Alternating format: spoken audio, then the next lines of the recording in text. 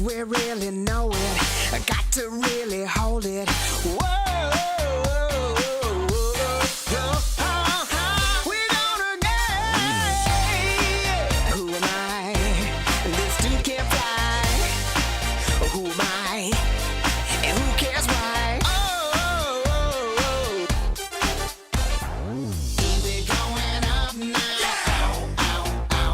And do what you do. That's right. Keeping it up, wanna do some more. We're going up now. Just keep it on the floor. That's right. Gotta be up till you take no more. It's your satisfaction. Everybody just wants you there. Give them some attraction. Come on up and just pay the fare. We're gonna get down. We're gonna get down. Get your satisfaction. Everybody just wants you there. Give them some attraction. Come on up and just pay the fare. Get your satisfaction. Everybody just wants you there. Give them some attraction. Come on up and just pay the fare. We're gonna get down. We're gonna get down. We're moving up now. So keep it on the floor. That's right. Gotta be up till you take no more. Light up and shine the crowd. We'll burn the house right down, yeah. No thing you're not allowed. The party just begun, yeah. Keep it moving up now. So do it like before. That's right. You better believe you got something more. So now you're number one. You feel the satisfaction. And when the night is done, you like that interaction. We're going up now. Just keep it on the floor. That's right. Gotta be up till you take no more. We're gonna get down. We're gonna get down. Get your satisfaction. Everybody just wants you there. Give them some attraction. Come on up and just pay the fare. Come on down, let's pay the fare. 1, 2, 3, 4. Get your satisfaction. Everybody just wants you there. Give them some attraction. Come on up and just pay the fare. Get your satisfaction. Everybody just wants you there. Give them some attraction. Come on up and just pay the fare. We're gonna get down.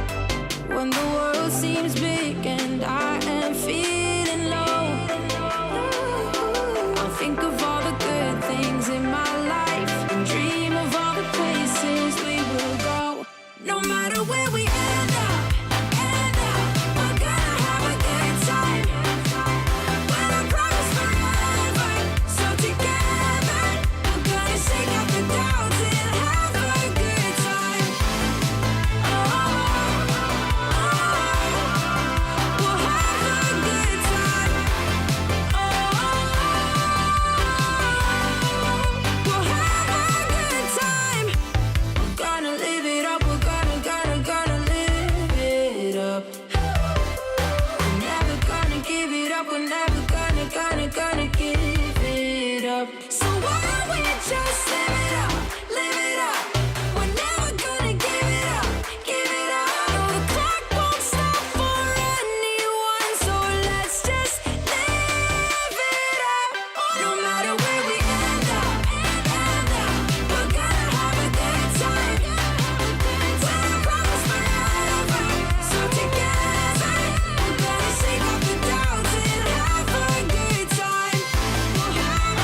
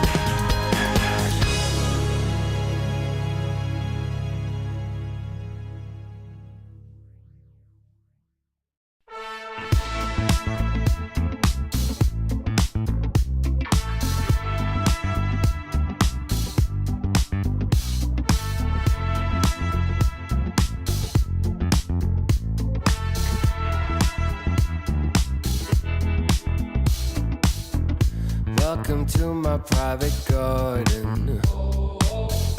It's my own menagerie. If you're looking for a party, I own everything you see. Heavy is the head, where's the crown? They said it's my time, and I'm gonna run this scene.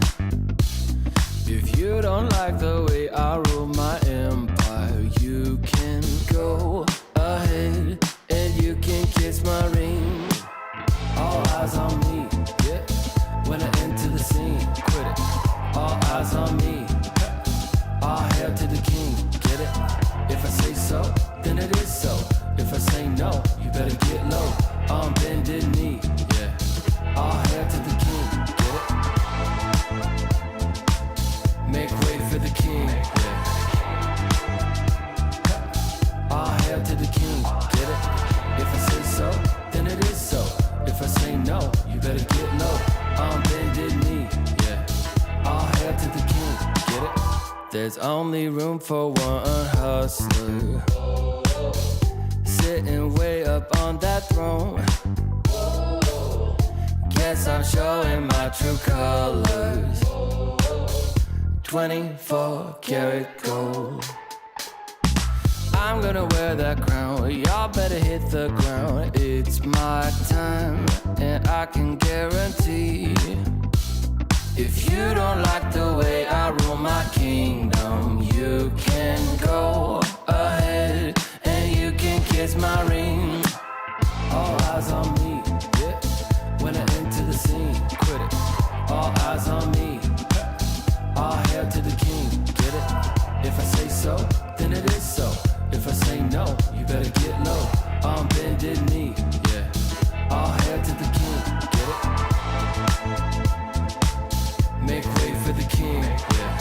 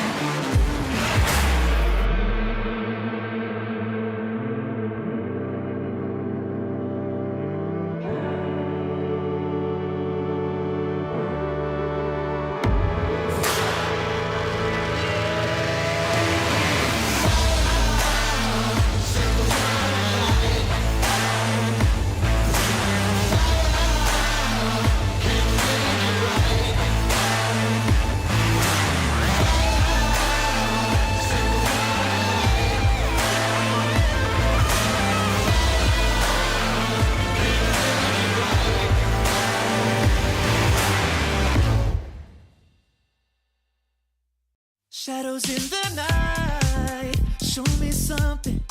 I paint a smile upon my face when you're gone. I tell myself a lie, that's what I wanted. But you got me like all on my own. I ain't got no worries, I never think about you.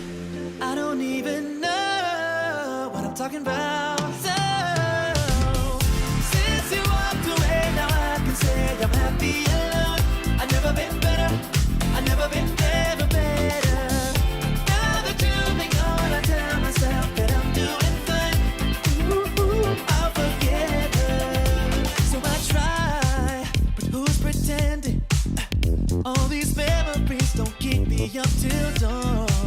Don't need to cry, happy ending. It's getting easier for me to be strong. I ain't got no worries, I never think about you.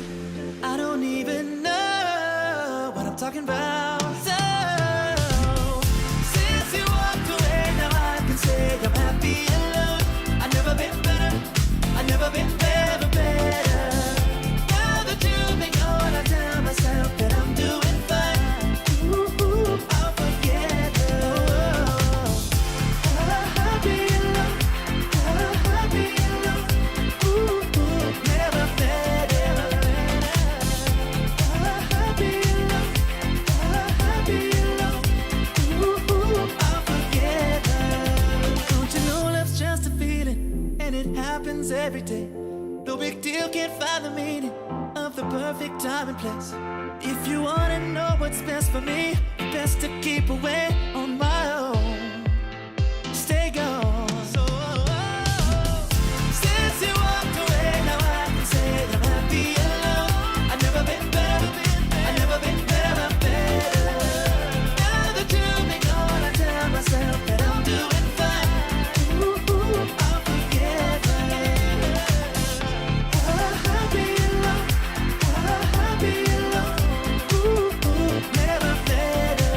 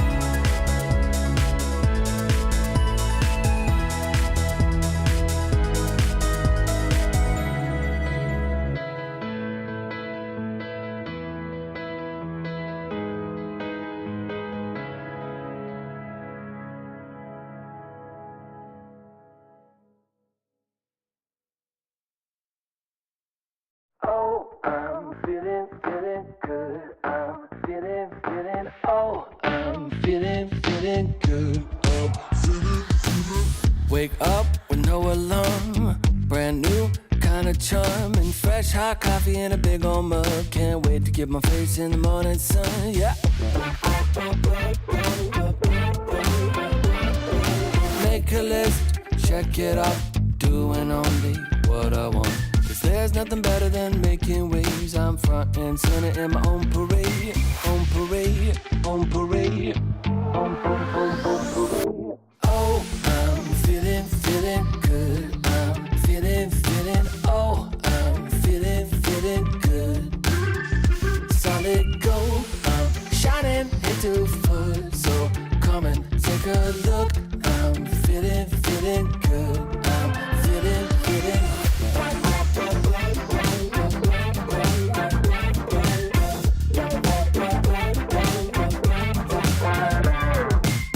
Hold up, windows down, rolling with the classic sound. I spent $5 on Walmart shades. Can't wait to stop traffic in my own parade. On parade, on parade, on parade. Oh, I'm feeling good. I'm feeling, oh, I'm feeling good. Solid gold, I'm shining into full. So come and take a look. I'm feeling good. I'm feeling.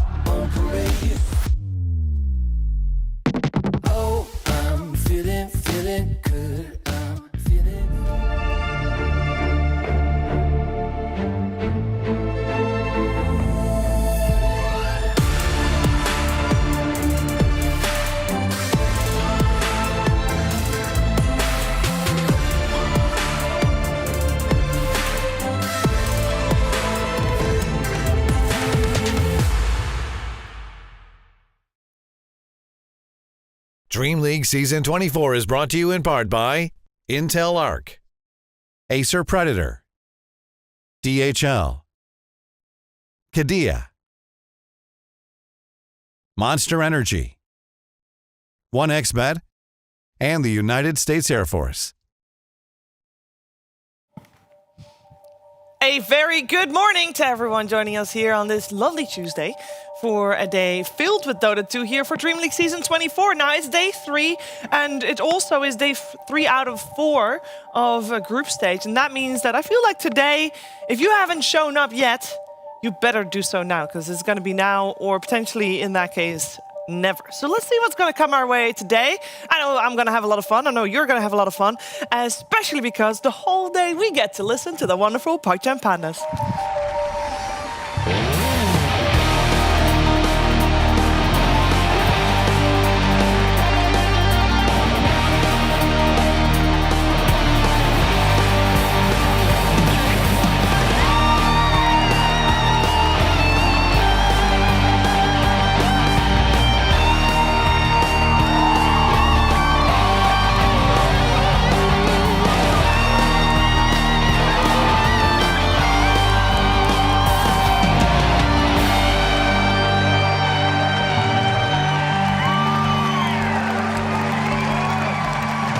Yeah, I think we only have good days here. Let's be real. I do think this is a fantastic setup, and every time I just wake up smiling. That's how it happens sometimes. How about you, Fog?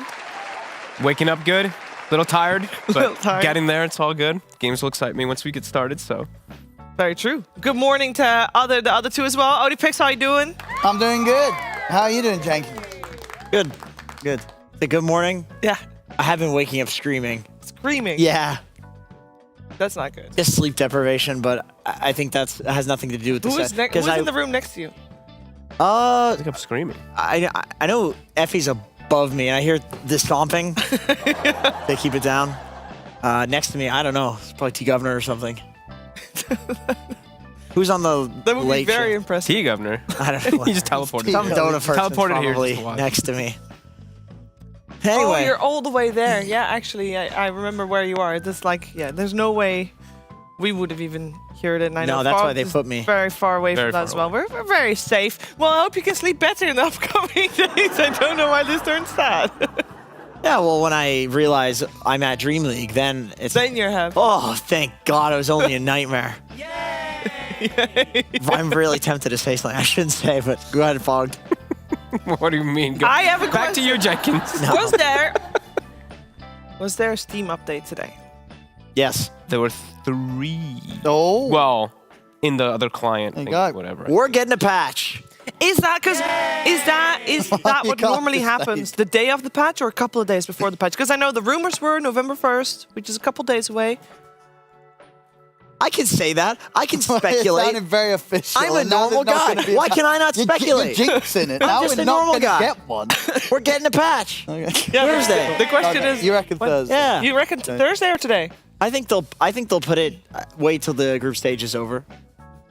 So you're thinking Thursday? I think Valve has their finger on the pulse of the Dota pro scene, and they tend to release things. They're probably watching right now. Maybe. Hello. Shout outs to Valve. Bit early. That's a bit That's early. a bit early. Please drop the No, they patch. stayed up just to watch this pre. Oh, yeah, Hey, that's that's how much they wonderful. love it. It's a bit That's late. wonderful. All right, today we actually have a surprise guest coming in a little bit. But before we Oh. get the guest, we do need to, touch upon some things that just need to be said. For example, did you know that Dream League Season 24 is the first stop and the first stop for the road to the Esports World Cup? Look at that. As you have a lot of points up for grabs. Of course, the points over time scale up. You get more points the closer you get to the Esports World Cup, and you also get more points for playing at a LAN, as we have 2 of those on the docket, Owen. We do. We do. You get more as the year goes on, and there's still a lot in this first one. And as we keep saying, we've had it previous years where it's been just that close between making it to Every Esports year World so Cup and far. not making it. Yeah. So these points at the start, they matter as much as the points at the end. You Yeah. don't want to play those qualifiers at the end if you're a pro player. Oh, because yeah. It's just leaving it up to chance. There's often only one slot left. At that point, you have some teams that are disbanding and forming teams just for the qualifiers that are very strong. And it's tough competition. So everybody's looking to get these points. Yeah, and we can take a look at what kind of points they can earn from this Dream League, as we do have a fantastic breakdown of that. Of course, it's not just points. There's also $1 million up for grabs, Fog. Money. Yeah, it's good. I mean, it's always nice when I see this distribution. I like when I at least see, like, not super top heavy, right? Yeah, 300 is a decent amount, but second place still takes away a good amount. Same thing with third, so that's cool. Really nice for the top 3 teams in particular. That is cool. I do get reminded now that of something that Chris said yesterday in the post-game interview is like, at the moment, we are playing for qualifiers, he said, because Falcons is a team that hasn't had any breaks. Because they went straight in after TI, they went to Wallachia.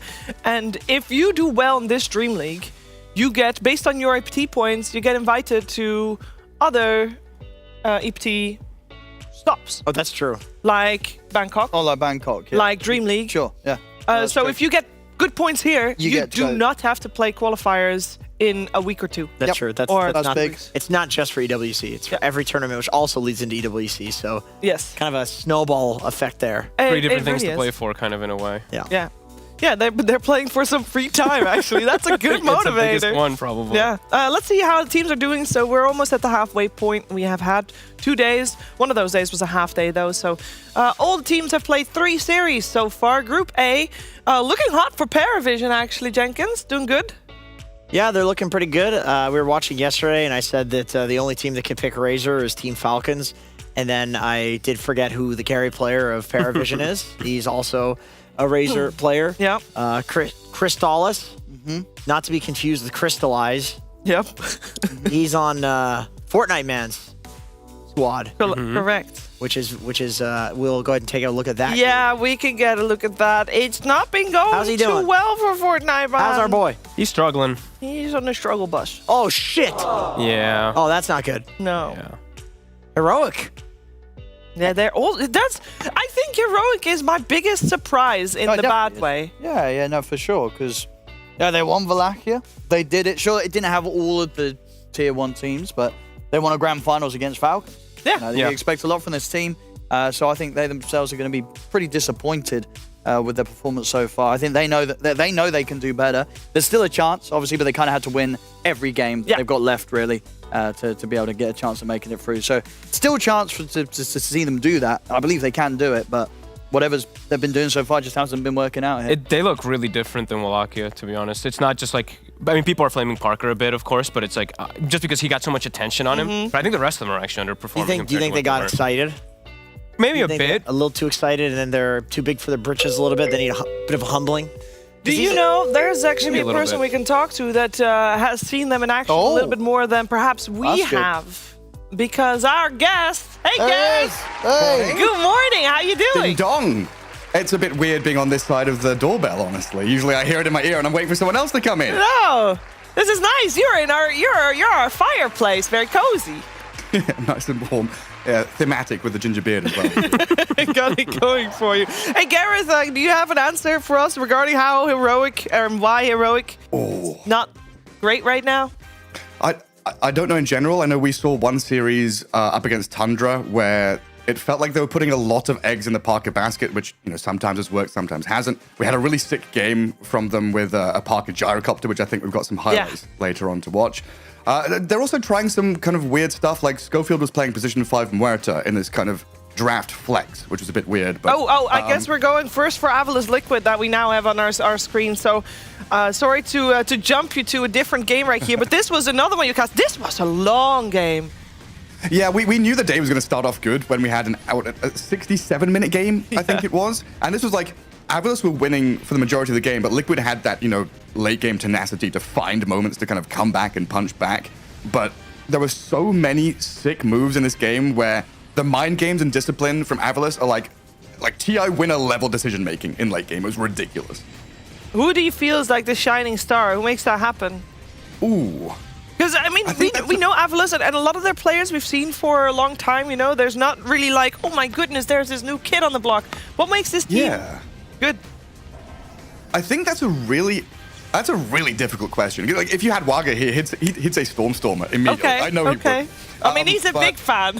He's a big Stormstormer fan. He's one of his good buddies, yeah. I think you're kind of right, though. There's no shining star. Everyone is on the same page, and they know what their job is, and they do it correctly. And I think it's kind of this mix of, experience, like hardcore experience from someone like Seneko and maybe newer players from Eki, where they have that drive and mechanical skill as well as the backup of knowing what to do come late game.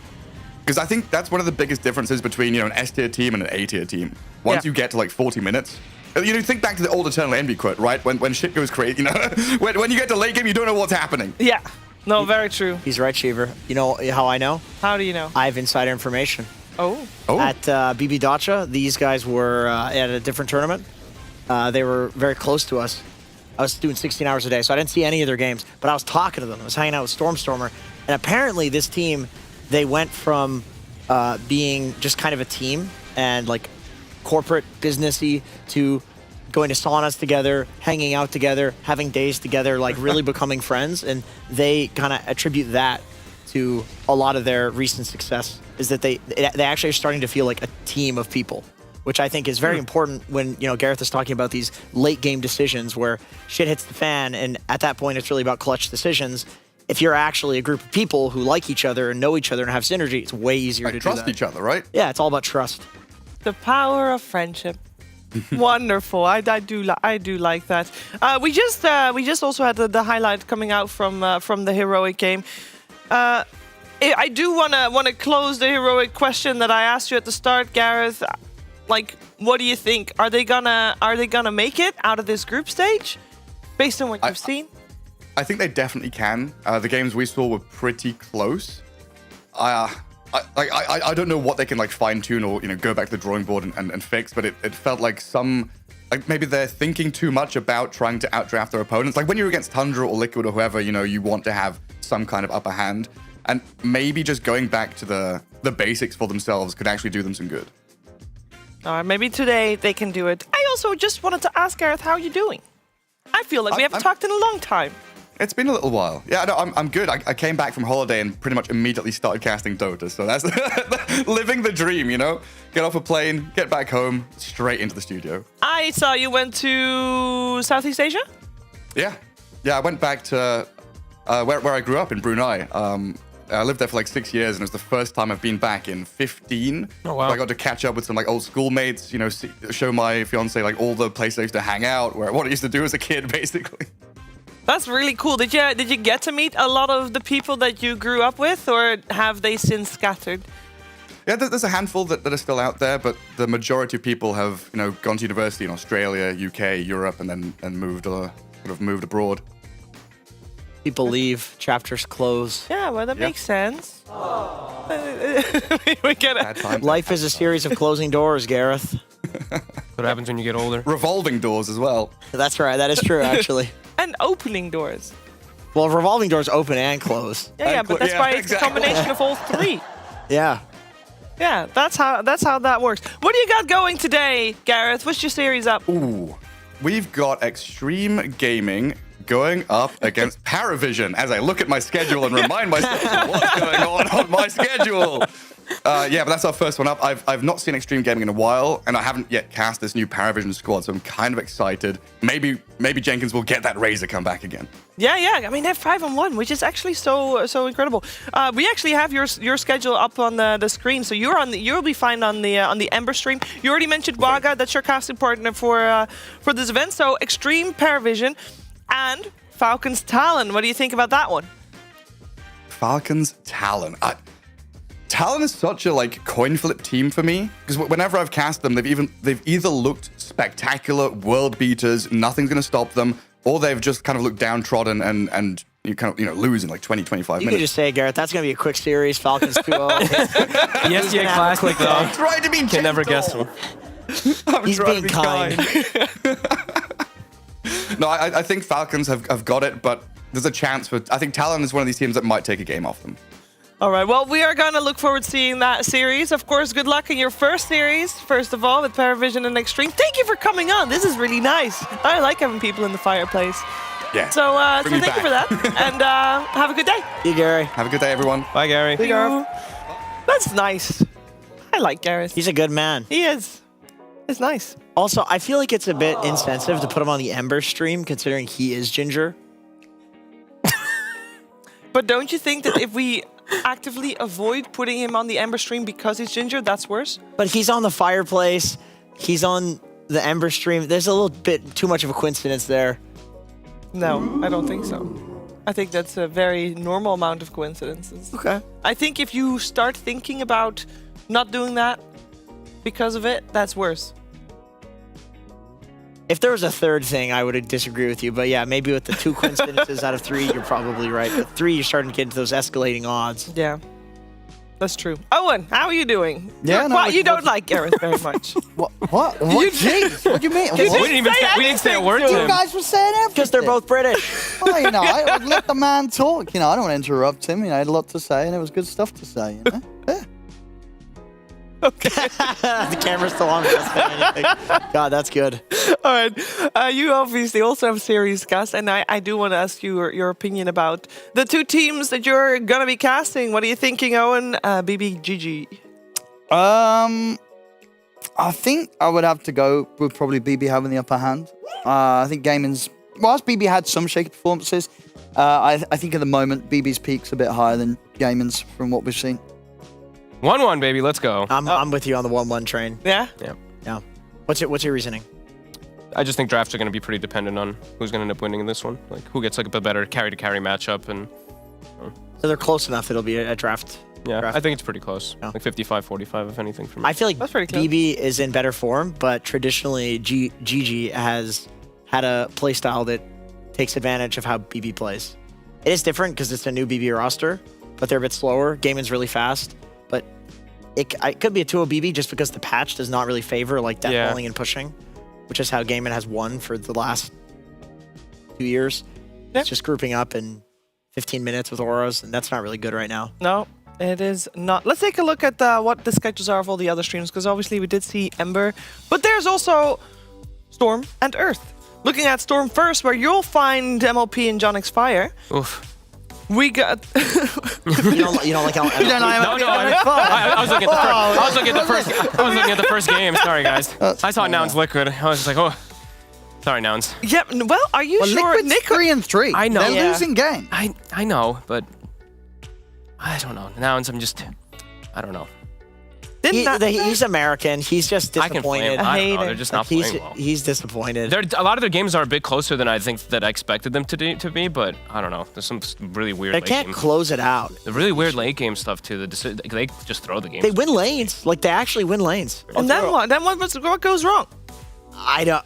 They throw. They just somebody copy goes in and dies 3 times in a row on a snowballing Monkey King. Like, just some pub shit happens. I mean, they had a couple of these as well in like Wallachia, where they had like some crazy gold leads and they did tremendous throws. Yeah. And almost ended up losing these. Yeah, games. they do spectacular throws. They gotta yeah. fix that. Here's the Earth schedule for you, Owen. Which one stands out? I mean, it gotta be the first one, maybe. Yeah, I think everyone wants to keep tracks of how Nigma's doing. And against Avalos, what a team at the moment that's, I believe they were on the kind of the bottom side of the board right now in the group standings. So now Avalos is going to be fighting hard, but Nigma, I think Nigma should take it. This should be a series which, you know, Nigma should be walking away with a 2-0. If they don't, then that's going to start causing some issues. And, you know, then the question is going to be asked, you know, what's kind of going wrong for Nigma if they don't get the 2-0 to start the day? They did do okay against Extreme, right? Didn't they go 1-1? Yeah, no, for sure. That's what I'm saying. They should Fortnite win. Man. They should win. Fortnite Man. What? Sorry. Oh, the last one. Yeah, he's Hey, on the mainstream. man. Ooh, versus Falcon. Oh, no. Oh God. Oh, that's really mean. Oh no. We know, get Falcons Fortnite is- Man's mainstream Falcons is debut, gonna be and it's so against embarrassed Falcons. to lose. But that's indeed, if Fortnite Man This wins is the his time. series, then this is the beginning of the turnaround, right? He has he lost clutches. every game so far in the groups. This is the time against Team Falcons for them to begin kind of the turnaround. But he clutches when it matters the most. Yeah. That's what he's known for. I think it's I just checked. It's also at the moment their only game on the mainstream. So maybe they're one of the teams that when things count and when they're on the mainstream, some people get more nervous. Some people just level up. Maybe they level up. We'll see. But we can change that schedule. If he wins today, we are going to put every one of Fortnite Man's games on the mainstream. They I've need just to. decided. we can do They have that. to win He has all their to- games. he We has have right? the power. If he 2-0s Falcons, he deserves it. I mean, if they don't 2-0 Falcons, they're pretty much They're secured kind of out. They're just Yeah. out, right? They might pretty be. much. They'll be 0-8, well, yeah. that also depends on because they have a series before that earlier today, like the second series. that's of the true, they day might is also- already So they be might out. already even be out by the Yeah. time they play Falcons. But maybe then they play without pressure. I don't know. I don't know, guys. It's It's going to be a fun one. I think that everyone's going to be able to have their eyes on I mean, that one. That's the one to watch I today. did say the reason he's not here is because he's afraid against Fortnite Man, and this is, finding out if he was right to be afraid. It will be an interesting one, that's for sure. We're gonna treasure it. But first, we're gonna treasure some other games coming our way because it is time for our first series of the day. So thank you very much, gentlemen, and we're gonna start with Bedboom versus Gaming Gladiators.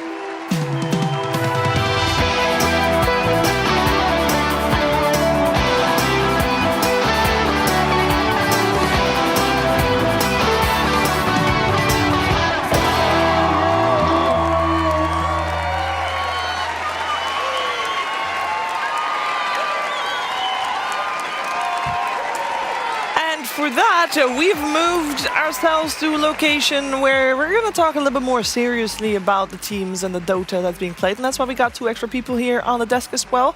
Lacoste, first of all, how are you doing this morning? I'm doing good. I got 8 hours of sleep, ready for some good Ooh. Dota. Happy for Fortnite Man, also not happy for Fortnite Man that he has to play against Team Falcons later. So, yeah, we'll see what happens.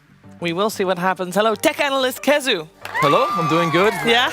Just like Lacoste, I had good breakfast, I had my coffee. I got to see Gareth on the screen, which You always did? feels great. And you guys, you're talking Fortnite Man? No, we're not. Well, he's not doing well, but he'll find a way. That's He'll what we find said. a way. Yeah. I didn't listen. Anyway, continue. Okay. Great. That's very Back to you, obvious. Shiver. No, back to you actually, because you are What are you mumbling? having something prepared You for be us. quiet. You I have do. jokes on your screen Please again? hold. No, loser? it's full prep. You good? He's fighting me this morning. Yeah, he was mumbling, he tell. called him out. But yeah, I do have something prepared. Okay. Because I actually do my job. Yes. So I have something about Bedboom, because, you know, they're very good. I want people to see, like, this is a new squad. They have a lot of young players with, you know, Kiyotaka being 20 years old, Pure being 20 years old. But they showed me like a lot of patience. So I have a clip where, so basically what we need to focus on here is like kind of what they respect that Liquid can do and how they play on the map to it. So we can roll the clip, and it's gonna start very simple. You know, Pure's gonna stack his Ancients, we can see in the top right corner. Liquid are up in the game, 3k gold. He stacks the Ancients, he doesn't instantly farm it. He's currently respecting that this is a very strong timing that Liquid could use. And he has the correct read because Liquid are actually smoking. Just not on his side of the map. Correct, but his team on the other side of the map, they're also respecting it. They're moving to the left, they have a sentry already placed, an observer already placed. They see this observer from Liquid, and it's important they don't let Miero kill it, because he's the most crucial hero. They let Faith kill it, they move to the left, bait them in even more. The moment that they channel Epi, Kiyotaka is already here. He TP'd from mid to bottom. So now Liquid are already in like they're in a shit position, let's be real. They basically get double kill. Pure, even though he's 200 HP, he instantly TPs over into this fight. So when Liquid is like at their strongest in this game, at 17 minutes with their Brood, Invoker, Alchemist, they lose a fight in the enemy jungle. They don't kill the tier 2 tower. They lose 3 heroes in the jungle here. And Pure also, he made the read that the moment he TP'd, the fight was kind of over. Yeah. So now he's just pushing in mid. So with this one play, basically they like repelled all of Liquid's strength in the early game. And we have a bonus snippet, because there was some bowling going on. So we have Kataomi, who swapped from +4 to +5, but his clockwork's very good. So look at these cogs. Jenkins, have you ever four-man cogged one guy with one cog? But I've been the guy in the cogs. And then here, he stands still and dodges the bramble. So this guy, you know, showing some good stuff. If you're Pure, you just snag the free kill, you're chilling. I must say, I do really like seeing Bedboom do well. I feel like True. it's a fun team to watch. You know, they play fun, even though they changed their roster a little bit. They still have that same energy. What's wrong? Yeah, she's just smiling at me. Stop being weird. I'm smiling. How is that weird? I like Bedboom as well. That's good. I'm excited about this team. Okay, so because they didn't really start very great on this event. Like yesterday, their series against Liquid was top tier. Sure, I mean, they also were at BB Dodge. Oh, they were also there with the incident. I'll give all of these teams an excuse for like a couple of days. They did get 2-0'd though by Extreme when they already had an extra night sleep. Extreme is good. This new Extreme roster. They were partying hard, so they needed 2 days to recover. 2 days. Those guys do go hard, dude. Look at these guys. You can Those tell. are some guys that go hard right Yeah, but there. they're also very young, so they should be able to bounce back very fast. That's how true. it They works. don't need no time. Just go to bed, wake up. It's like, oh, we didn't even do anything. last Yeah. I'm just trying to find excuses for my boys. No. We'll see how they do today, but there's definitely a team that I do feel that when they're doing well, they're doing very well, and it is cool to see the little inside communication kind of that comes out. Going into the series, Lacoste, because we got Gaiman and Bedboom. Do you have a favorite going in? Because I feel like both teams have shown that they are very strong at this. Yeah, they're getting better, both of these teams. After day one, what happened with Gaiman, they are playing much better Dota, but I'm leaning towards Bedboom. I think that Pure has been the best carry in the world, period. Ever since Riyadh Masters, he had the best performances, even though he did not win any of these tournaments. Even at TI, this guy is just a beast. He can play anything. I think him and Parker just showed the best individual performances in the last couple of months. And also, they're stepping it up. I think Miero, ATF, in one of the interviews, he talked about Miero, how he's one of the best offlaners. He gives him so much respect for a good reason. This guy can play anything. He can play Zoo.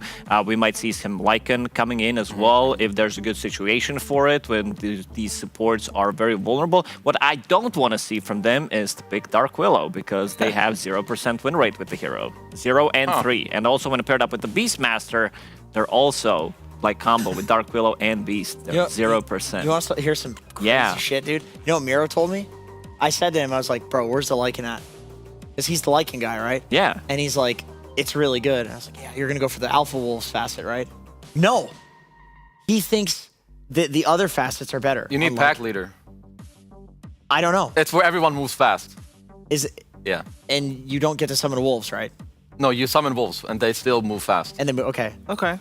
But I couldn't believe it. Have you guys played against the Alpha Wolves facet? No. I have not. You've never, as a support main? It's not fun. It's basically Necronomicon I back will from say, the old I'm in a days. bracket where Lycan is too micro intense, so people. If you're a Crystal Maiden and these wolves are on you, I die. you're dead. Yeah.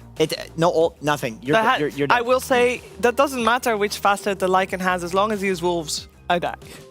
That's No, true. these ones.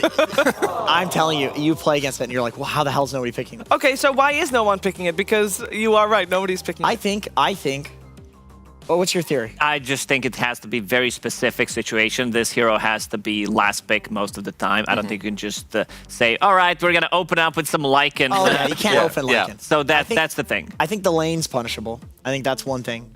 I think that you have to be very good at microing the wolves and like scouting and hitting blink initiators. And it's annoying to play. It's really good if somebody's good at it, but it's annoying to play. I do think Vlad's drums are like OP aura items. Yeah, and they are. Lycan really likes building those. You can literally just rush drums, no boots. So I think it's strong, but I think the laning is the main thing. And also the other summons heroes are so good. Like Visage is S tier, Beastmaster is S tier.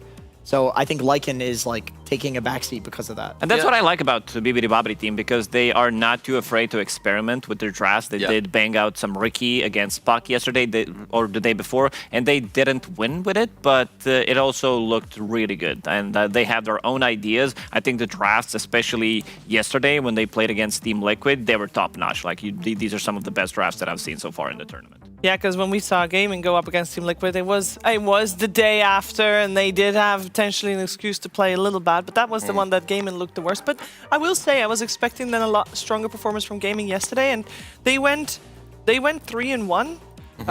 They 2-0'd Enigma Galaxy, which I was kind of expecting anyway. But then going 1-1 with Paravision, it surprised me a little bit, Keza. I think the 1-1 is maybe in like okay result, but when I see the match durations, it's like 55 minutes and 57 minutes. So, you know, kind of like hard-fought games and just a 1-1 coming out of it. So I agree with you, and I'm with, you know, Mr. Lacoste. I think the Bibbidi Bobbidis, they are my favorites in this series as well. Like, I think you bring in like these new guys, or maybe not new, but like very young players, and you can tell that they have a nice mix of like this confidence, but like, so they bring their own stuff, but also this patience that we could see in the clip.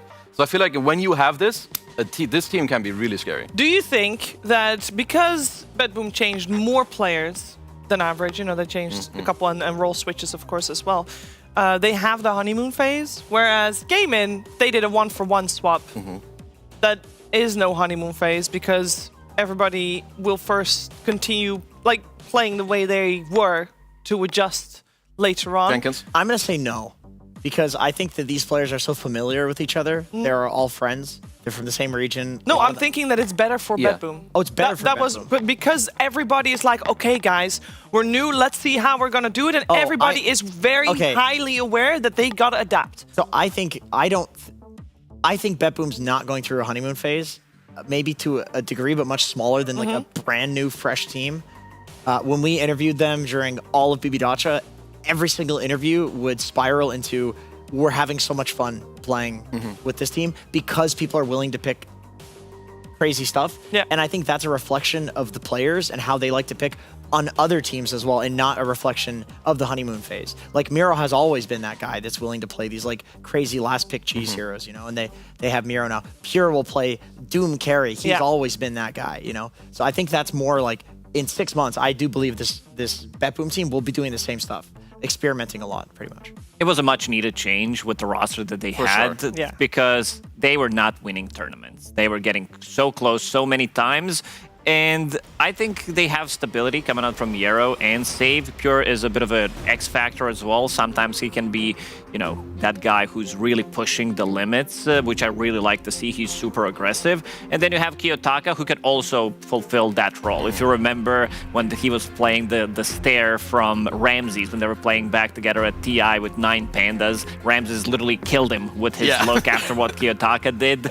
So, you know, anything can happen with this team, but they do look stable, which I really like. And Kataomi, his transition from position 4 to 5 has been... It looks really good. You can't even notice the difference. Yeah, like also, and I think something that goes like to your point where it looks like that they're gonna do really well, and I think they will. Like in the CIS scene, I feel like the players, they're actually very close. Especially like the newer generation, like they all talk to each other like in the pubs. You mean close friendship-wise? Yeah, exactly. Like they're very like close friendship. They all like talk to each other, and like maybe they've never had the opportunity for all of them to like play in the same team. Yeah. I think now they do. They can just like be themselves, play what they want, talk what they want, have fun. Right. And I think that's kind of what they're showing. Yeah, it's paying off for them so far. We are moments away from the draft. Actually, you know what? We are in the draft. That's how that works. That's right. Gaming Gladiators will be on the Radiant side and Bedboom on the Dire side. We already have quite a few bans coming through as well. And I do want to want to just quickly, I always try to do like a glance to see which usual suspects are not banned. And the only one I can come up with at the moment is the Brood. Am I missing one? Like Clockwork is sometimes banned, not this time around. Other than that, I feel like it's just very usual. I mean, SF versus Gaiman, I guess, is sometimes a consideration, but they've shown... Bloodseeker's not banned. How do you guys feel about Muerta first phase ban? Because I know that's an issue of like contention right now. Yeah, it's a respect ban. It's something that I heard from people that heard it from other people is that nobody likes to play against Muerta. These carry players, they don't like to play against Muerta because of the repositioning tool early on. Silence, you can be killed. The hero is strong, but I feel like that maybe we've been jumping on this train that the hero is super powerful. I could be wrong here. Yeah, I think this hero's still good, but it's not looked... I feel like it hasn't looked as good as the teams are trying to make it look by like how they pick it. But against, you know, Bedboom, they have save, like taking out his best laners, which should be Bat, Muerta, maybe the Dark Willow, but you guys said they haven't won with it. So Well, and it's got stolen from them. that is very true. So, you know, gaming kind of, no, just take out those, we can pick this other one. Because Willow against Tusk, you're pretty happy with this trade if you're the Gaben's Gladiators here. Yeah, for sure. You get the brambles. Tusk can't use the snowball save most of the time. He wants to maneuver in between, maybe when he picks up a blink dagger, so that's not gonna happen. Makes his life much more difficult. It's a lot of control for Dark Willow in the team fights. I love this hero, but a lot of the times this hero will suffer. If you like, pretty similar, I would say, to how Muerta is played from position 4. If you don't have that good laning stage, sometimes your transition to the mid game could be rough.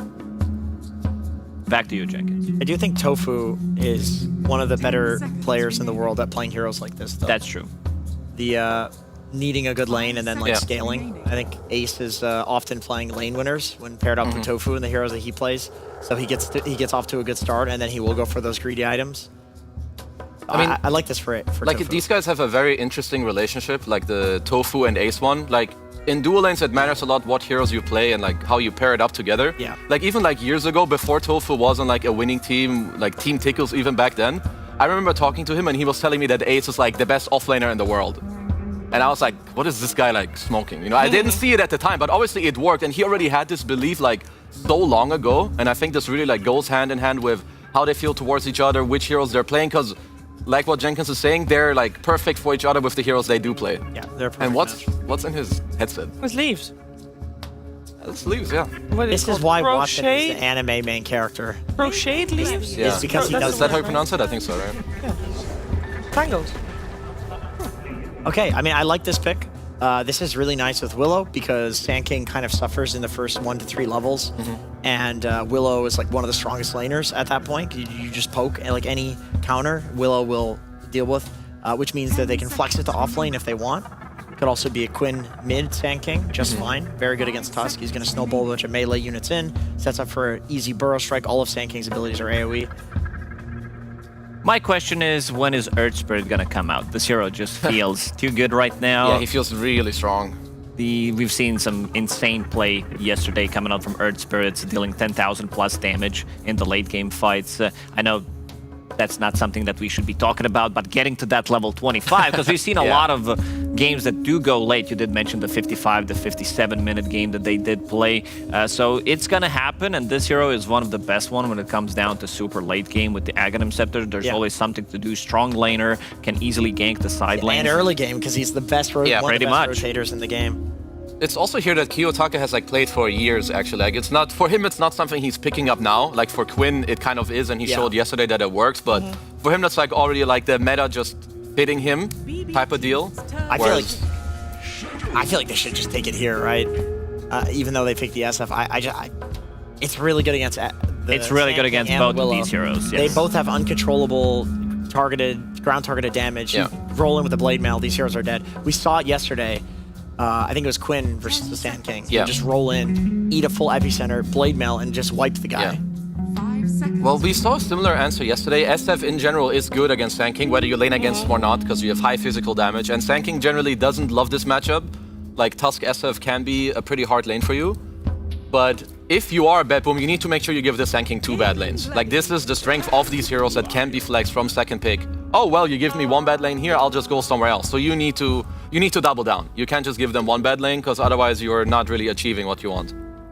And again, another strong opener from Bedboom. A lot of control, you have a little bit of protection for your SF, pair him up with the Tusk, and then save on his signature Lion. This guy has been playing Lion when nobody wanted to touch this hero, played it when he was popular. Now the Lion is not as strong again, I would say, but he really pushes the limits when he plays the hero. He knows the ins and outs, so he will really go deep in and survive with like 50 or 100 HP, and they get a kill, maybe even a double kill. So definitely a lane to watch what he's going to be paired up with Miero. We've seen also kind of a newer offlaners coming out, especially with the Dawnbreaker, which I really like. It really depends what they're going to show, but I would not be surprised if they go some Dawnbreaker, some Mars for Miero. Yeah, like for Gaimin, there's Clock still in the pool. Like some heroes that come to mind for me were Chen, but this is first phase banned. Oh, well, there's the Dawn that you talked about. So they're already like, okay, we have SK, you show us SF, my SK is no longer touching this lane. They're just gonna go Dawnbreaker, and I think this is what we saw yesterday with Falcons against whoever they played against. It was their counter pick. Because SF kind of needs to go out of position, he's not full range, and if Dawn gets on top of you, you're dead. You're in hell of a trouble. You're probably just dead. Yeah. So easy for Bedboom to now just counterpick that Sand King mid, right? That is what they have to do, yeah, on 18. Or at least give them something to like maybe help offset the SF matchup later. I think here for Gaimin you could look at, well, either Clock or a specific 5 that they feel like can open up Watson's hero later on. Not much time though, my friendos. I'm still really feeling the Air Spirit for Bedboom. I feel like it's so good against all of these heroes. This is all the time they have left. I was gonna say Lich. Someone say Lich. I love Lich. It's something that I thought is going to be picked up more during Wallachia. It was Puppey who kind of, because Puppey's old school. He knows. Yeah, he knows. Frost Shield has been buffed. The damage mitigation numbers are so high, even with level 1. You could, like, people do go, professional e-gamers, they do go for the other facet, which gives you, if you get an assist or if you get a kill, you get more, by assist I mean creep kill, you get more duration on your Frost Shield, but the other one allows you to go for the solo kills with the Death Shard if you get it, so we'll want to see what he goes for, but the damage mitigation against Shadowfiend, that extra armor, because Shadowfiend is mostly physical. A lot of the times in a fight you will not see him use raises, it's mostly about right clicks and then popping the Requiem. If this is not ES or Storm, I'm gonna eat my shoe. You are you're not wearing You're not shoes. even You're wearing wearing shoes. flip-flops. I will eat my shoe, Kezu. Okay. Well, I'll take your word for it, because there's also a chance that they might look for an offlaner here. I mean, it depends on what they think is the most valuable, like, pick for them. I will agree with you. I think Earthbird is just really damn so good. I'm fine with Mars, even though you are giving that Dawnbreaker ability to just go in and show you exactly where they are, mitigate some of the damage. But I'm a big fan of Shadowfiend plus Mars combo, and it's gonna be Wizzarizzy. I'm gonna eat my shoe. I feel like with regards to the Mars, the only issue is like a little bit of lacking of damage. So I like the Visage because it makes up for that. However, Bedboom doesn't have the greatest like team fighting and lockdown with these heroes. This is like a very skirmishy or like group up and push style. Yeah. Like their mid laner, Earth Spirit's getting It banned. still has to be that hero, There's but it no will way be Earth banned. Spirit doesn't get banned, but it's got to be an Earth Spirit type hero, something that has stuns, something that likes to team fight, something that goes in, because right now it's just your Tusk 5 that's going in. And this is more of a save hero these days, honestly. And by save, I mean you save people. It's not going to be played by save, he's the Lion. Yeah. So I did suggest Mars, which would give them more team fight, but seems like they opted to go for earlier Pipe Buyer, considering that most of the damage on gaming is magical, so Wizzarizzy is going to provide them with that. Yeah. I mean, it's like a different form of team fight, like with what you just explained, and summons are just really good against Lich. First of all, you can eat the Chain Frost. I also don't know why, but Lich's shield doesn't actually work against summons. It doesn't work against, like, you die to Brood instantly. Like, for instance, it doesn't work against Spiderlings. I think it's the same with like familiars. So they're just gonna look for like this early pipe and go. I'm very surprised this hero that Jenkins has mentioned 8 times in this draft, being Earthspirit, isn't banned. Because I think it's incredible for Bedboom. It's what you want. Also, Visage loves this hero. Like, you want heroes that help Visage abuse like Death Toll to like make kills. Earthspirit is like the best hero. Doing damage to everyone, which is giving you I have one stats. hero that Bedboom could pick up here. Earth Spirit. I think you're right. That's good. I'm gonna eat your shoe if that's wrong. What? Never mind. That's a Dragon Knight. Did not. That was also not on my bingo card. Do we think that this was like a bait or something coming out from gaming? Is it an SF mid or something? It is a flex because they want to see. They could flex both of these from position 1 and position 2, and now Quinn gets to choose. It's SF mid, Magic SF mid, or Yeah, what? because the DK would do a lot better against Dawnbreaker and lane, right? Yeah, you want to have some kind of a stun. Yeah, it's physical damage, and when she gets on top of you, stunned, and you walk away. No time, range carry. They Range carry or literally have Alchemist. no bonus time left. This is Morphling coming out for Watson. Do we like this? I'd be pretty happy to see a mid SF. Oh, It is nice! a mid We get a mid SF. Come on, do magic damage. It's way cooler. I think he probably will. I don't know. Was it nerfed too much? You're Should be playing fine, though. into Morphling, who has bazillion armor with Frost Shield on top of it. I think you need to go the magic route. I think you do as well. That's exciting. So I like that like SF can be a flex, but I think if you force your enemy team to play mid SF, it's like kind of a W for you in the sense of like it's good for Gaimin. I like Bedboom's draft, but I like Gaimin's more. I feel like there's Sand King going in, there's some Lich Shield, and you know, Dawn Ult comes down and destroys everyone. Bedboom have a lot of cool tempo that they can go for, and they love their DK carry, and they play great with it, but I like the Gabins here. I will say that I tried to stare at the screen for as long as I could. Yep. But Celery had not yet selected a facet by the time it disappeared, so I have no idea what he went for. Was he tossed? On the Lich. He's Lich. On lit. That's not even... He doesn't even have He's that hero. not the team that He has played the stuns. reverse Uno card in the draft and like stole the him. hero. Yeah, whatever. Yeah, whatever. What are the fastest on Lich anyway? What, the one that we talked about? Either the Frostbound and the one that has the... Oh yeah, the one where it circles. Yeah, together circle, for a bit. wait, hold. Yeah, Or when they the die. one that expands the shield, You get- or rather you get longer. Wait, I thought there was duration. one where if they die while the chain frost is hitting them, it gives you more bounce. That's also on the shield one. The That's one also, facet that's does just both. extra on Yeah. the shield one. Yeah, Yeah. just if anything dies. But people pick the one where it circles. I People think have that done was- both. People in pubs, yes, because you don't rely on your team as much, but as Lacoste had already had a whole monologue about this. I was looking. In Pro I was on Dota, Dota Pro Tracker. it's different. Thank you, Lacoste. I'm sorry, I just don't find Lich interesting at all. I don't know why this hero That's fine. But Earthbird.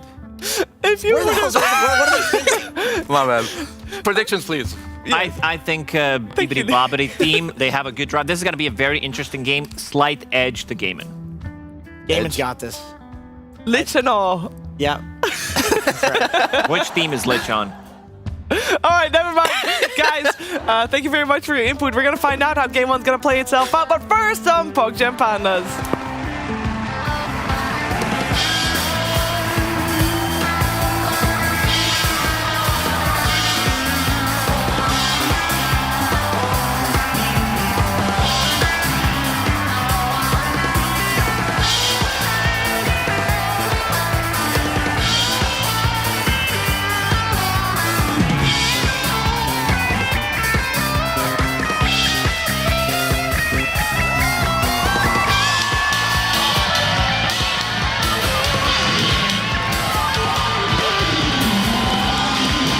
Hello, ladies and gentlemen. Yes, it's time to get ready and get into the action of this first game between Gaming Gladiators and BetBoom. I'm Odie Pixel here with Fogs, and we're excited to see both teams doing something a little bit different to what we're seeing in all the other games of this patch, right? One side, BB Team BetBoom, we're getting the mid SF coming out this time. We'll see if he goes the magical build as the panels were discussing. And on Gaming Gladiators, we're going to see some Lich gameplay.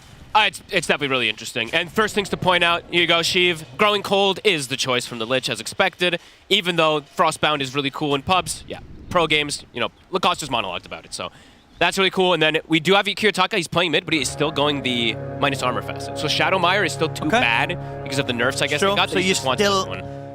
So basically, you're going to end up building the same as when you're in the safe lane, or how do you sort of change the build so you're not as greedy and as farm heavy? Are you getting like an earlier blink or some sort of like what are you doing as the mid? I guess we'll see which build he wants to go. I think I ideally would say that he wants to do that so he can space make, but I just think this facet is way better because it also synergizes with his team amazing. It's really good with the DK Navista. You start ramping up kills in this team fight, this DK's damage is going to be crazy with the presence buffing up. Same thing with the Visage Bird, so I can get why he'd want to do it. And also the Shadowmire one got nerfed so much. I guess because they do have obviously Pure playing like the safe lane DK, is there a world in which where Pure plays... This Shadow Realm might just do it. Fairy Fire. just enough to keep him alive, but one more hit, he'll be able to play it out. All right, he'll be fine. But yeah, because they've got a safe lane DK, could we sort of see... Pure, yeah. Could we see Pure kind of go for like that Blink Dagger rush, and then he goes kind of the aggressive, pushing with the team, and then Kiyotaka sits back and he kind of falls more into that position one this game, or would that just not be very much their style? That's not, I wouldn't like that either. That just doesn't seem their style and it doesn't fit like the kind of archetype that I think we've come to like in majority of the DK games, besides Falcons. They're the outlier, yeah, right? Skeeter just always goes Blink. You don't see Pure doing that sort of Skeeter play style. That's not his. To make the SF fit around him. No, I wouldn't think so, at least. But maybe eventually, because he is playing versus Morph, and instant stun can be very valuable. Yeah. But we'll have to see. Yeah, we'll have to see how these lanes end up going. You know, as you see, they wanted this SF. They swapped this kind of thing around because they see this SK and they wanted to have a different carry in particular. And I think they were scared of the vulnerability of the SF in the safe lane versus that Dawnbreaker, because we saw it yesterday just get abused. Yeah, Amar had some fantastic game yesterday on it. He just owned him, like literally every single time. He was able to just stand his ground as a Dawnbreaker versus the SF, even in the later stages of the game. Yeah, it's pretty cool stuff. Yeah, we'll see the builds, because the build on offlane Dawn should be Armlet Rush most of the time.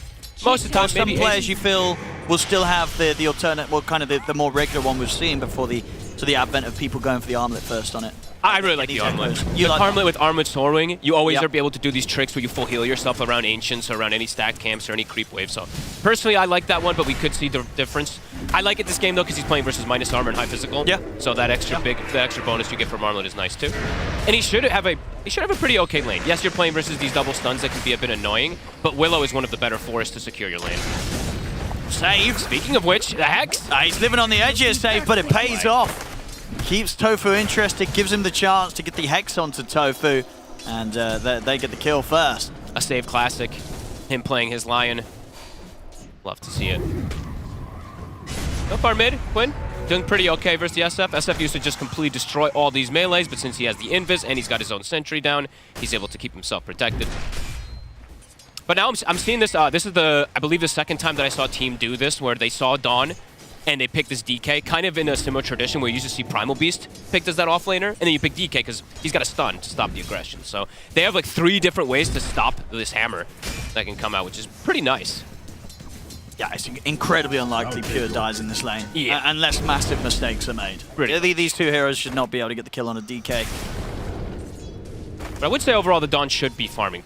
Should overall like free farm. Like he did, they got slipped up a little bit. What about his bottom lane? Because we're seeing Watson, he's having a slow start. Is that to be expected against the Visage Tusk, or is this kind of bad news for the early game duo down here? Because Morph Lich, it's not a safe lane duo we see a lot. No, I think the Lich maybe makes it a little bit weaker than sometimes we see with like a Clockwork, where he's just soaking so much of that extra damage, because Lich is fragile. You know, you can actually just die if you step out of position. What does the Lich do? Like, what do you think they were looking towards, or their idea is behind it? And is any part of that meant to be this early game? Well, I think it was just the Frost Shield they wanted because they see the SF, so they wanted this type of damage mitigation. But now they picked the Visage because it goes completely through it, right? In the laning phase, it's all about Soul Assumption to pop a hero. But we've seen Morph picked traditionally as a counter lately versus the Visage, because you have ways to play around it. Either you waveform dodge the Soul Assumptions, or you get that raindrop at 3 minutes, and use your lane right after that 3 minutes becomes quite good for these Morph lanes.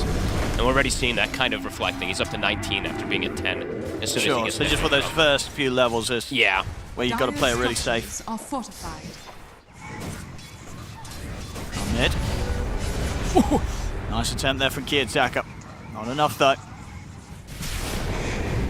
Bottom lane. Got celery. And we'll be able to indeed, and they can turn towards Watson, but should be able to just pull him back away from the creep wave, burn through some of the raindrop charges. They're keeping him off that whole wave. Oh, he might lose his courier too. He will. Easy start there for Kataomi. Kataomi kind of revealed his ward a little bit there with the way that he moved. I don't know if they identified it immediately, but the way that he immediately went for the courier did kind of show that he had some type of vision there. Quinn has been working on stacks. Kataomi's going to come over and mess with him. Kiyotaka. And they're going to look for the kill attempt. They're going to be able to trap him in the shards. They'll take him down. Those were beautiful from Kataomi. Great aggressive plays from him. I think Quinn's still got the majority of that stack, right? He did. Yeah. So losing his life like that, it's going to feel pretty rough. As you can see on the farm, Kiyotaka complete free farm in this mid lane. 40 last hits already, 5.5 minutes in. This Tusk is very scary right now, though, with the rotations he can make happen around the map. He's level 4 already, so having an excellent start to put that pressure on. Radiant are scanning. Kiyotaka has hit 6. Quinn. Gonna get Requiem. Let's see if it's enough. It's gonna be close. Oh, he's got him!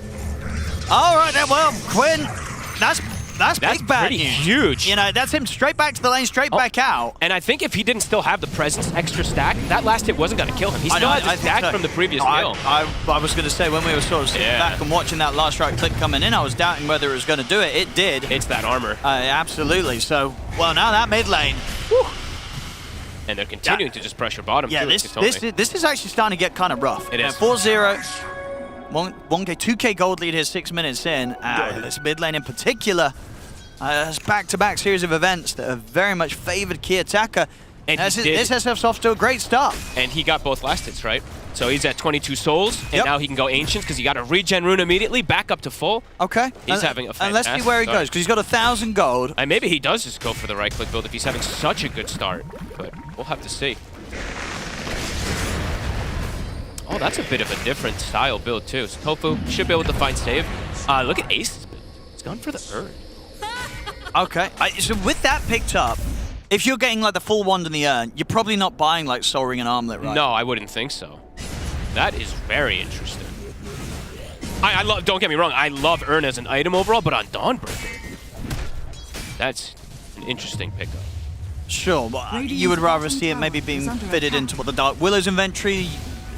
You need it early. Like, what I'm always happy. I'm always happy to just see one. Like, at least just having one in the game early is super good. As the rotation from Save, they've got the burst. Yeah, they crush him. They'll be able to turn over towards Stellar as well with the three of them and very easily take out another kill. I mean, well, maybe not. Okay. They've got more. There they go. They've got the vision. Soul Assumption will do it. Extra money.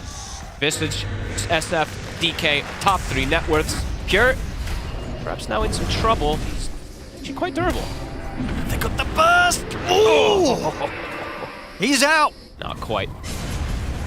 They are steamrolling. They're crushing this early game. 6-1. They're still applying pressure versus the Morphling lane, which can sometimes end up just not getting pressured from the Visage after you get the lanes. Quinn dying twice. This is excellent momentum, and they're securing the runes again. So Arcane Rune, it's for Kiyotaka. Why is this early game for Gaming Gladiators going so horribly wrong? Katomi. I mean, that rotation in the mid was fantastic. He's just breaking them. He broke that mid move where he gets the kill onto Quinn, and then they find the secondary kill because he still has presence stacks. That's pretty massive. Hot stuff. And what do Gaming Gladiators do about this? Like, who are you looking towards in terms of timings to make the play? How are the levels looking? Dawn's almost 6, so I think you can look to still make plays pretty easy once you've got the Dawn ult. If they get over-aggressive, BBT does have to keep track of that ulti. Celery is in a bit of a precarious position. Solar Guardian's up.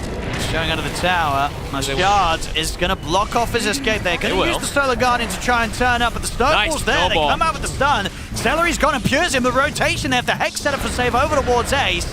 Watson's focusing Mirror, pushing back the Vistage away from him, will manage to finish off the kill. Quinn also with the epicenter straight over towards Pure, but Steve holds them back with the stun. Katomi ready to get back in, they'll turn towards Quinn, bring down the Sand King. Oh, they're dominating They're ready to go for more here. Gaming Gladiators, they've got to run. The chase is coming in from Betboom, snowball straight over towards Tofu, punch up as well. Another stun. They've got the stun control as well, the Familiars coming crashing down on both Ace and Watson. Kiyotaka turns over towards Celery, underneath the tower, he's in threat again, he's going to fall once more. Triple kill for Kiyotaka. They're going to get more. One. The stun setup's there. They turn over towards Ace. It's an ultra kill for Kiyotaka. Give him all the last hits. He's getting all the souls. He's at 26. Oh my goodness. This is devastating. This is a terrible start for Gaming Gladiators. This is one of the... it's early callings, early times, but this is getting to points of perhaps irrecoverable. This Sand King is half net worth of the Shadow Fiend. What? Half. You're not lying. It's half. He's 3,000 net worth. And Pure just stands his ground. This was cool from BBT. I mean, they saw it. They definitely saw that the Dawn's hitting 6. And then they're like, you know what? We'll just bring the numbers. We're much stronger with this way and that's going to be the case. Even more so the next time round after a team fight win like this. Kiyotaka having... I think this is his best performance I've seen so far in the early game in a long time. He is decimating everything, and he is going Spellcaster. Yeah, I like the Ashikaya. And it definitely fits really nice in this game. That's just insane. Fast tempo, fast stuns, controlling everything. Woo! Yeah, they got the smiles coming out here. As well, this has got to be feeling like a pretty nice early game to be playing if you're BetBoom. They're starting to take towers so fast here too. And they know the Gaming Gladiators, they've just got nothing right now. And Pure is very tanky. Do they have enough to bring him down? Should. And they will. That's something. I need a lot more though. The gold differences, as you say, are really skyrocketing between them. For this early especially. Quinn, does he have some stacks to go back to? He does, but man, his game is crippled completely, and they need him to have this type of better game to be a little bit tankier. There's so much damage on the side of BBT. This will be another one for Kiyotaka. Save's got the setup. Another kill. 27. 27. I actually usually don't see How past high 25. does he get? I was going to say, what is the highest you've seen? I think the highest I've seen in a Before pro they die. game was like 26 or 20 something like that. Like, So I don't, having this already, 11 at minutes 11 in. minutes. This is crazy. He's got the Yakayashi already. Level 11, soon to be 12. Watson 7. Quinn is only 8. Beautiful pressure they've been able to apply. Solar Guardians at the ready, so is Quinn. Chain Frost. They've got their ultis. Quinn BBT, they're leading the charge. is tricky to Radiant's catch. bottom tower is under It's a attack. burrow strike. Let me get an angle here. They don't want to fight into this Gaming Gladiators. There's no way. Not when this Tusk is there. I The mean, snowball they're can going for ruin. a smoke play. The thing is, a snowball can ruin so much of their overall potential if there's an epi burrow. They're going to try with the jump. see Get if on they can Kiyotaka, but he's going to Deleted. Requiem off. Kiyotaka, Snowball. Snowball's going to save him. He should still die surely. He'll get a few raises off. Not Gets too more. quite a bit of damage done. Does die. But BetBoom, they've got the numbers so they can continue their cleanup as they take out Tofu. Curse Crown stops the aggression. Miero. Chase him for more. They get the soul assumptions here and on to Ace. They'll get his Radiant's courier, courier but has been Ace killed. will survive. So again, Gaming Gladiators, they're getting kind of these big kills, but it's still costing them a lot. At least they got rid of his souls. And they get the monster kill streak. Unfortunately, Tofu does end up taking it rather than Quinn or anyone else getting it, but at least they stop some of his momentum. I mean, something, right? It's still not great by any means, but they get one type of kill to bring themselves back into it. Just all their cores have they've not got any money. No. And at the end of the day, too, the SF got spells off. He got He got a he whole lot got 2 of extra damage. raises He off did the afterwards. work in that fight. Yep. Even though it was going down, absolutely, Kiyotaka. And now he's got shield rune for the next go. So might actually just survive. Radiant are And starting to scanning. build toward at least a pipe on the Visage too, so yeah, they're having more and more answers. And it is going to be the Blink from Pure next, which, especially with this type of momentum they're getting, definitely want to see him just continue showing up to fights. Said they just have such a big lead right now, 14-4, and continue to play very aggressive. Look at Save's positioning. Save is literally sitting in the trees, waiting for Watson to show bottom to go for some impale snipe play. So Watson might just get fingered from tree line. Sorry to distract you. But it could happen. I mean, It's Save is surely literally not. very patient, so... He's sitting at 400 HP. I mean, he learned his lesson the other day, right? That was Watson getting sniped. It was. That's very true. This Getting isn't a sniped by bounty those hunter. bounties. This is Oh my god, he's stepping up to the There's wave. no way. He's stepping up to the wave. It's not gonna happen. I mean, I'm keeping eyes on bottom. It's not. There's no way. He learned his lesson yesterday. He was getting sniped to low HP. I can't look away. He knows there's a lion in the game. He might not know that the lion would be here, standing by his tier 2. Radiant are scanning. I can't look away. He's shifting up a little more. Yeah, I think it can't happen again. Not today. He's already had I can't look away. a rough day on the. Well, actually, no, he won that game. I can't look away. Maybe it needs to happen. He won that game where he got sniped. They're pinging him. I can't look away. Dire's middle tower is under attack. I think they're starting to be sussed out. Yeah, Watson's got backup. They found the Tusk. Can they kill him? He's got Snowball. He's pretty durable. Yeah, He's he 1500 can play HP. around with him quite easy. He's gonna In fact, turn He him. could just straight up turn.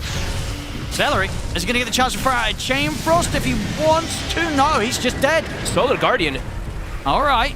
I mean, Katsumi's still alive. He's going to make the spend time chasing into the And sun. Watson's dead. There comes the finger. Wait, hold up. And Pure's now They're arrived. still chasing Katumi. He's got Snowball back up. Oh god. He's he gonna live? going to roll away to the creeps. Is he gonna live? He's out. He's gonna live. And now the rest of BetBoom's turned up. They're ready to start chasing more kills. Gaming Gladiators, they've got to run. Holy crap. He survives. We said he was tanky. He had Pavis. He ends up surviving throughout all of it. With And what? plays. Amidst all that, Watson got burst. Yeah, he just got fingered. It happened. Yep. Save It come over. happened. Caught him in a hex and Yep. stun. Boom. Deleted. Big burst. It's bound to happen sometime. Sure. With those kills, they're going to go straight for the roast. They don't have any extra presence stacks, but still have some high damage. Chain Frost is available, so is the Epi. But they're the not game didn't even coming get over. there. Yeah, There's no way. And the pipe's now actually finished, so they're going to counteract a lot of that magic damage that we haven't even really seen them be able to throw out. The Chain Frost we haven't even seen yet.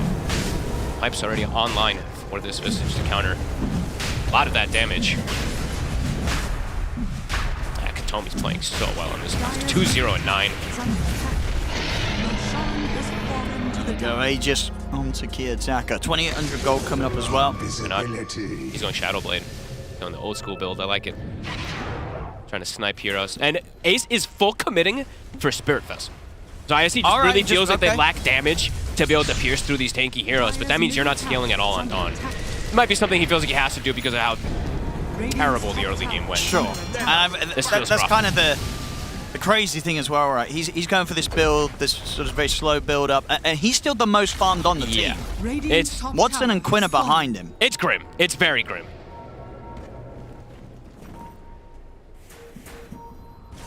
Time's gonna have to be bought here for Watson, but at this deficit, so how much time do you need on a Morphling? Because they're not able to really access their ancients either. I've been watching how BetBoom's kind of playing. They're just occupying quite a bit of the map. Quinn is having to go into the enemy ancients to get that bit of extra farm that he desperately needs. Oh, this is what Kids out. He actually changes it up. He's just going for the Axe Rush. Oh, cool. Get that nice and early in the build this game. Yep. Pulled that too. Makes him quite a bit tankier. Oh, Quinn will be able to juke his way out of this.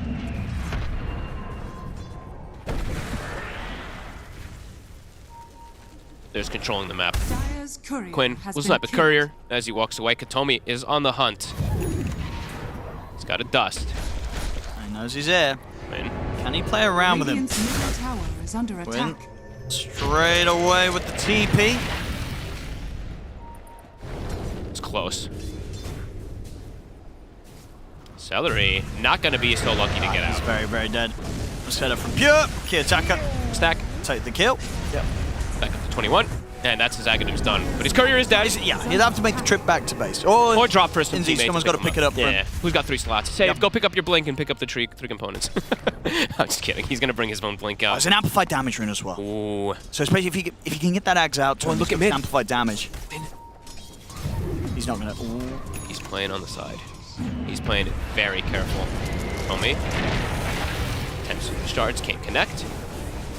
And they're still just, even though they're kind of grouping up on the side of BBT, they're actually still gaining the net worth advantage to grow more and more as this time goes on. Yeah, I mean, they just take these towers as well. Yeah. But we're still yet to see Gaming Gladiators be able to take a single tower. And Kiyotaka, he's got this amp damage.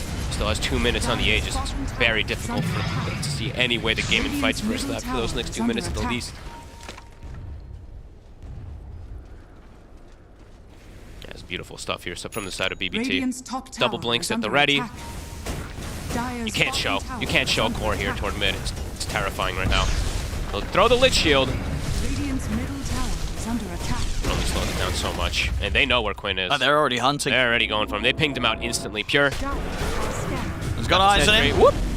Radiant's courier has been killed. Save. Just going to try and get the angle. Good attempt. Burst strike was there from Quinn in time. Quinn very ready for them to make the move. Super quick blink out 2 times now. Katomi might get caught. 3 heroes on top of him. Still very tanky. Oh, Save found him. Save found what, Quinn. really? Yeah, he was keeping out in the trees. Save hunted him down. Oh man, Save. Nah, these 2 supports. Such good playmakers.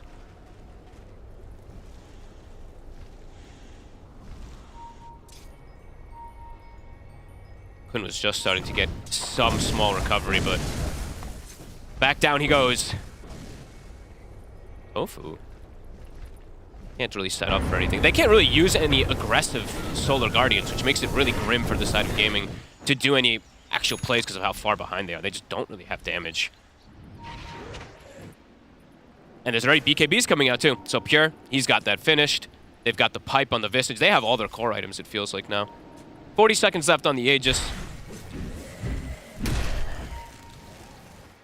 Continuing to control the majority Yeah, they can keep going even without that Yep. Aegis. And now it's 21 minutes, so it's time to contest the Tormentor potentially, / steal the Wisdom Runes if you'd like to do so. Pure TP's incredibly aggressive to the outpost. He's got his team behind. I think this is the most popular strategic move I've seen from teams in this current meta, where it's like the 21 minutes. If you're really trying to dominate, you want to steal the Wisdom, steal the Tormentor, control that type of area of the map even more. Yeah, they get the Tormentor super easy with this lineup. Accelerate. Wanted to try for a steal, but might pay with his life. That's pretty ambitious.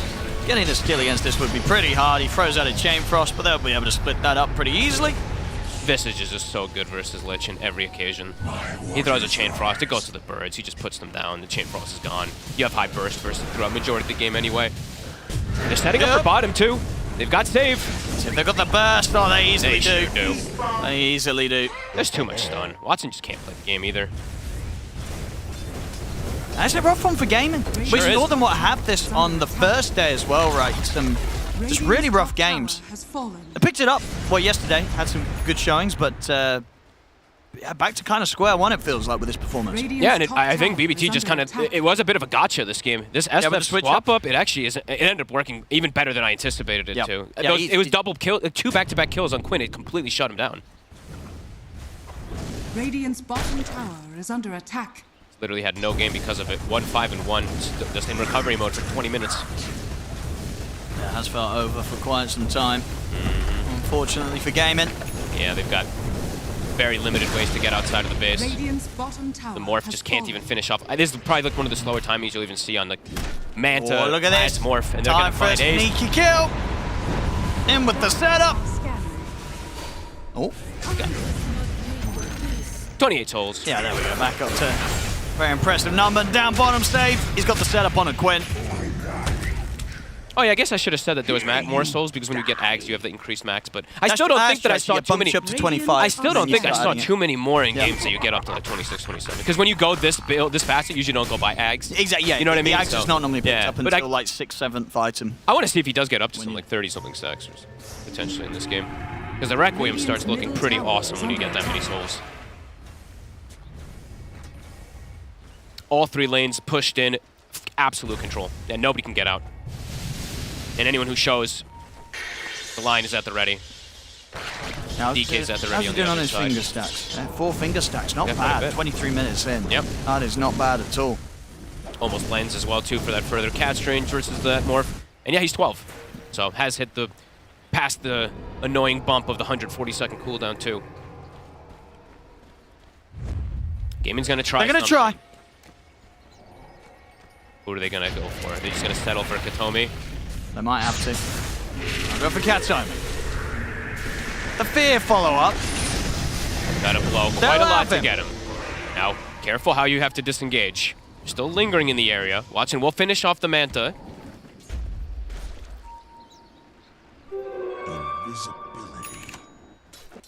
That could have been cool if they had the setup here and they had a sentry down. That could have been a play where they catch Kiyotaka off guard if he was. Yeah, not I mean, they've careful. got to do something like that, right? Get some, Yeah, like get some bait sentries plays. down to Yeah. try and set up for Kiyotaka being a bit too aggressive. Yeah, just put some sentries maybe near like these camps, Yep. these hard camps where you expect him to go for some type of Requiem play again and then catch him because he is still a little fragile if he's isolated. If he's with the team, he's not by any means, of course. But. And he is building toward BKB, so when he gets that, he's no longer really a good kill option for them either. Pierre up to level 18 as well too, incredibly durable for him. And Vis just building auras and they get another Torment. And getting the beautiful talents, level 15, hit on Miro, one of my favorite talents in the game. Triple soul assumption, even more damage in these team fights. And more money, can't forget about that. More money. Unless they're struggling to deal with the Dire burst. I mean, are because scanning. obviously what with the builds, they don't have a pipe. No, because he had to go for, he went for Vessel in the off lane. He went for Crimson Vessel this into game. Crimson this game, yeah. They just have so much hybrid damage. Yeah, I mean, even the kind of Crimson's want both. decent. It's awkward because as a team, you're just so far They're behind, just, right? exactly. Whatever you get, it's not going to come at a good time now. Win. Setting up for Kiyotaka. This could be a big one. This is before his BKB. See if they've got enough damage. Solar Guardian in. They'll bring it down. Oh, they'll get it. Now, can they get out? The finger from Save already says no as a first down Quinn. They'll lose Again, three. Ace. And yeah, it's going to cost them heavily. So quick to react. Instant TPs They from get BBT. 4, actually. Yeah, Tofu's also been caught here Oh, on the side fist! by Save. Punch him. They'll let Mira take it with the Soul Assumption. Well, they did find him. They did do that kind of sneaky They play did. with the sentry, but they have to use so much to bring him down. And as you say, well, next time round, a little bit more farm, he's going to have a He'll have BKB, BKB, and then then he they're not knows- getting away with that. Yeah, and then he'll live. It's also like Katomi. If Yep. he's just a couple seconds faster, the potential for him even snowball saving maybe was there. Another fight. Heavily gone the way of BBT. And Rosh is up. Katomi. I don't know if they scouted it, but they can look to back up for that one since that was pretty much everything expended from this side of gaming. And it's back to farming for the side of gaming. Back to hoping.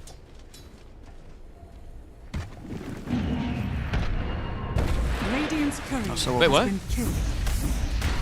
Where did that just die? Am I blind? Did it come in from the shop? neutral creep? Just did the small camp just kill it? I just didn't even see. Because I think he was because he's Invis sandstormed and the courier maybe passed over. So I don't know. Well, he lost his courier. Didn't have anything on it, I don't think, right? No, but he was He's going to pick just, up his Shiva soon. Sure, a couple of $100 gold short Yeah. the plate mail for the Shivas. Either way, they weren't going to be able to contest this. Radiant are scanning.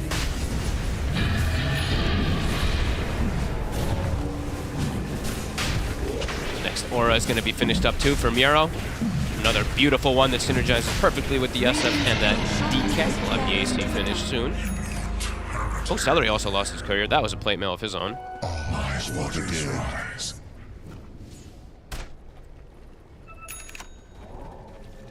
BBT just continuing to power up more and more. Pure is starting to get pretty darn terrifying. Top net worth now on this DK. Level 21 has been Radiant's hit. top tower is under He hasn't attack. really had to do too much work this game, it feels like, on this DK, but now his damage is going to start being crazy. And he, of course, got Grove Bow, and he now has 20 talent, so his attack range is also phenomenal. His taco's almost at 22. Yeah, BKB now on the SF. They're Yep. good to try and shut this one down. Yep. It's really cool that they gave Kiyotaka the Aegis as well, too, rather than giving it through that DK. I guess because he's Transformation Hero, but that's still interesting.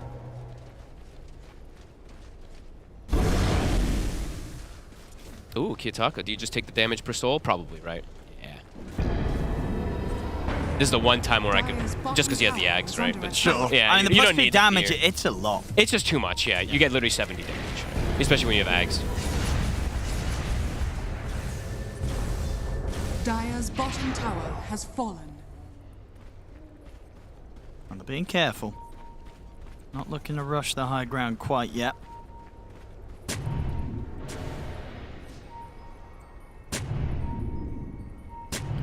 Trying to look for a Dire's bottom tower pickoff. Save. is under He's attack. expecting people to be farming in these, still in these crazy positions, because that's the only place the gaming can go.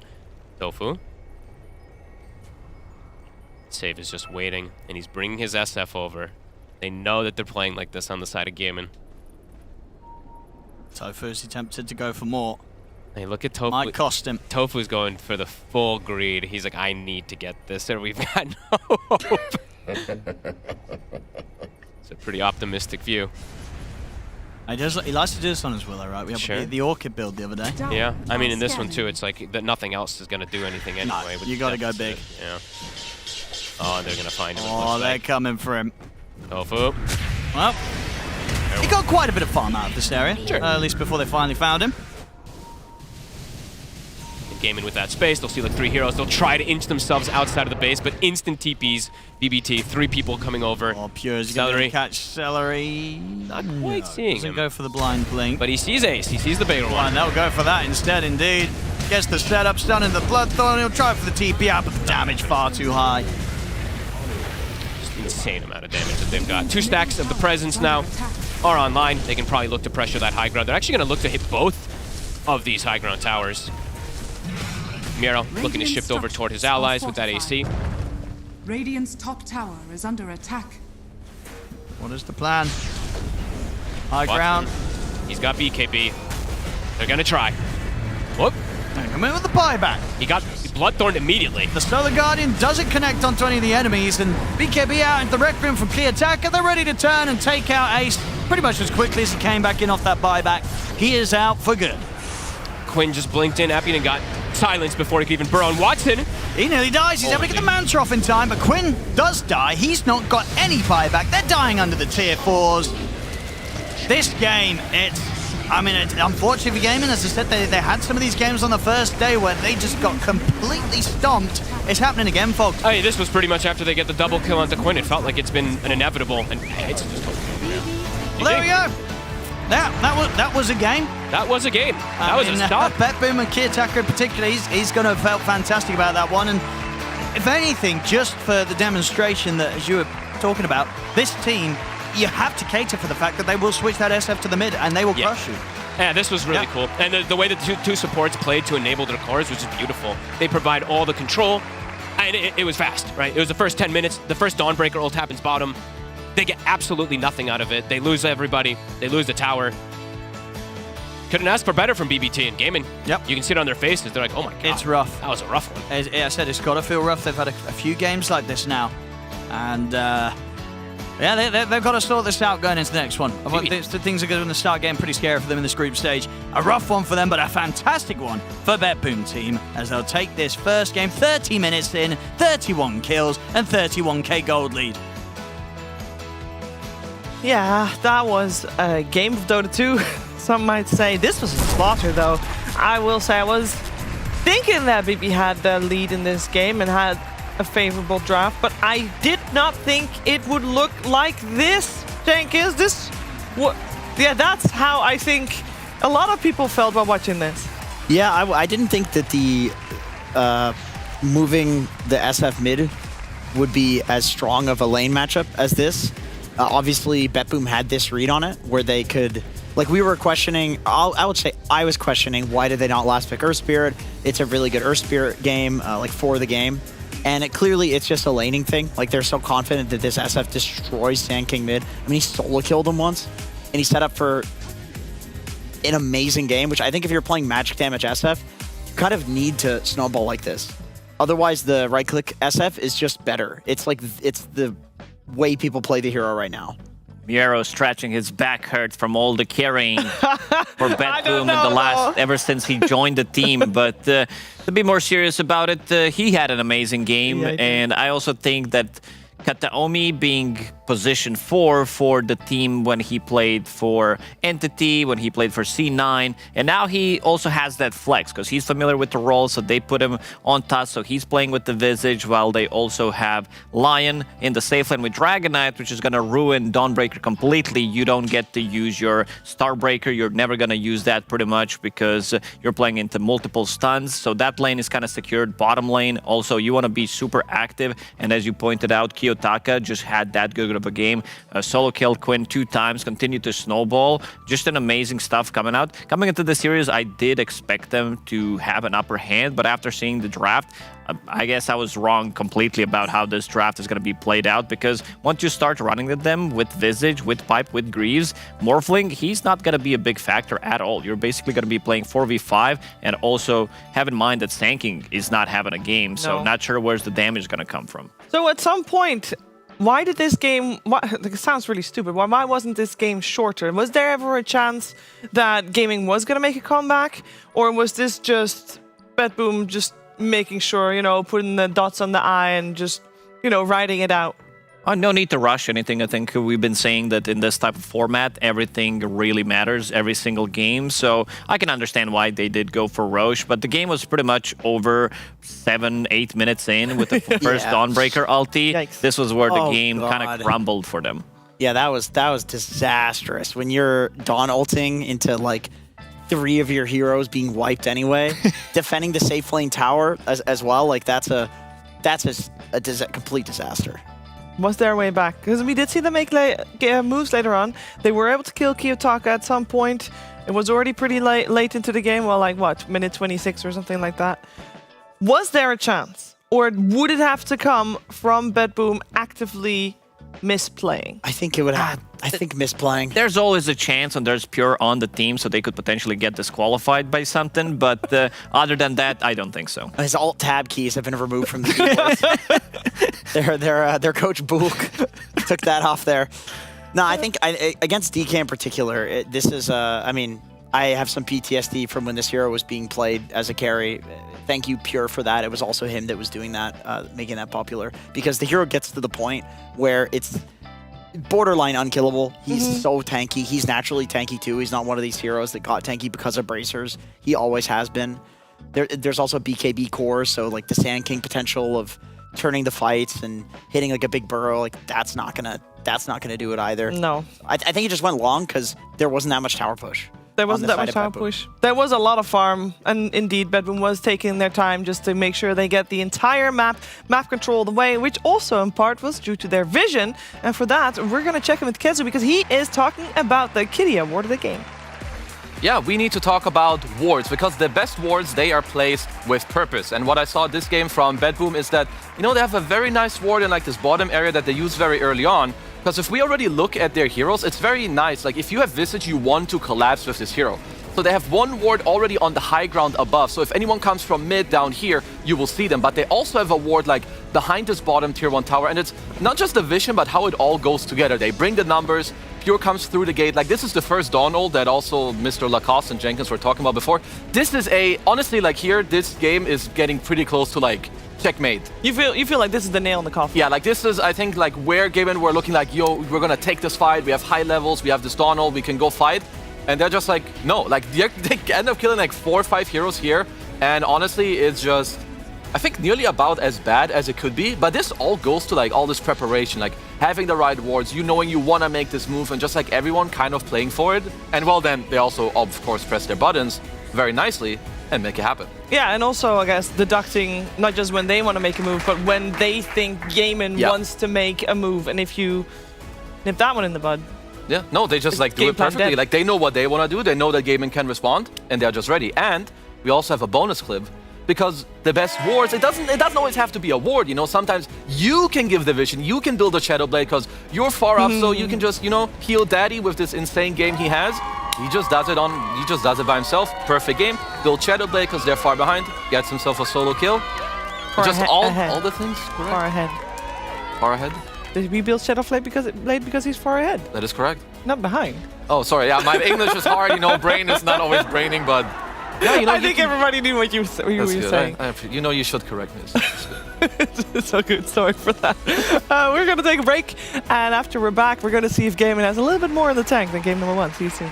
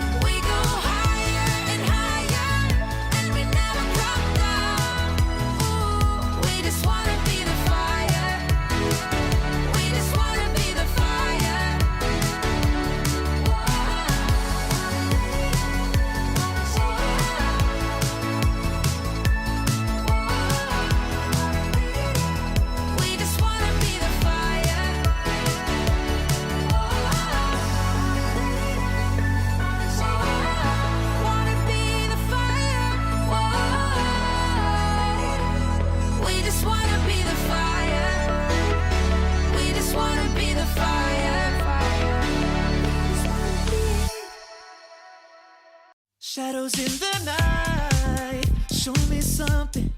I paint a smile upon my face when you're gone.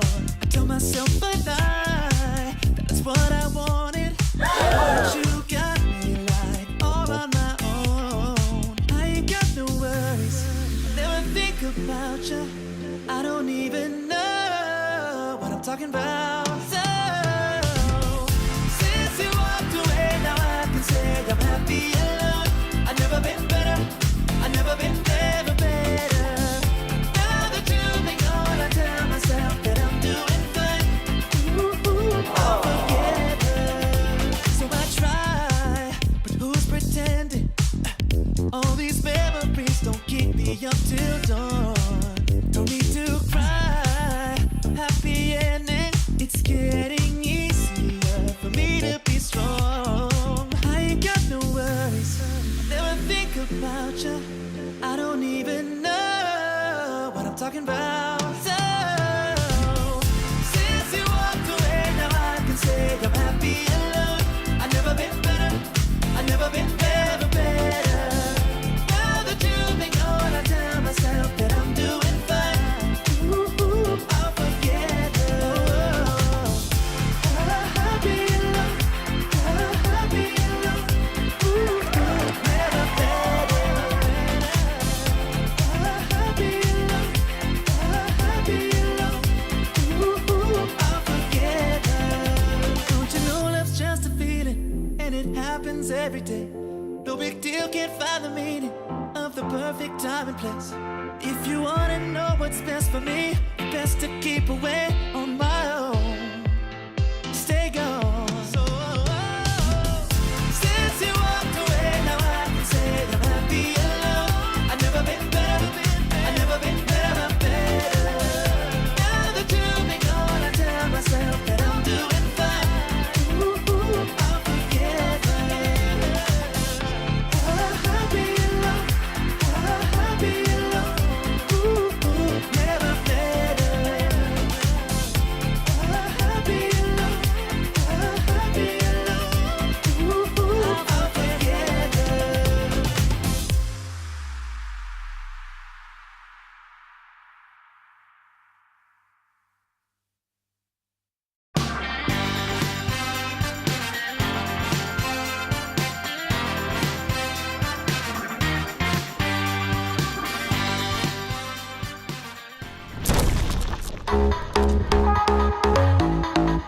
We have it here, the golden ticket to the DHL Super Drop.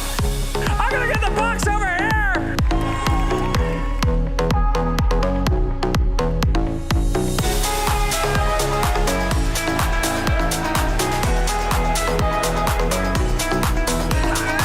Choose your own adventure, man. Are you ready? I'm shaking. Good. That's absolutely correct.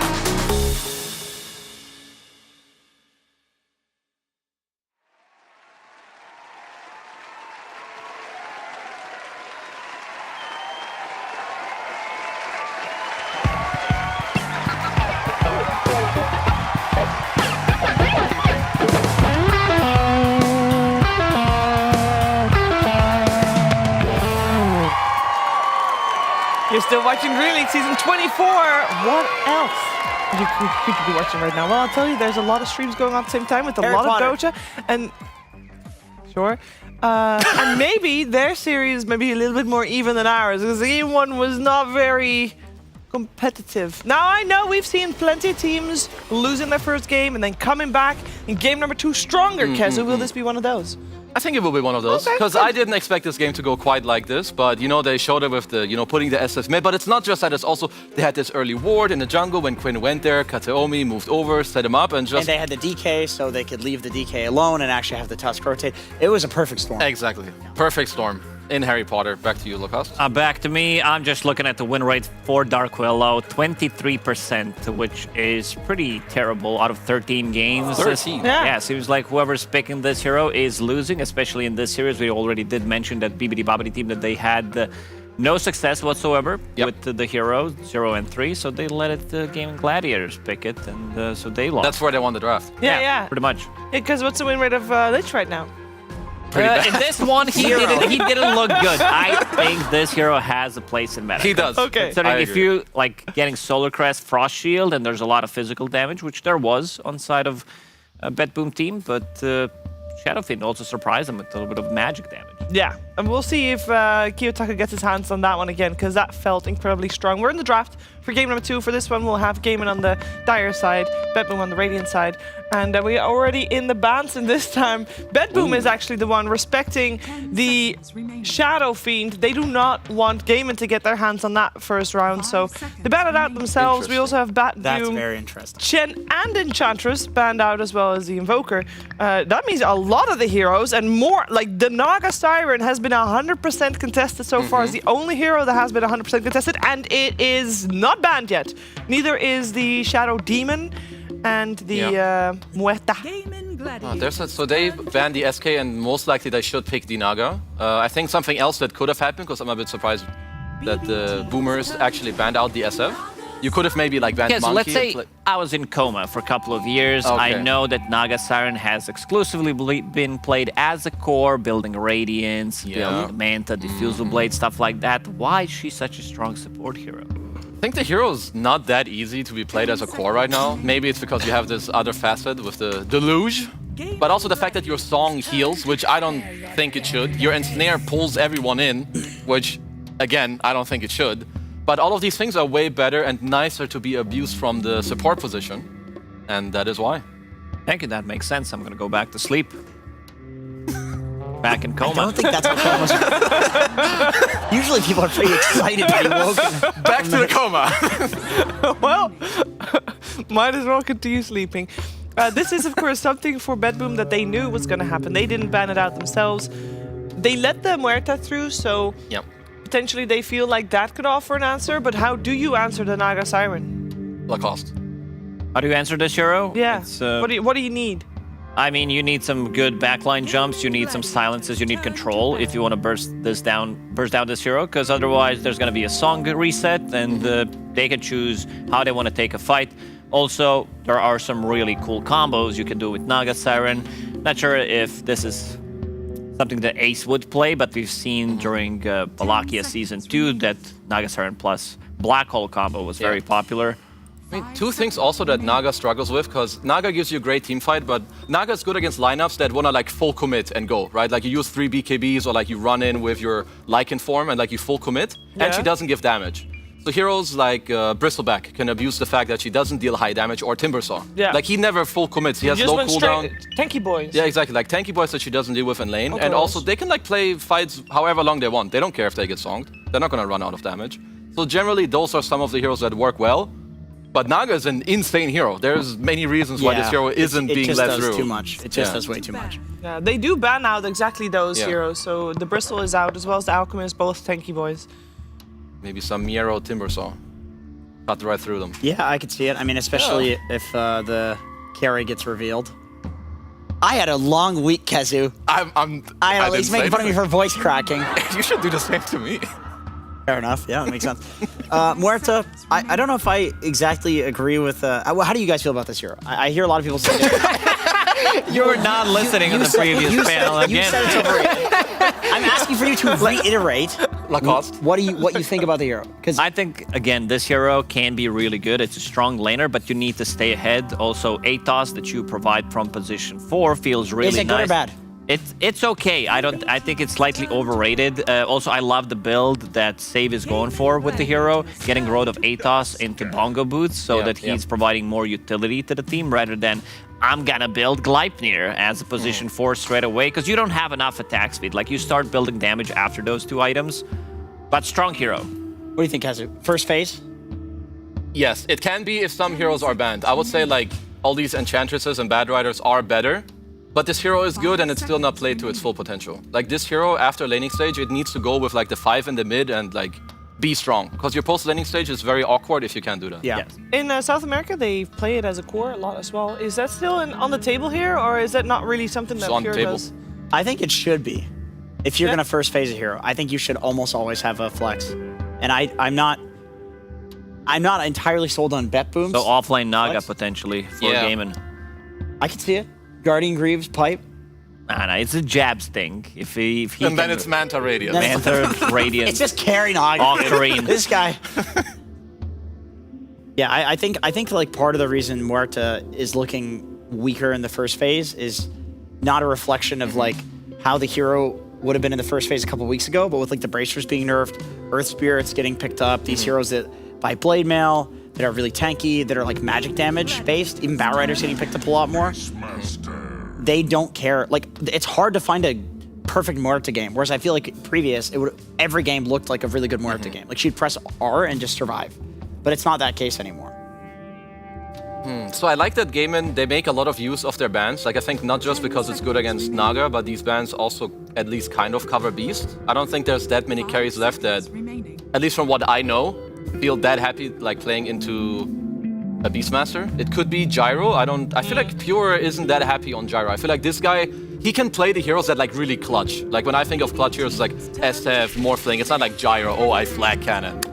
That's a Willow again. I was told it's not good. Well, apparently it is. Stats don't lie most of the time, especially when you have like I think some of these are forced. I would prefer Snapfire. I think in a lot of these situations from position 4, it's kind of a forgotten hero. When I checked yesterday, the hero was contested in only 4% of the games, which is super low considering what you get with the hero. Because you're also shutting down Muerta. Let's say Muerta's using ulti. Let's say this Muerta is being played as a core. 1 kisses with net with the Beastmaster. You have enough damage and you can keep the distance. You don't necessarily need to commit. And then you also are playing against Tusk, so the cookie, a lot of value against the shards. So I would definitely prefer some Snapfire here instead of Willow. You guys think maybe this is the chicken and egg type scenario? Elaborate. I'm just gonna leave it at that. No, with the Willow. So Phoenix +1. Yeah, get that Phoenix. Phoenix and Lion. I need the chicken. No, he turns into Fish. Phoenix and Shadow Shaman. Yeah, yeah. I think that makes sense. I think this should be the double pick here for Bedboom. It's pretty good. No, I just wonder if Willow is looking really sus because it's just the teams that are looking sus that are picking it, or if the hero's actually bad. Because I haven't been playing pubs since BB Dacha, so the meta has changed given that tournament. But I do remember like a week ago, Willow was like rampaging in pubs. So I just wonder if the meta has actually changed, or if the meta has changed enough to make the hero weak, or if we're just watching the weak teams play Willow. I feel like the hero's still good. 20% seems a little extreme. It's a bit low. Yeah, that's true. Yeah. You're not gonna continue? Well, I don't know. You just said it's low. You're right. I'm trying. No, it's picked here against Tusk. It lanes well into Tusk 5. He has a hard time saving against you. You know, maybe it's your teammate's fault. Could be. They just need to play better. Yeah, it's always your teammate's fault. Yeah, that's true. Yeah. But what I'm hearing is that Jenkins just called Gaming Gladiators a bad team because they lose with Dark Willow. They called themselves bad. I'm just repeating what Quinn said. Dog water is what he called them. So Bedboom picked up the Morphling, which will lane into the Beastmaster Willow lane. Do we like that? Is that one of the cores that is still going to do well? It's going to be Morphling Tusk versus a Willow Beastmaster? They shouldn't be able to burst the Morph. It's all... It's a lot of damage, but it's over a long period of time between the Beast and the Willow. So I feel like Bedboom would really have to mess up to die there. Morph should do pretty okay, but I don't see Beast not also free farming. Yeah, Beast should free farm in that lane, like for sure, especially if it's Tusk 5. Like your Willow has a good matchup. Morph doesn't really kill your summons, so you're kind of chilling. So for Bedboom, the Morph is really good for their game and like the mid game, but the early stuff, it definitely does not stop the Beast. But I think this is where the Dawn can come in. Yeah. Like when Beast is about to take over, maybe you have the ult, you can play towards bot. So yeah, this hero is definitely rising in value. You can forget the last game. Puck coming out there for game, and that will be the mid. That will be the one Quinn will take. BB teams turn to ban. Are they going to ban Ricky against Dark Willow, against Puck, even though they lost the game? I think it could be a very good Ricky game. Like you also have a bit of a combo with the Dawnbreaker, so you can set things up pretty easily. So I want to see if they're going to respect ban it. For now, it's going to be Earth Spirit that we wanted to see in game number 1. This matchup against Puck, it can go both ways. Like this Earth Spirit Invoker as well. This hero does much better than you would expect him to do. And then he makes one rotation to the side lane. Suddenly he's top net worth. You getting double kill, maybe some rotation from the Twin Gates, you try to outnumber them as well. But to go back to this Dawnbreaker, we've seen it so many times in the last few days, and we've seen different builds. We've seen in the previous game where he did go for Spirit Vessel into Crimson Guard, more tanky. We've seen some Blade Mails with the SNY, some BKBs. I think Amar had a really good read what needed to be done in the game where he played it. The hero looked super strong, but there were also some shakier performances, I would say, from Dawnbreaker. Luna banned out now as well. Gaimin is looking for a carry, presumably, and they are playing into Elastic mid. So what's a carry that wins the Morph matchup? That's probably what you're looking at, right? Like a hero that does well against Dawn and lane, and then will outscale a Morph. 5 seconds remaining. I mean, I guess Puck gives you the ability to like kill Morph throughout the game, so maybe you don't have to worry about it that much. I'm not that sure. I feel this, now that I look at it, I feel like this Dawn covers a lot of counters from Morphling, at least lane-wise. Like you would, you know, a lot of like these Drow Ranger type heroes have good matchups into Morph, but these heroes are close to unplayable into Dawn because she gets on top of you and kills you. I currently don't have a pick that I feel super happy with for gaming. Okay. What do you think? What? How much does Watson play DK? I'm gonna look up his Dota Pro tracker. I already have it open. Okay, very impressive. 0 times in the last week. Is there any, by the way, compared to previous game, obviously we had some flex. Is there any flex potential for any of the teams here? No, well, they steal the DK, so Gaming gets that one. They'll take that one for Watson. Yeah, it's good. Good call. Jenkins had the right hunch. Oh, they don't steal that. Sorry, Watson was. I just worry if he's not playing it a lot. But the thing is, like it's Watson. He'll play. Yeah, the red facet Dragonite is a cleave hero. It's pretty much like Sven. It's a very hard carry. This is Watson's style of carry, and then it's something that does really well in lane against the Dawnbreaker. Oh, I love this one. Every single time there is Puck in the game, there's so many things that you can like combo off. There's going to be a lot of illusions coming out from Naga Siren, from the Beastmaster as well. His Slugger facet is insane. Really you don't even need to have to like commit with the hero. You can keep the distance. It's just an insane amount of damage when the bodies start flying. And I think BetBoom, again, drafted themselves a really strong draft that scales really well. They did answer pretty much everything except for Dragonite. But Kataomi, if he gets the facet, the tag team one, you're also never going to lack damage to kill Dragonite. Okay. Is it going to be a more even game than previous? I think yes, so. for sure. Nice. No, I like... Wait, let me say before I forget the drafts, because I will forget these things. I like Gaimin's. Just want to put that out Anything there. else? I like Any Gaimin. reason? It's good you got that out of you before you forgot Because I'm going to forget what the drafts are the moment they're off the screen. Why? The DK versus the Dawn, that looked really good. I like that a lot. I think that Puck will do fine against the Earthshaker. Yep. Quinn's going to rotate. Other than the Earthshaker, great game for the Puck. And now I forgot what the offlane was, but I like the offlane. Beastmaster. Yeah, Beastmaster. Yeah, I think he's going to free farm. I think it's Ace on a free farm Beast. He was against what, Morphling? Yep, Morphling Tusk. So yeah, he should be completely fine. I like both drafts. I think it's more even. I would lean slightly on BetBoom, because I think maybe there's some stuff where like Save can go bottom, offset the Beast matchup, but I think a lot to me comes down to whether Ace can like push the Morph out and speed up the early game. Okay. Because if he can, I think Gaimin will take this game. Okay, we're going to see if Ace can deliver on his Beastmaster as we're heading into game number 2 via the PogChamp Pandas.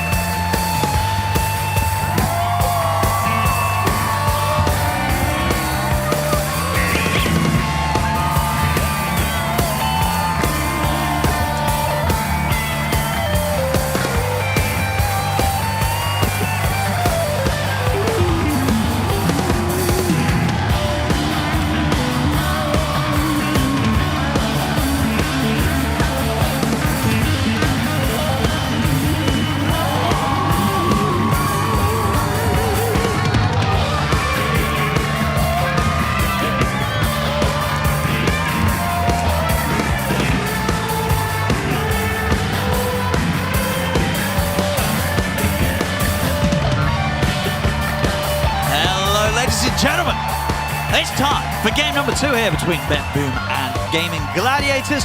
And indeed, let's see if we get ourselves a bit of close to one. Let's hope so. Let's hope so. Because that last one, it was ended. a big old stomp. It was over at 8 minutes, let's be honest. Yeah, it absolutely was. That game was over for the longest of times. Now, this game too. You got some stats. I've got some bad news. I've got some bad news. Uh-oh, what do you got? So the panel, obviously, this DK came in last pick for Watson.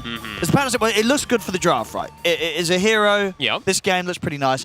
But the numbers from Watson, if he's a good boy and only has one account, on his main account, it's not great, folks. He's played Give me numbers. He's played 28 games of Dragon Knight, carry, and he has a 35% win rate. And how much the numbers recently? aren't great. That's the other thing, too. How much recently? He played a game last month on the DK. But yeah, not 35%. That's the kind of win rate that if you're playing that hero, your mates kind of say, "Hey, should you play another hero, maybe?" Yeah, it's not great. No, it's one of the lower ones I think I've heard actually as these carries. But overall for the game, you can understand why they wanted it. We literally just saw that DK versus the Dawn. You know, you can stun and counteract a lot of the Starbreakers inside the laning phase. But I will say, they also had a Lion. They had not only DK stun, but they also had Lion's Impale plus Hex to stop the aggression that can come out. And this time, I will see if they do like switch up the lanes. It's going to be a Naga Siren, very likely, right? So they only will have one disabled to stop that hammer plays that are going to be constant aggression that can potentially come out. So we'll see how it all goes down. And Kiyotaka, he got a matchup again that's really favorable, just like last time. He's got this Earthshaker over his puck.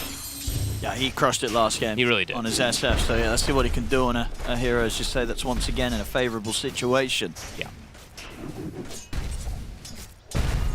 Quinn, overall playing versus a bit less disables too, as the puck could have a bit of a better time. There is some silences, but the Earthshaker in particular is the issue, right? That's just what's going to happen all the time. He's just going to be able to potentially look for solo kills. Tons of damage going out on both of these safe lanes. Here dropping low, same thing for Watson. And puck too. Quinn gets hit hard. Quinn dies! Oh, he just got hit by 4 creeps from Slugger. We need to see the replay. I saw it, but you need to see how beautiful this looked. It literally was, I think, 3 creeps that he hit with melee and Chant Totem, and all 3 of them flew and hit him. He didn't even get hit from the totem himself. Oh, he's getting the tips. Dude, look at this. Here we go. Ready? Okay. Watch these creeps. Okay. This was so beautiful. I'm watching. Look at this. Are you kidding me? Obliterate. He literally got the range creep as well with all 3. Kiyotaka's on something today. And it's a good thing. I feel like we need to get a face cam reaction for that as well. You know, like, what was on his face? That was a rough one for Quinn. There it is. I saw exactly what I just did too. Yeah, I mean, yeah. I don't think I've ever seen that at level 2. That was absolutely insane, and he's going to explode off of that because it's already a great game for the Shaker. Goodness. All right. All right. Well, indeed. And also, so let's, the other thing I was mentioning top is they did do this DK versus the Dawn, but this lane actually doesn't feel, it feels nowhere near as good as the one that they had last time on the side of BBT. Tofu? He should be able to get his way out. Turnover was Ace instead, but Katomi taking quite a hit here. Big damage. Can he sneak himself away? He can. Here now, getting turned on. He should be okay. Top, they got actually a double stack on the pull, but Miro just walks up in Starbreakers and takes all of it. And yeah, the thing about this top lane is too, they actually can prevent Watson from stopping the Starbreaker as well too. Either Save can put down a calling or Deadshot him while it's happening. So they can actually land the burst damage onto this DK a lot easier than we saw in that last lane matchup. Time for this time. He's gonna go down. They're gonna get the kill here. Katomi on his tusk, he knows what's up. Ace is still getting great farm, but yeah, it's gonna be constant contestation for kills that they're gonna go for here on Pure and Katomi. And that does secure a pretty big thing, is the Lotus for the side of BBT down here for a Morphling. It's usually the dream if you're able to get that. 56, yeah, this mid. 12-2 for Quinn, but 20-7 for the Earthshaker. The shards onto Ace. Gonna go aggressive as well with the waveform. Very good shards. Level 2 tag teams did enough. A lot of damage, it really is. That adds up quickly. Yeah, opting to not go for Snowball. He just goes for the pure damage in the lane. That level 2 tag team, very threatening. The dusk is alright, so hot stone once again. Again, looking really good for them. This lane is supposed to be the one that is able to apply pressure and slow down Pure. Not really slowing him down too much. Slowing down the CS, but the fact that he gets that kill makes up for the CS deficit. Super good at playing these lanes, this team. See if they get another chance to make a similar play. Ace is going to have to be a little bit more careful.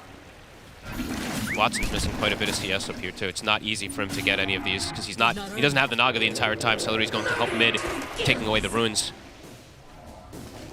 He's also getting slowed down. And speaking of Watson, they get the connection. So if they've got the damage, it's going to be It's a lot. pretty close. They have him. Yep. It's concerns. Big This concerns, is early Owen. game concerns. As I said, we already know that Watson's win rate on the old DK, it's not great. And this is just it's a strong lane. I gotta be honest, it's a strong lane for BBT, and it's not really a strong one for gaming with this Naga Siren. The synergy between the two is just not the same as you see the SF Naga or the Luna Naga or any of these range cores with Naga that we see where you're able to actually utilize the ensnare plus a deluge combo into burst damage. DK doesn't provide that, especially not versus these two. This is beautiful stuff from BBT. Yeah, they're looking great today. Yeah, Kiyotaka's going to have an incredibly early 6. Could absolutely just see another kill happen in the mid lane if Quinn's not careful. And this is a Earthshaker who doesn't even have stacks to go back to, and he's still going to have very good timings. I imagine they're going to start getting some stacks going soon. I mean, there's no way Quinn dies to like some level 6 Echo. It comes early. It might come earlier than he expected. Sure, because he's got the one charge just to give him the mana to play with. I mean, there's a chance. It's not He doesn't have the mana. No, not now. Not now. So Quinn will be fine. Top lane. Celery. Again. He's not going to be fine here as they're diving in for him. Get the kill. Watson's going to take a heavy beating, too. And look at the build from Miro. I love this. He went for Corrosion in this lane. It's really good versus the DK. Totally different type of style in comparison than what we saw from Ace. Yeah, I'd be interested what Miro goes for beyond the Corrosion. So Corrosion stole phase boots, but then is he going armlet, or is he doing like some Urn's Vessel build like Ace did last I game? don't think he'll do Urn's Vessel. There's the slam. There's the slam. It's not enough though. He gets over it. Quinn's able to break away from the combo, so the attempt from Kiyotaka unsuccessful. And he'll be able to get a rune because of it. Pretty huge. Good net. Oh, the beard the actually into the stays here. silence. Oh, it's close. It's so close. He'll be able to jump up to the high ground, but that was a great effort from Save that nearly trips Quinn up. I didn't even see save there. Nice try. Good attempt there from the angle.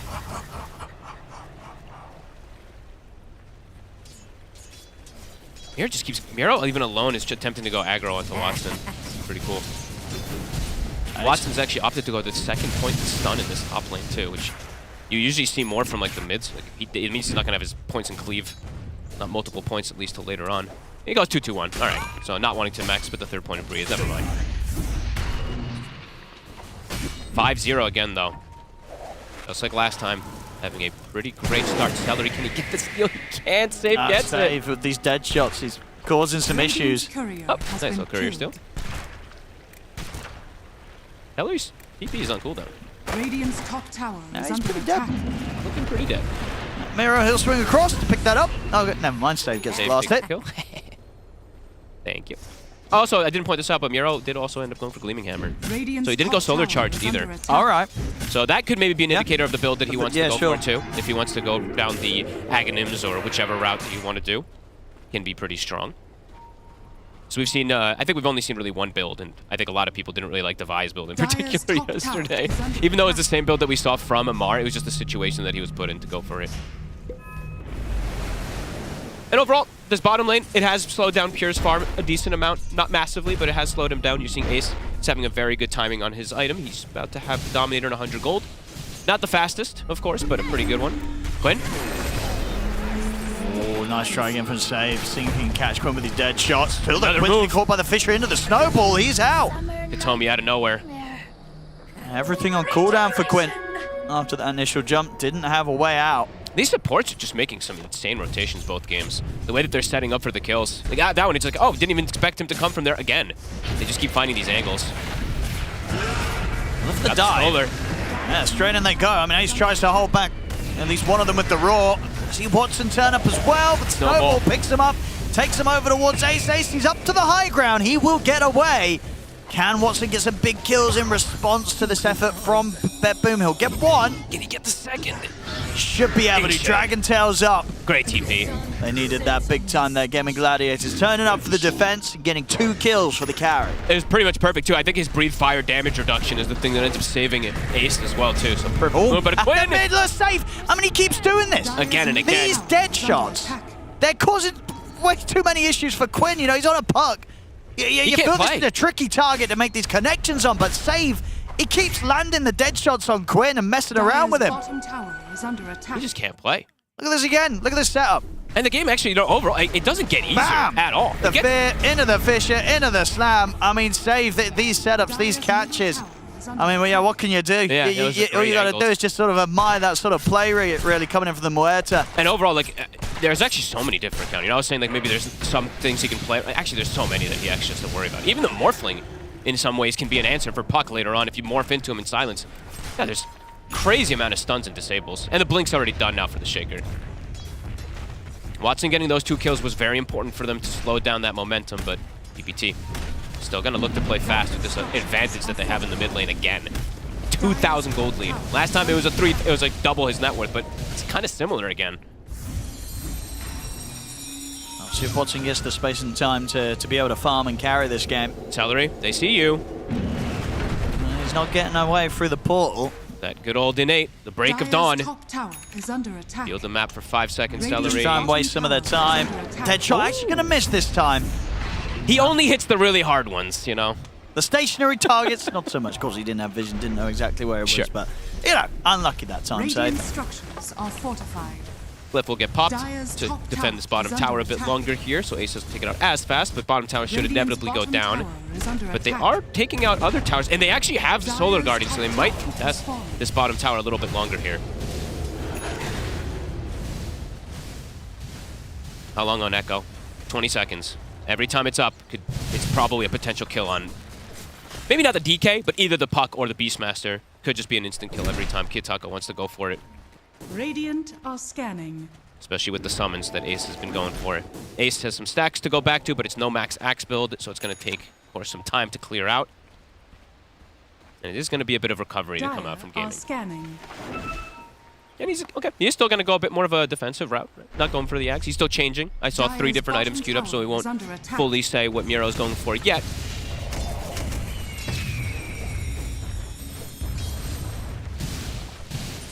Looking towards bottom gaming.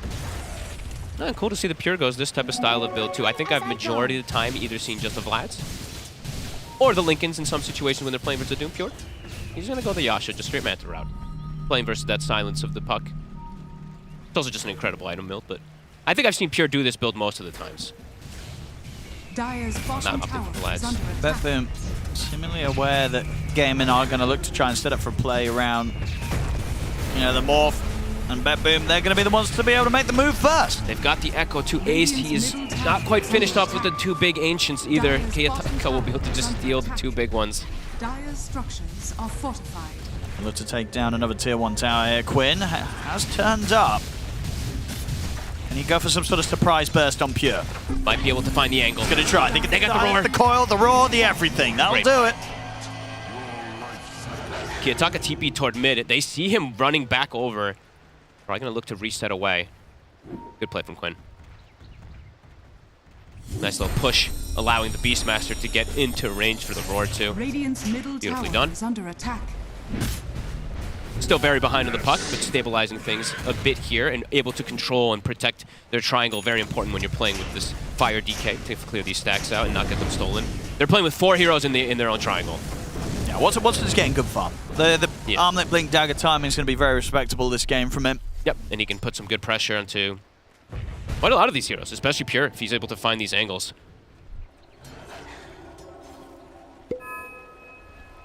Solar Guardian constantly going to be at the ready. So if they do want to make those moves, they probably have to have 2 cores in almost every single one of them, unless the Solar's not up.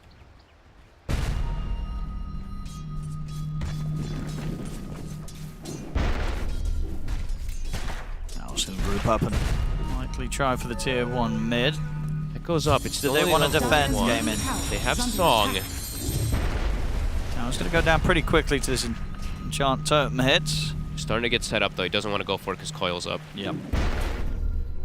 I'll take that. They can take their time with this push. Betboom.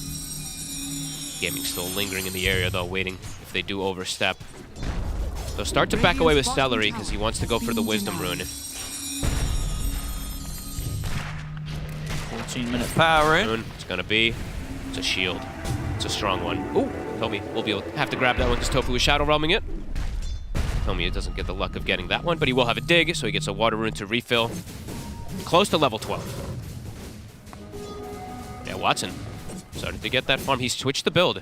He is going to be going down the BKB. I mean, we'll see if that one pays off. He is getting gone on. They have Solar. Gonna go for it. Bring him down. Pure ready to help out as well. They're closing with the three of them. The fear is there. Able to push the three of them back and give a bit of space for Watson and time for the backup to come in. Still, Watson does die.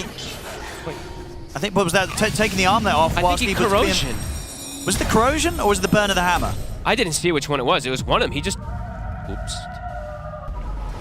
Oh. That was an oops. I'll check which one it was to take. Yeah, we'll have a look, because they're not going to be able to get anything. In fact, he attacks him with a jump.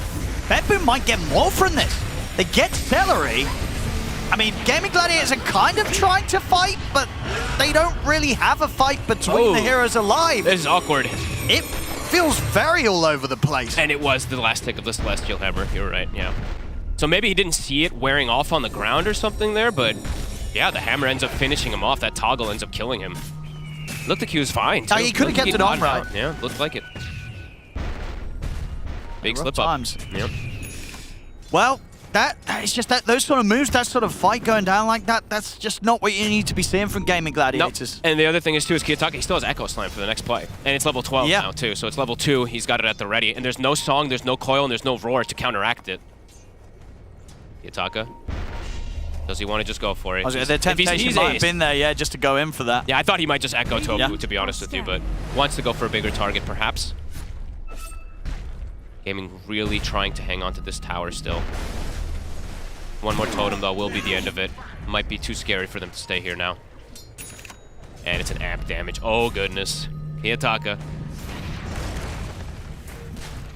They'll even bring Miero just to make sure that they can finish off that tower. And they will get it. Pure does have the Manta done. His timing is starting to get much better. It's going to start increasing quite fast.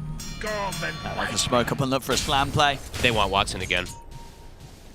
They saw where he was farming. They probably expect him to go toward one of the Ancients. Let's see how safe he plays here, Watson. There's no Ancient there to farm. They throw the scan. He is out just in time, yeah, before they do go searching that area. And in fact, they don't make the move the whole way, so they assume he's already out. They're pinging mid. They might just go for ace. He's got to be careful how he groups up. Kiyotake. Whoop. Oh, that was quick. Okay, wants to blink out. Doesn't want to go in for that. A little unsure of what lies behind ace. Their ults are back up, so he does know that pretty much everything is back up there for Gaming. They're going to smoke off that. They don't have Song, but they've got everything else. They want to try to find at least some big kill. Usually it's to smoke to that Dawnbreaker, as we talk about. He's not that squishy, though. He's got a Crimson Guard.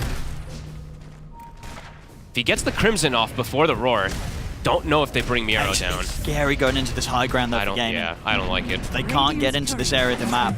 But it saves Curry at least, so that will be the Atos put on the sidelines for a little bit. I'm pretty sure if they jump Miero there, he might even just survive and they kill everybody. So yeah, good choice for them to back away. They've slowed this pace down. They slowed the pace down nicely though to get things into a much better place for them. Still not great by any means, of course, because Quinn is having a really rough time, and there's always going to be the answers for this puck, as we mentioned. But DK is starting to get better farm. It looked like it was going to potentially snowball out of control just like that last game. Things looking quite a bit better. BKB is done. I still want to see him get Blink on the DK next, though. It just feels like it fits way too nicely versus a Morph to be able to just get that instant lockdown. And Kiyotake, the Aghanims, it is done. And he'll get another power rune.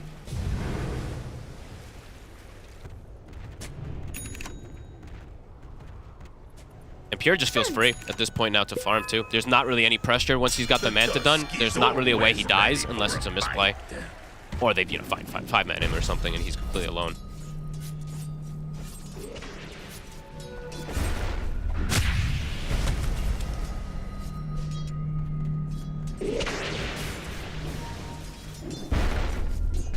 I mean, see if they want to go for another smoke now, BetBoom.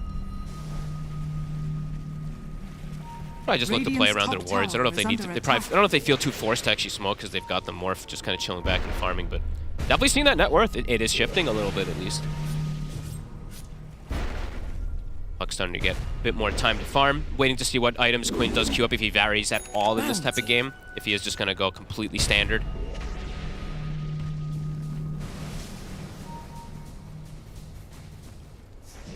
Just able to completely avoid them for now, Gaming.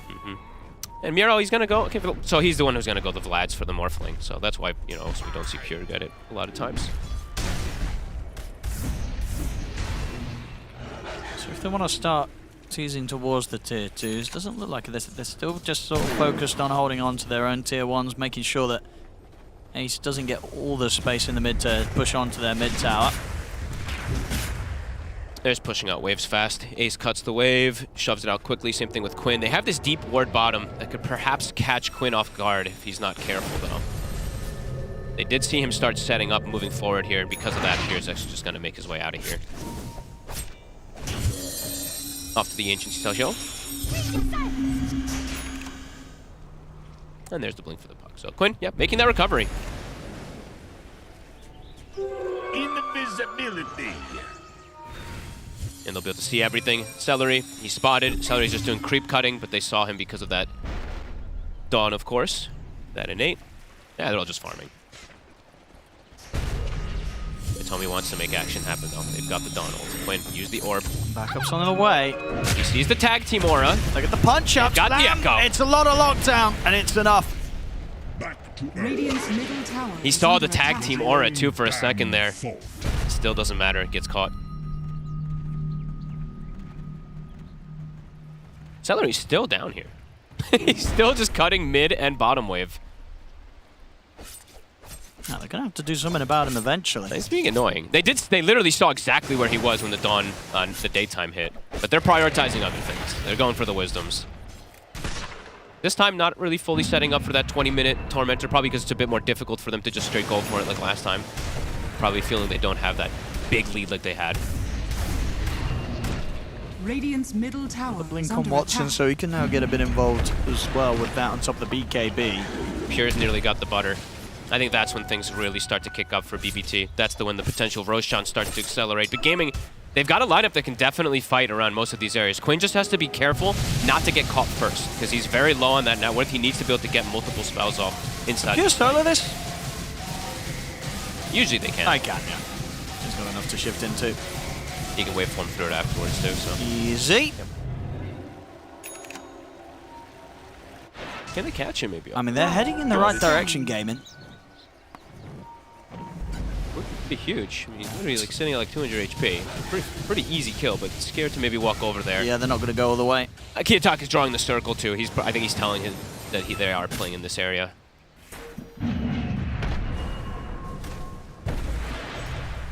And it just is scary when you are playing versus double saves in a way, right? You're playing versus Tusk, you're playing versus Dawn, so even though Gaming, they wanted to try to make a move there, you have to be very careful. Because if you overextend, a snowball save comes up versus either Aurora, DK stun, or the Solar Guardian protects them. Yeah, and Miro's just starting to really rack up these auras. Crimson Vlad's done, onto the way toward the pipe. Dire's bottom tower is under attack. I like that we're seeing a hybrid of builds. And Kitaka's almost got BKB. He's just getting to far back up. No, they're getting a lot of time. They're getting a lot. But Gaming, I think they're getting hungrier and hungrier to try and do something. This could be it. Pure. Oh, he saw them. He gets the shift. Have they got enough control? The fear comes in. Solar. Can they kill this morph? They cannot. Pure's able to waveform away. They'll turn over towards the Dawn instead and take out Miro. But there's the jump forward. It's not enough damage with the Echo straight up to get the cause, but maybe they could get the cleanup here with the jump forward from the Tusk as well. It doesn't look like it. Pure's didn't have enough damage in the tank. I mean, Kiyatak's trying to get back in on this. Pure's in. Oh, turning into the puck, using Quinn's powers against him. The dead shot, it's close, but Quinn's in with a phase shift, will be able to dodge it. Song. What do they want to do with this? Probably get out. Has been killed. Quinn is way too low. He's dying to potential creeps. He's going to try. He wants to get back in. It's a bit risky. These dead shots, they're getting awfully close to catching the puck. Quinn's got to be careful. Quinn can't stay around here. This is so dangerous. We'll get some decent trades. That was a wild kind of one. Yeah, they get the Dawn. Yep. And obviously, as we saw Pepin, they dropped some big ults, right? The Echo came out, and they didn't actually get anything major themselves. It's huge. I think if Quinn dies, it ends up being favorable there for BB, but at the end of this one, it's slightly favoring for Gaming. They don't end up finding Pure, but Pure almost does that little clutch move, finding Quinn. Just Quinn, a couple of these plays to be able to dodge the dead shots was pretty huge. Yeah, we see with the slam, it's enough to take out Tofu, but the cores, they're tanky. Well, they're tanky enough. And we're going to see a couple of times where Quinn very nearly gets clipped by Save at the start of the fight. Watch this one here. It was like, oh! Look how close this is. Coming across the trees as well. Yeah, and it happens again also It does over when here. he comes back in round on this side. We won't see that one, but a couple of times. But Quinn, he lives to tell the tale. Gaming showing that they can take fights, though, even when they are at a bit of a deficit. As long as Quinn can survive in the fights and get multiple spells off, he is still strong as this puck. He just cannot die at the start. How's Watson's doing? He's not quite 18. They're going to smoke to look to contest. But all the ults up. How long on Echo? 15 seconds. Fresh BKB is finished on the Shaker. Can they get here in time? It doesn't look like it. It's gone. Pure now with an Aegis can play much more aggressive. Oh, they'll catch Kasumi to start the fight. It's a good catch. Can they fight more into this? It's into the Aegis of Pure. It's a little risky for Gaming Gladiators, but they do have the number advantage. There's a buyback potential from Kasumi, though. They're going to walk toward this high ground. Pure. Watson.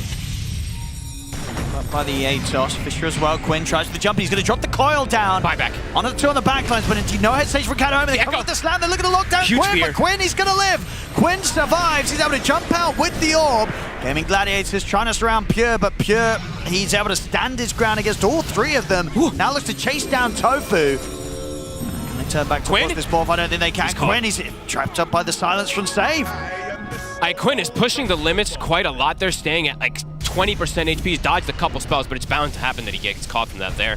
They didn't have the damage to bring down these targets before their BKB started waning down. As soon as Watson BKB starts turning off, he has to just run. Definitely scared of all that control that comes out from this lineup.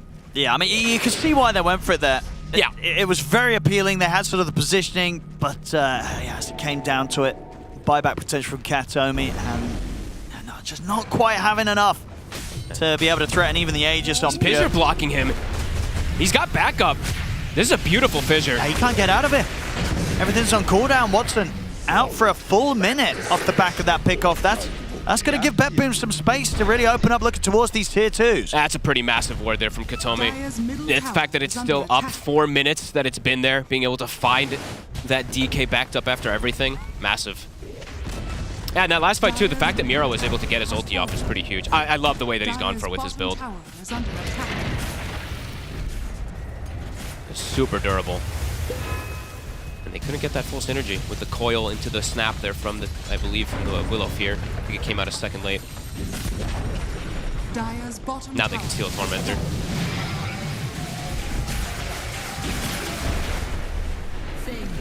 It's looking pretty good once again. It's very much back on track for BetBoom despite Gaming Gladiators giving that a little bit better of a fight as opposed to what they were able to do against BetBoom in game 1, but still it's not proving to be quite enough to slow down BetBoom's advances. No, and the auras just continue to grow. Oh, and the pipe is now there also for Miero, and he's got the Ags queued up at the end. Celery. Celery. He'll get dealt with. Not this time. Not going to cut more waves. Kiyotaka having an unbelievable day today. Yeah, great series from him. Very different styles of heroes as well. Yeah. Game 1 on his SF, bringing it back in the mid, and now game 2 on the Earthshaker mid. Flawless performance pretty much in this series. Even the death that he had in the last game, he was just isolated, right? And they threw everything onto him. He's played pretty much perfect this game.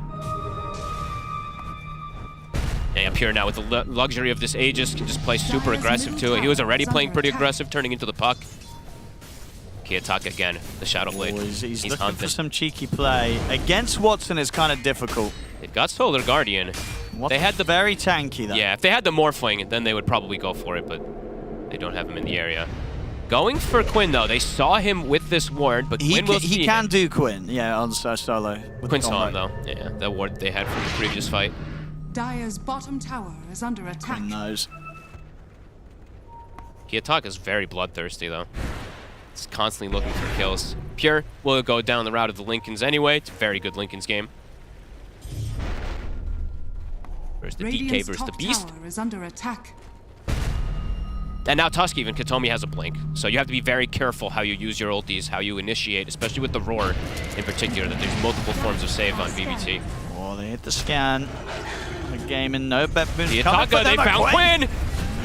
He just was not expecting that at all. I mean, they hit the scan. They knew that BetBoom was coming from this angle. Ace is going to go for the BKB TP out. Is the physical damage there? Goodness. Quite.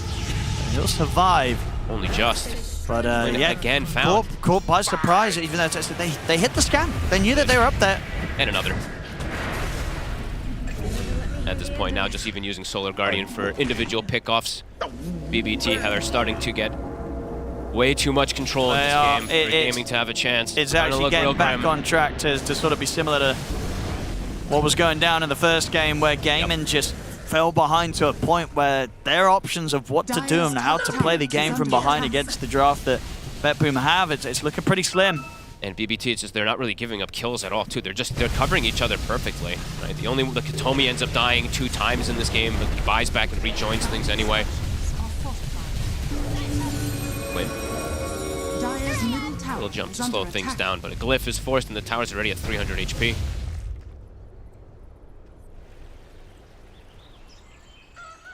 I mean, what do you think again? I feel like he's just gonna get. Yeah, they see him. They see him with the Dawn innate.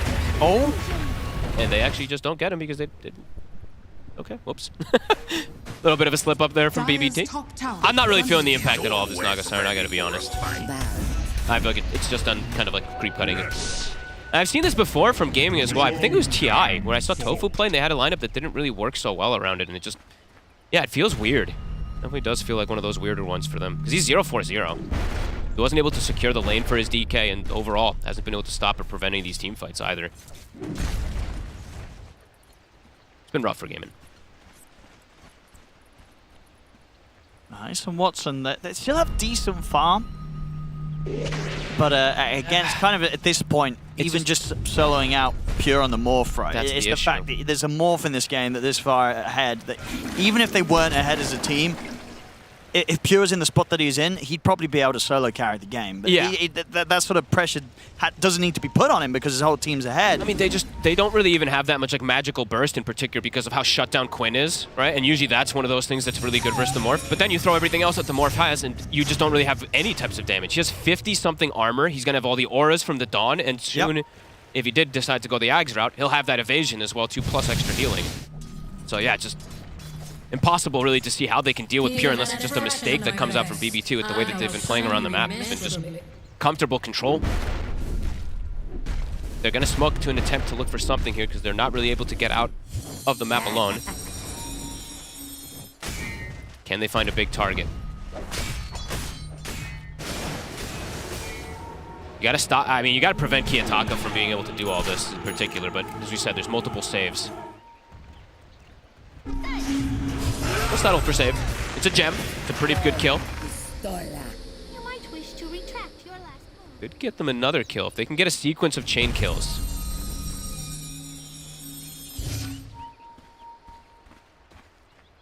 A mirror wouldn't be a bad find. It would be a pretty good one. The ideal to go for so you prevent the solar on another target. Miro. They know. They've got it. They found him. All right, that's some good stuff here. Very good stuff. Gaming. So they got the gem, and they got 2 pretty good kills out of it, too. Can they sequence this into more kills when they have 60 seconds, no Dawn? That's the question. Roche, see if it's going to be an instant spawn. Ward is replaced from Katomi on this high ground, so they are seeing everybody from the side of Gaming. Dire are scanning. How long's the Roche? It's a fast one. 20-second spawn. They're going to get some momentum here onto this tower. Radiant structures are fortified. Bloodthorn is done for Watson. He has hit 20, and he did get Vindicator, Zach, so he did get powered up quite a bit amount from all these little pickups, too.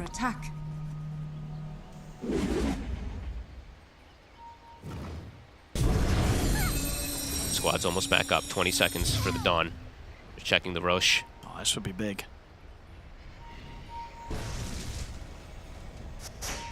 And it started.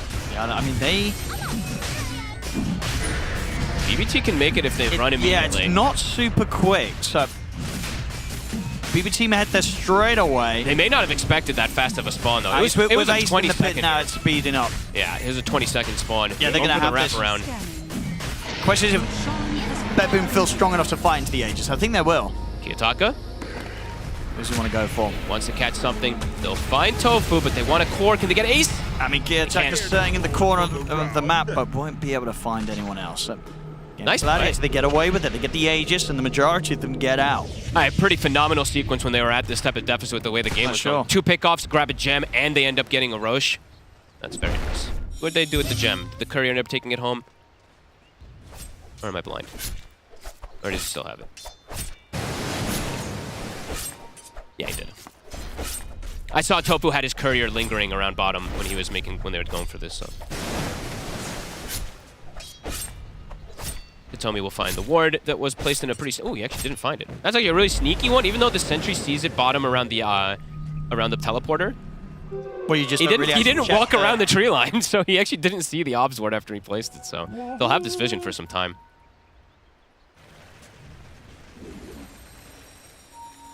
Here, invised up. I mean, the 2 of them hit.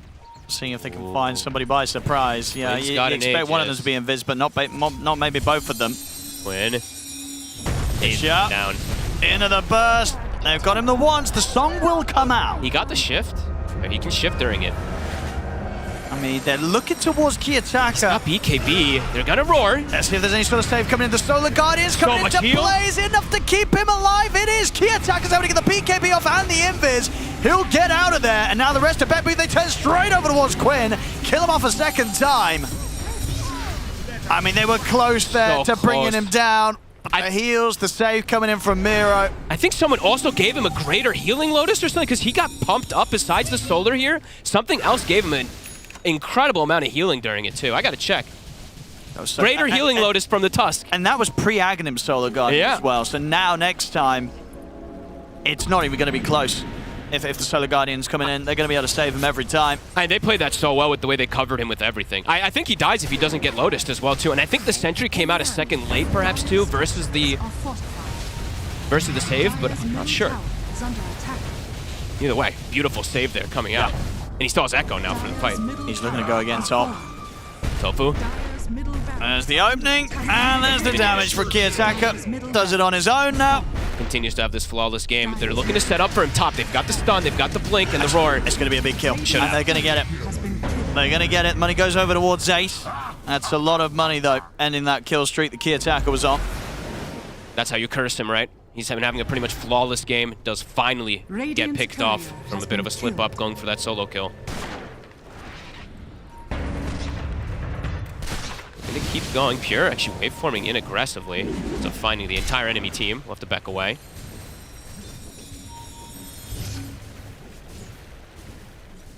$50. They're trying to get more momentum out of it. They don't have Roar though. They've got Watson on the side. Big damage. They can find a support. For a team that's 9k behind, Gaming Gladiators are still showing some good moves. Yeah.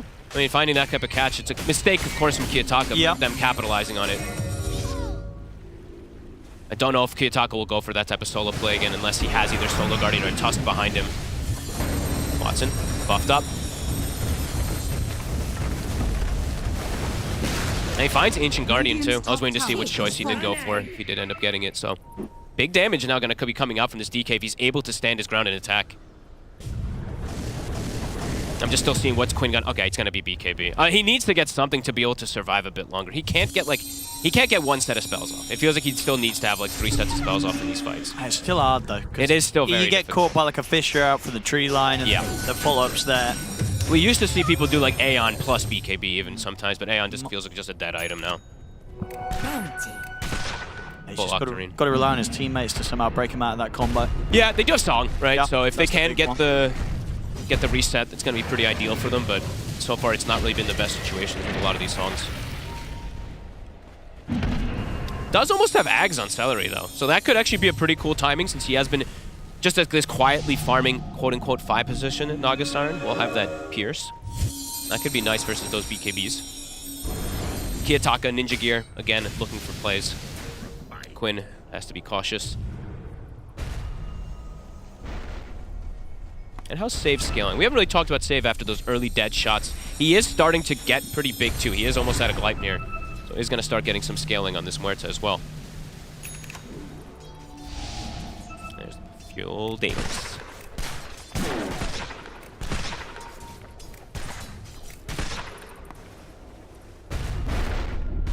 Both teams looking to play around their vision.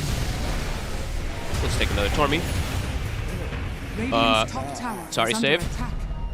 That always happens, you know. It happens. This is BBT after all. They Yep. like to kill their teammates. It's part of the process here for them Yep. in these sort of games. Just another time. I actually can't believe he died.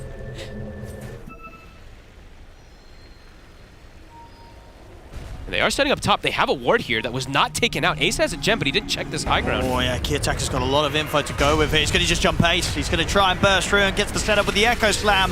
He's tanky Ace, and he's tanky enough to get the BKB and the Roar off. But they're on him. Slide in with the waveform from Pure, take him out. Kiataka. If they can get this Shaker back out, the Dream goes down to 2 of them. Now dealing with the Morphling, that's a bit of another beast to try and tackle. As Pure is very hard to kill.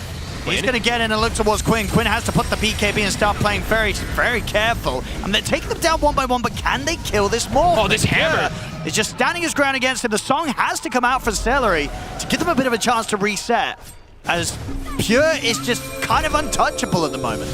Might continue chasing, too. He certainly will. Quinn, no BKB this time. It's a solid silent setup there for Pure. Phase shift. And they'll get him anyway. I mean, the Morphling, it's such a huge problem.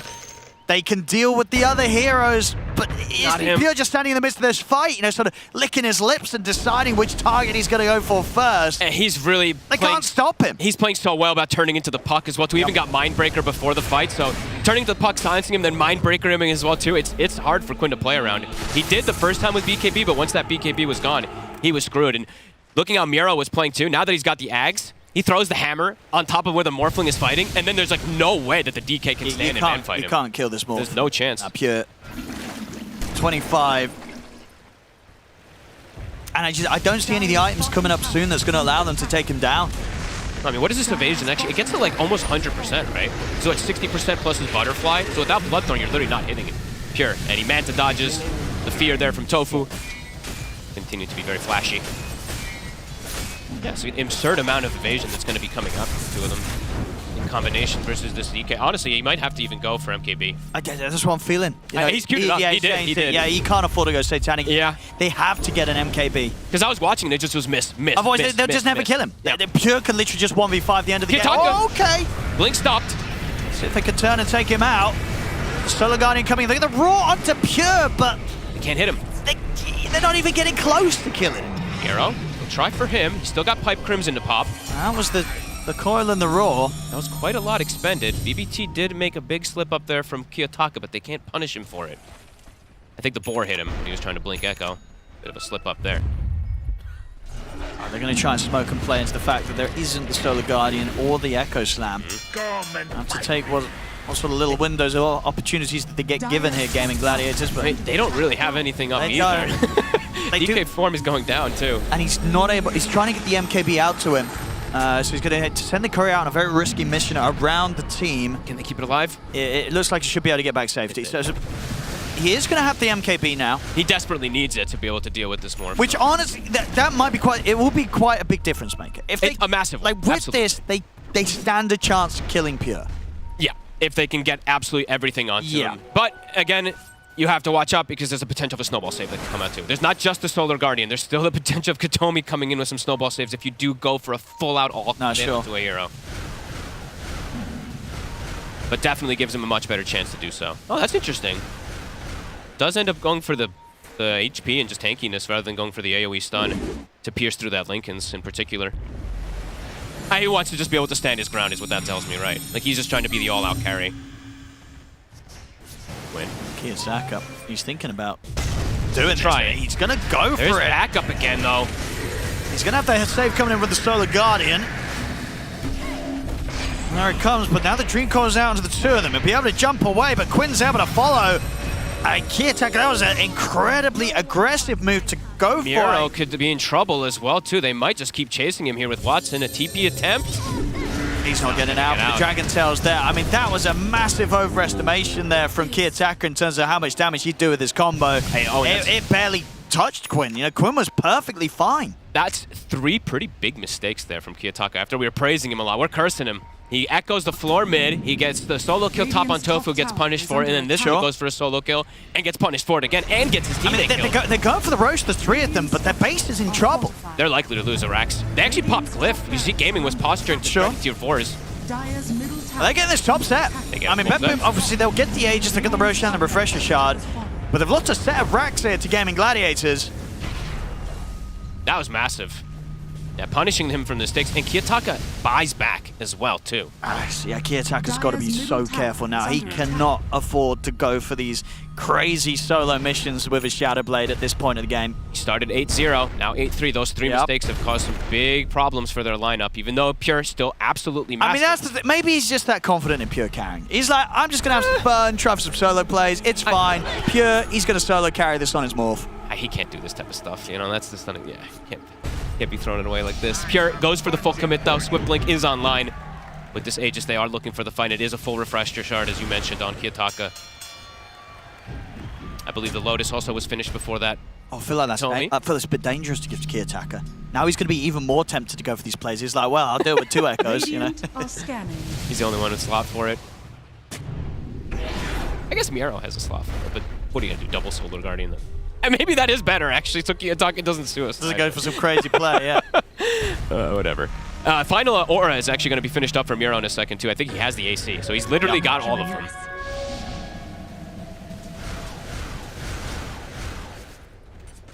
This game has gotten quite a bit more exciting after those slip-ups there from Kiyotaka getting punished. He's just giving us some entertainment.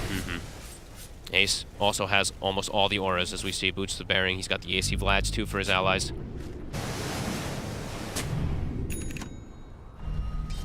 They can start a little bit of a base race, maybe. They've got the creeps with them in this mid lane if they just want to push. If this game ends up being a base race, oh my goodness. Because they both kill buildings very fast. Who even is favored in a base race right now? There's both a Beastmaster click DK. Down the mid. The thing is that Beastmaster DK is pretty strong. Morph also, like... I would probably favor the Gaming Gladiators lineup. I think Gaming, me too. I think they would, if they go full race, I think they'd actually win that one. The dusk is always of course, there's always going to be ways to trip it up if the TP from Urshiga comes out, blah, blah, blah. Here's it. Like, it's broken. Lotus Top now. hit. It's going to be the snowball save off the solo to Tofu, but he's up in the air with the Yule Scepter. Here.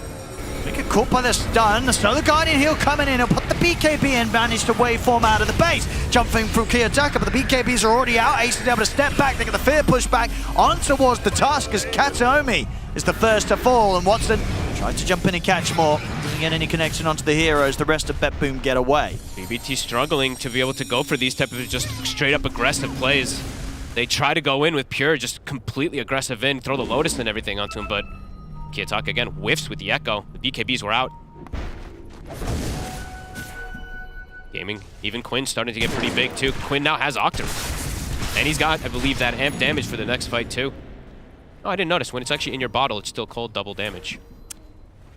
Hey, come on now. Let's not point that out. That's not. We don't want to get fired. I can't believe I've never actually noticed that. What the hell? I guess I don't play mid. Wait till you find out what the voice lines still say. Uh-oh. Tofu even able to finish up an Octarine too. So yeah, if they survive, the frequency of spells from the Puck and the Willow really are going to start to ramp up. Is under attack. Gaming. They're doing this nicely for a team that's been far behind and a team that got absolutely crushed in game 1. And for Quinn in particular, got crushed in both games super hard. He's getting his revenge and getting back there slowly but surely. It's going to feel good for him, you know, seeing Kiyotaka make these mistakes. Because he's almost miles for Quinn. He almost has the same, like at this point, it's almost the same exact net worth as this Urshiga in a way. With how much he's going to be able to commit in the fights, like Quinn is just going to have an easier time surviving too, perhaps. Unless they catch him first. I mean, that kind of wombo combo burst of the Shaker does fall off. Nero. They're going to try and get the jump on him. See if they could go through the door breaker. They've got the Roar. They've absolutely got him. And he's not got buyback. He does not. Pure is going to be going in very aggressive. He's got to be a little careful. There's no buyback available on the Dawnbreaker. Tofu's still alive. There's a jump. He's going to try with the BKB Echo Slam. It's going to be killing off Tofu. But now Gaming, they're ready to close back in on them. Katomi split off from the fight. They have the song as well, too, splitting it even more. He's going to have to snowball to buy himself a bit of time. Has he got any way to get away? He cannot. Celery also will be able to sneak. I mean, that's the Aegis. They managed to get through the first life of Pure. Hero still dead, 50 seconds. Gaming. Finding some really, really good fights, really, really good catches. Yeah, and honestly, BetBoom, I feel a little lucky at the end of that game and didn't try and push for more, because obviously for gaming, there is going to be that expectation, right, that the Dawn has buyback. Sure. Yeah, absolutely. And yeah, that's probably one of the reasons why they didn't chase any further, because if they would have known, they could have definitely got away with maybe even a bit more. It's a very scary position for BetBoom to be in. BBT is starting to run out of steam. It's really starting to feel like it's starting to get to the point where it's pure absolutely versus the world after these last few splits of Kiyotaka. All the heroes on the side of gaming are getting really big. Even the Nog almost has a Hex. Celery's starting to be pretty devastating, pretty terrifying too. Oh, he actually took 2 talents that I don't see most people take anymore. I usually see them take the Echo and the Echo cooldown. And now that Roar, it's up constantly. Right? What, it's like a 30-second cooldown or whatever. And it is pretty crazy in the late game with that increased stun, how it is now, 4 seconds. It is very strong, especially if you get a Deluge onto them. Yeah. A Deluge plus that's what, like a 6-second stun that they can get out from that status resistance reduction? And they've got the damage now. It's like any hero, apart from Pure, that gets roared will die. Even if a Solar Guardian saves coming in. Yeah. Gaming Gladiators at this point can kill them. Pure's the only one that kind of like, if he gets roared and there is a Solar Guardian heal coming in and he shifted up before, he should survive through it. He could still dive. You think it's enough now? Chance. Yeah, I think there is. It is starting to feel like they're starting to get it pretty much enough to just go straight through him. Let's have a look. Gaming on the hunt. They still have the saves, of course, the Katomi and the Solar, but what's Miro's buyback looking like? He must have it soon, right? He should have it, right? Ooh, nice 700 gold still. No. And it's such a huge buyback that you need to have. And Katomi, too.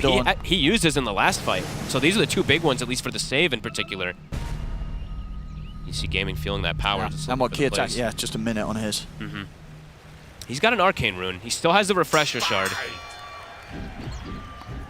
Going to inch themselves out, playing around their vision. The jumps are going to be all important for both sides. The initiations. And Ace overall. I didn't mention this because it's been pretty chaotic. Yeah. This ascetic cap is huge for him. Just able to protect him versus a lot of the initiations now at this point too, because he's tanky enough to survive the burst. Whenever you see all these constant chain stuns, having this is huge. Feels like he's really been sort of that solid kind of rock for the Gaming Gladiators throughout this game on the Beast. Absolutely. His Roys have been pretty much perfect every single time, it feels like, except for maybe 1 or 2. And now Celery with this Hex too. It's just more and more problems, it feels like, for BBT. They're looking for a catch with the smoke.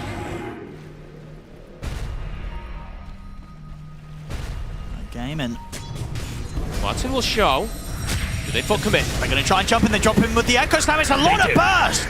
Oh my goodness, that Dragon Knight disappeared a heck of a lot quicker than I think anyone would have expected. Song will come out. Does have buyback available if they want to try and fight off the back of this. Kiyotaka's easy, BBB! Fish the setup, they get the dead shot as well. It's not enough burst though. Quinn, he'll get out of the combo. See Pure turn over towards Celery at the side. They're trying to fight back here. Watson, they're doing a hell of a lot of damage down over towards Kiyotaka. Turns towards Kataomi. The buyback works out strong for Gaming. They can chase him for more. Pure is going to try and fight back. Going to come back in on this with the BKB. Turns towards Quinn. Pure's trying his best to carry the team through some tough times. Radiant's middle tower is under attack. Looking to re-go. Save. Another jump. Pure, does he want to get back in on this? Nero, he's also going to get found here. Tries to TP out the side of the fight. Great buyback. I mean, they had to... I've just been a little bit more careful and aware of that, right? It was always going to be likely that Watson was going to look for that buyback play. Yeah. BetBoom try and fight on into it. Again, Kiyotaka, he sees that temptation, right? He's outside of the song. He's able to get the Fisher set up into that second slam. But the damage from the Shake at this point, it's just not enough on his own. If he's making these plays this deep away from the rest of the team, they're not going to get the kill. No, and Ace was pretty clutch too. He got the instant roar before the secondary combo goes, and yeah, Katomi, he's knowing that this is starting to get pretty rough. It's getting to be a frustrating game for BetBoom. It really is. A couple of these mistakes, it's just back to back, and it's, you know, not to put all the blame on Kiyotaka, obviously, but a lot of these plays have come because of the back of him maybe overcommitting a bit here. I feel it's just sort of the nature of the hero at this stage. It is. Well. It is. You offer a lot of stun, but making these sort of jumps, you're just not going to have the damage to take out these heroes solo. And I can understand in that one in particular the appeal for him to jump. Pure, he's going to go for play. He's going to start the defense. The buyback's coming. It's the song to reset for now, Gaming Gladiators. Try and make the jump over towards Ace. They got the Hex, got the connection on Pure. Listen them back, get the Roar in as well. I mean, Pure. He's gone, no buyback. Does not have buyback. He's out for 100 seconds. He bought his Satanic. He spent the gold. And Kiyotaka tries to jump in with a slam, but this time it's not even enough to take out Tofu. Tofu survives. And yeah, they've got to try and do this without their Morph fogged. I mean, they need too many of these bounties. He needs 800 gold, right? 982 gold. They don't know he doesn't have the buy, though. Sure. But because, and the thing is, right, they're happy regardless because they know they've forced out 3 buybacks from BetBoom.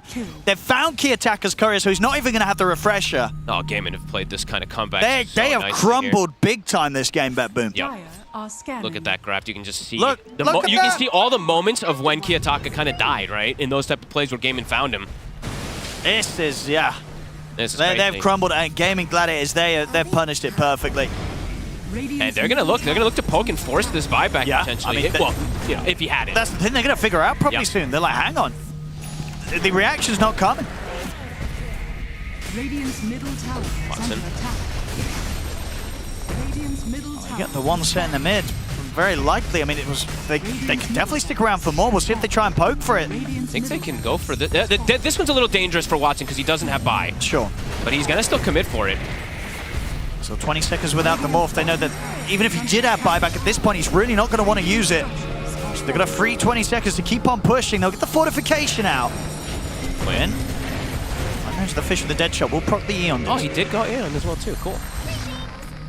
Now back off for now. Respect the fact that Pure's back in the game. Immediately to Roche too. They know it's back up. Yep. Now Gaming, they can see the light at the end of the tunnel here. Through the thick and thin of it, they've actually been able to find these beautiful. I mean, Ace, like you said, I think he's really been that rock that they needed for the team. Just finding these perfect roars. Watson, of course, too, being able to get this farm, but a couple of these roars have just been beautiful versus these BKB targets. Yeah, the Beastmasters are absolutely essential this game for what they've been able to do. And now Quint's 25. They've got all these crazy talents. Yeah, and he's recovered perfectly. Yeah, he's 4K ahead. It took some time. It did. It took a lot of time this game. And it took a few missteps from Kiyotaka. Well, he's 4K ahead because he just got given an X, right? Well, that's true. But yes, no, I don't need to call him out on that. Yeah, sure, but he's completely, but he's recovered completely because of his team. It's been a rough game for him. It was. Now, Quinn might get to have the last laugh this game. And Kiyotaka, it was 8-0, right? He was 8-0, 4 deaths, a couple of whiffed echoes too. And no refresher. Curry at the side. So Pure still very strong, but all these next big items that Gaming's been able to pick up, it's more and more answers to just deal with this Morphling. They can kill him. They can kill him. They can kite him. They can reset. That sort of sweet spot of the game in which he had that sort of advantage, it's disappeared.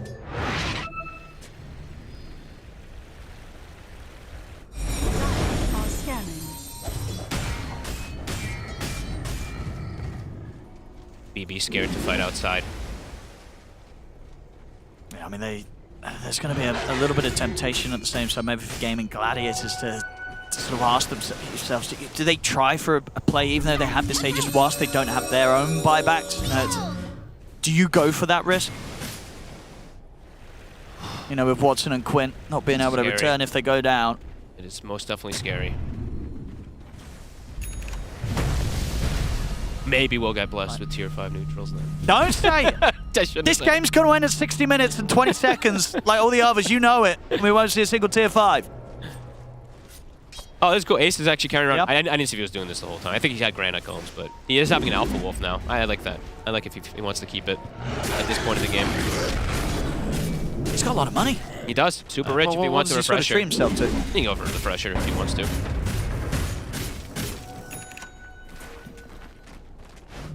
But maybe just wanted to save for buybacks and potentially buyback boots of travel kind of plays if he needs to, in case of an upcoming fight. Tofu also with a Wind Waker now, so yeah, very difficult for them to kind of focus fire a target as well now on VB. It feels like now, with the way that the game has completely turned the tides, they actually have to pop a target before the fight starts, or it's very difficult for them to see the hope for them now. Against these Aeon Discs, it's hard. Yeah, I mean, Aeon Disc, Wind Wakers. Yep. Game in.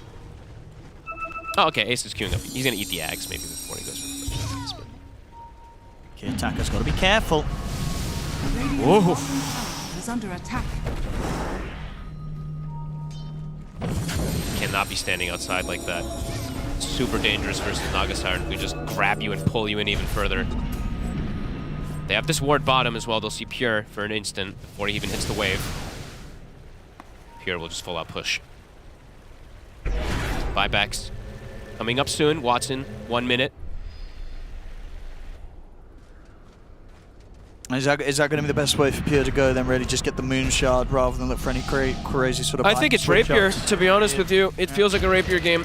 Yeah, he switched it to Rapier. Oh, there we go. Yeah. We love it. He literally switched it immediately after you said that, actually. Because it feels like he doesn't actually... He has to kill a target 100-0 in the combo that's come out from Kiyotaka now at this point. But the issue is also that they're playing versus these Aeon discs, so...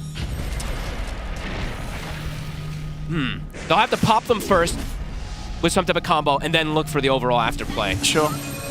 It's hard, getting harder and harder. It is. And here comes the push. Tier 3's gone. Final set of racks exposed. Watson's in. Plus 400 damage on this DK.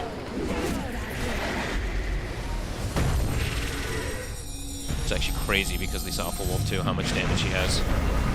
Which continues.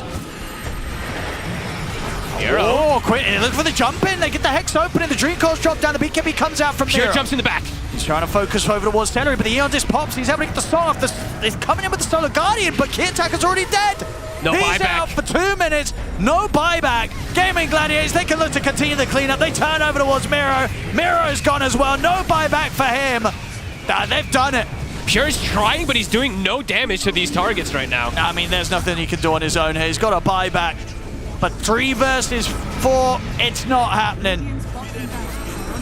As Gaming Gladiators, they're back on with the push. He's got the Rapier. It's coming out, but is it even going to make it in time? Oh, okay, they kill Quinn. Get Quinn. Okay. Let's have a look, Pure. Can he really do it? That delivery needs to be made yesterday. Where is it? It's coming. It's coming. It's coming. Here it is. He's got it. Okay, Rapier online. Time to chase. He's got Blink up in a second. Watson, does he want to continue going for it? Katomi. Get him in the shards. Those are good ones. See if Pure can get this. Get in, and they've got the stun, they got the Gotta damage. do damage. Okay, I mean, this is going to be Quinn and Watson dead. That's Watson big. does have buyback, and Quinn, he has got his in 30 seconds. Oh, that's hype. Swapping in this All Divine right. Rapier after he dies. All right, And I mean, Owen, Pure, what time can is you it? do this? Can Owen, you do this, Pure? Look what time it is. I know, we're actually going to get to see the We're tier gonna get 5. neutrals. I was worried. That push was coming in. They didn't have the buybacks on Bad Boom. It's like, okay, this game's over. But no. Pure says, hey, well, let me have one last chance to have the final word in this one. Mirror Shield is pretty damn good for him, too. See what he gets. It's a really Here nice we go. for it. What does What's he get? going to find? It's an Apex, so no Mirror Shield. No Mirror Shield, but more damage. It's not bad. It's but it ain't a Mirror Shield. No, but look at his damage mitigation as well, too. Okay. What's his physical resist? 80%. 81 now. After he leveled. Yeah, that's pretty crazy. That's a lot of percent. At that point, it's like you might as well just get rid of the MKB. It's like, why am I even hitting this guy? Physical damage ain't going to do it. You need the MKB. That little bit of extra that you get, too, from the damage. This guy 80% resistant. Who cares if you hit him? It's important. I think sure, of course, we're getting those Magic procs. magical procs. Yeah, it's very important. True. Super important. Actually, the most important.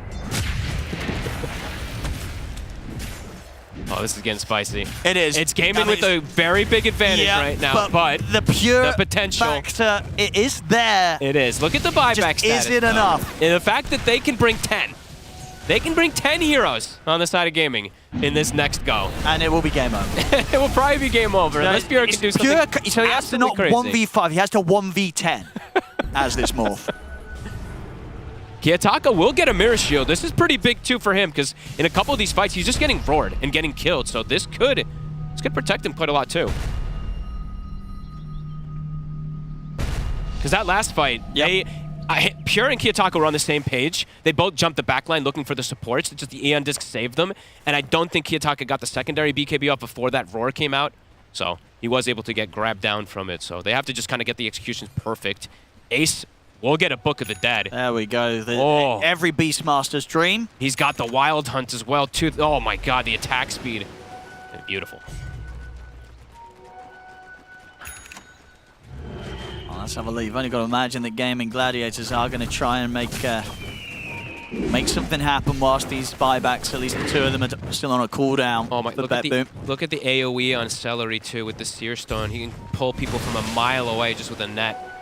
He's create a net or a hex. And the hex, right? It's just yeah, in crazy range that he can pull them from. Sure, and he's still got money to spend on top of that. Yeah. So we'll see if they spend up themselves. They're going to start getting incredibly rich because of this Pirate Head on Quinn. Sure. He's just digging. He's starting to buy damage items. I think he bought MKB, so he's going to start being that big right clicker as well since he got that Ags eaten earlier. He's like, look, guys, I know I didn't make a lot of money in the early game. I'm going to make it now. Let's see what happens. Same's going to get jumped. Jump in. Save.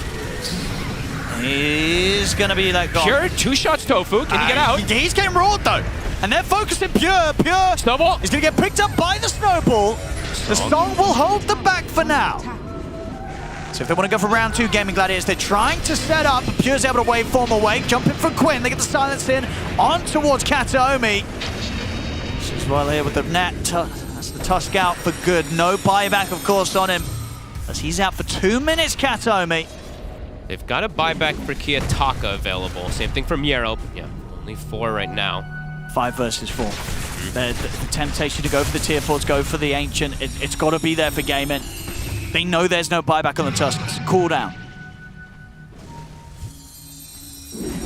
Tense moments. Watson. Time for slow down. Miero. It's on the front lines. Roar is back up, Race. Got the banner down for the push. Also trying to get back in, but the Elder Dragon forms come to an end. They get the Dream Coil out of the 2, and then Quinn jumps forward. BKB's popped here. Jump forward, spam. Kiyotaka focusing Quinn, trying to lock down the puck, but Quinn, he's going to be able to get the phase shift off. He can get out of the fight for now as the Ancient's exposed. The creeps are doing it. Yeah, they are. It's already been able to bring it down to close to half HP, in fact, beyond it. Quinn does die. He just aced alone with his summons. Literally almost just killed the throne in a couple seconds when they got distracted. They have to be very careful of that. Now without Quinn, do they try and push it again? Quinn has enough for a buyback. Yeah, you want a buyback and try and end. That's it. They know that Kataomi's not got buyback. They know that they've got the numbers advantage. They just want to. They want to get this game done with. They know that there's no echoes available too. Kiyotaka did use both. Banners down, Pure. Tries to get the waveform opening onto Watson. Kiyotaka. Got the fear to push back. No, the BKB's there in time for Kiyotaka. Pure looking for the right opportunity to get involved in the fight. They're pulling him in. They got the Solar Guardian. Pure's going to go straight over towards Watson, but Watson's able to put the BKB, get out to the side of the Solar Guardian. He'll get away. They have to use the fortification because the creeps are building up on the Ancient. Pure turns towards Ace. Ace pots the BKB. He'll be able to escape. Pure now goes over towards Watson. Watson keeping his distance and Celery. He's got the Song. The base, it's getting hit. Quinn. And Watson, they want to end it. Watson, he's in onto the throne. The damage from the Dragon Knight's enough. Gaming Gladiators will manage to close this game up. What a recovery. That was a pretty, you can see it on their faces. That was a hard-fought one. Yeah, they needed that. 66 minutes. Some slip-ups from Kiyotaka getting punished, but Quinn, I think he felt the most pressure in this game for sure after that early game. But a recovery, it was made. And Watson, he does end up being that end-all, be-all carry. He does. And as we said before, you're coming into this game, the stats for Watson's DK weren't great. It's not a Watson hero. It's not a Watson hero, but at the end of it all, he does come through as the carry, big time. 13, 5, and 13 on the carry DK. We'll definitely be seeing it again from him coming through. I think on the pro games as well. The last time he played it in pro was 4 years ago. Yeah. 4 years ago. I have to highlight Ace a ton, though, I will say. I think he was the rock. He's the one that really brought the game back. If he wasn't on the beast this game, they wouldn't have been able to carry it that sort of 100%. mid-game period or stall it out and set up the plays they did. They needed the Ace Beast in this. They get it in, and he does everything more than he needed to, really. Yeah, and I like the way that he did this build. Like I've seen a couple of the players still even doing like Helm of Overlord into Ags and stuff. This one, I think he recognized, I need to buff up my DK as much as possible, not play about myself. Yes. Play about my team, try to get them to recover, and that's exactly what it was. It was a recovery game from gaming. One of the better recoveries, one of the better comebacks I think I've seen, at least in this tournament. It was a big one. Yeah, they had a big lead, BetBoom, but it slips away from them. Gaming, they make sure that they do not miss the chance to lock this one down and get themselves the winners. This series, it'll end up going 1-1 between Gaming Gladiators and BetBoom. Thank you very much, Tony Pixel and Fogged. Oh my gosh, this was quite the comeback because at the start of this game. Love this one. Oh my goodness, it looked so desperate here. The cost. Yeah, this one is insane. The Slugger from Shaker, so many good plays. Save is also insanely talented. Probably the best Muerta player that we've seen so far because he's been playing with the Earthshaker pretty much throughout the whole game. Any kind of extra setup that you do need, he's going to provide you with that. His Deadshot usages have been pretty much perfect. Yeah, Bibbidi Bobbidi team, they did throw the game. They had 8, 9, maybe even 10k gold lead at one point, but Gaming Gladiators, what a comeback from them in the game number 2. Yeah, I agree. Amazing stuff from Ace in particular. Yeah. The Beastmaster, I've been in these scenarios on Beast, and if you screw up one fight, if you roar the wrong target, or you roar into like a Lincoln's or a Lotus or something like that, or you roar a support and it's just not worth using that, it's so important, your decision making in these fights, and he was like, they were always killing key targets with the roar. Quinn had a rough one. Oh my goodness. He had a real rough one. At the end of the game, he was like 4-11 or something like that. I can see why he's, after the game, looking a little down, because he's like, I'm glad that we won, but it's definitely not in the fashion that he likes. Like, Quinn is a perfectionist. This guy doesn't want to win like that. The rest of the team, they're feeling the emotions, but I think Quinn is more like his own performance. Like, he wants to do better.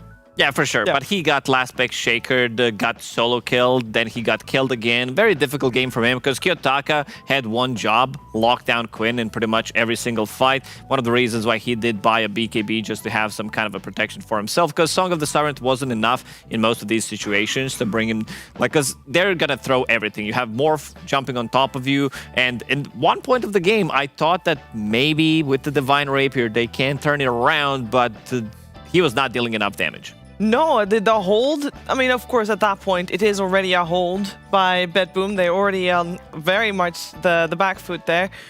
But they could hold for a while, but they couldn't really kill anybody, Jenkins. No, it's very difficult to kill Watson on the DK. Like, he was doing a good job. His team was doing a good job also at, like, poking a little bit and then kiting and then poking a little bit. And I think the reason that it's worth it to do that, and the reason you can do that, is because Watson was so fat in this game. Legitimately. This guy's inventory was like, he had all the really expensive items, like Bloodthorn. Overwhelming Blink, SNY, Daedalus, yeah. I think he had MKB as well, like no boots at the end there, Consumed Moonshard or something like that. And then his team was, like, Ace had all the buff the Giga Carry aura items. He was drums, he had Vlad's at the end, or drum boots. So he could have very easily went for some like Octarine Refresher or whatever, but he valued more just making Watson the star of the show, which I think with this guy, like, even though his early game was not the greatest, I mean, their whole early game was not the greatest, this is still how they need to play around Watson as a player. Yeah, there's a lot of things that we can highlight from a game like this. So I'm extra curious to find out which two players Kezu has highlighted for his Acer Predator head-to-head.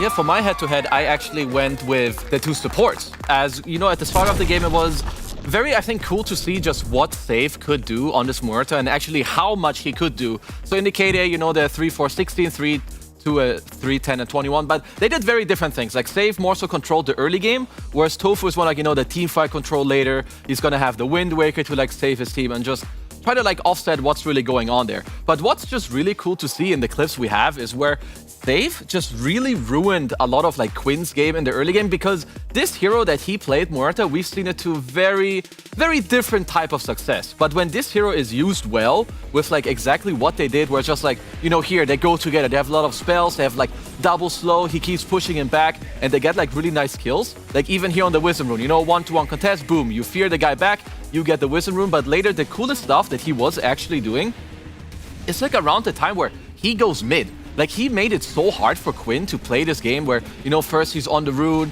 some stuff happens, they have, like, more silences, they help each other, like, get these kills. And they were just constantly playing with this 3-man ball. Like, this one is just the nicest. You have this Deadshot from Fog, you fear him towards your Earthshaker, Fisher, silence, boom, Echo Slam, and you just kind of, I mean, you just ruined this guy's game. And we have not seen this very much from, you know, the Muerta. Of course, this time around, he ended up losing, but really, really nice performance from him. So maybe the hero isn't as bad as we think, Mr. Lacoste. Back to me, huh? The fact that he uses the pathing, I think, on Save is what's really interesting. Like, he used the fact that there's the hill there, and that he knows even though he's fearing down, he's going to fear to the left because of the hill. I'm sure we're going to see a lot more Muerta, maybe even in the hands of Tofu. Hey, Tofu, how you doing? Hey, guys. Yeah, pretty well. Was some long games, but glad that we prevailed.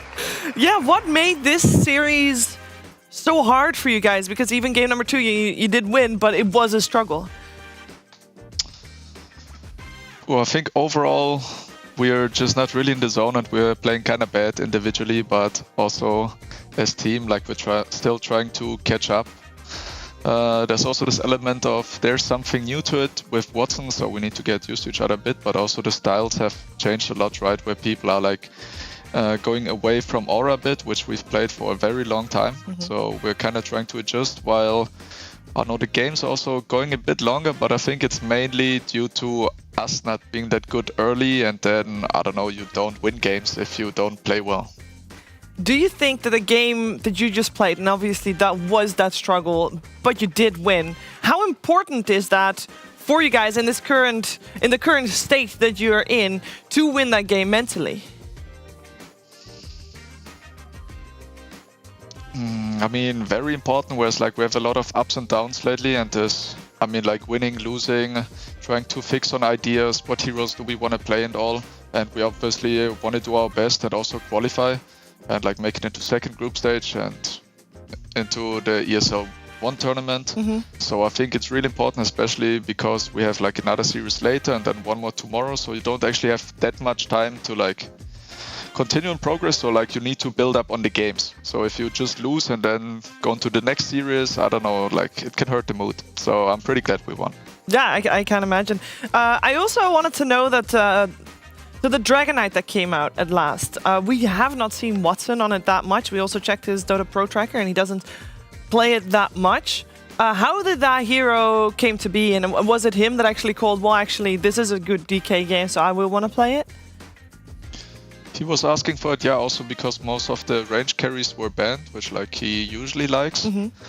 Like he personally prefers like agile carries and like, I don't know, carrying hitting people, whereas like Aurka and DK, for example, they're also really good and we consider them sometimes, but they're like lower priority, but everything else was banned, so he wanted it and it also kind of fitted our lineup. So I think, yeah, it was just good overall. How would you rank some of the position 4s at the moment? In this game 2 you just played, there was a Muerta, and obviously you played Willow. And we've had a little bit of a discussion how good either of the heroes are. How would you rank them? And is there a hero that you put higher that you didn't get a chance to play today? I think there's a lot of decent heroes, but nothing like super outstanding broken, whereas like thinking back at the Ria tournament, I feel like we could first pick Hoodwink and snap every game, also because like Gleipnir was really broken, like you always have to figure out what heroes are really good, what items are broken, and like how that works together. Whereas I feel like there's some variety in POS4 and you also need to adjust like what's good with your offlane or mid. But for me personally also, I really like Muerta and it picked up in popularity a lot, so I don't know, I'm just picking it because other people would also pick it. I think Willow is also like top 5. Then it can be like occasional Hoodwink still, or Coddle, or Lion, or Shadow Demon. Like I feel like there's a lot of variety to it. More like what do people prefer, like to play, whereas like there's nothing like straight up broken. Yeah, I like it, like the personal flares to every player, which offlaners or which position 4s they prefer, which is also a type of offlaner because you're also playing in that lane. Never mind that. I'm going to send you over to Kazu, who has some more questions for you. Hey Tofu, you already said that, you know, when you lose, it's very easy to like maybe talk about too many things that you guys need to do better. I fully agree with that. But is there like 1 or 2 main points that you guys like are trying to focus on in these games, for like maybe we want to collapse more together and like dive their tier 1, or the way you play around Quinn, or like how you're drafting? Like, have you guys come to any like more strict conclusions, or is it like you're saying you're just building from game to game and like taking it more chill and natural? There's like bigger concepts always that you can talk about, or things that like we as team are working on, but then it's also each series individually where like things go well or some things go bad that you have to address. I think mainly or generally it's always important to look at the first like 10 minutes, what's happening in the early game. Is the game hard because of lanes? What rotations could we have better? And then every team has like sort of a different style, what areas they want to take. Do they want to dive a tower, farm, play on their stacks or whatever, so it can be different. And then there's also like a new aspect of like late games where we generally have been bad, and I think Watson also has like some good input on that, but like generally map movements, what's important to prioritize, and yeah, stuff like that. Yeah. Okay, that makes sense. And then my last question, what do you feel like made this game hard? Like, why was the mid game hard? Or do you feel like the game should have reached the state where you guys are like down 10k gold? Or what do you feel like you guys should have done to prevent this state from even happening before it happened? The second game just Yeah, now? like just Or the game which just one now we with the Beast. Don't remember too well. This game was kind of long, but weren't we just feeding in the early game? So that's why it's hard. I guess kind of. So it's more like what we will chip it off to individual gameplay, or do you feel like you guys missed some timings? You know, we didn't use our Beast, or you know, Quinn was having a rough time. He was feeding it up. Is it more like, you know, just people I feel sucking? like the lanes overall were not too good. Quinn was also kind of 0-3. They got him good. Yeah. Yeah, I think Ace had a good game. DK is like farming, but it's hard to play on that. So we kind of have this raw goal. Well, DK needs to play up, so we just need to dodge them on the map, go for pickoffs. They also played it kind of slow, so we could catch up and get some openings. Yeah, that sounds good to me. Road perspective, I don't know. We were kind of just feeding a bit, so game takes long. Just trying to do better. Yeah, makes sense. That's all from me. Thanks, Tofu. All right, Tofu, we're going to let you go. Good luck in your series this afternoon against Nouns. And looking forward to talking to you again another time. Cool, yeah. Thank you, guys. See you.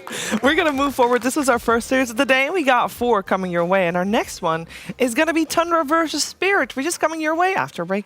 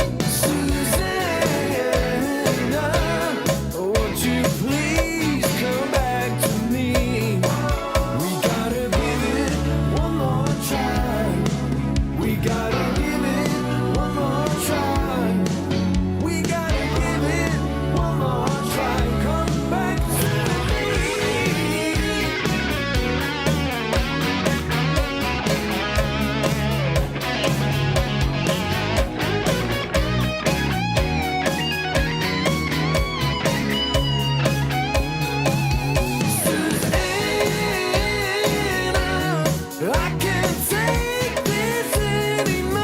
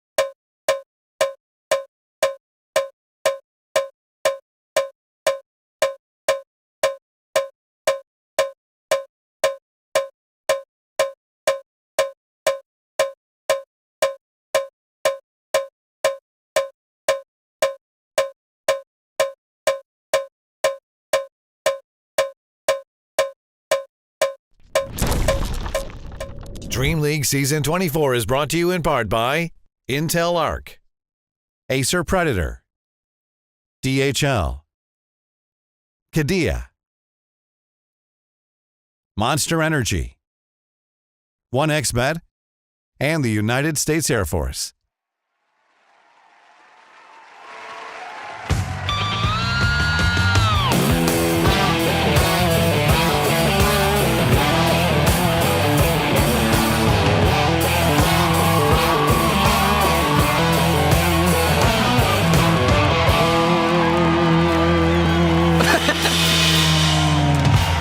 You're still watching DreamLeague Season 24. We're moving to our next series. Thank you so much, Pug Champana, making every intro spectacular. And yeah, we changed it up on the desk. You see correctly, we got rid of the cost. We got Effie. Hey, Effie, how you doing? Pretty good, pretty good. A downgrade from Lacoste, but I'm happy to be here. No. Stop it. There's no way that's true. That guy. You could be almost anybody. No offense. I can't make the jokes he does. That's fair. Nobody can. Well, you could just open up his notepad that he has on there. You could make the What is jokes that he has. Oh, what do you call cheese that's not yours? Nacho cheese. Nacho cheese. Is that literally That's the L joke. You should have let me say it. Sorry, my bad. He has that in 52 size Times New Roman and notepad.txt. That's a bad sign. Yeah, Oh, it's not yeah. good. That was his. That's why he wasn't making jokes today. Because that was his number one. And that's not good. Anyway, yeah. Let's focus our attention on the series at hand. We got Thunder and Spirit, and they're going to play a 2-game series. And, well, I'll just dive straight into it, Kazu. Actually, no, you'll dive straight into it because you got something to tell us about it. That's true. So earlier we looked at some gameplay stuff. So this time around we'll look at some maybe more strategic and maybe some drafting stuff. So I have a little graphic for Tundra, who we need to note at first, they have only played second pick 6 times in a row. So every time they have choice, they will only play from second pick. That's cheating. Not really, it's their choice, but what they do very well is that so when you are second pick, you close the first phase, which is where you see the number 9. That is your first pick of the draft, the first hero. I don't see number 9, wait. Above Alchemist, above It's a Bristleback, top above left. Sankey. Yeah, It's the little okay, green. I get it. So they only have one ban in this phase, which is the number 12, and they are the ones that pick out of phase with the number 13.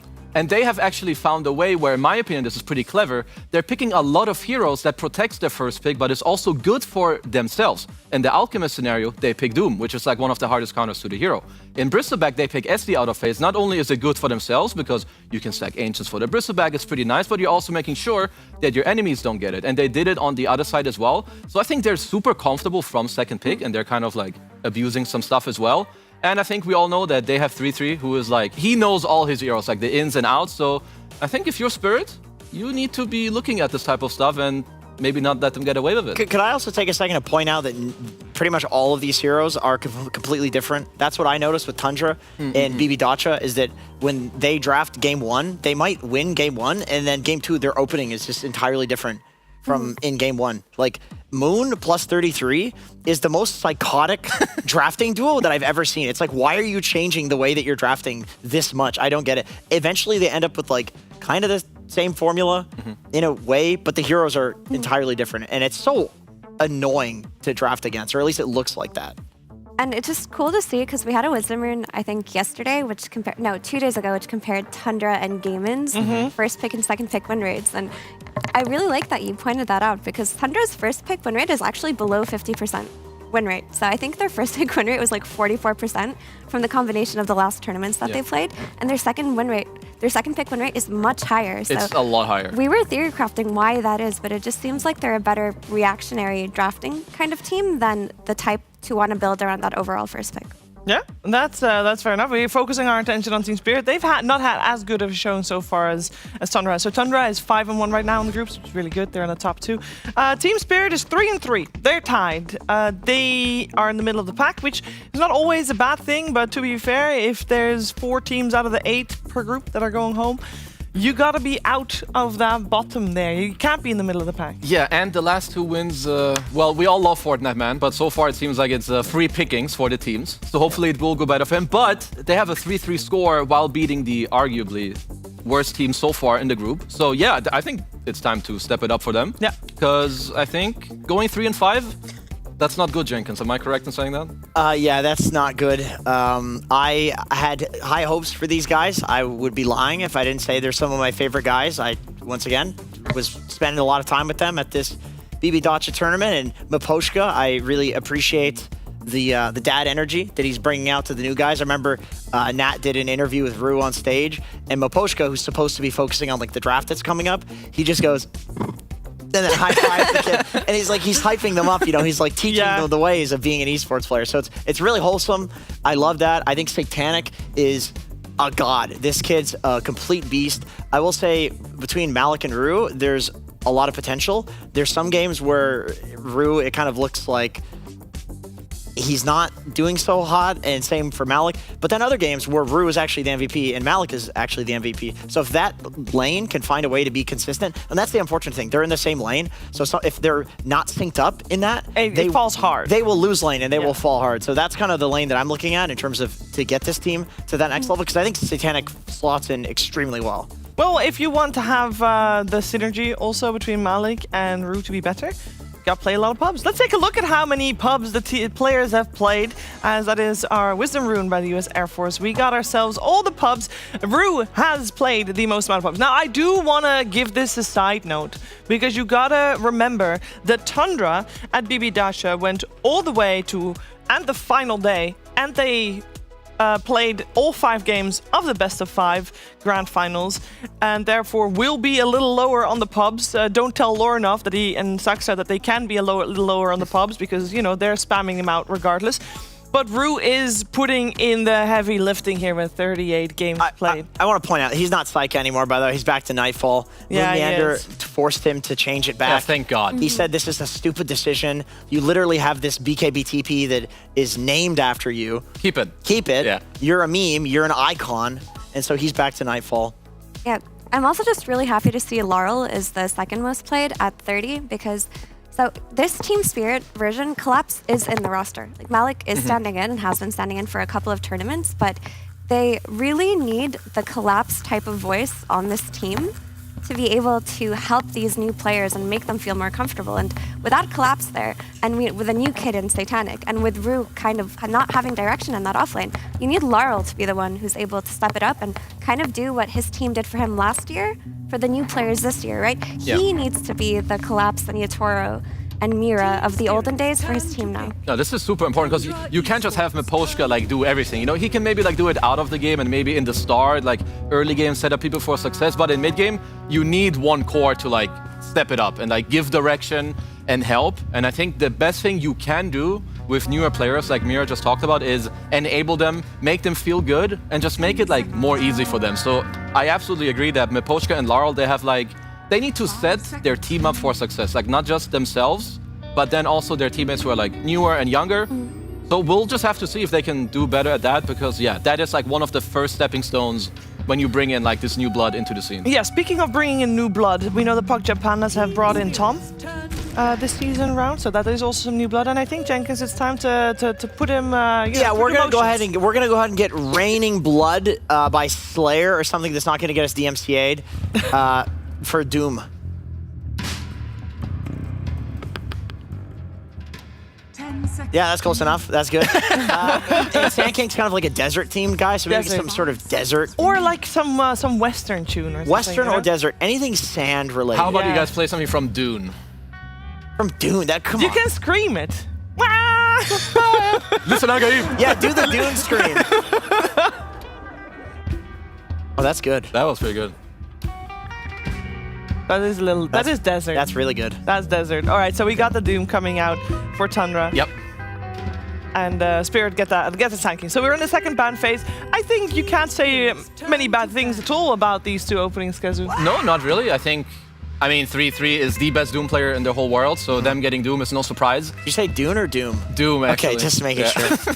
But it's very good against Sand King, like, no matter what item build he goes, when you Doom him, his Bloodstone build gets worse, so either way, this hero hates this matchup.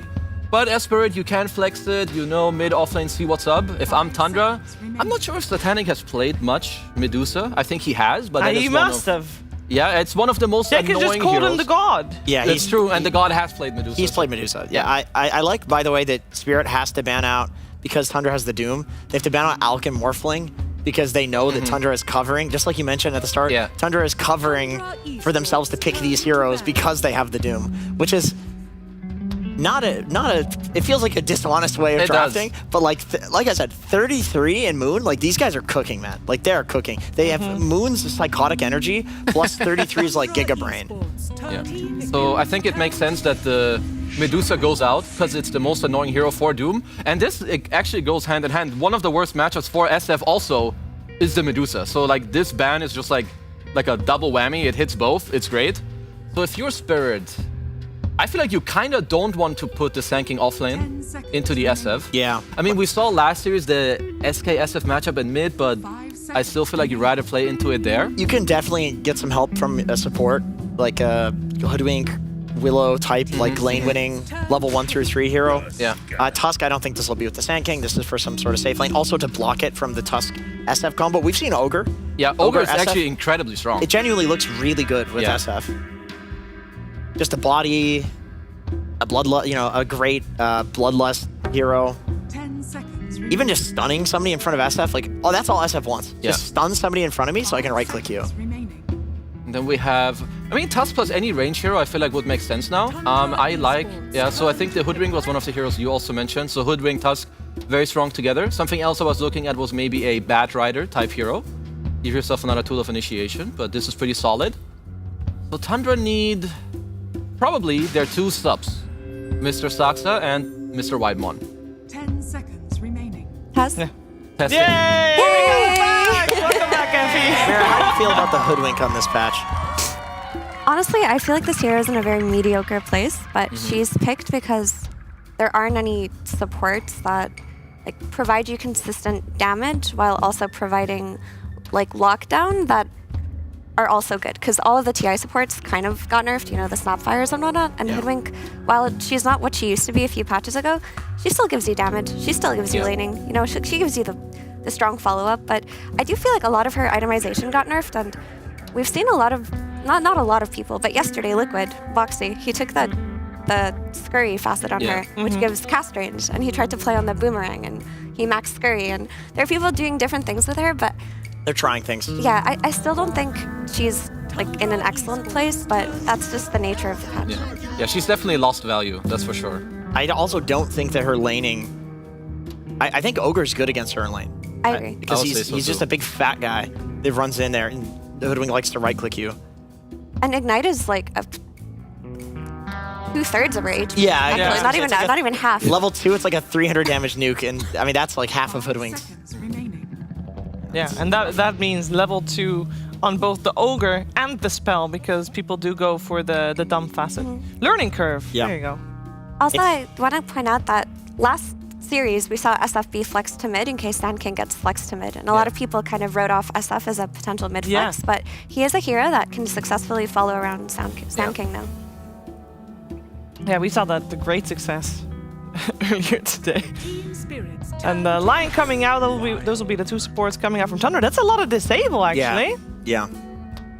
This is a very strong draft. I feel like Tundra, maybe the one thing that they lack a little bit is team fight, like some sort of Earth Spirit mid. Has Laurel been playing? Yeah, he has been playing it. Yeah, Earth Spirit mid would be excellent for them because they have kind of everything else. They have pick off, they have scaling, they have tons of stuns, they have strong lanes. If I'm Doom and my 4 picks a Lion, I'm so happy in the lane, having infinite mana to spam out the wave. They can never kill me because Lion will just hex you, then stun you, and I run away. Would you say Lion is a king?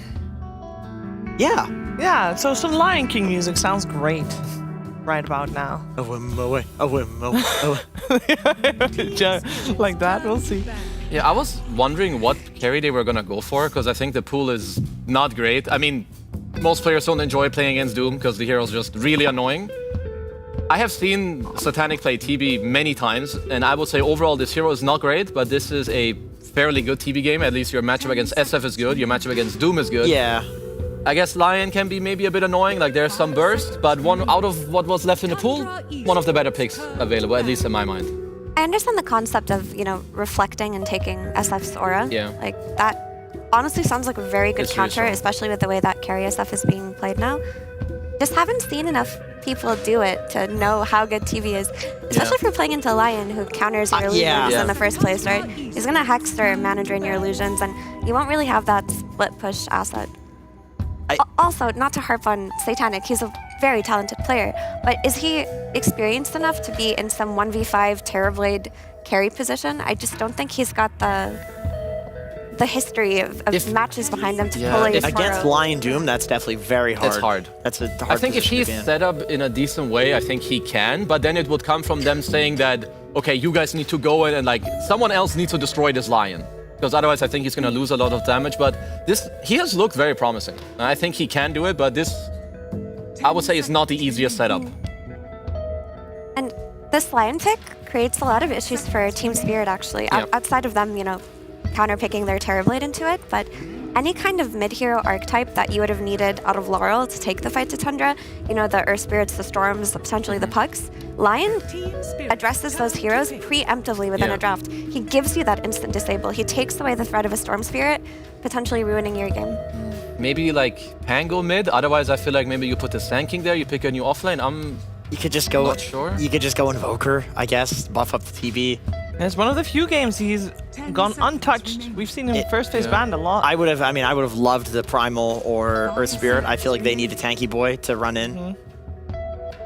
They do know that whoever they pick will get countered. Laurel has played Ember, but the thing is, like Mira's mentioning, like a lot of the heroes that Laurel would normally play are countered either by the Lion or by the SF flex to mid. Like if you pick Ember, you just run the SF mid and then dumpster the Ember. Like that's always a concern, right? I think you're right that Invoker is probably just the best bet they have. Dawn. So they're going to play the Sand King mid. Okay. All right, well now, you flex the SF mid and then pick a new carry that beats Dawn, right? Is Monkey King in the pool? Yes. Monkey King is in the pool. I'm looking if there's something else. Like, okay, at least for now, Dawn seems like the new age answer to SF, like when it comes to laning and whatnot. So I wonder if they feel like, are they good enough to go into it? Because you have Ogre, maybe he can offset the lane against the Dawn, you stun him or whatnot. Or if they do want to flex and just put the SF away from it. They could also go for a Nightfall Ursa. Or they go for an Ember Ursa. Spirit. Now select your heroes. Okay, so they just go for the typical SF lane. They're not going to get too cute here. Lornoff's been playing a lot of Ember, and he's looked incredible on the hero. It is kind of... It doesn't win the lane versus Sand King, though. It's not something that's going to punish it, but it's going to come out of the lane comfortable, and it's going to be able to set a lot of tempo for Tundra and chase the Terrorblade into the jungle. Kick him out of the lane early, which is really the key aspect here. I do see that Maposhka is the one picking up the Hoodwink and Rue picking up the Tusk. What do we feel about that? Because that does mean that you got the Hoodwink and the Terrorblade and the Tusk and the Terrorblade. I see. Yeah, they're doing the Tusk Dawn lane, so he's going to go... Tag team?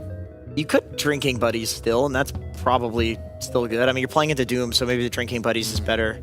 I guess both are strong. It's like a good lane with the Dawn together. I think tag team with Dawnbreaker is OP. Like it is OP. It's beyond OP. So they should do that if they flex the Tusk to 4. I mean, if that's their idea and they want to heavily punish the SF, I can get behind that. I mean, either way, it's a very strong lane. That's a classic. Yeah. So we like that change. Yeah, that's a really good. I mean, they didn't counter the Dawnbreaker. Like I assumed they would move the SF or do something to deal with that, because we saw in the last series how important dodging the Dawn versus SF matchup is. Yeah. The SF should hypothetically feed that lane, especially with a Tusk.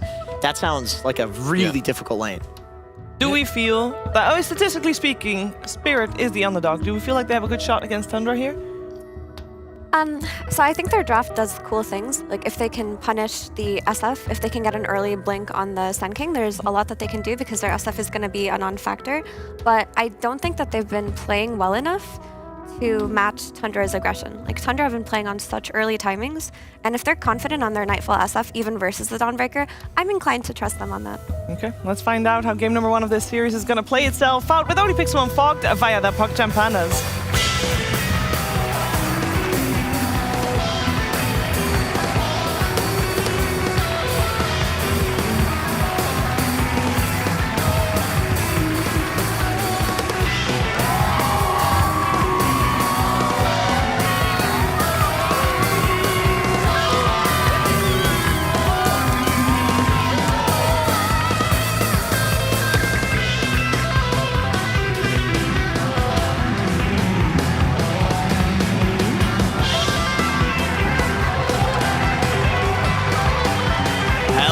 ladies and gentlemen. It's time to get into the action here between Tundra and Team Spirit. And we're going to get to see some good old classic Terrorblade action here coming out from Satanic on Spirit as an answer to this Shadow Fiend that does, as the panel said, of course, ends up still being the carry. They don't try and switch things around on Tundra. Well, what do you make of this, Fogged? What do you like? What do you not like? I mean, you know what I don't like, and it's Terrorblade in almost any game. But I'll try not to get too distracted from that one because you can understand why they did want to pick it. Traditionally, in a lot of games, players do like to play TB versus Doom.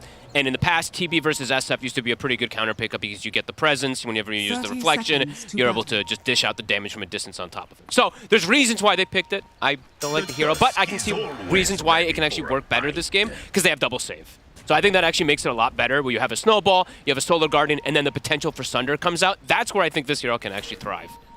Overall for Tundra, they did make that decision to just go for comfort, I would say, having the SF in the safe lane and just going for Lornoff on his comfort hero rather than switching things up. I mean, it's fine. I think sometimes comfort can make things just look a little bit weird on paper, but it ends up being fine just because the team is that comfortable with it.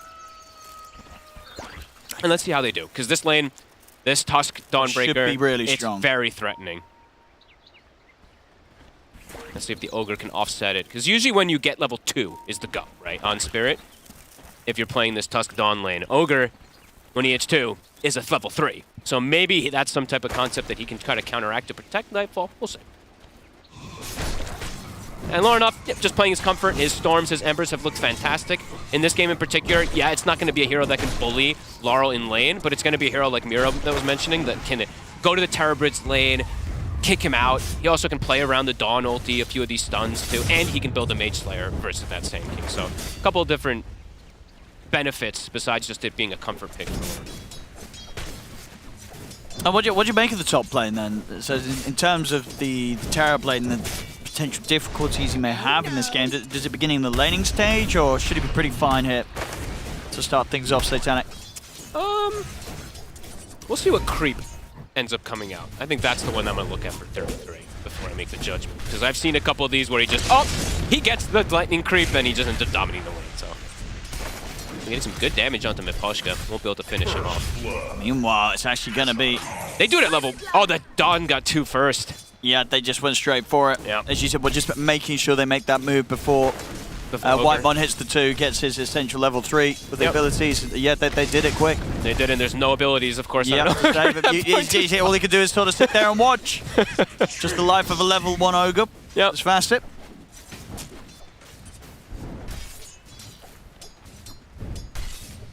We'll start to push him away, but yeah, we'll see how it ends up. So this feels like Dawn is the answer, or is one of the best answers in particular versus the SF, or versus a lot of these squishy, we talked about it the other day, a lot of these squishy Agi cores there now start coming back in the meta.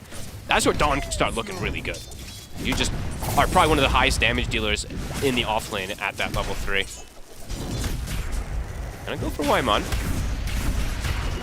Doesn't get the stun connection. He didn't have it skilled for a second. No, he was holding back the point. I guess because in case he wanted to do Bloodlust. But I mean, you need stun in this lane. You absolutely have to have the stun skilled in order to stop the Dawn combo.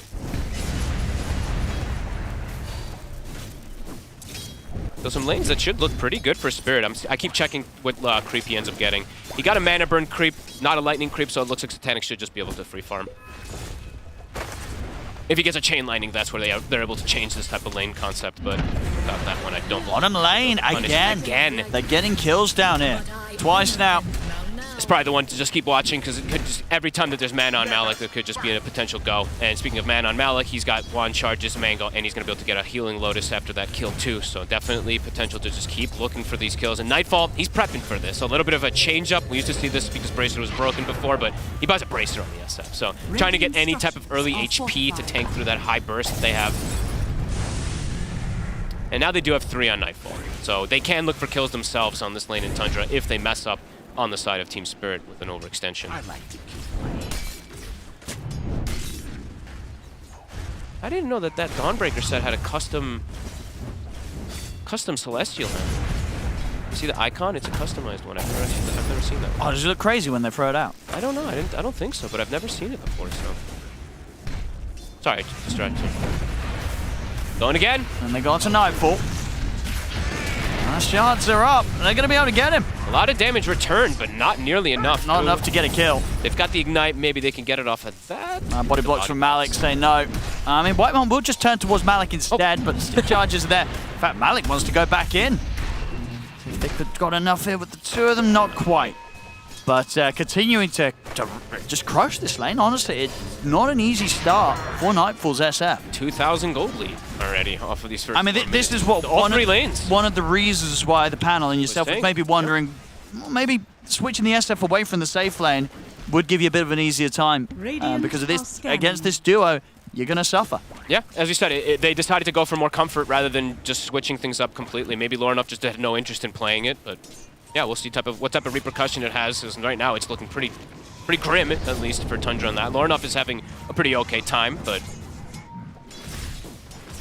SF is your carry, and it is.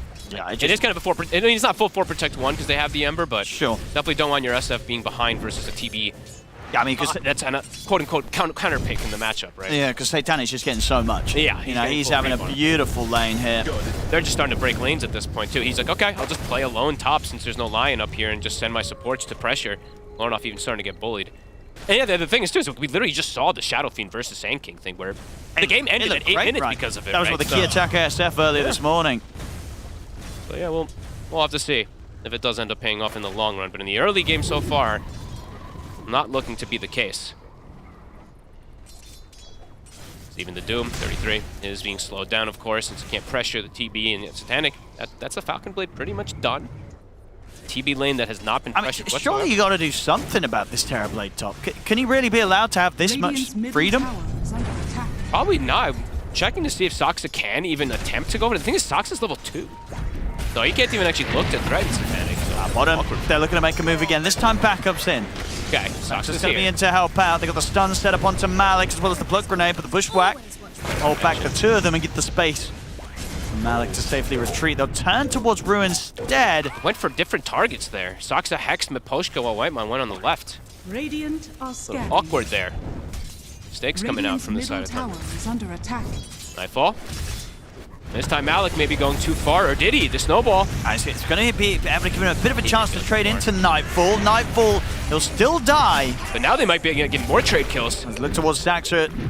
See Miposhka's got anything else to fire out. He's completely out of mana. Saxa. The right clicks alone, they're doing it. They're able to take him out before he's able to get the second stun off, and that's a double. Another tag team in 3 seconds. They might be able to try for Whitemon. I mean, Rue, he's eyeing up a triple kill, potentially. He should be able to get it. He's got Snowball and Shards. All right, here we go, under the tower. Triple kill. 6 minutes in here Buy for those Rue phase on boots. the task. Buy the phase boots, baby. Let's go. Let's see if he can get out. Nightfall, can he find him with the raises? Got Shard. Oh, it's a great Shards. I mean, Rue, styling on them. He's like, oh wait, yeah, that's right. Yeah, no roach to give him sort of a quick trip, safe but back to Laurenov, base. heads up play. Is under attack. We'll take advantage of the fact that they're making all these aggressive moves. He's going to actually be able to steal a Wisdom Rune it, so they'll be able to get the 2 there. Yeah, Rue's going to know that this is a bit of a tricky way, sort of area for him to get out of this corner.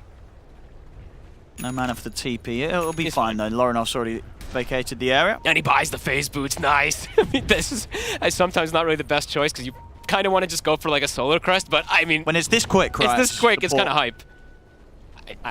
I think the Solar Crest is probably just better anyway, but you know, the greedy 4 positions, this sometimes can happen. Dire's middle tower is under attack. And Satanic continues to just have absolute free time. Beautiful stuff so far here from the side of Spirit. Setting up their TB for success. Malik soon level 6. Yeah, he overextended a little bit, but it ended up paying off massively for Rue. Albeit he doesn't get his Wisdom Rune. His levels are still quite good because of that. Doom is online. See if they can find Satanic. They have to start slowing him down at least a little bit. Yeah, he's getting too easy of a time. Yeah. Satanic's crushing this early game. They have Vision down twice. The river. The jump on Laurenov. He's out of mana. He is very dead. Wasn't even able to get the pickup on the rune, yeah. Got denied away from him by Miposhka. Spirit's looking really good this game compared to some of the other ones I saw from him. Satanic. TP backup's coming in. Well, Doom's going to get dropped down upon him. They should kill him, but they're going to lose heroes for this. 33 will go down. He's still hitting heroes. it takes 3 heroes as a trade to take down Satanic. You know, they get the Terrorblade, but 3 of them die. Ends up being perfectly fine there for Spirit. They're playing beautifully. Just reacting to everything perfectly. The Solar comes out at a perfect time. Yeah, sure, he doesn't get the heal provide, but to be honest, he almost doesn't even. Look at the Doom like ticking down. It gets pretty close to him even surviving. Pretty crazy stuff. Yeah, Saksa definitely being a bit surprised how quick that they rotated in there. Super good early game. These lanes, Malik. And the setup's just not there. No, Malik. Lorinov could go for it if he wants to dive. He'll dive in with the chains. I feel like Lorinov has to be the one to start dictating pace quite a bit. His game is tough though, so it can be a little weird if you just start making the one to make all the moves when you are this behind. 33. He's getting bullied up top. He's going down. But I think glory here for the Terrorblade in this early game. I think overall because they have SF and Doom on the lineup and because the Doom's lane is difficult, I think Lorinov just kind of has to sack himself a bit and run make around. moves around. Yeah. There's also the Blink already finished up from mid from Laurel, so he's going to have to match the tempo that's going to be coming up from this SK. It's not easy for Lorinov, but it might be something he just kind of has to do with this pretty big advantage Spirit has been able to get off the lanes. It's going to be almost a 5k lead after this tower. 10-minute power in, but there's the jump. Again, the setup's there. The Blink reveal from Lal. It's going to catch Lorinov by surprise. Rune will be taken. Whitemon will at least deny that one away from them, but again, multiple times we've seen them be able to set up here onto the Ember Spirit. And the wild thing is, too, there's actually a ward behind the tier 1 mid. So Whitemon, I mean, I think he's placed it while the play was happening, but they can't even see that this play is coming out from the side of Spirit with I these guess wards. it must have sort of entered into the lane from an angle where, they didn't see the Sand King in his blink. Yeah. Nightfall, even though he went, well, yeah, he's still, of course, incredibly fragile. Well, they want Malik. And they catch up to him. It's a bit of an awkward bomb. I mean, with these two, we can't. And they're actually getting flanked on already. I'm seeing the Tusk and Miposhka. Yeah, Malik could just turn. They might just go for a Nightfall. They're in underneath the tower. The Solar Guardian's there with a backup. Indeed, Nightfall gets caught. 33's TP'd in. They'll get the Doom off. They'll throw it down onto Malik, but the backup comes in from Lal. Jumps forward with the Burrow Strike. They're going to be able to kill off Saxer, kill off Whitemon. Every one of these trades that Tundra finds in, it just goes terribly for them. Another one where they lose 3, they only get 1. The two Spirit supports are playing it honestly beautifully. Perfectly together in synergy. Making the moves around, going for these greedy builds too. For Rue, the phase boots are paying off. Lorinov snipe him. Not quite a reach.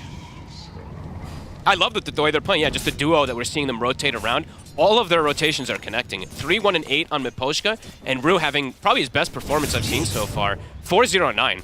Pretty phenomenal game for him. Malik has sacrificed himself a bit. I think Pano was talking about that, though, that this sometimes happens with Spirit, with Malik and Rue, that they do have one of them sacrifice themselves for the other. And Malik will be able to catch back up. And he's going to go down the Blade Mail build, which versus SF is quite nice. Yeah, we've seen a lot of different Dawnbreaker builds over the last couple of days, right? Well, we've had like Armlet as the first one. We had like a Vestal Rush. What do we have last? Corrosion. Corrosion into, what was it? Corrosion, Soul Ring into... being Crimson first, right? Crimson, that's what it was. Yeah, Crimson, and this game's something different again, so proving to be a very versatile hero. Which I like. Probably just indeed adds on to the fact that this hero, it must be pretty good right now. If you could pick this hero, go all these different avenues with it, this hero's kind of awesome. Yeah, especially like the other one that we saw doing something similar to this was Pango, right? When we saw Pango flex to offlane, he either goes Vassal, he goes Crimson, he goes Blink, or he goes Diffusal if he's having a good game. I like seeing this variety. And yeah, Malik, he's just going to look to farm to catch back up since he was a little slowed down. And it just refreshes his ulti, so it's going to be back up in 5 seconds. They have a 5k lead, and it's looking difficult for Tundra to make aggressive moves. Because every time they want to make aggressive moves, there's these counteracting plays. Solar Guardian, Snowball, a Blink Sand King.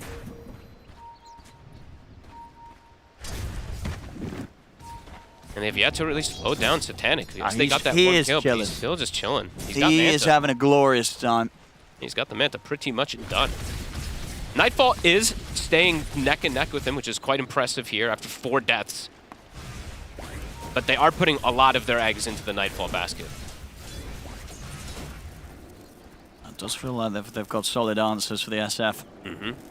They have BKB piercing disables on multiple different fronts. They have the, on paper, core-to-core matchup that looks good, even though TB overall as a hero is not as favorable nowadays.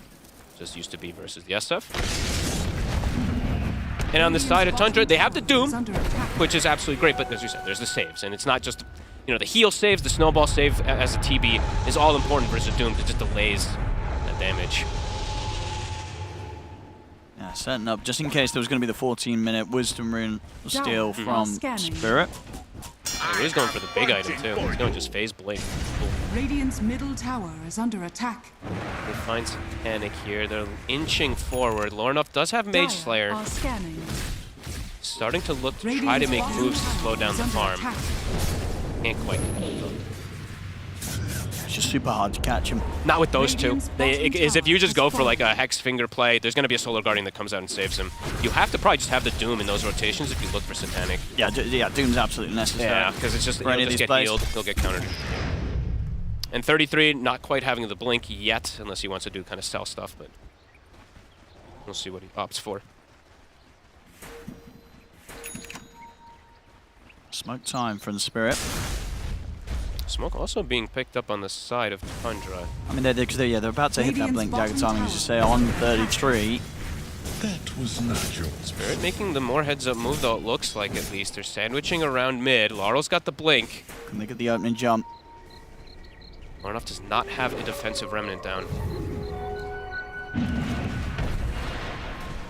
Malik puts himself into a safer position so that he can Solar Guardian in if necessary. Sox just continued to try to hunt, get some vision down too. Does get a nice deep ward down.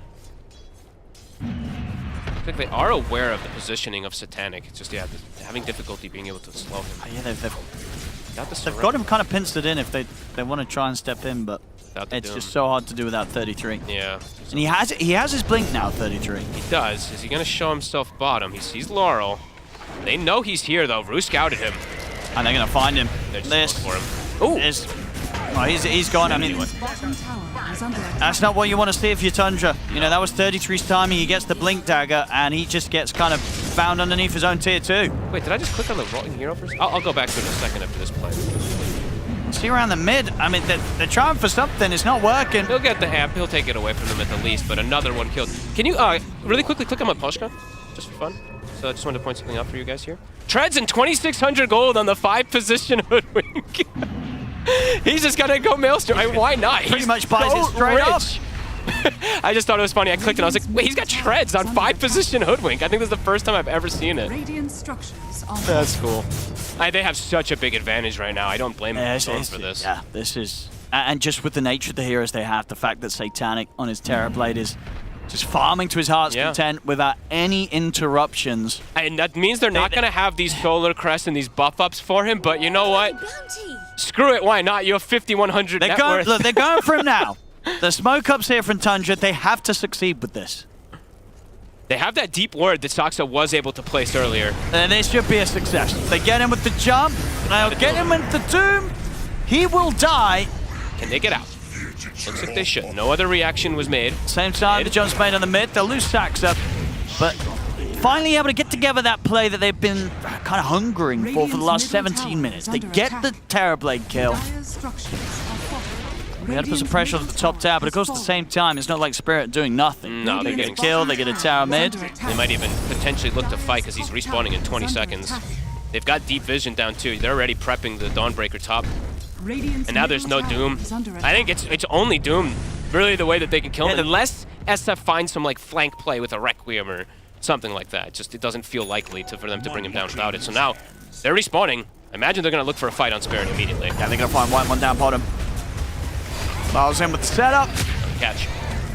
Kill for Laurel. It's very easy for Spirit to find kills in comparison to the amount it takes from Tundra right now. And the question's going to start having to be, you have to always Doom terribly, right? That's what we're talking about. It has to be, absolutely. And now look at Laurel. He is a big problem. This tanking is level 15, top of the net worth, has the Bloodstone. If you don't Doom him, he's not going to die either. His damage is going to get pretty crazy, so it becomes difficult. You obviously want to Doom Satanic in every situation, but Laurel is going to be massive issue for them. Yeah, 33's really got his work cut out this game. Yeah, get that refresher, easy. Malik, he's just going to go straight for the Aghanims this game.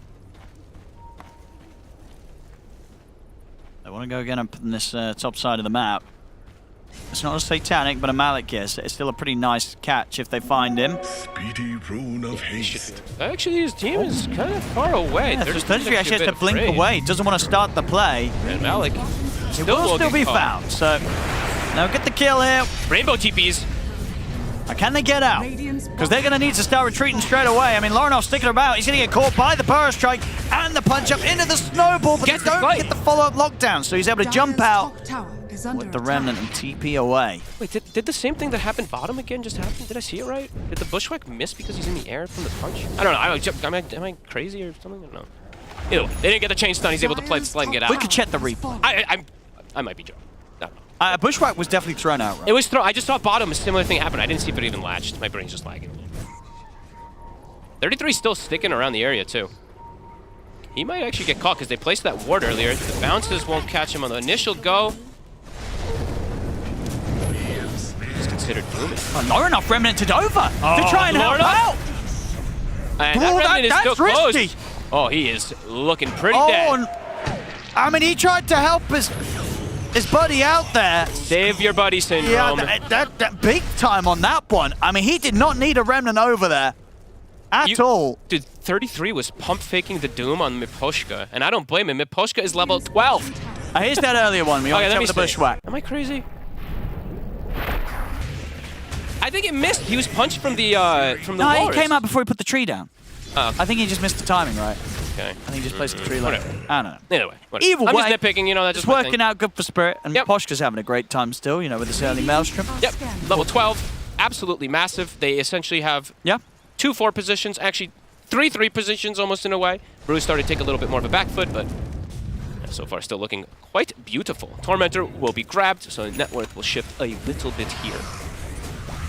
Spirit still seeming like they've got pretty good grasp of this. Nightfall is starting to ping-pong for that top net worth.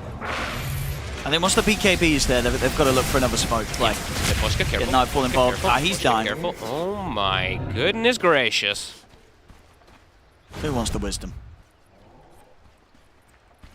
So they're going to leave it for... Give it a Laurel, maybe? Give it a Laurel, I think, yeah. They're letting Laurel take this one. He's about to have 18, so... All right, BKB done. Time to fight. Time to fight, catch this Doom, and then potentially look for a Roche after. Because they need to start getting a advantage somehow in this game. Because Satanic just getting bigger and bigger, and once he gets this Scotty versus SF, it is very terrifying. Not only is he just a crazy amount tankier, but how beneficial that is versus range cores is massive. Dire's middle tower is under attack. And even though Nightfall's damage is still fine, because he's just a Shadow Fiend, but he did have to go for BKB quite early on. And there is still BKB piercing disables that he's going to have to play around. With that punch in the Dawn ult.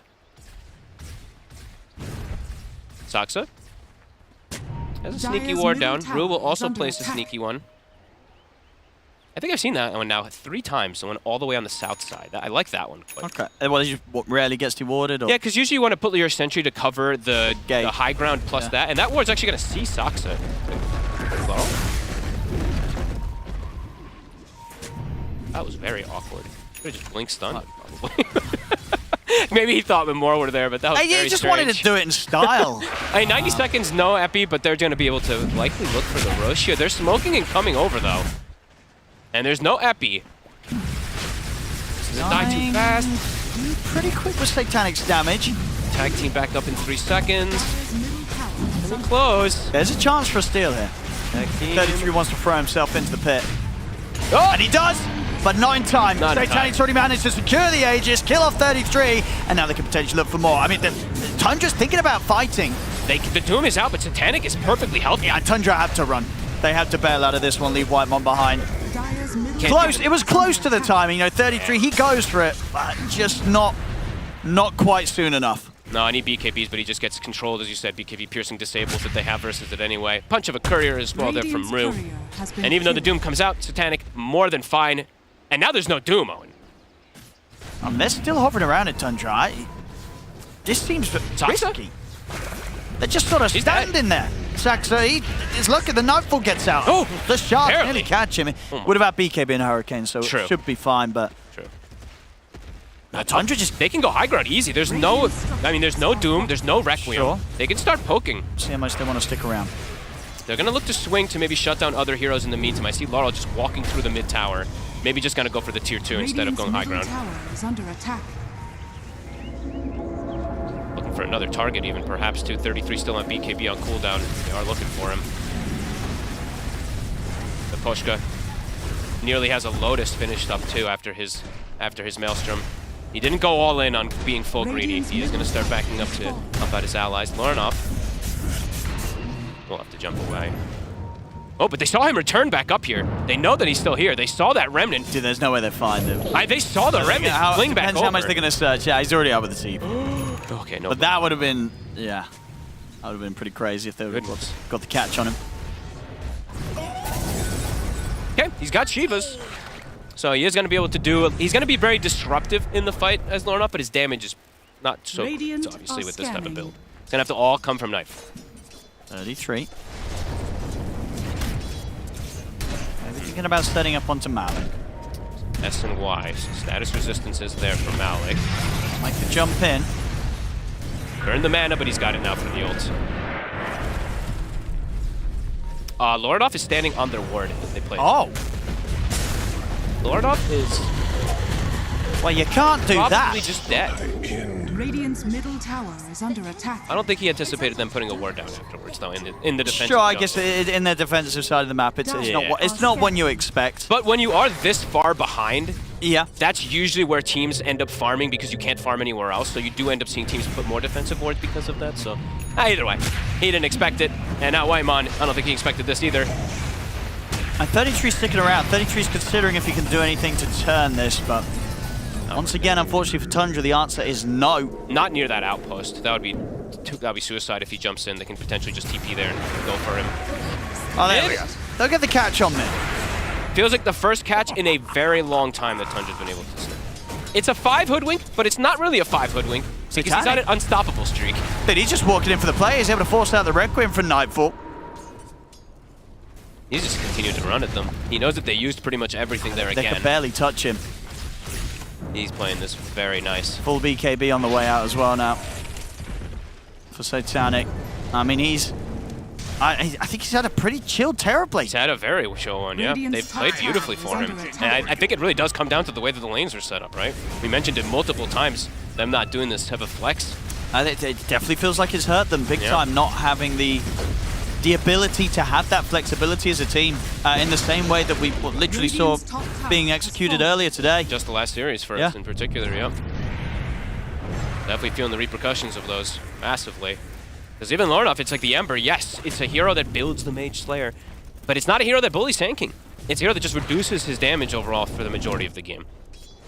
So Laurel has had a literal flawless game.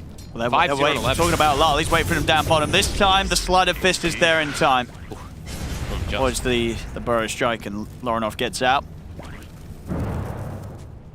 Just have so much chain stun in this lineup, just from Tusk and tanking alone. I look at Satanic's positioning. He's so aggressive. I mean, they can't kill him. They can't kill him. He knows. Yeah, they're going to kill him the once, get him the twice. Now he's got this BKB on top of the Skadi. It's not happening. Look, he's just walking. Lorinov, he'll spot him, but you got to run from him. Satanic doesn't care. Yeah, Lorinov's got to be the one to back off. And it's 27 minutes, so he's playing around this area where the Wisdom Rune can spawn soon, too. And he's denying access to their Ancients, single-handedly, while they're set up bottom for a potential kill if anyone shows. Laurel waiting with his Shivas, and now an Ags as well. Onto Malik. Getting bigger and bigger. My mom trying to step out. Down. I'm sorry. Crazy amount of burst. And there's a gem from Miposhka after having the full Lotus as well. They've got so many answers. Even now versus this Doom, it's gonna get reflected in most situations. As Dispels versus the Chains. They're gonna start knocking on the front door again. Yeah, they got to set up for the defense hit. Daedalus is done for the SF.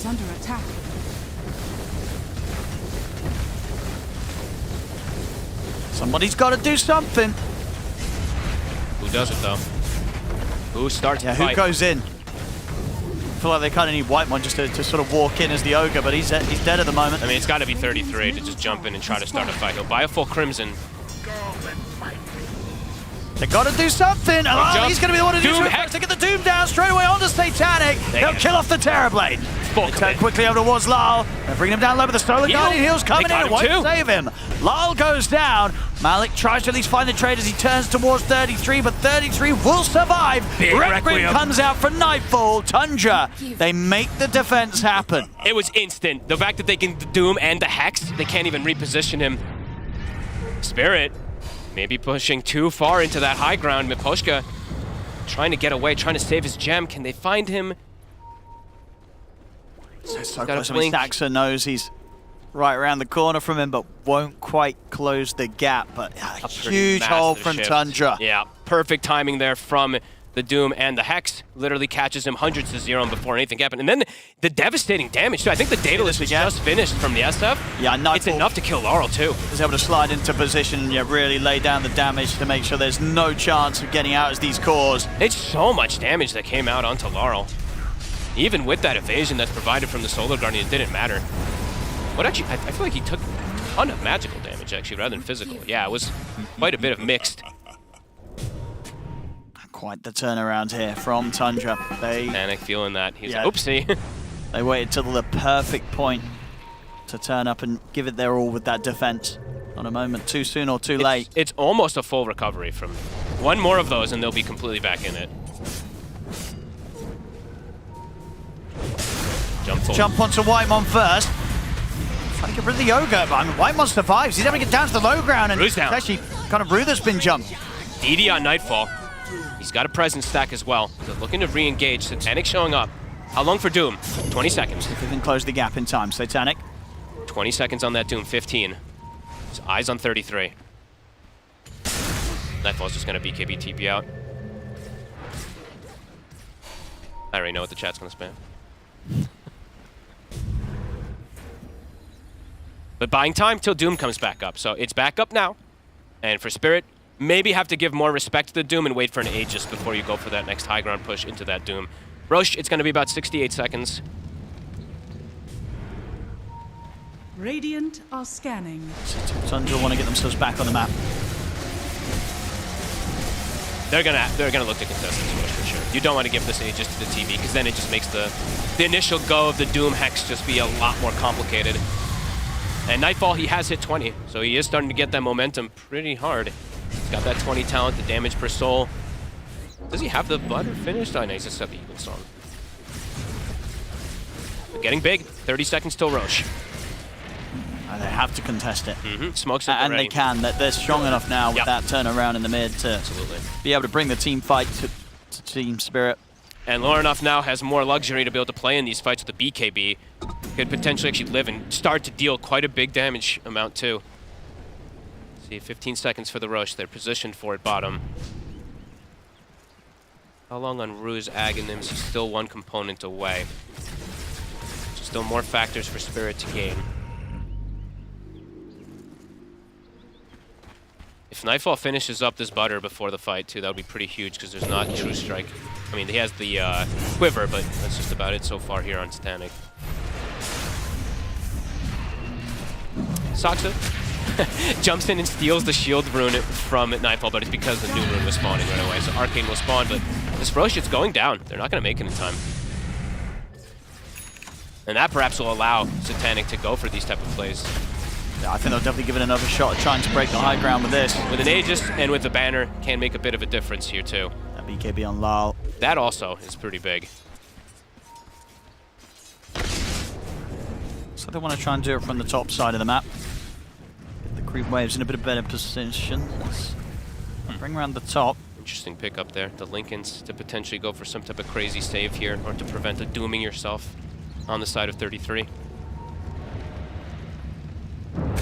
Spirit. Will they find a target? See Lorenoff in mid. He quickly jumps away. Playing careful. Yeah, they smoke up themselves now, Tundra. They're not afraid to fight into this Aegis. Initiations are key. Can they get a ward down? Can they see these backlines? Goes first. 33 wants to be able to have the information to get the successful jump. Probably want Lorenoff to just give you information first. They'll see Malik here. Is that pretty much the dream catch? Perfect one. Get rid of the Dawnbreaker. Stack there for Nightfall. He takes quite a bit of damage there, but we'll be able to heal up. mean, they're going to want to look to go again. Obviously, they have to, again, bear in mind that the Dawnbreaker does have the buyback. He does, and they have to respect the vision and the high ground positioning.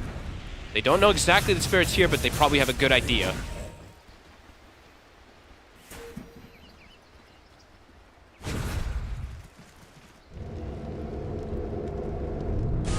A tool to teach. Spirit back to bringing in this mid lane and looking towards the high ground. Nightfall's starting to get pretty scary, Owen. He's got the butter pretty much done, and he found an Elven Tunic. Or off. Jump by the burst, trying to get the punch up and the bushwhack. He's out. He actually gets burst. Oh, wow. I mean, that's how they want to start fights, though, is him poking, but I don't think he expects to just die 100-0. Fortification comes out. Lorinov does have buyback available if Tundra wants to try and fight this. Saxa is in for the side, but straight away there's the punch up on him. 33 goes in immediately, but Satanic's been able to put the BKB. Turn with the Metamorphosis. Lau got the BKB off, but he will tick down. Malik comes straight across with the hammer. The damage continues to fly through from Satanic as this Terrorblade is doing a good job of cleaning up, but now Nightfall turns towards him, and Satanic will get burst by the raises. Root jumps back in with the punch up, trying to control Nightfall. Nightfall still has a Hurricane Pike ready to use to get in a position as he chases down Rue. Tundra turns over towards the Terrorblade as well. They get the defense off once again. This time did cost them the 2 buybacks, but they're once more stopping Spirit from being able to break the base completely. They're completely in this one now, too. Like, Malik has to use his own buyback to try to save his buddies, but this time, yeah, sure, your TB has Aegis. But we'll just kite him out, doom Laurel, let him get nothing off, and then Nightfall's able to just stand his ground and fight. He got 4 stacks now, too, for this push. And he's got his Butterfly and Elven Tunic. I watched Satanic hitting him, I think, like, I don't know, 10, 15 times. Evasion, evasion, evasion, every single time. Yeah, they're playing these fights perfectly. Tundra, considering the tough start and the slow start they had this game against the ramp-up from Team Spirit, they prepared for the high ground defenses, and now 2 times they've been able to shut down these attempted pushes. They might just be able to end the game. I mean, there's no buyback on the Terrorblade. 40 seconds without Satanic. 4 stacks still on Nightfall. Towers die fast. And Tier 4's gone. I mean, Lar's going to be back in 5 seconds. They step, they'll be able to kill up 5th stack. Poshka. That's the 5th stack of I mean, the they're on presence. to the Ancient. It's going down. They're closing up the game. The last hit with a Burrow Strike just in time to try and stop Nightfall, but it's too late. It's game over. Tundra keeping their cool throughout this one. A strategical victory, It really was. The strategy, it was all there. Yeah, and Spirit overall maybe kicking themselves, going for that first high ground push, not having the Aegis. Satanic feeling how big he was, feeling how strong that they were in the game, but Tundra... Maybe a little too early, I guess. Yeah, I think they just identified how they can take that first fight, and then they just stall for a secondary go and just pick the right target to go on. That secondary Doom, they go for Laurel. They just stand there and watch the TV try to focus for targets, and wow, that was a very impressive comeback there from Tundra. Barely even having a gold lead at all. It's actually pretty much even as the game ends. I mean, that's it's one of those crazy games, actually, yeah. Indeed, where you got to imagine if you're Spirit, you're going to be looking back at this replay and being like, we should have had this game. What did we do wrong? Well, we saw what it was the timing, right? It just wasn't the time to go. Some underestimation of the defensive potential of Tundra. And maybe there's also where you can look, and it's little things to pick up, but you look at your supports and be like, these guys build, you know, just for themselves rather than looking for buffing up my cores. But the Lotus did come out from a Pushka, so that's a little bit of a nitpick. But yeah, could end up being these little things that matter as Tundra. A very, very good recovery in this game. This was beautiful. No, I mean, as you said, definitely a strategical victory from them there with how they kept this game alive, had kept the defense going, and found the opportunity to just run it down mid and end the game as Tundra will take game 1. I have mine as well. Welcome back, guys. Yeah, it is unfortunate that it ended this way without buybacks and, you know, the carry, but it is the way a game goes sometimes, and it was very interesting to see the Terrorblade versus the Shadow Fiend, you know, going head-to-head there at the very end. How did we get to this place? We're going to talk about everything here with Jenkins and Effie. Effie, this game, I will say, I want to start with how good it started for Team Spirit. Yeah, let's talk about that, Cheever, because let's be optimistic, because Team Spirit brought something new to the table today with their Terrorblade, which is a very Team Spirit-esque hero. But to give Satanic something he's clearly very comfortable on as a concept versus the SF, you know, you reflect, you take his armor, the way that they've built around it and played it, it went really well for them. Unfortunately, towards the end, you can really see their lack of experience come into play here with the way that game ended. And there's no way that Old Spirit would have been in that position and lost the game there. But that's just the nature of a new roster. That's the nature of young and inexperienced players. So I want to compliment them on that. Mistakes aside. Yeah, I don't want to blame the Terror Blade. Instead, we'll call it Terrible Blade. Because that hero is real shit. I think probably the 4 position is the place for it. If it did exist in the meta, there's a reason that it's not picked. You can see in this game why SF is such a golden tier hero. The fact that you can just win a fight and then get all of the minus armor stacks, and then at level 15 go straight down mid, end the game. Like, that happened probably like 5 times that I can remember during BB Dacha, where it's like, sure, you have the TB versus SF matchup, which traditionally is very good for the TB, but because of the addition of facets and all of these like new perks to the heroes, like TB does nothing in terms of stopping that, you know? Like, that factor, what's the counter to it? Like Treant Protector, Crimson Guard, or something to protect the towers, you know what I mean? Like, that's an element that you can't account for in that matchup when you're looking at like historically how has it gone. I think that's something you could just walk back to the way you execute high ground though, if you're Spirit, because dying high ground with no buybacks, losing a fight with Aegis, and then having the game end is not an ideal scenario, right? That's not the way that they envision the game going. So you don't really want to break it down in terms of core-to-core matchups, but rather they could have definitely played that differently, which is what I want to point out. And that's where Tundra's like strength comes in. It really looked bad for them that entire time, right? But all it takes is one good Doom, one good Lion's Stun, one good fight where you actually get your impact from SF coming out, and the rest was history. Yeah, it was a strong end for Tundra to take this game 1, of course. I do also want to highlight it started the draft and the series with Jiggers. We maybe questioned Malik and Rue a little bit. I felt they had an incredibly strong lane, and they smashed it. Yeah, they both looked very comfortable on the heroes that they played. Yeah. The Tusk looked... Why are you laughing? Yeah, they did. They look good. They did. Yeah. They look good. They look good on the Tusk and the Dawnbreaker. And, I mean, they threw. That kind of sucks. Like, to have a game go like that and then you lose. I think their idea versus the SF and putting the Tusk on Rue instead of on Miposhka was a very good idea. It clearly worked out. They crushed the SF in the lane. Normally, that's enough to secure the game. I think if they had, like, a Luna or a more, like, S-tier carry, they maybe could have won. It maybe would have looked different. It's easier to execute off the back of that good laning stage. But all in all, for them, yeah, they looked good. I think they should keep playing around that comfort. It looked good on them, but maybe the mid-game needs to go differently. Yeah, the mid-game needs to go differently. Game 1, there was a good start for Team Spirit, but Tundra at the end of the day is just the better and the more experienced team. We'll see what happens in game number 2. But first, we're going to find out what crucial vision was highlighted here by Kazoo with his Kadea ward of the game. That's damn right, Shiva. We need to look at the wards, because wards are important. They let you see things that otherwise you wouldn't.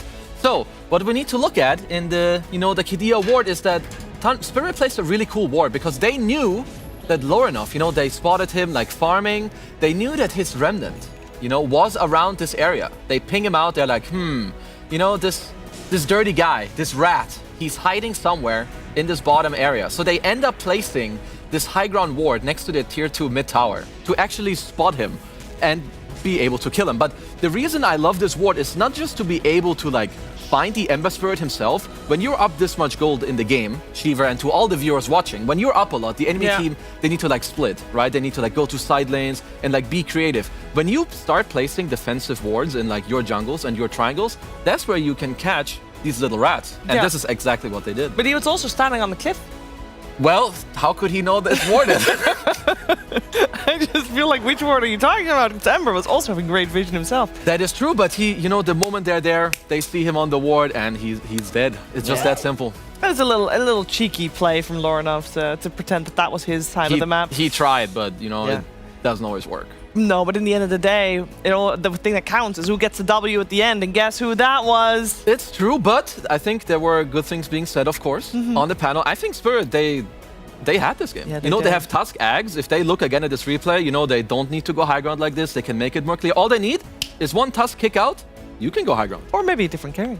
No. TV was good. TV was good. Guys, don't listen to Jenkins. This guy doesn't know what he's talking about. Okay, we'll see if we get another Terrorblade in game number 2. It's coming your way after a break.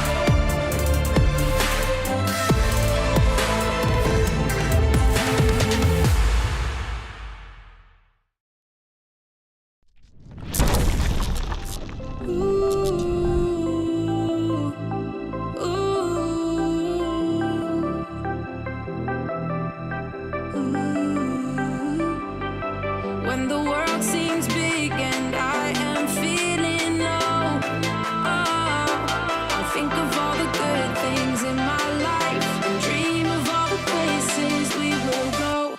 No matter where we end up, we're gonna have a good time.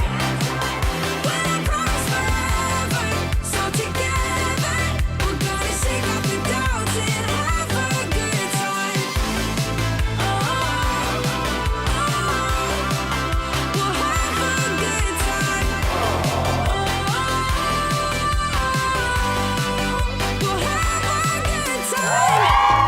We won't take it all for granted. We're gonna live in the moment and have a good time. It's all we ever want. So why don't we just live it up, live it up. We're never gonna give it up, give it up. No, the clock won't stop for anyone, so let's just live it up. When the world seems big and I am feeling low, I'll think of all the good things in my life and dream of all the places we will go. No matter where we end up, we're gonna have a good time.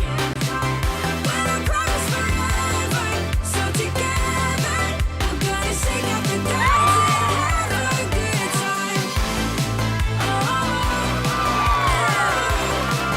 We'll have a good time.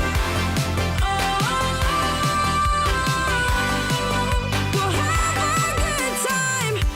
We're gonna live it up. We're gonna live it up.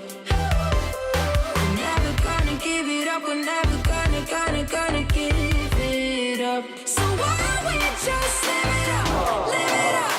We're never gonna give it up, give it up. No, the clock won't stop for anyone, so let's just live it up. No matter where we end up, we're gonna have a good time. When I promise forever, so together we're gonna shake off the doubts and have a good time. We'll have a good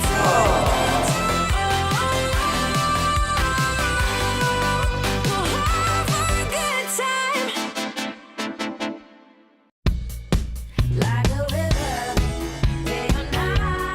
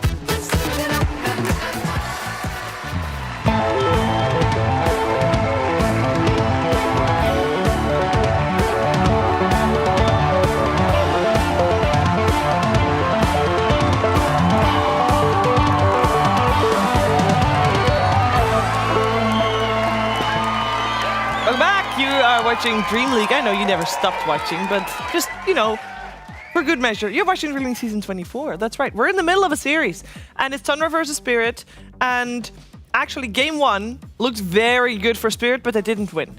Spirit is a little bit of the underdog compared to Tundra, that's for sure. In Game 1, they came so close, Kezu. They did. They did. How are they going to repeat it, but this time actually get the W? Honestly, I don't think they have to change anything until like minute 25. When you're strong and they want to do something decisive, have a better plan of how you want to execute it and then do it strongly. I personally think that draft is more than fine. Okay. They're in a very playable situation, but they made mistakes. And it seems like the opinions about that are a little bit divided. Jenkins, Effie? Terrorblade, thoughts? And I like the Terrorblade. I think it worked very well for them. I think that if they had picked any other conventional carry, they wouldn't have had the same impact that game, the way that they did, and they wouldn't have played the same, right? Because we've seen them on their more standard carries of the patch, you know, the Lunas and the Medusas and whatnot, and for them to have their own idea, that's what they need to find their identity as a team because they don't have it yet. It's the execution, Jenkins, that I thought was quite bad, you know, towards that high ground push. Yeah. I can simultaneously think Terrorblade's a shit hero and think it's still a good pick because there's just some games that call for heroes, but also sometimes you're drafting and you pick a hero because it's perfect in the game. Like we've seen a lot of teams do this with like Slardar, for example, and then they don't go back to the Slardar, you know, because it's just like too bad to justify. But yeah, I agree. They had a decisive lead. They picked Terrorblade, that got them the lead based on the way that they played the fights around him in the early game. So I'm kind of memeing when I say like bench the TB. I think the performance was too good. If they got stomped, then yeah, bench the TB. It's still cool to see them try and then bench it. But also, I don't think they need to go back for the. They don't need to go back for the TB. Like it fit because it looked good in that draft. But I don't think just throwing a random TB in there is going to necessarily be good. Still get Satanic something comfortable. I like the idea of comfort. Yeah. It looked really good on him. Yeah. No, if TB could ever be picked, I think this is just one of those games. And like overall, like something they could have looked for is this Tusk Axe. It's a win condition. I think they failed to use it at that point. But overall, I think if you're Spirit, they should be pretty happy with this game. It was in their hands in order to win it, and it's okay. Can we talk about Tundra though? Because I feel that within that draft and the way that they structured their lanes, they weren't respecting Spirit at all because they saw that their SF was going to get Dawn and they had the ability to flex it, but they didn't. They also last picked Ember versus Sand King, which they were in a position to either counterpick the Sand King or counterpick the Dawn, and they didn't either. They just went for their bread and butter because they wanted to play it anyway, and they probably thought that they wouldn't lose lanes hard to Spirit, so it wouldn't matter, but they did. They lost the lanes really hard, so I do feel that this time around, Tundra are going to be a lot more respectful of their lanes, and Team Spirit are going to have an even harder time, because I think like Tundra handed them those lanes on a silver platter, to be honest. Yeah, I do agree, but I will say Tundra, the identity of their team and the way that they draft, I have noticed that it's a little bit Falcons-like, where you can kind of tell like where a hero is going when they pick it. Maybe that's because they're second pick every time, like Kezu was pointing out before we got into the series. I do think that plays into it because you're able to pick cores really early. You know that a Doom is not going to go carry. You know that an Alk is almost always going to go carry on this patch, and they're doing like the Doom Alk sort of thing. So yeah, it's pretty easy to figure out where they're going, but I do think because Lornoff is an SF player, like it has a lot more potential for that flex there. So yeah, I do agree. Would you consider SF a first pick material for Team Spirit? Because we know Satanic is very good on it as well, and they do have that one ban afterwards to protect it when they will go for it. I think it's definitely first pick material when Sand King comes out, because like we mentioned in the last draft, SF is a hero that can be flexed to mid and crush the Sand King, or played on the safe lane versus the offense Sand King and beat him there. So it works out very nicely. Yeah, because I think the picks you probably could have looked for is like, so Monkey King, he's good against Sand King, he can match him, but here with the SF, they play it. I'm pretty sure Alarla also plays it. Satanic is great on it, so I think it just kind of makes sense. Now I think if you're Tundra, you need to prepare for the SF to be, well, in either lane. I think if you want to try to make the SF safe lane a bit weaker, there's heroes like Bad Rider, in my opinion, that are pretty annoying for this hero to actually play into. So maybe you can take that yourself if you're Tundra, or kind of look at a matchup where it's like, okay, wherever this SF goes, we'll like maybe rotate on him. But you don't have Clock, you don't have Tusk, you don't have Ench, so I feel like going for that, it's not that easy. Is Bat Rider's annoying for SF because it's a turret strat all focused on one guy and you just lasso him in. Is that the idea? Yeah, I think that and him like being out of position is a bit annoying. I think like in the lane. I mean, you feed him stick charges, but you generally trade pretty well. Yeah, okay. I think for Spirit, Ogre is the really obvious pick. I think Tundra not banning it makes sense. It's just not like that OP of a hero outside of with the SF. It looks good, but it doesn't feel like completely OP or anything. So I think Spirit will probably end up getting it. If they wanted. Because it's like Clock, Tusk, Ogre, right? What's it? I mean, I guess Naga. Yeah, because the others are all kind of banned out, which then kind of makes like Ogre kind of like stick out more, of course. Yeah, but he's not OP, so banning it feels kind of, it's like, okay, have an Ogre, sure. Yeah. Like, you're going to get something that's a melee bruiser with the SF. And they go for Pango instead, which is like another flex hero. So the mid is still on the table between these two picks and something that could potentially come out. Also, just something that I feel like Malik has been comfortable on recently too. And if you think about it as a hero versus Sand King, like with the way that you're playing on the new Facet and the Rolling Thunder, it can just chase him around in fights, disrupt him, make sure he doesn't get a good epicenter off without taking too much damage in that Sandstorm. And the Pugna comes out. We've seen that hero rise in popularity quite a little bit. 10 seconds remaining. I mean, this hero is really, really strong. I don't yet know what the best way of dealing with it is. Like maybe, like can you look for heroes that kill the ward very easily, or do you just want like overwhelming magic damage? Like I always could see, like maybe even overwhelming teamfight. Like when you go in later, like you could look for like some Phoenix or maybe something else that starts the fight for you. Because yeah, this support duo from Tundra is very annoying to play into. I just feel like Pugna, outside of his skill set, on lane is a nuisance to play against. Yeah. He's very fast.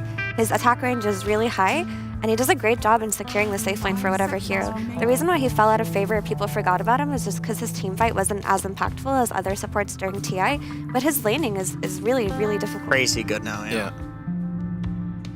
I mean, you need the subs for Spirit. I mean, you probably want a body for the SF, like we already talked about before, so I could see the Ogre. I think something else that, in my opinion, gives you incredible teamfight and is really good against these two subs is the Phoenix, but maybe this lane is just awkward with SF Phoenix. Omni would be really cool too. Omni's good, yeah. Yeah, Omni is probably the best pick. It's I was thinking, yeah, some sort of magic immunity. I was thinking like Lifestealer as like a Gareth. Like Omni is literally just targeted Lifestealer. Spirits turn to pick. We'll start off with the Muerta. Maposhka has played some Elder Titan, but I don't think into these two subs it's very good. Nyx Assassin looks really good against all of these heroes, but the archetype that hero kind of fits into right now is just to deal with the summons. You know, I wouldn't mind that hero because if you're looking at Tundra's draft, this Pugna sets them up for like some Storm Spirit on 18 also that you have to think about. Yeah. That is actually not solved within Spirit's draft. No. They Yeah, don't not have really. heroes that inherently address the Storm Spirit, and if they go for the Omni that we talked about, they don't have any ways to catch him early game either. Something like very a risky. Nyx could really fix that, but how awkward with the The Nyx also blocks the Medusa. Same thing. Like you can go for the Mana Burn facet, and Medusa Pugna is extremely strong, just like the Storm Pugna. I think it's really good, but I have not seen Nyx 5. Holy Basado. That's a new hero. How does Venge fit here? There's massive minus armor. So you got that. I think it's great. You can swap the Pugna in from the back lines. You can swap to protect from the lasso. Even Sand King, if he doesn't go for the Dust Devil facet, you can swap him out of the Sandstorm. This is an excellent pick. Do you want Venge on the offlane or as position 5? 4 Probably or 5? just 5, I guess, with your SF in lane. I think overall, like they have a lot of their team fight is pretty strong. Like SK hates minus armor. You have 3 sources of it with SF, Pango, and Venge. So a very unorthodox pick. I think it goes in like a similar line to like this Nyx, but it's very cool. I like this one a lot. That's Eric, our sound guy, by the way, for everybody who wonders who the hell this guy is on the screen.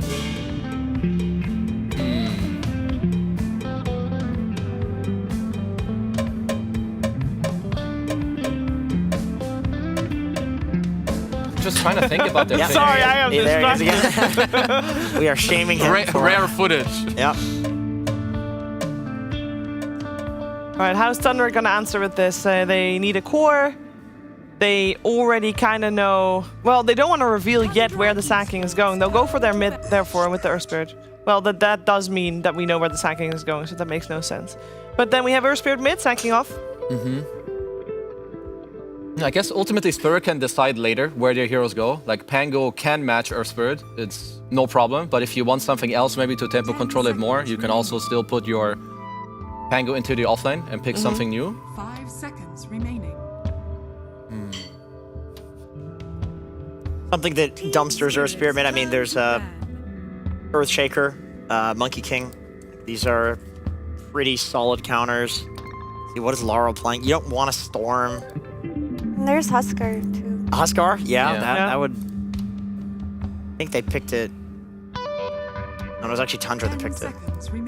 I'm thinking they went for this Earth Spirit instead of Storm because they wanted something to like absorb a lot of damage so that they could actually have this Pugna sustain come into play a lot earlier on in the game. And when you have these two backline supports like Muerta and Vengeful Spirit, Earth Spirit controls them very easily without expending many resources. So they probably just valued that over Storm's need to farm a little bit more.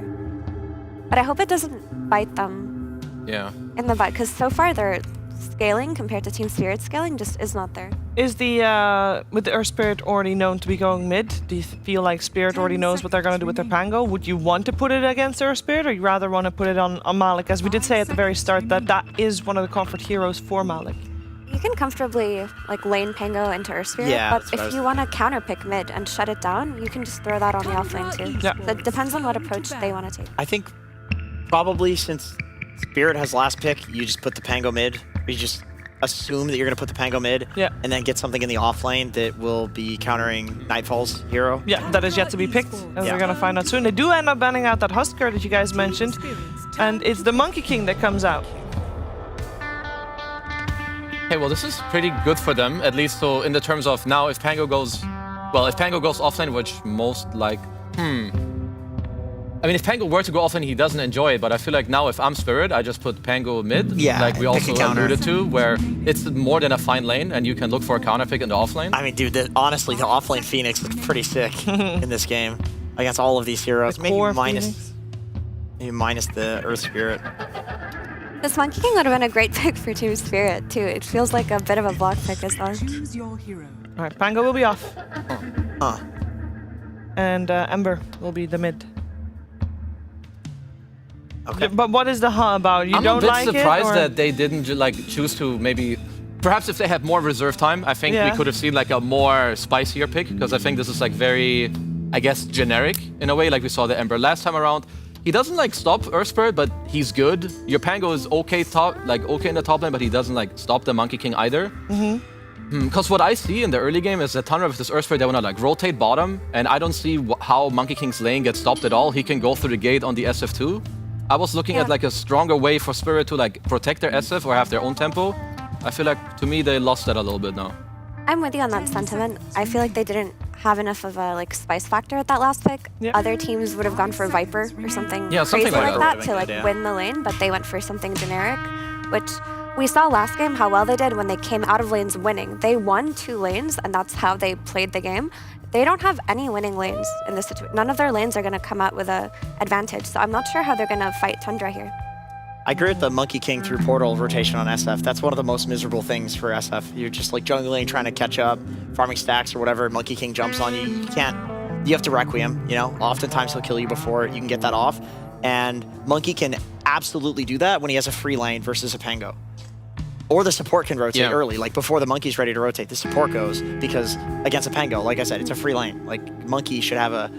Nightfall should have some crazy, easy time. And do we feel like Tundra, the criticism we had about their draft a little earlier was that they might not be able to scale as well? They got that fixed with the Monkey and their Spirit? For sure. Monkey King gives them everything they need. Okay. Let's see if Tundra can make this a 2-0, or if Team Spirit will force out the 1-1 split as we head over to the game.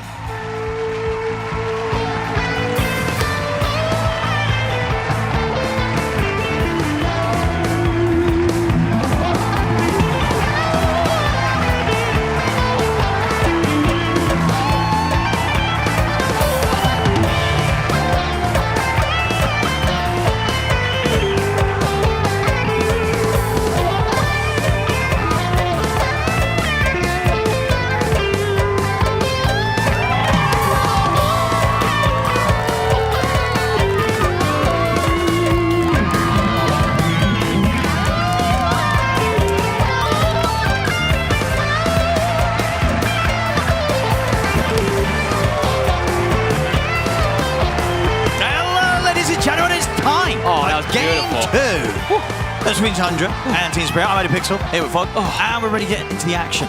As, yeah, lovely little bit of a musical interlude there, of course, from the PogChamp Pandas. I have a little fun fact for you. That's my parents' song, by the way. What's it called? Lambada. Ah. That was my parents' song, so that actually, I got a little emotional during that one. That was pretty good, actually. Well, we'll see who's going to be crying at the end of this game. Yes, we shall. Yeah, well, what have we got anyway? What do you make of this? A bit of a switch up, right? We have Spirit. They've gone for a heavy minus armor draft that benefits off pretty much it's all physical damage. Tundra, they've gone for a more aggressive draft, I would say, that plays better in the early game, but also has this good scaling. So I would say for Tundra, it looks pretty good.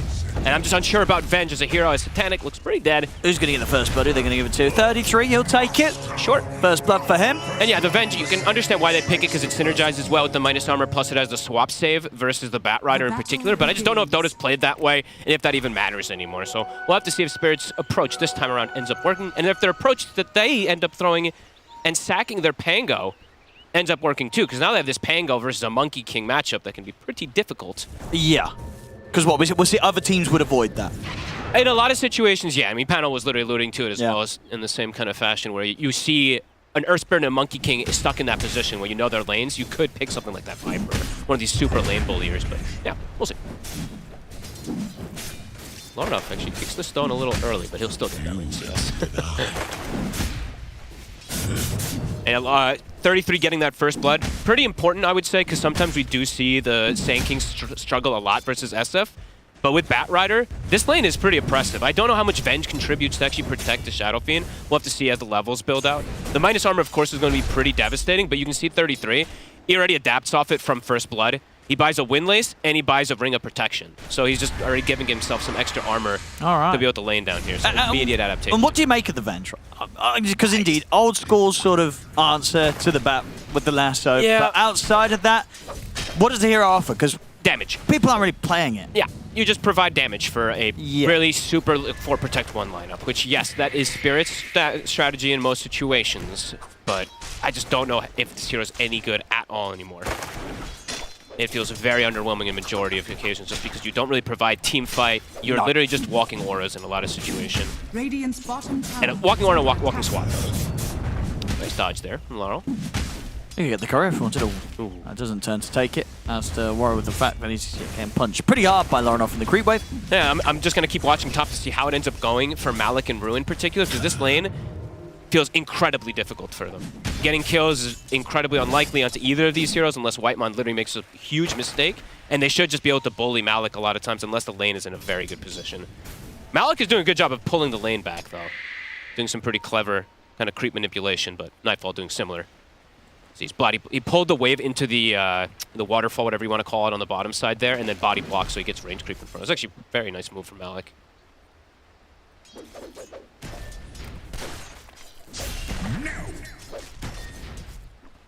Just having to find inventive ways to play this lane. Yeah, he can't play it normal. It's very likely that he can get taken out at any moment. Malik just makes one misstep, one wrong shield crash, one wrong swashbuckle. Since he did go for the usual facet that we see nowadays, the Thunderbolt, so he's just trying to play for the game rather than for the lane. And bottom lane, Sand King he's free. There's a lane that, as I was saying, Sand King usually doesn't free farm in versus a SF. Usually actually gets bullied. He's free farming in it. Dire's courier has been killed. Just partly it feels down to the fact that it's just a question of what the Venge is going to be doing in the lane to annoy him. First blood helps too, but yes, absolutely the Venge. Yeah. Because starting off with Windlace, Ring of Protection, he can just distance himself every single time he gets hit from anything. Gotta get the catch on Soxa. Got a Flame Break. Will stop the aggression. It's going to save him pretty much every time. Yeah. Mapushka's ready down here with extra sentries just in case versus 33, since we do see that he went for the Sand Shroud. Sentry War usually ends up being what happens here. Up again, Malik. Did use the shield crash. Be careful every time he does that. Nice dead shot.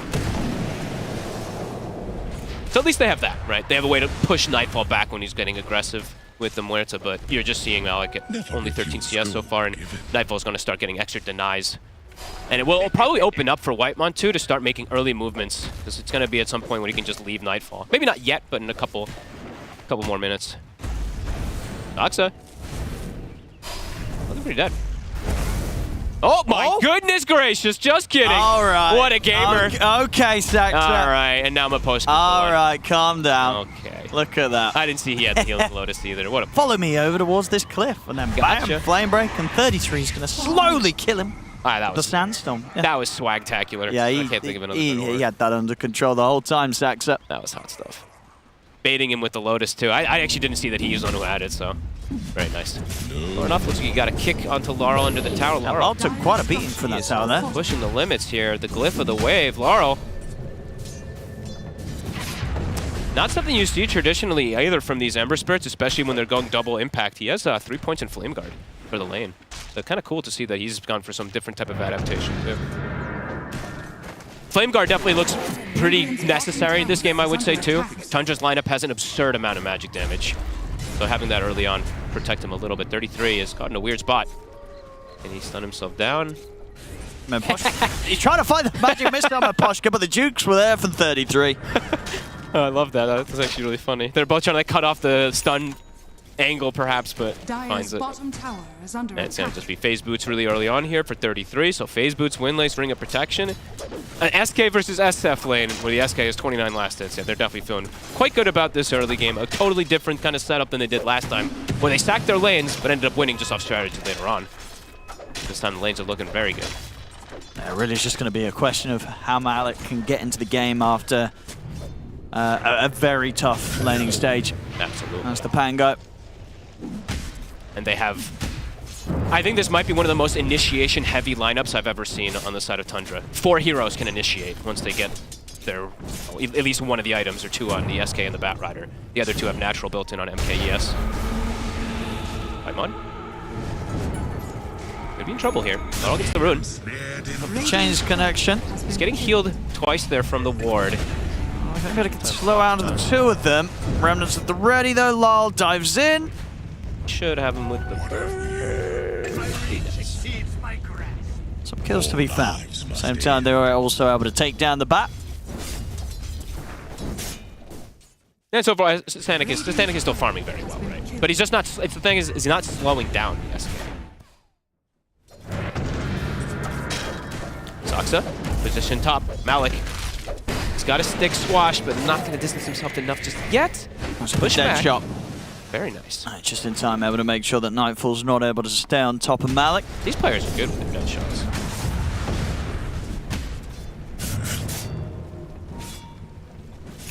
I am mid. Lal feeling pretty confident now. They're going to have to bring quite a bit in if they want to lock him down. Malik again getting gone on. He's got another stick swash. Is it enough this time again with the dead shot Rue? Saving his buddy over and over again. Satanic needs somebody down bottom to help him. It's level 6 on 33. He's got the epi. Yeah, Whitemon's got the setup. 33 can close the gap. Well, he can't. Very awkward. It's too far away. Now the turnaround comes into play. Well, actually, 33 turns over towards Lal. Oh, again, Laurel. And now His Satanic, maybe. Oh, God. Oh, well. Yeah, mistakes from both sides, really. Lal ends up just walking in and dying. Top lane. Rue. They're diving in for him. They'll get him. Malik TP's over, but he won't be able to take any of these 3 down. Radiant's top tower So it ends up working in the end for 33. Maybe not in the way that he imagined. Yeah. Where do we get in the Wisdom Room? How come I don't have a pop-up for it? Am I blind? Oh, Miposhka did. I am blind. Apologies. Okay, so Miposhka got it to 1-for-1 exchange, at least on Wisdom Runes. That was such a weird kind of series of events there that happened there. 33, he didn't have phase boots and he starts just revving up Epi and whatever. Ends up working for him, and he's got stacks to go back to, at least just a hard camp stack, level 7. He's already got Voodoo Mask. He's having a better game than I think he anticipated versus an SF lane. SF's still farming well, as we said, but Malik, he's the one who's suffering the most out of everything because of these lanes. And for him recovering, it's not an easy game overall for a Pango. No, not at all, right? They've got a lot of catch. Tons of stuns. Silences. And they've got Monkey King Wukong, so even if you do get your roll off, you can't just die inside of it. They will find a great catch there. Again, these dead shots. Strike. Dire's middle tower is under attack. Lornoff's getting a good amount of damage here on the tower potentially too. And stealing some stacks away. Lornoff? Did I say Lornoff? I meant Laurel. They both start with an L. And he was playing the Ember last game. He was playing, sorry. I switched over. My bad. He should get good damage here. He still has a significant amount of amp damage. Dire's middle tower is Might under even... attack. He's Is he just going to finish it? I think they're going to finish the mid tower. So 9 minutes, they'll be able to get a mid tower off of that move. That's very nice. It's going to open up the map for Laurel to move around a lot. And he's going to have a very early Mage Slayer, too. Radiant's bottom Which in this game, it's very valuable. So as we mentioned earlier on, it is majority magic damage from the side of Tundra till Monkey King's online. He's going to have it very fast. Now, what kind of build are we going to get from Malik then, with that in mind? Does he... Radiant structures are fortified. Never refuse. Does he go still the diffusal and then the pipe? Like, what sort of build up do you go on a Pango when you've had this sort of slow start? I think this looks like a Blink pipe game to me, at least. I feel like they don't really have great initiation, but like if you usually as Pango when you're playing offlane, you have like an Ember. Ember starts fights and then you can go in afterwards. So if he wants to go down that route, Yeah, he's just going to rush the pipe. Pipe, I'm cool with first. Yep. Because as I said, It's tons of magic super damage. valuable this game, yeah. Yeah, but I do want to see him go for a Blink afterwards to have some type of way to start fights. Again, learn off, caught. Got backup though. Look at the magnetize off. It's going to start spreading. Yeah, has to back away, Lark. Doesn't want to keep that going. They'll settle for the posture instead. 33 gets the catch to the side. After doing so well in the initial lanes, though, definitely seeing a good amount of pressure being put onto Laurenoff with these rotations from the supports. He's also starting to struggle. Starting to see the separation between him and Laurel a lot. Laurel continues getting these power runes, too. He's got another Arcane. Satanic is getting spaced at these creeps. Laurel even bullying now. Let him go. Radiant's bottom tower has been denied.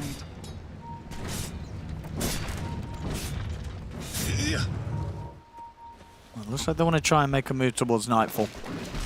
Yeah, he's smoking up. They bring in Laurel, and he is very strong right now with this Ember timing. Tundra just going to continue, just want to farm, it looks like, for these next items. 33 is just going full greed, full Bloodstone. Soon finished, I'm in the offlane, means the initiation. It can come naturally from the other heroes, so I can understand why he wants it this time. Nightfall doing a good job of avoiding this move for now. Seems like he does anticipate it. Yeah, he's a little bit sort of too spooked by the fact that they're all off the map. And he is going Battle Fury, by the way. I don't know if you pointed it out. Seen some Gleipnirs. I still personally like Gleipnir a little bit more, but as these hardcore carry players, still okay with the Battle Fury sometimes. Even though I don't like the idea, but it's fine. Both teams have been very patient about this. Yeah, Good go for him here. Nightfall gets the jump. I mean, he's just been very ready for this. He knows that they're hunting him. Yeah, Whitemon's going to TP over. Bloodstone is done now on the side of 33. Saxa's going to start cutting some creep waves. Laurel's actually making the move down for him, but doesn't have anyone else to go for it.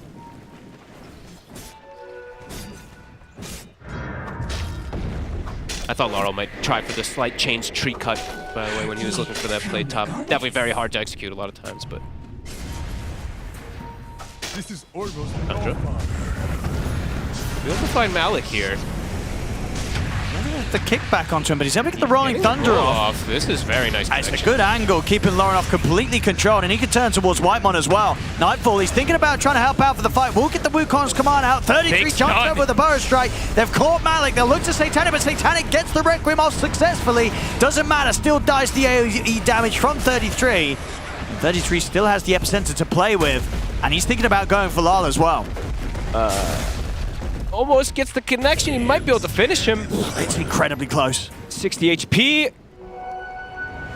Laurel digs. They're looking to Rigo. I mean, they could turn and take down 33 with the setup from the dead shot. Oh, he's healing. He is healing. He's healing. It's not enough, though. He will die. And now Rue is actually able to turn and shoot down a second one there with his ultimate. Gets the double kill as he takes out Saxa.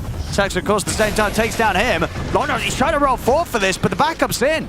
Oh, the creep even claps him. They could just turn towards him, look to try and block him off. He'll have to roll back up in a second. Good kickback gives him the freedom to get away from the two of them. Yeah, this was a very chaotic fight. I'd need to even see a replay to see exactly one thing in particular. I think the dead shot caught the Monkey King after he had Jingu, so he couldn't actually get the extra lifesteal off. I'd have to see it fully again. But I think that's actually the thing that allows him to get that extra kill even on Nightfall without him able to survive versus the SF at the end of it. There we go.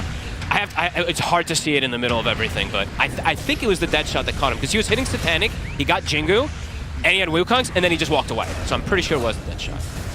Let's have a look. I get that set up onto the two of them. He's caught by the silence. No, it was just a into the silence. fear. Yeah, Okay. silence into the fear. So silence and then just the Requiem afterwards. I thought it was a dead shot that got him, but he was scared to just stand on top of the SF. Satanic was getting those stacks going pretty hard when those fights start becoming like that. His damage starts to become pretty ridiculous, even into Wukong's. Are scanning. 9 to 10. Nice and even early game, even though we did see Malik struggling in the off lane.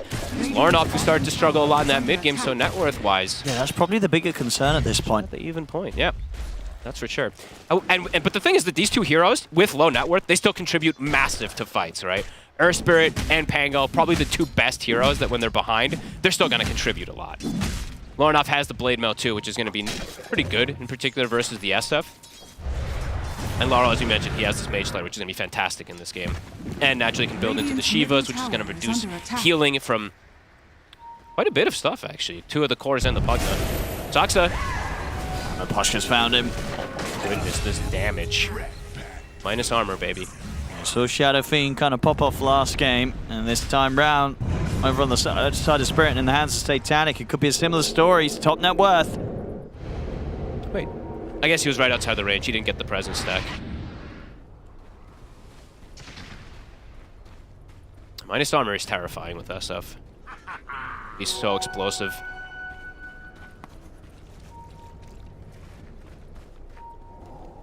Tundra have to be very careful how they fight into him. Tundra playing for a bit more greed, I would say, with the way that they are itemizing, with the Monkey King going for Battle Fury, with the SK going for his Bloodstone. They're looking to play a bit greedier in particular. But is it going to end up paying off? Because it is this SF who's pretty massively enabled from all that minus armor. And the reduction that we do see from Laurel in particular, it's going to be very impactful in this game versus all that magic. Saksa is trying to get this blink so they have that initiator, since they did go for the more greedy route on 33. They do see Satanic over here. They're starting to set up for him. He's pretty vulnerable versus these two. He's not going to expect them coming from this angle. Insane angle. And he withstanded. The Blade Mail is popped. And backup comes in, but indeed he can't succeed against the 3 of them. See if they can find kills in return. As they should find at least Whitemon. Actually gets the Decrepit find the life drain off. The Rolling Thunder comes in again from Malik, so Whitemon will end up falling. 33 should manage to sneak away from this. So they get in, they get the kill, and they get their cores out. What an angle. There's no way you expect this. He was not expecting that at all. A good hold as well for the 33, just keeping that Burrow Strike ready for when he attempts the Requiem. Yeah, you can see it was either the Burrow Strike or the Lornoff Blade Mail was going to be the thing that ends up finishing him off there. They end up just using Blade, that stun, so they can back out healthy, because they're still pretty much full HP, so they could look for another play on these two. They're going to set up bottom for Saksa. I mean, Saksa's just been cutting creep waves trying to finish up that Blink Dagger, which he does have. They want to punish him, but not quite able to. A bit trickier to catch now, and he has got backup with him. Both Nightfall and Whitemon swinging around to the bottom side. They have a lane ward, though, on the side of Spirits. They saw all 3 heroes. They can set up for this a bit better. They have 3 already, and they have TPs available. Very well may be tempted to make the play here in return. BKB on Satanic. They've got the blink on the bat, but now we can talk about that actual mechanic that we haven't seen in I don't even know how many years, because nobody picks Venge, but they have the save. They have the swap versus the lasso. I actually wonder when the last time I saw Venge versus Fat Rider. I think I remember it. Satanic, heads up Requiem. He knew 33 would go straight for the TP play on top of the cliff. Oh, that was sick. What a play. That's just called reading your opponent beautifully. Whitemon puts himself in a pretty dangerous position. Lara's going to go for it. Silence will catch him just in time to stop him getting any sort of catch onto them. Lornoff saving his buddy. Sweeping across. Malik's got roll ready, and he's got the pipe. Gonna block a ton of the damage that comes out from Tundra. He does have that blink queued afterwards. So Laurel likely has to be the one to go in first.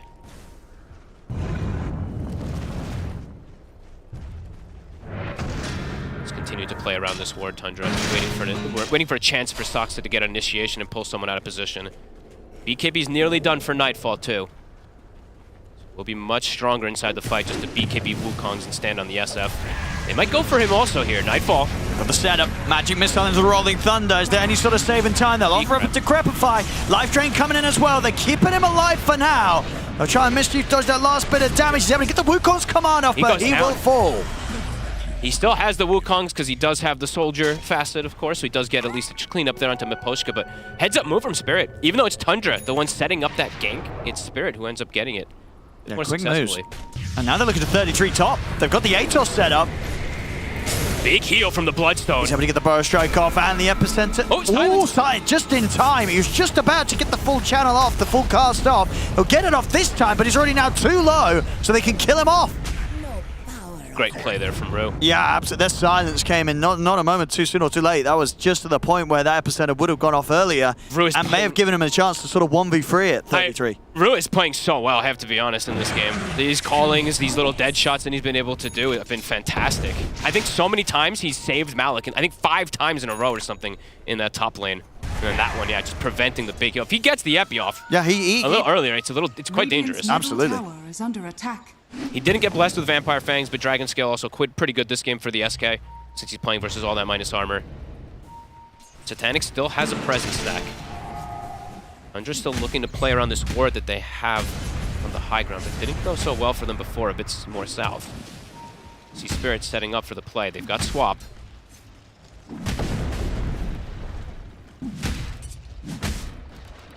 Can't quite get him. He also has a BKB and a shield. So maybe not the target that you'd ideally want to go for at this point on Lorinov. So they have BKB Earth Spirit, BKB Monkey King done. Could be a time for them to maybe look to go. Perhaps they wait for 33 to finish the Crimson since he's very close. But that's triple BKB or triple core item timing that they could look to contest. Spirit's gonna start Roche. Yeah, it's gonna be very quick. Tons of minus armor, but they're gonna be there. Oh, but yeah, Spirit they're going to prepare for this, actually, rather than commit to try and take the Roshan down. They want to look for the fight first, knowing that Tundra's going to be going for this smoke sort of move. Lorinov showed himself, so they know that at least he's in the position over here. He's going to get smoked now by his allies. And Nightfall's got to be careful. They nearly found him to start the fight. Lorinov walks over. They're going to find him first. We're going to play Mel off. He's super tanky. Not who they want to go for. Rolling Thunder's coming in. They get the jump over towards Nightfall. He puts the BKB, but he's got to be careful. So much damage coming in here from the SF as Satanic forces Nightfall to have to jump out of the fight. They continue to chase him down, trying to hunt him in the trees. No way! Nightfall juking around. The heal comes in. He's out. He's away. Nightfall survives. They'll lose potentially Miposhka will get one more swap off, but he goes down, backing off to the side of the fight. They're looking for Whitemon, but he gets the Decrepify off. He heals up. They can't quite get the kills here, Spirit. They're brought back on Miposhka.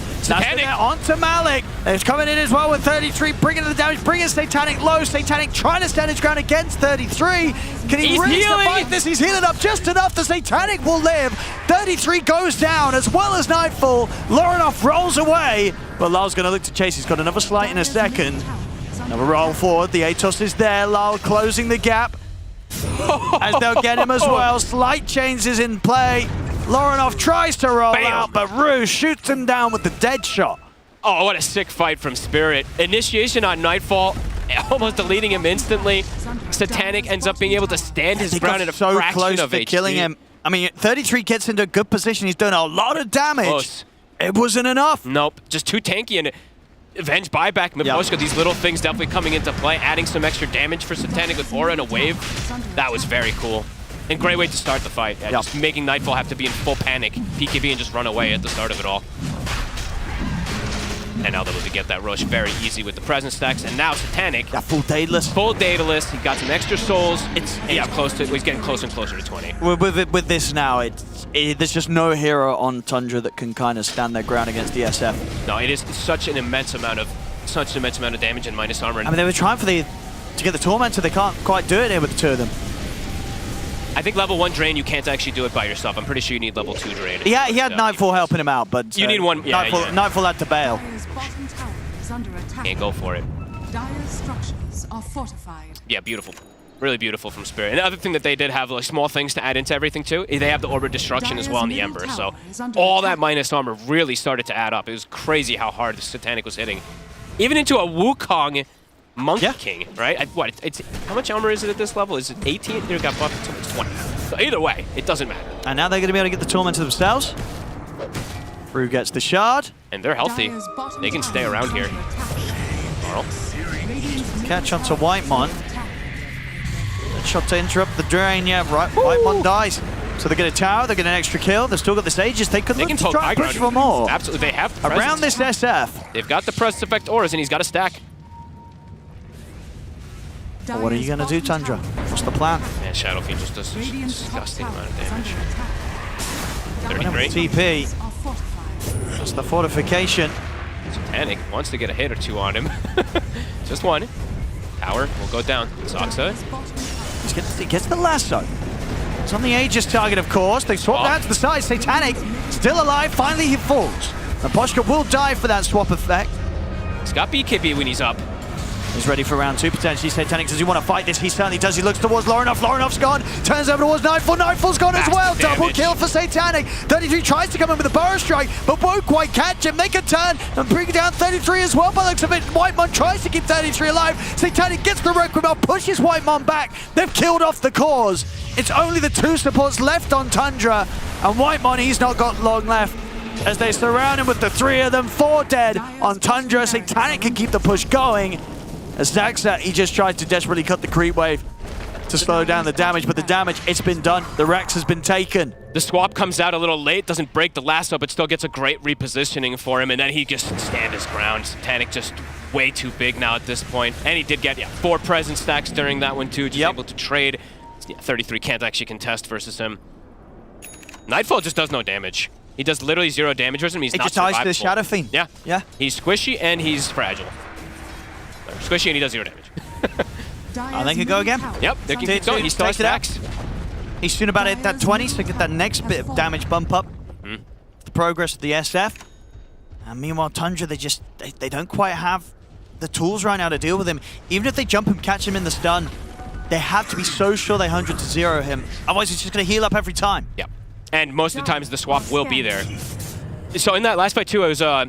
Lorinov tried to get the silence before the swap happened while the lasso. So there is the play that they can do with that, with the Earth Spirit starting the fight as the lasso happens. If they can isolate Satanic and get everything committed onto him, that's the only way that they can kill him. The problem is now that there's a blink also, so there's follow-up from Malik with this pipe. They're going to try again, but Miposhka is behind him at the ready. And it's got to be Lorinov to stop the swap with the silence. That was it. He's just dancing around them, knows that there's not a whole lot they can do about this Ember getting in their face. Went for Radiance. Very cool. His damage is really adding up in these long duration team fights too. Yeah, he survives through them. Yep. Are scanning.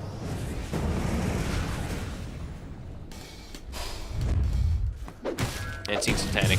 He's going to go for S&Y since he is playing versus that lasso and these disables. He's going to go for this route this game. I thought he would do it last game when he was playing the TV. Oh, this is a tough one for Tundra. We saw last game, they were able to piece together these defenses. They're going to have to try and do something of a similar vein this time round, but it feels so much harder in this match. It's not the same type of draft where you can zoom and delete a target. You have a lasso to try to pull, but they do have an answer for it. Radiant's middle tower is under attack. They maybe need to just try to, honestly, they need to try to stall the game out longer so they can get more items on the Monkey King, but I don't know enough how much that benefits him with the way that Spirit is scaling, the way that Spirit is just chasing everybody on the map. Can 33 get away?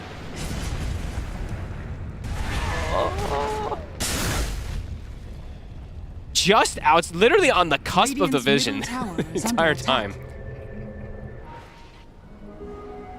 Still got the creeps with them on this top lane, Spirit.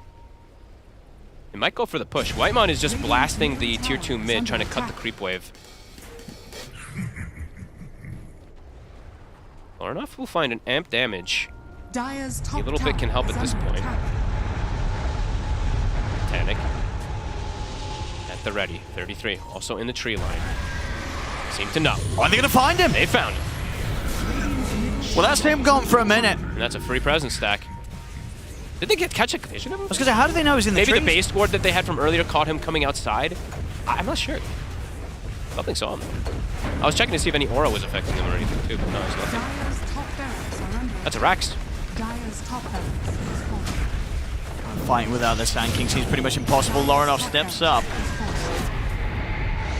dead shot into the Requiem. Just wants to probably back up and reset. They got 3 racks. Deal with the mid lane. Really crisp stuff. I mean, we did see, to be honest, quite similar in the first game where Spirit was pretty crisp. It just was, 1 or 2 big slip-ups that Tundra took advantage of. This game, Tundra just, for not being able to find that. He will put the bottle, okay, we'll give the bottle to Nightfall for the amp damage. He does need any bit of damage that he can get, but his Butterfly is still 1,200 away.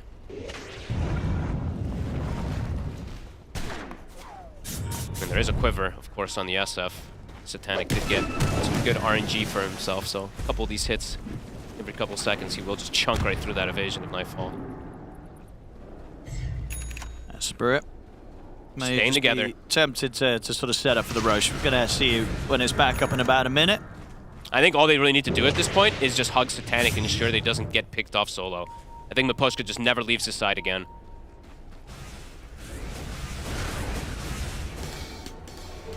That Roche will start to be able to shift bottom once we find out when it does spawn.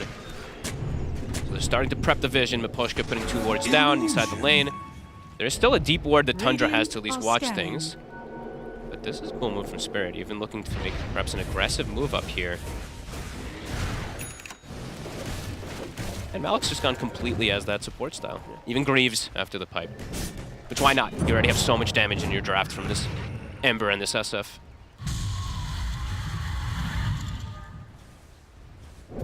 Radiant's middle tower. So they is under see attack. Tundra. They've got those wards that they placed from Miposhka earlier. They see them setting up around here. So very nice wards. They're going to see Nightfall. They've got full information. Toxa. We'll scout them. Butterfly is done. So they've got their item timing as well here. I mean, they have to try. They can't allow Spirit to maintain control of this area whilst Roche could potentially respawn. Can they 100 to 0 Satanic in a disable? Dire are scanning. 33.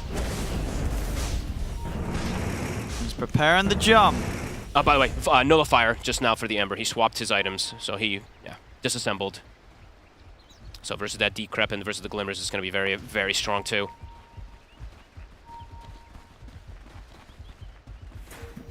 Who's going to show first? They'll raise the wave. So the raises. Tundra know where Spirit's at. They're just so clustered though. I mean, Spirit can just kind of reveal themselves to start hitting the base if they want.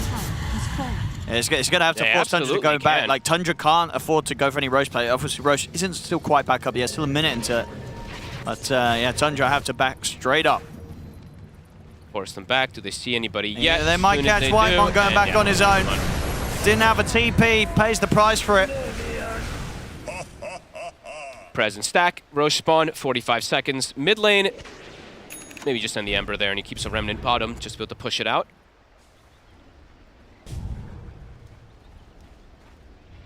These couriers bringing in just TPs, more wards to be able to secure the area. Tundra likely to just sack this Roche now at this point.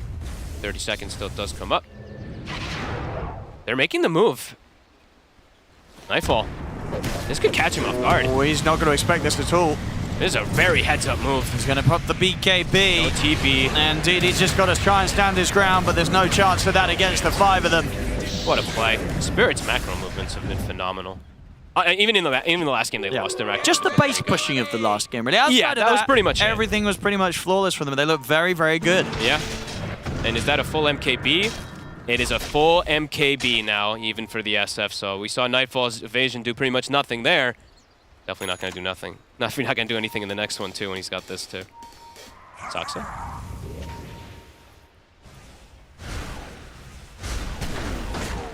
He's pinging. Is Miposhka in range for the swap? He is. Down the mid lane they go, Spirit. Tundra's got to do something kind of chaotic to have a chance here. They're going to try. The lasso. Satanic. And he'll get caught by the burst strike, but the BKB's off and he just turns towards 33, completely destroys the Sand King. Lorinov has to roll away. Way too much damage. They even control the backline to stop the swap play, but he doesn't need to get swapped. You're stuck in there with him. Sax are trying to catch something. Trying to keep the magnetized going. Monkey King's respawning. I mean, they're chasing out the base here, Looking Tundra. for Satanic. the main thing they want. Nightfall. Alex in. He's got to be careful with the Rolling Thunder coming in. They're able to clip Saxa with it. Malik is caught the bat. The Atos follow-up. Tundra's still watching. See if they can do something here. Nightfall. They'll get the Wukong's command out. Rune's able to get out of the Wukong's command, and Lorinov is very low in mana, and he's less than half HP, so no fight left for him to have. Saxa ball back. I mean, they're chasing onwards, but now they just can turn straight over towards the bat. They try and come in with the heals, but Satanic gets the right clicks in. As that's Nightfall and Saxa gone for good. No buybacks available on them. How many stacks does he have? 6 stacks of the presence now, too, after these kills. They just can't fight. They can just end the game. Satanic, his positioning is also, that was really good. The way he reset, he saw Saxa coming in, he waits for his team to back him up rather than just turning and going for auto attacks. He probably could have maybe just killed Saxa on his own, but he waits, he's patient.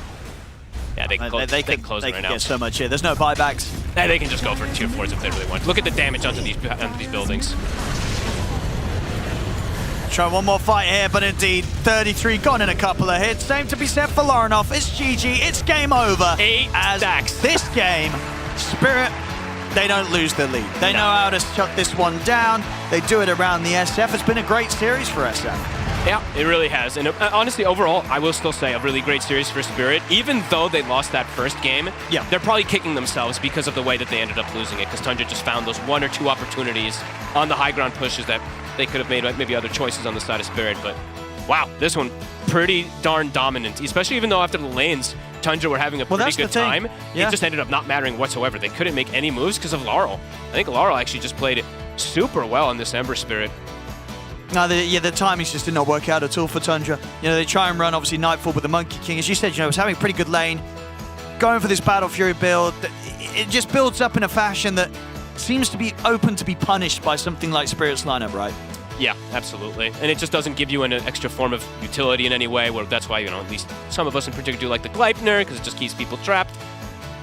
Either way, I mean, Spirit, they just played this one really nice. Those team fights that they took around Satanic in the jungle just enabled him beautifully. And as always, they end up enabling Satanic. They pick a lineup that is pretty much all about buffing him up, making him look good.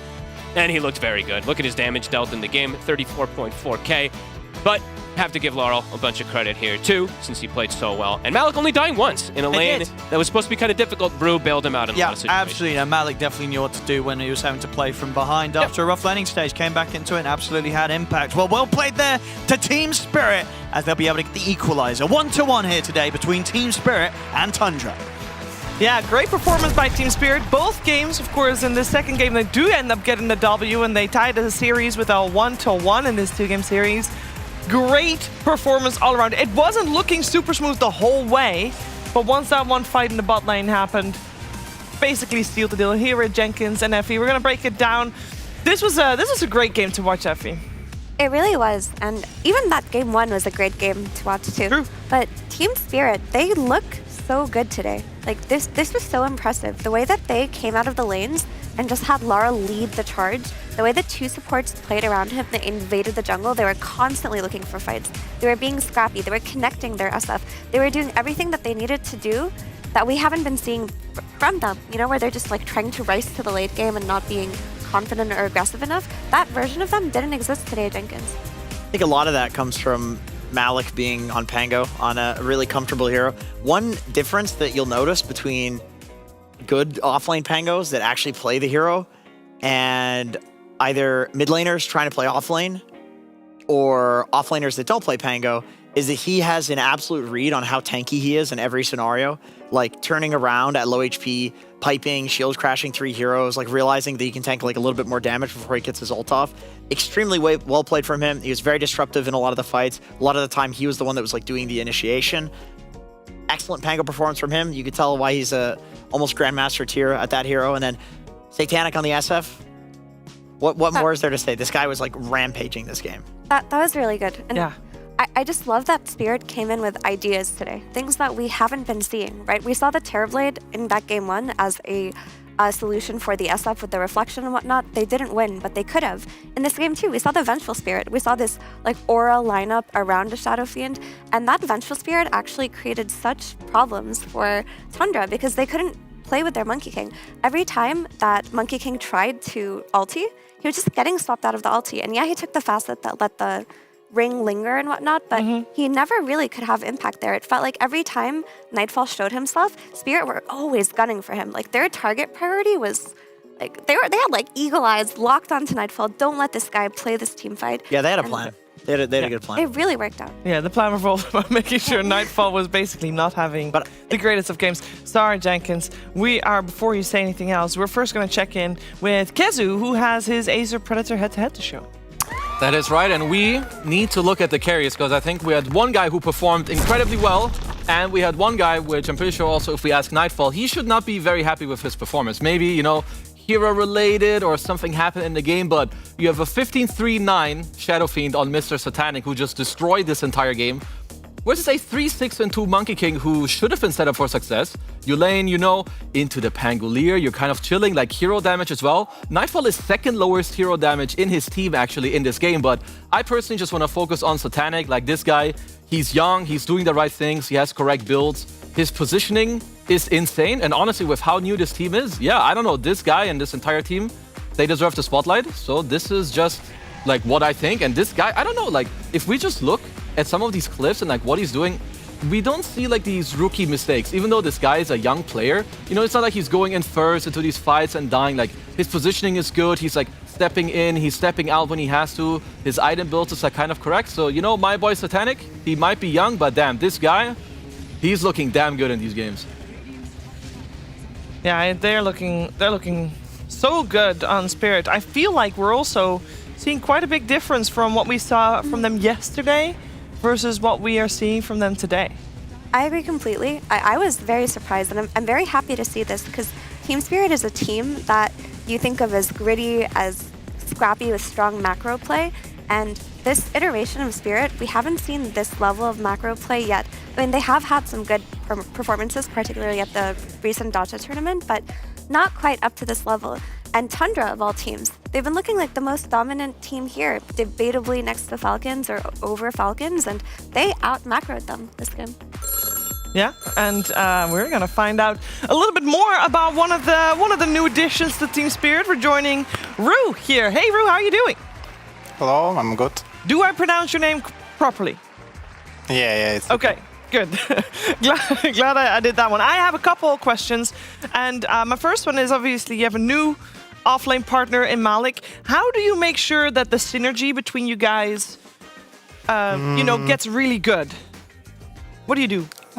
I think he's just a good player. He played a lot in competitive, so it's not a problem to play together. Do you try to get a lot of practice in together, or do you like hang out together extra because you're laning partners? We're training only on clan wars or in-game. Yeah. We're just talking a lot about game, about laning before game, or when we just chilling. I have a very important question, Rue. You are the new kid on Team Spirit, and obviously it's the second event already with the team. And oftentimes we're talking about players, we want to talk about their signature heroes. Which heroes would you like to be known for? It's like, oh my goodness, here comes Rue on his. Which hero? My secret Trend Protector is signature. All right, Trend Protector. I'm going to write it down right now. Is there any other hero that comes to mind that you're like, you want to be known? I played Tuskar a lot. Which one? I played Tuskar a lot. Tusk, yeah. I mean, I will say the Tusk that you played in that first game was really good. Were you surprised they put the Shadow Fiend against your Tusk Dawn lane anyway? No, we know it's Shadow Fiend carry. They think they will stay okay. Maybe they think it will be a Hoodwink post 4, but we put Miposhka on Hoodwink, so maybe it was unexpected for them. Yeah, they definitely seem to suffer a lot under your Tusk and the Dawnbreaker from Malik, of course. Over the last month, what would you say is the biggest lesson you've learned from being with Team Spirit and with your 4 teammates and your coach, of course? You should try hard so much. You should play like every day, full time. You should play. You should learn. You should watch something. Try hard. Yeah, well, I will say the trying hard is paying off. It's looking fantastic there. Even game 1 that you ended up losing did look very good for a very long time. I also have Kezu here who would love to ask you a few questions. Hello, Mr. Rue. I have a few questions and we have a clip for you because in game 1, you guys go high ground and it doesn't go very well, but I think the game is very good for you. So I would like to hear from you, what do you feel like should have happened differently in this high ground push? So I think here, like, you have passed the act. We just shouldn't push high ground. Okay, so it's as simple as, if you guys watch this in a replay, do you think the consensus is Miposhka says, guys, why are we going high ground? Let's not do it. Yeah, I think we just should not go high ground. We have a big lead, so we just need to take all map and close our enemies on the base and take more gold. Yeah. So do you remember what led you guys to pushing high ground? Like, did someone make this call and, like, at least in the game it felt good to go? We was feeling strong. I don't remember we have edges or no. I think no. We just feel strong, so Satanic calls we can push and we just listen him and go. Yeah, okay, that makes sense. And then one follow-up question. What do you feel like is something that you guys have improved on over like the last few weeks? Like, I think when you have a new team, maybe there's like a lot of voices or some people aren't talking enough or like your team fights aren't going so well. What do you feel like is one really nice thing that you guys already improved on?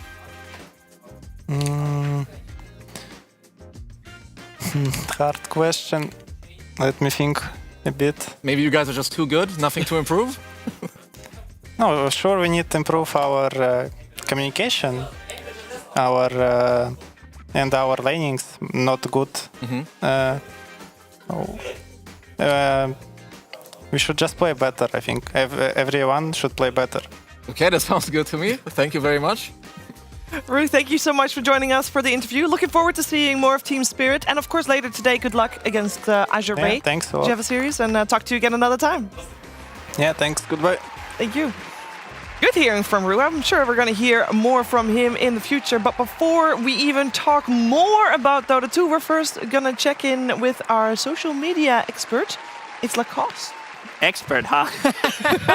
Yeah, why Thank not? you. This is my second time, doing this role. That but I'm means gonna you're keep the expert. Absolutely. It's all it takes. 2 times. That's how I played professional Dota. Didn't end too well for me, but I'm gonna keep you updated what's been happening on social media, on Reddit, whatever. And I've found a really funny clip. This is one of the most upvoted Reddit threads that I've seen in a while, and one of the funniest clips. So I think I'm just gonna roll the clip straight away. The coil, the damage! Are you kidding me? Completely slaying everyone. So much damage being put out, but the fuck, he's gonna find 4, and they should be able to end this game. Spectre wants to run up down the mid lane right now, has a double damage, and they should have this game. Coil's coming in, and it's gonna be dropped. BKB is there. The coil, the damage! Are you kidding me? Yeah, the guy is casting his own game while playing. This is not a professional caster by any means. He's staying calm while he's dead. There's a full clip on Reddit. You should be able to check it, front page. There are high chances that we are gonna see or get this guy for DreamLeague Season 25 just so that he can get a chance to work for the next TI, because this guy is really, really good. And considering that this clip is 4 years old, I also had to do some digging. We also almost didn't see the clip because it has been sitting in the dark in some dusty rooms, and thanks to the guy who upvoted it. So I wanted to check what's he up to nowadays, because I was like, oh no, maybe he retired because he didn't start a professional career as a caster. So this is what he has been doing. What am I seeing? What am I seeing? He's actually Divine 3 player, over 11,000 MMR, changed the name so many times, but maybe you're gonna notice something. These are some of his last games. I know the TV is a bit far away, so I could help you out. Yeah, help me out. If something's standing out. He loves to buy a blink dagger on every single hero that he does play. And considering that he's changing his nickname so many times, maybe it's time to stick with the blink dagger enjoyer, because this seems to be working out for him. Very fitting. 11,000 games plus played, and this is something that he's been doing recently. And the last game that he did play was 4 hours ago. Oh, and, very active. Very active Love indeed. to see it. All right. He did lose that one, unfortunately. I do think that if you're casting your own gameplay, it's you can't play many games. Like, it takes a lot of effort. Yeah, because that seems very hard. Because you gotta do the thing and say the thing, but actually you gotta be, you know, normally you do the things faster than what you can say the thing. So is he playing to his full potential? That's what I'm wondering. I'm wondering if he's casting every single game that he does play. Unfortunately, he did lose that game, and the reason why he lost that game is that no one from guy that is playing in DreamLeague Season 25 did play on Smurf. He was like, he's getting too much spotlight. This guy is too powerful. Somebody needs to stop him. So no one did humble him. With Axe, great itemization, of course. With the Aghanim Scepter Vanguard, really love that one. And looking forward to seeing it in professional Dota. But yeah, shout out to that guy. This is one of the funniest things I've seen on Reddit. He has many names. Bazillion names. Blink Dagger Enjoyer. Yeah, that's his new name. We see you. Actually, we hear you. More specifically. Yeah. Okay, so, yeah. Very good. Hey, a couple days ago you had some sunglasses. You still got those? No, I got rid of those. Gosh darn. Because this would be the perfect time to put them on. Because a lot of people are tuning in right about now. Because they are waiting for our upcoming series. I hope you're ready to batchest in Liquid versus Nigma Galaxy after the break.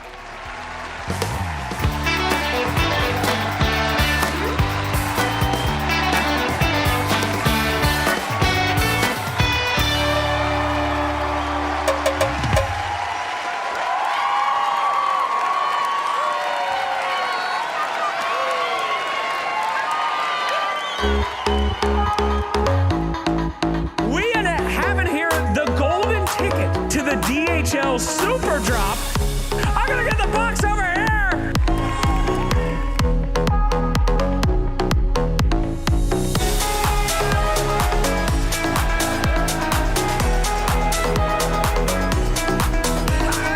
Choose your own adventure, man. Are you ready? I'm shaking. Good. That's absolutely correct.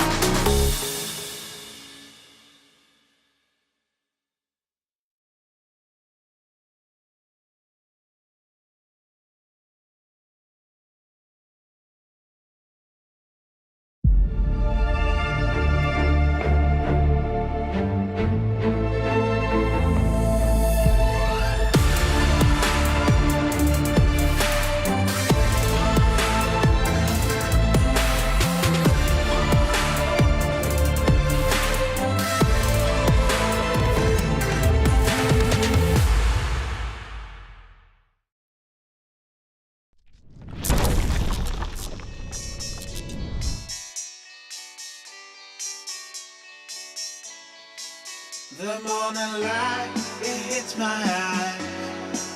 Last night we partied like it's 99. You took my hand, we danced all night. That's all I remember, we can blame nobody. Look where we are, so beautiful. This world is ours for the taking now. Not holding back, not giving in. Stay a little longer in the moment now. No regrets now. I'm not feeling sorry for anything I've done.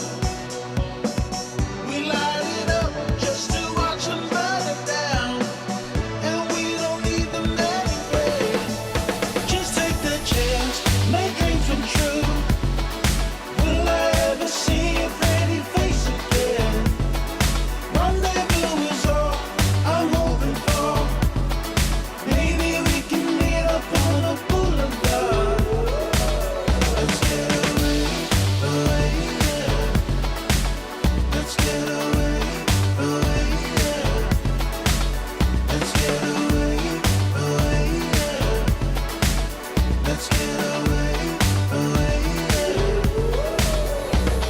'Cause if we got one life to live, maybe we should just let go. Don't worry about tomorrow. Start counting your Insta follows. 'Cause the sun comes up again. New days they begin. So hold on to me, 'cause I won't let go of you. No regrets now. I'm not feeling sorry for anything I've done. We light it up just to watch them burn it down. And we don't need them anyway. Just take the chance, make dreams come true. Will I ever see your pretty face again?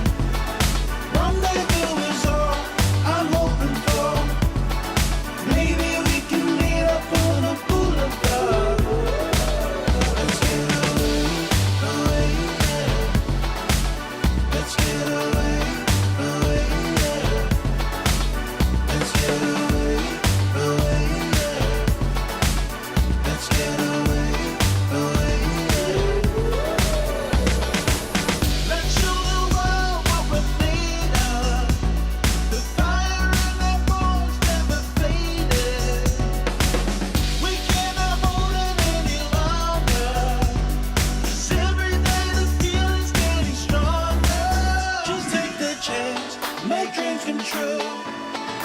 Will I ever see your pretty face again? Rendezvous is all I'm hoping for. Maybe we can meet up on a boulevard. Let's get away, away, yeah. Let's get away, away, yeah. Let's get away, away, yeah. Let's get away, away, yeah.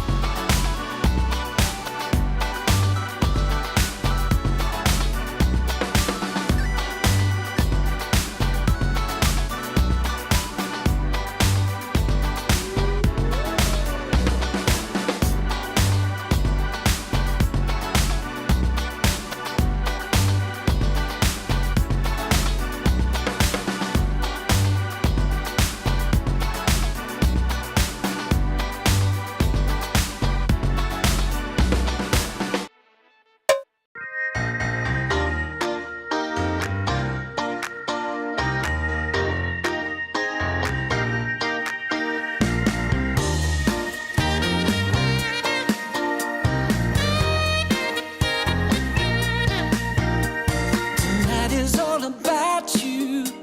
Just go on and have what you want. And do anything that you like to. Oh, you don't even have to stop, no. You sparkle like diamonds. Yes, you do, no matter where you are. And you got everyone's attention. Yeah, you're breaking every heart, yeah. Wonder if you ever realize it's yours for you to take. Oh, just let it show what you feel inside. Don't hold back, don't make them wait. Set the world on fire. It's your time, so do whatever you like. It's your night. You got the stars in your eyes. Let them shine and set the world on fire. Light up the sky. Look good in the spotlight. Just go on and set yourself free. And why not have the time of your life? 'Cause tonight DreamLeague Season 24 is brought to you in part by Intel Arc, Acer Predator, DHL, Kadea, Monster Energy, 1xBet, and the United States Air Force. The appetizers are out of the way. Now it's time for the main course. Nigma taking on Liquid and Falcons versus Fortnite, man. It's all coming up here on the second half of the day here. So let's get into some more DreamLeague Season 24.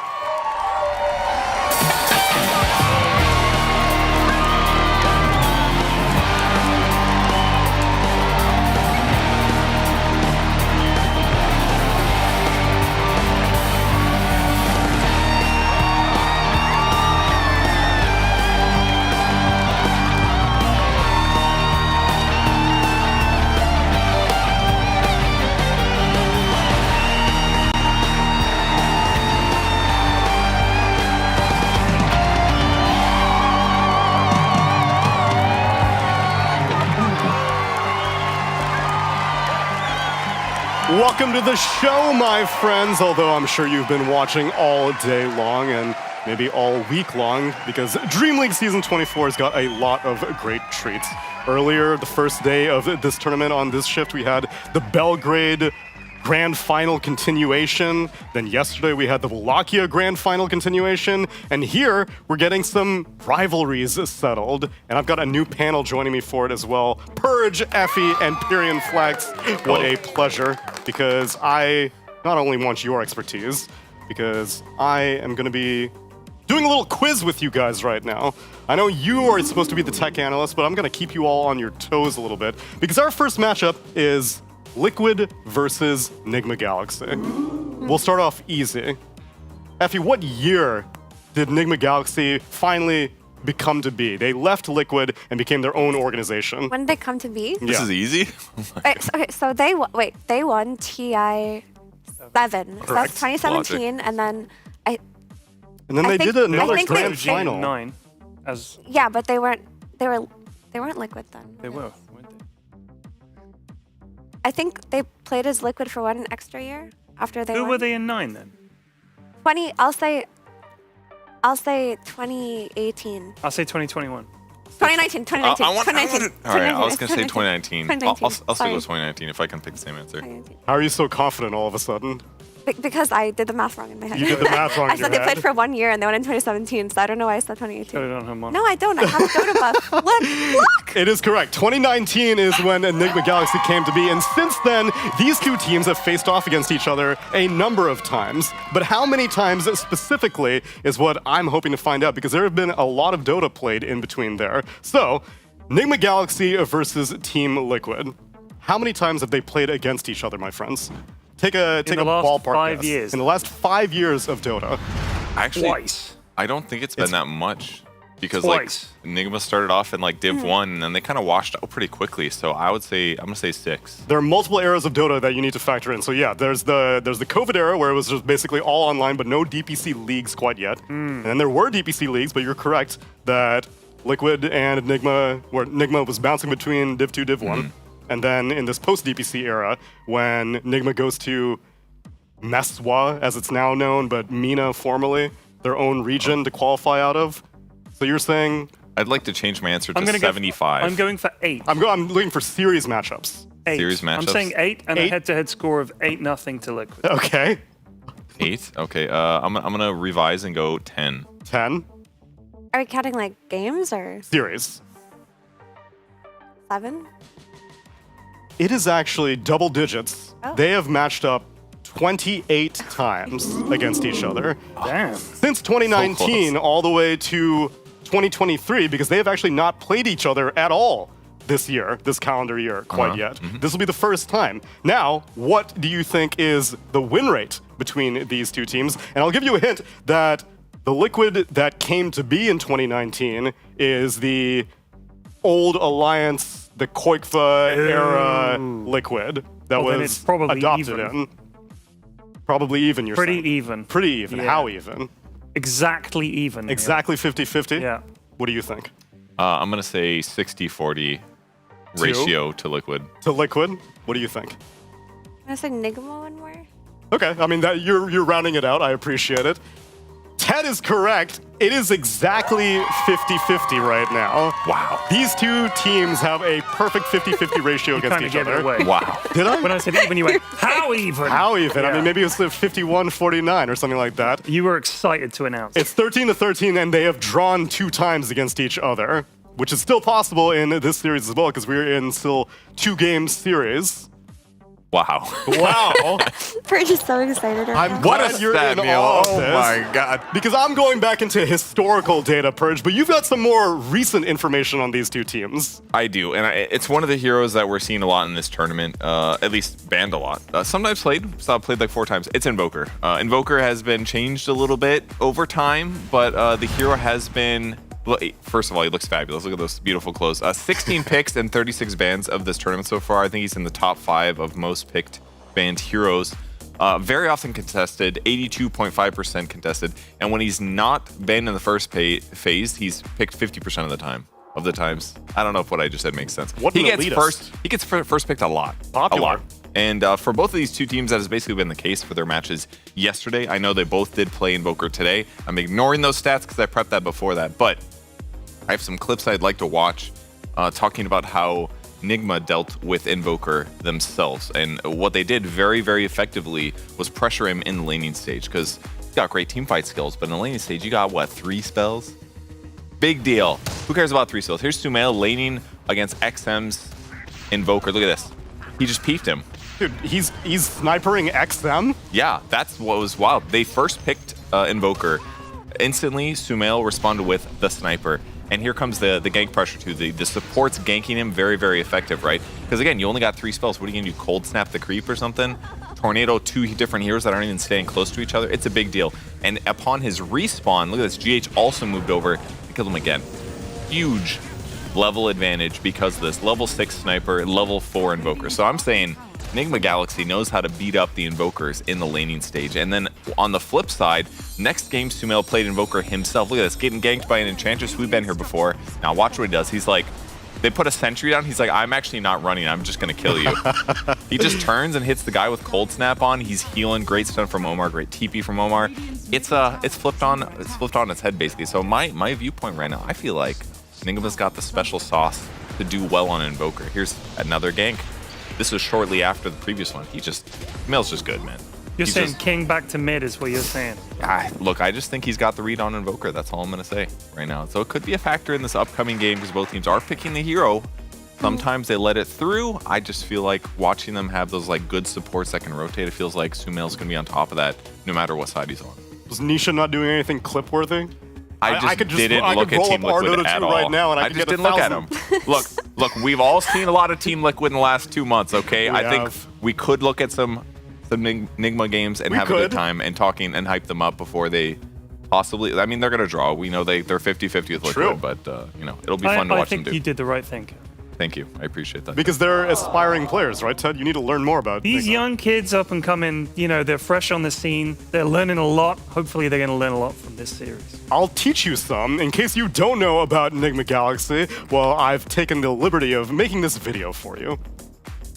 Enigma Galaxy, the most bat-chest team at the event. Miracle and Sumail playing in the same team. Is this their year? With the team struggling for a very long time, they decided to do something drastic and rebuild around the core of Miracle, Sumail, and GH. Kuroki decided to finally take a step back from playing and is now coaching the team. To fill in the last blanks of position 3 and 4, Enigma Galaxy got the wonderful duo most known from PSG Quest, Noob and Omar. On paper, it looks like the strongest Enigma Galaxy roster in quite some time. In practice, they sadly haven't looked on top form so far, getting a 12th place at PGL Wallachia. Perhaps they need some more time together to really build up some steam. It's a very different team to the one we're used to, after all. I waited 4 fucking years for this day. Guys, this time we're gonna rewrite history. Yeah. This Enigma Galaxy roster is definitely capable of playing amazing Dota. The biggest question is if we will actually get to see some of it. Maybe just a little bit as a treat, please? Hopefully we'll get to see Enigma Galaxy cook here at DreamLeague Season 24.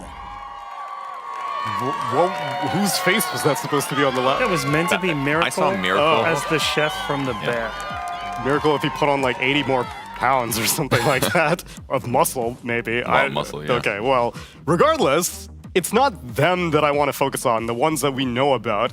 Mira, they took Omar and Noob, and not only did they take Omar and Noob, they took Noob and then they put him into a lane that he has never played before. Very true. I'm glad that you brought that up, Neil, because that's what I wanted to talk about too. So Noob and Ahmed have been playing together for a very long time. They're friends from Lebanon. They've played on so many stocks, and it felt like they finally found their footing a little bit with Quest recently, the way that they structured the team, the way that they learned to play together and around their teammates. And all of that, with this competitive year, gets flipped upside down because they got poached by Enigma, which was a very strategic move by Enigma, by the way. And they took away like the style and the identity that these two have built together, and they're making them basically start from scratch. And I think a lot of the growing pains that we're seeing from Enigma is actually coming from this. Like Noob was excellent on the mid lane. He had a very kill-oriented, go kind of play style, which you think can transition to the offlane well, but you need the experience, you need the hero pool. And Ahmed, he's used to playing with offlaners who are also along that line as well. So I feel like when you're looking at Enigma's offlane, they're basically building from the ground up right now. And that's why Enigma are maybe not looking too good. And how much of that comfortability could have been mitigated if GH was playing these roles instead of, like, why do they go for so many role swaps, do you think? So I think GH is the kind of player that you can put on any support role. It doesn't matter. And him and Miracle, we talk about Ahmad and Noob, how long they've been playing together. Him and Miracle have been playing together forever as well. Yeah. And even on the Enigma version where ILTW is the carry, GH was often playing 5 with ILTW even though he was the 4. Like, he is no stranger to the safe lane. And I think if Nigma focus on player synergy, which is what they're doing with these lanes, that is a good step. Like, what you need now is time and experience. That's basically the part of the formula that they don't have. Even on the Kuro rosters, GH, whenever he would be playing IO, he would kind of be the 5 in a lot of situations as well. So I can understand why they would translate him into that, but all the different iterations of Nigma Galaxy rosters that we've seen, none of them have a honeymoon period, it seems. It's always growing pains.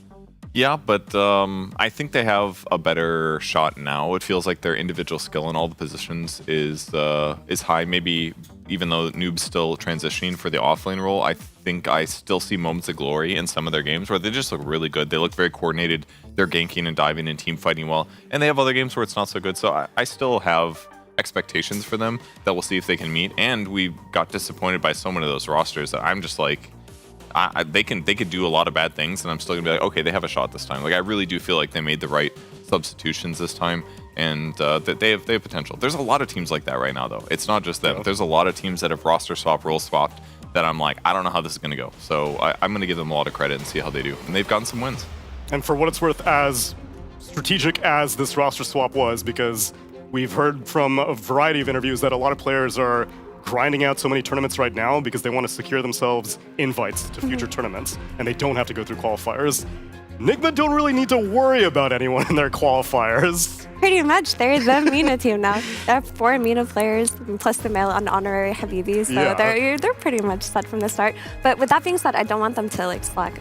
We just heard from Team Spirit's Rue in his last interview, and he said it's such hard work. He's playing all the time. They're studying replays all the time. They're hubbing and they're watching games and they're talking about Dota all the time. And even though Nigma has a lot of veterans who have been around forever, if they can't channel that same energy of they have to try just as hard, play just as much, and not give up any free time, even though they get free invites, then they're not going to see good results. And hopefully they don't get rattled by opponents either, because 6 of the players in this matchup have lifted an Aegis under the Team Liquid banner before. What a esteemed honor that used to be, and now they've had to spread the wealth. Now it's just too normal, is what you're saying. They used to be an honor. Think about Aegises to everybody these days. Yeah, it's easy to get in there. I mean, he's right. I was thinking the same thing before. I'm thinking about the prestige that we used to target towards Miracle and Sumail, and they are still fantastic players, and they had gloriful moments when they were winning tournaments. But there's just tough competition, and a lot of players from back in the day, even like 6 years ago, a lot of them have washed out because it's so difficult to compete with these younger players that are doing the grind, and they've trained their brains since the age of 10 to play Dota well. Hard to compete with. You know what my biggest concern is that, like, when you take Ahmad and Noob away from Quest, and Quest has had pretty good results, like the last year, their results were solid, especially towards the end with EWC and whatnot. And they were, like I said, finding their footing. They had a strong understanding of competition in that sense because they were competing when Nigma wasn't. And you put them on a team with these names and these veterans.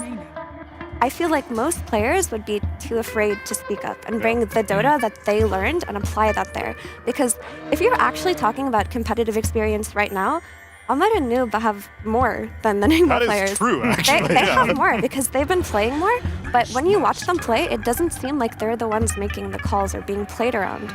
So that is also something that I get really concerned about when I think about this team dynamic, but I'm also just like armchair analyzing here, and I don't know what goes on in their practice rooms. How long has this roster been this roster for? Which one? The Nigma Galaxy. As of this competitive season. So, he's playing the guitar with a banana. I just noticed that.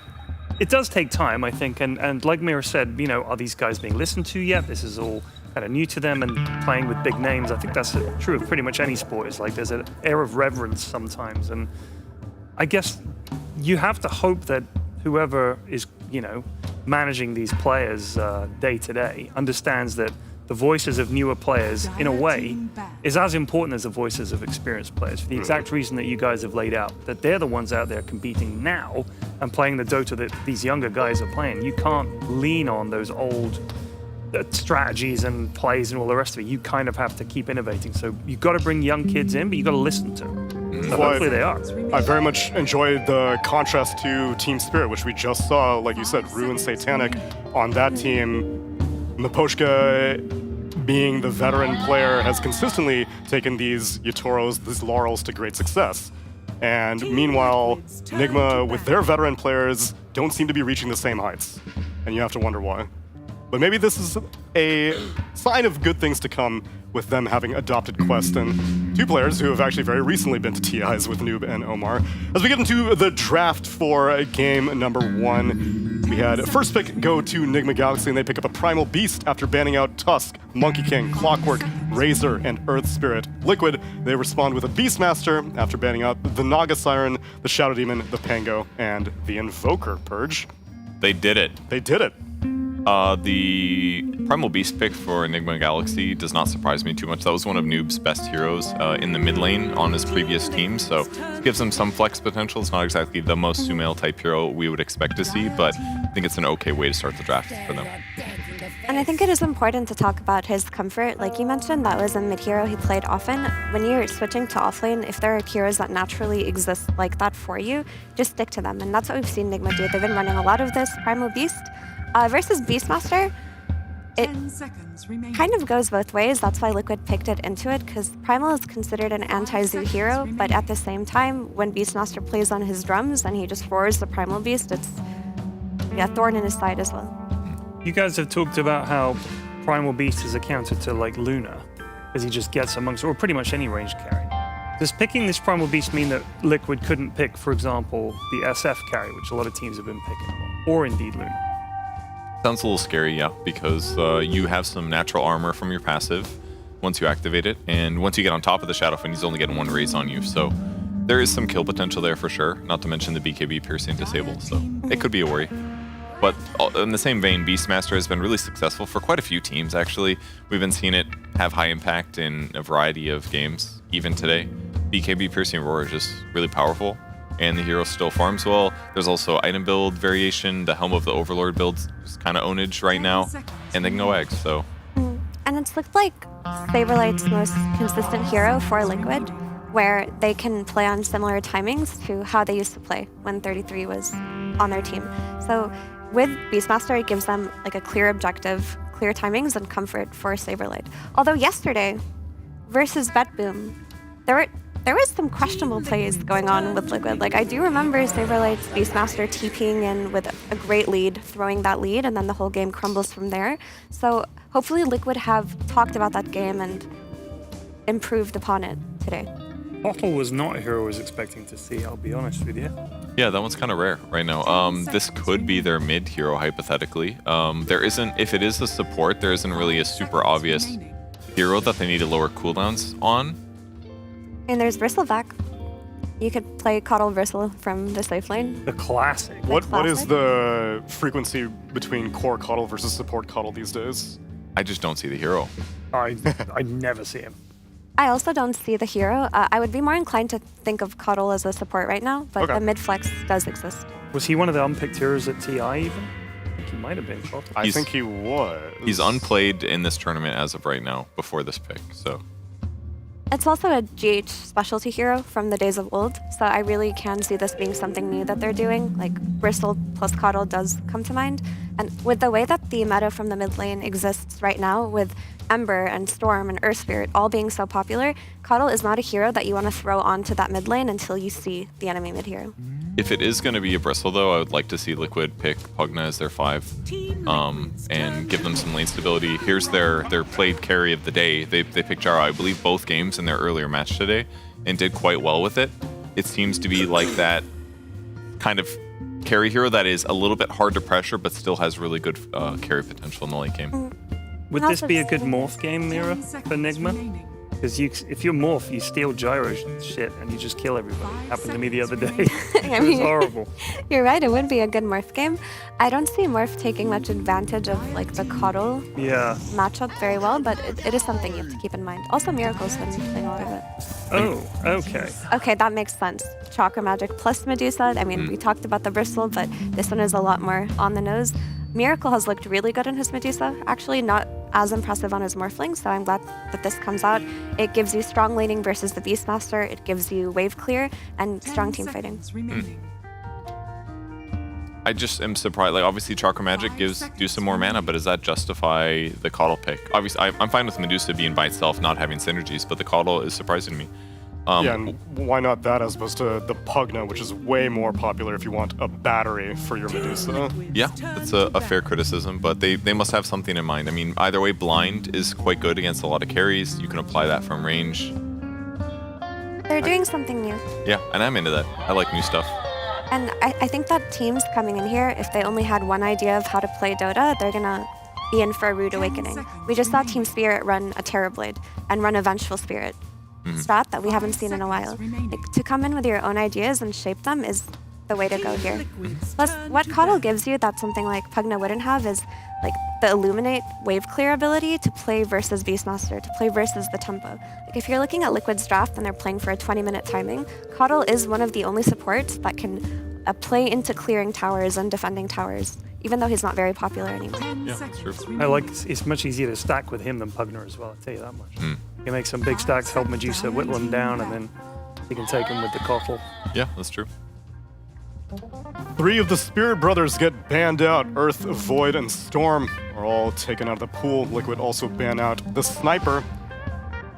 Seems like mid laners are on the mind for both these teams. Probably looking at a melee mid laner for Liquid with the Sniper plus Storm bans. 5 seconds remaining.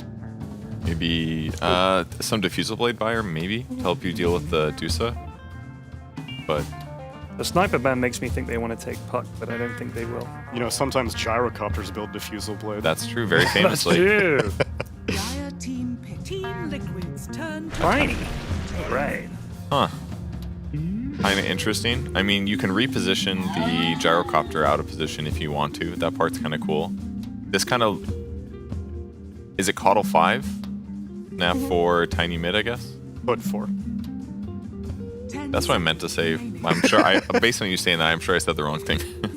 Snapwing. 5 seconds remaining. They should pick Husker and just punish Yeah, the that's what I was Tiny, wondering. dude. Punish the Tiny, don't let it free. For as good as Nisha is, though, for some reason when I see him on Huskar, it's Yeah, I agree. unreliable. I agree. No, but I like that Nigma have come in with fresh ideas today. Yeah, this is exciting. Well, William has his hood up. That means he's being very serious. This is a reputation game, Ted. Which Liquid Aegis winners were superior? That's true. Interesting. Interesting. Nisha's postulating something right now, considering it. Man, there's so many... Cap, are you yelling Pango off in the... What are you saying? Cap was yelling off in the distance. Pango's banned. Pango's banned, yeah. Pango's banned, you idiots. He was doing shots? I thought you said I was chewing gum. Oh. No, they went for Okay, I mean, Ember is a great hero. Maybe you don't want to get a little bit too fancy, but they were in a position to strongly counterpick this Tiny. And they just chose for a more classical, well-rounded draft with the Ember Spirit, but it's just the last Spirit Bro that was left in the pool. It's going to be able to play on the 20-minute timing of Beastmaster. Hopefully it's going to be able to rotate to the sidelines, try to punish the Medusa, but it doesn't pack enough of a punch for me for this overall last pick. Yeah, I mean, I thought of it pretty quick, but it's like it doesn't synergize super well to counter. It doesn't counter the enemy lineup in a massively particular way. Slight chains against Primal Beast I'm into. I mean, keeping like Sumail locked down is great if he's away from the fight, and it is going to be able to dive the backline and try to kill the supports. That part's kind of cool, but it does fit their draft. I was just expecting some like Medusa counter. Yeah. I think they're just happy with what they already have. Like they think they have the tools. They're just going to get ahead. They're going to kill her with raw damage. They don't need mana burn. They're going to kill her with a Daedalus.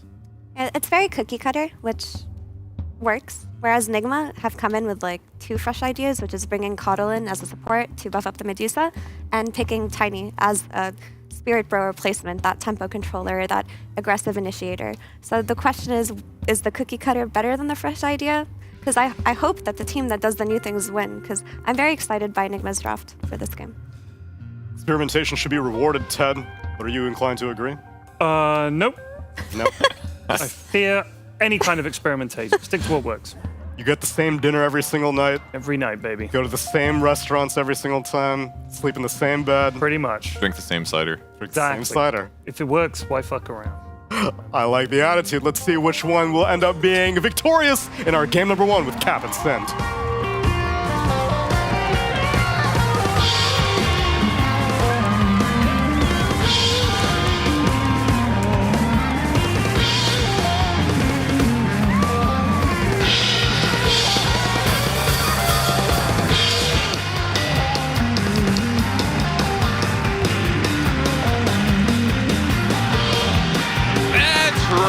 We have an epic match on our hands here, Synderen. Liquid versus old Liquid. Yes, with major changes. So and only one guy who was on the old Liquid squad. That's incorrect. There's 2. Yeah, that's true. Actually, it's 2. There's 2 of them.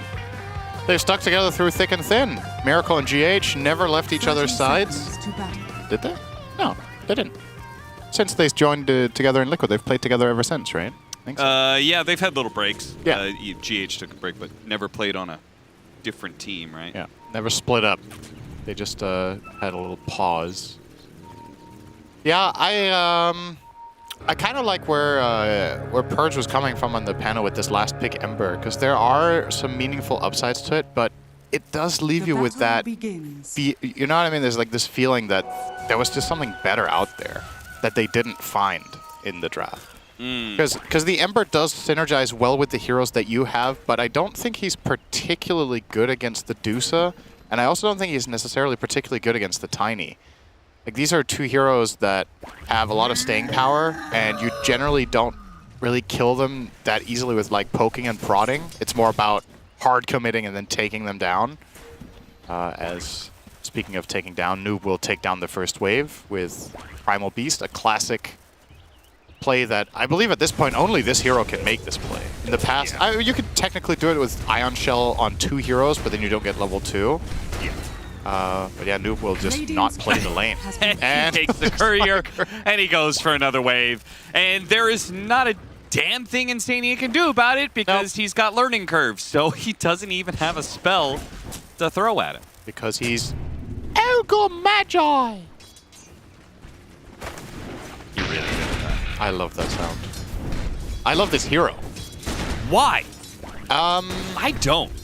I mean, I like playing. I say I love this hero. I don't think I've played him since he got facets. So I love the idea of old Ogre that I used to enjoy. My nostalgia factor is there for the hero. Okay. There's just something about that hero. You know, you're a lane bull. At least back then, Ogre was a true lane bully as a 5. He traded really well. He's like a nice enabler for the carry. You make your carry feel happy in the game. And that, therefore, you feel happy about yourself because you made a difference in someone else's life. Wow. That's right. That's really deep. That's why GH is playing Coddle for Miracle, because he wants to make Miracle's life better. So he picks the most supportive support you could play for Medusa. He's like, Miracle, happy birthday, man. I'm gonna give you a birthday present today, even if it's your birthday and you know when Miracle's birthday is? I can look it up. It would be sick if you knew, actually. Just off the top of your head. Of course I do. It's Sheepstick's birthday, apparently. Today, or when Miracle has birthday? Today. Happy birthday! But maybe today's Miracle's birthday, too. If I randomly hit Miracle's birthday, that would be quite sick. I was about to say I would be proud of it, but that would just be complete luck. You can't really be proud of that. So far, so good in this lane, by the way. The Coddle Medusa. It's an old classic that we don't see played very often anymore. Coddle as a 5 does not committed. My God. The same. He's just dead. Omar got run down. I mean, this took them a little bit of time, but for First Blood, well worth it. He's going to head back to lane on Gyro and still get a decent amount of CS here. But as far as the early CS goes in general, Enigma Galaxy are pretty happy here on all 3 cores. So far, so good. And Sumail is owning it up in mid with 10 denies, minute 3. Dendi is watching this lane and he's like, this is... I might just go pro again. This is what I love about mid lane. Dendi, I don't know how many interviews at this point he's said it in. Oh, hang on. Nisha's actually underneath dead. the tower. Nice body blocking. Dodges a little bit there with a slight and gets a bottle hit off. will manage to survive as a result of dodging that damage, but still, close call. That was a really nice play from Sumail, recognizing that he could kill the entire wave and get the toss back at the same time there, or toss up at least on the Ember, but equally good sleight to dodge the tower shot and buy himself time to get out. But yeah, this is, we don't really get to see this in the mid lane that often anymore. This was what Dendi made a name for himself with ages ago, and that he misses in Dota is that ability to crush mid through denying. Yeah. We've seen a couple of games of this tournament now where mid players seem to be either picking matchups or really focusing on it more. Like this kind of thing with 11 denies mid at 4 seems to be something, if you go back, it's like Viper only almost.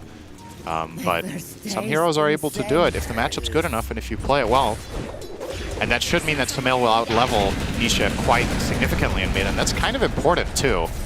Is that matchup, Tiny can kill Ember as soon as Flame Guard is down. Getting real aggressive here. A missed Bushwhack turns into Mickey, just turning on all the damage back into Noob and Omar's face. It's actually a little bit of an awkward lane duo, the Hoodwink Primal, because Primal's going to trample down the tree and he also breaks it with Onslaught, right? So you gotta be a little bit careful with your movements. But you have the really nice setup once you get the ultimate. Oh yeah. Then you grab somebody and then they get shot. Yep. But first you're gonna die. Second kill for Liquid coming out of their safe lane. So they're doing very well there. Yeah, Mickey has both kills, so it's very rich this game. I had assumed that the off lane for Liquid would do very well as well. Beastmaster Muerta sounds pretty good, but it does look like the Dusa is free farming still. So if you think about it just from strict theory, what are they gonna do to Dusa with this lane? Every time you poke her, she gets healed by Caudle. So, like, these two heroes together, in this kind of isolated scenario where Caudle is away from Dusa and they get to catch her out in the jungle, this is where they can do some serious damage. But in any instance up until this point when GH is near, it's just not really going to happen. Yeah, you saw his HP just shoot back up thanks to that mana. Omar does get dove here. Underneath the tower, though, Insania, as tanky as the Ogre Magi is, not good enough to stand up to that kind of damage. So, both supports in side lanes do end up going down. But yeah, requires Boxy to do what he was doing, right? Which was shove GH out of lane, and then they can try and get a 1v2 against the Dusa, but it's just unlikely that's going to happen too often. This death on Omar will give Sumail a bottle. Arun! Ooh, we got a regen when he was low. What a pickup for Sumail. Being the king comes with certain privileges, Synderen. Radiant's top tower is under attack. In feudal society, you pick the rune. The right of Prima Runa. Radiant's bottom Get tower first choice is of under the attack. runes. 3-1. And we do have Wisdom Runes also coming up soon, so we'll see if there's going to be any action around that. Because the that's really moving, bad timing and from Noob. that leaves 1v1 matchups that are not great. Noob gets hit by the missiles, stopping his onslaught away. And Mickey's catching back up with him. He's got the facet for the extra movement speed as well, but he's missing too much CS for the tower. He's doesn't want to miss all of this. I mean, Noob will get out of that, but that was just flat out a pretty big mistake, honestly. The rocket was about to reach him, and then he used Onslaught. He could have waited, tanked the rocket, and then Onslaught it away. But instead, he got the worst of both worlds. And there's another mistake. Omar misses his Bushwhack tree plant timing there. It is pretty tricky to hit on it. Oh, this is the big one. They got double Wisdom Rune. That's the biggest mistake of the game so far. That is not a good look for Nigma. These lanes are actually going quite well, but the fact that they're not at their Wisdom... he picked that up at 710 on Gyro. So that's just flat out a blunder. Miscommunication, perhaps, between Noob and Omar. Noob TP'd back to the fountain, and then Omar wasn't in a spot to be able to go for that because he was ganking mid at the time. Really rough. And look at this pressure that's happening in this bottom lane. They have to respond to this one, and they will get a kill out of that response. Male TP's in to help get the kill on Insania, but I'm sure Liquid's pretty happy with that exchange. That offlane tower is almost dead already. Yeah, I mean, especially the fact that you forced the tiny TP, which, or I say forced, you didn't. That was an unnecessary tiny TP because I think they had the Ogre kill regardless. So a very nice win for them. Nisha also going to get the power rune here on that 50-50. Yeah, it's looking fine for them. But in the macro sense, though, if this game is just like a stalemate like this and we just keep farming, I kind of like what Nigma Galaxy have got in this game. I think this Medusa is relatively for my money, uncountered. Gyro is a spread damage carry, not a single target one. So he's not going to kill the Dusa. You last picked Ember mid. Guess what he is? He's a spread damage mid hero. Yeah. So who is going to kill a fat Dusa? I just don't see it. So if Nigma just keep farming and they get an Aegis, I think Miracle can just go high ground minute 30. And they're going to watch him get spam mana'd by Caudle. All right, hear me out. Just look at him. Talking about some Beastmaster should go Necronomic. Diffusal Blade Gyrocopter. Oh! Wow. That sounds not great. Noob's going to chase after Nisha here. He does have another Remnant, so he would be fine. So the Diffusal Gyro was good against Bristle at that TI. It's a different beast against Medusa, because if you buy Diffusal Gyro to fight Medusa, guess what? You're close to Medusa. In order to get that mana burn, you have to use your main attack on her, and she's just going to hit you back and you lose. So, yeah, but with an Aghanim Scepter, you're getting multiple Diffusal hits. Oh, Nisha. Does Sumail have anything more in the tank? Can he grab a tree and throw it? Throw it! Oh, blocked. Foiled by the... The nasty Hellbears. If Nisha would have died to them running over and hitting him once there, that would have been really funny. It would have. But unfortunately, Nisha is a good player, so he knows how long they leash for. If only he was bad, that would have been funny. I mean, that is apparently the current story of the Reddit community. It was such a good tournament because there was tier 2 teams. The tier 1 teams just make Dota boring, Synderen. I loved Wallachia. Everyone sucked. What? Well, Sumail will try to get the rune, and this time he will win the 50-50 against Nisha. I would get some even trade-offs. What do you think of Nisha's build, by the way? 0-3-3. I guess you want to max out Flame Guard against Tiny, but I could have seen maybe a 1-2-3 build here, perhaps? So you have the chain's value point to get something done with your other heroes. It's a good setup for Muerta, it's a good setup for Ogre to connect, it's a good setup for Beastmaster to reach and whatever, but maybe it's just full-on farming mode. Yeah, I would assume that you go this kind of build when you have told your team, like, I'm not leaving the lane to come gank for you guys. I'm not coming to the side lanes, I'm just going to farm. I'm just getting nice and big. And then he can hunt down the Caudle to his delight, you know? His skill point is actually quite telling. He still hasn't put it. I think he's debating what he really wants out of his hero right now. It's quite rare that on level 8 your mid hero is holding a skill point for like 30 seconds. Yeah. I think he's trying to figure out if there's going to be a moment of opportunity soon where he can use a point in chains, or if he just wants to max out the Flame Guard, or if he wants to get the slide out first, which he will now commit to. Oh, missing the combo again there, Omar. Omar, he's just not getting it, man. This is one of the hardest heroes to catch. It's not easy to hoodwink. I'm just gonna pull away. Did you notice, by the way, that Noob and Boxy kind of have the same tinted glasses? No. So, Noob... I like the zoom in hand. Okay, Boxies are more tinted, I was okay? about to say, those are a little. But they're both... So, there's something about Noob's glasses that just remind me of a Western. You know what I mean? Yeah, meanwhile, Boxy looks like a poker player. Oh, yeah. That's Hoodie up, sunglasses on. Yep. Not giving it any facial moves. Just trying to play it cool. Just poker face the whole game so the enemy team can't read whether he's ganking. The other position 4 starts salivating when they smoke. Just look over. Like, oh, they're smoking, guys. Omar's drooling, guys. Go back. His lips look a little wet. We need more live tells in Pro Dota. True. That's why we need to bring back the boosts that are staring at each other. Oh, the like TI1 boosts. TI1 boosts. Did you see the clips from TI1 where the players were literally banging on the glass in front of each other when they killed them? That was something primal about that way of playing Dota. I mean, that's how certain other esports did have way more of that. Yeah. I remember middle tower is under attack. we went to a Dota tournament. It was the one in Canada, and there was Gears of War. Those guys were something else. Uh-oh. That's a good toss back. Toss back straight in, but they do have the calling out. That's going to be a nuisance. Mickey is already freed, and he's turned damage back around onto Sumail, punishing him for that one. Noob gets a good jump in, but a good roar. Saberlight bails out his carries, and Mickey is back on the offense. They are going to bring down core after core, chase after even more as Nisha takes 2. Damn. And Mickey takes 2. There were a lot of things there that needed to go right for Liquid, and they all did. This tossback looked really promising to get him all the way back here to the Pulverize, but that dead shot, stopping the Pulverize of Noob, and then they also have the nice calling to kind of slow down the play. This Roar is perfect. A lot of really big individual plays there coming out, especially from Boxy, just flawless spellcasting in that situation. This could have easily been a draw or maybe even Enigma Galaxy win this fight if they hadn't all lined up their stuff perfectly on Liquid's side. So yeah, clutch gets them a 4-0 and into a nice position in the game.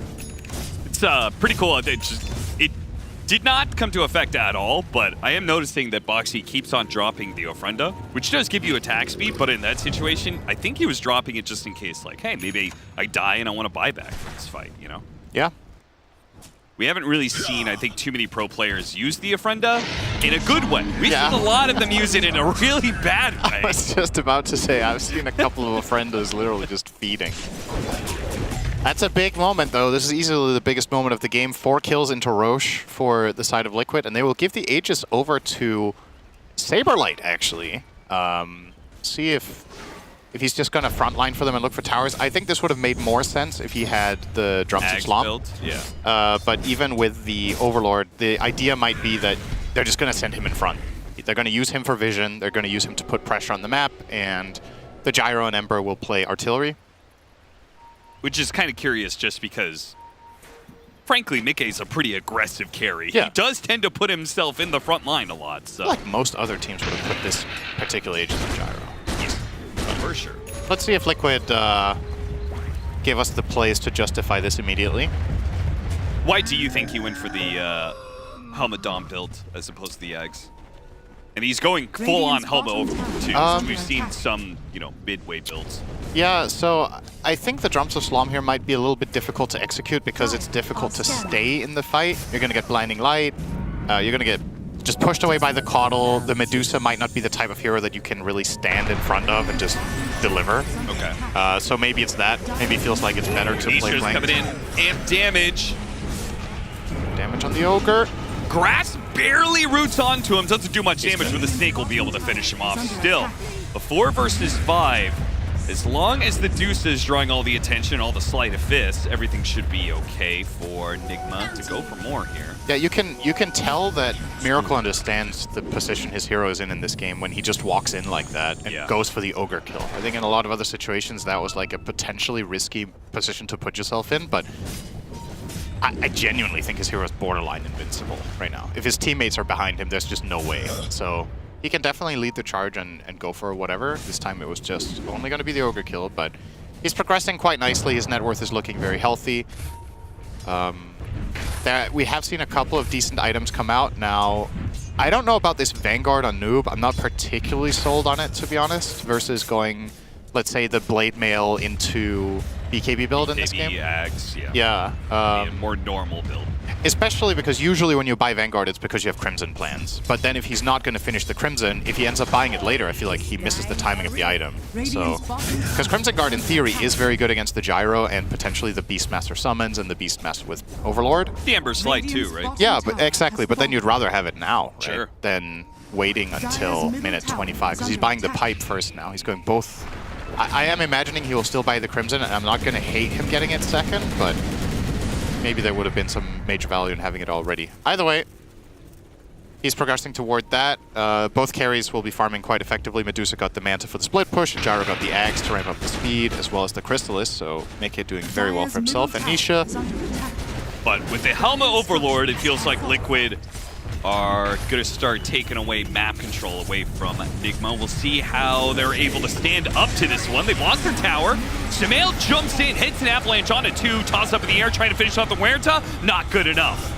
Boxy's okay, gets his ultimate off. Meanwhile, instant grab there. Roar goes out on the Deuce. Deuce is looting mad fast. GH gives him a little bit of a bump there. It might just be enough to get Miracle behind the tier 2 tower. What a bushwhack hit onto 3 with a little bit of overlap there, but it's still not enough. This 5-man ball of Liquid just seems to be too strong, and it's powered by the Helma Overlord. The Golem helped him out. The stats are helping him out. They're just too strong, it seems, in the 5-man. Yeah, this time around, so the difference between this and a potential earlier move that we could have seen was the way they kill Medusa here is not by going on Medusa first. It's by they're poking and effectively expending a lot of other resources first. So all of Enigma Galaxy's heroes, first of all, are forced off to the right, and then Emperor jumps in and isolates the Primal Beast so he can't protect the Medusa, and then they go on Miracle after. And he was already on half mana, so he had been taking a little bit of residual damage from a couple of things, and I was saying the poke wasn't going to matter that much, but in that instance, it definitely did. They managed to bring him down to half before they committed, and that's where they kill him. You saw how close it was. Like, they actually only barely killed him despite roaring him on half mana. Yep. So if you imagine he gets roared with full mana, I actually don't think they could kill that guy. So, again, Liquid, very commendable approach to these fights. I, in particular, like Nisha's just read to just go in. He just flat out just jumped in on the Primal and took him out of the fight, controlled him. And that made the space for them to commit. Now, Aegis will expire. Didn't really get to use it for much, but... I do also say, I feel like the extra 18% HP that they had off the Golem Aura. Yeah. Dude, that Bushwhack Avalanche, I thought there was going to be a turnaround there. They just couldn't do enough. Yeah, they were close to dying. I don't know if there was a Mage Slayer proc on the Tiny. Oh, that's a nice pickup. Big pick. Liquid's going to try and catch somebody on the way out, but they just can't get there in time. That's a huge kill. He had a 7-kill streak, and they're also going to lose their tier 1, so right back the other way we go. But yeah, nice pickup. Samael gets the toss back. They have it onside immediately. Chain's done into the ultimate as well. Really nicely played. Nigma picking up some steam. 2 cores and a tower for nothing. Nisha's gonna just farm and push out bot. He has nothing else to do right now, so yep. And what a world of difference these team fights will be if they can actually get to these auras, because we are still waiting for Noob to get there. Yeah. Right? And maybe this is part of the downside of going Vanguard, then Pipe. You have delayed this Pipe by quite a bit. And then same goes if you'd just gone Crimson Guard, you would have that item by now. Yeah, for sure. They have neither aura item, but they're coming in soon. They are coming in soon, and also Radiant's top tower is under attack. I feel like in the previous fight, the Mage Slayer of Nisha might be a little bit overlooked, just how much it did. Yeah. So depending on whether the Mage Slayer proc is on Tiny and on the Primal Beast when they start getting in and landing their spells, it's a really major difference maker. You pointed out the Golem. Perhaps it was the combination, because I'm with you. I felt like some heroes should have died there. Yeah, like when Huerta, right? Like they all-in on Boxy with like the Hoodwink combo, but he only really got down to half, and I feel like that has to be some of the impact of like the Mage Slayer talk. Yeah. Boxy will steal the 21-minute Wisdom Rune, pay his life for it, well worth it. But usually what happens in these situations is when the other team comes over to get that revenge kill, they see the Tormentor, and they have every reason to kill it when they're already grouped up. A lot of the times teams don't really go here, at least not with that many heroes. You see Liquid are only going to do it with the 2 of them, because then you don't lose nearly as much efficiency out on the map. But yeah, they were already there to kill the Huerta, so a trade-off. Ogre gets Fire Shield. Decent game for it, I feel like. It's never awful. Sure. You have this in your C tier, I think you said. For me, it's probably a B, but it's... I'm also biased because I like Ogre. Dire's top tower is under attack. Just anything to make this hero. Boxy, he went to his Ofrenda, didn't he? His only explanation of why he's out here already. Yeah, and he's going to TP away. Plants another Ofrenda. All right, how about this? You tell me why it's C tier after you tell me exactly how Fire Shield works without looking at it. Okay, it blocks a % of an instance of damage. How big? I believe it is like 70 or 80%. It's Okay. a very high %, but it's only 3 charges, I believe. Okay, of which type of instance? Is it actually a type of damage? Is it like attacks? Is it spells? Is it either? I thought it was a broad set. I thought it was just like any kind of damage. Probably has a minimum of what I would assume. And then in return, you get a fireball to the face, which does no damage. Dire's top tower. Yeah, so the fireball does 160. Yeah, no. And you absorb 85% of 3 attacks. Oh, so it's actually physical attacks. Yes. So it doesn't absorb spells. Which is both good and bad, because you could imagine some spells you would absorb would be amazing, but also it can be good because then small spells don't remove your fire shield against compared to big attacks. So, I mean, I mostly had it. It's I feel like that's good enough to rank it C tier. You're like, now that I've read it out, it's actually D. Yeah, good points, Cinder. It's even more trash. Nah, it's pretty good if you get it on your whole team before you enter a team fight. It's one of those little things that it's also not inherently obvious how much it's doing. Sure. So against specific heroes, like let's say PA was meta. Against PA, it's insane, or Sven, where they are all about getting that quick burst jump and you just block them. Against Dusa, it's not as good. If Tiny later down the line starts getting big crits, it will be nice against him. But yeah, it's very situationally good against specific heroes. And oh, smoke on smoke! Nice break! Light chains. Oh, this is looking bad already for Nigma. I'll try to reset back. Lightbeard as well. Now, Liquid are not just running at them immediately on that initiation. They know they have to play a longer, drawn-out team fight. They don't want to stumble into some sort of grab from the Primal Beast or a good Stone Gaze.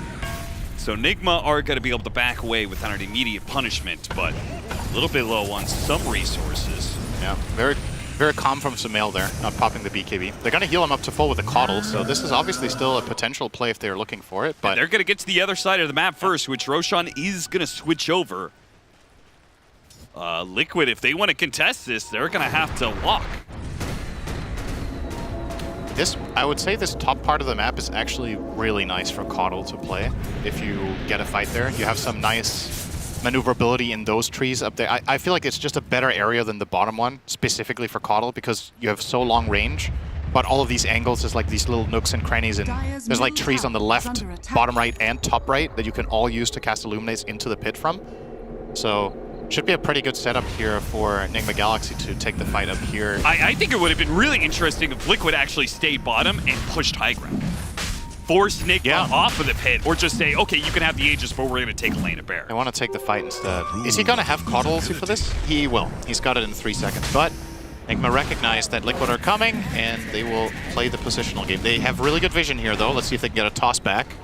Yeah, with Boxy channeling on the wards. Okay, the Helmet Dom creep is just going to go in. Kills the ward. See if it can scout anything here. There goes those fireballs. Big damage from the fireballs. Shut up. Very worth a beat here. Oh, the toss is on the Ember Spirit. It's actually going to be good. And alley-oop straight into Noob's hands. Do they have the burst damage? He got off the slide. He is very, very slow. The Remnant's not going far, but they can't get him again. He has gotten away. Nisha is going to be able to play the fight now with slights. And, oh, Miracle's just getting demolished, man. Nice butterfly, man. I've got an MKB gyrocopter. And this fight was not even close. They got the toss initiation. Couldn't even kill a single hero. Yeah, I've been talking a lot about how tanky this Dusa is, but actually it's almost the same problem that Nigma have against Liquid's lineup. Where's Nigma's damage? Yeah. If the Tiny... It seems to be the approach that Liquid are taking to every fight is get Tiny out of the fight as much as possible. Oh, he got him! He got him on the TP out. Wait, what?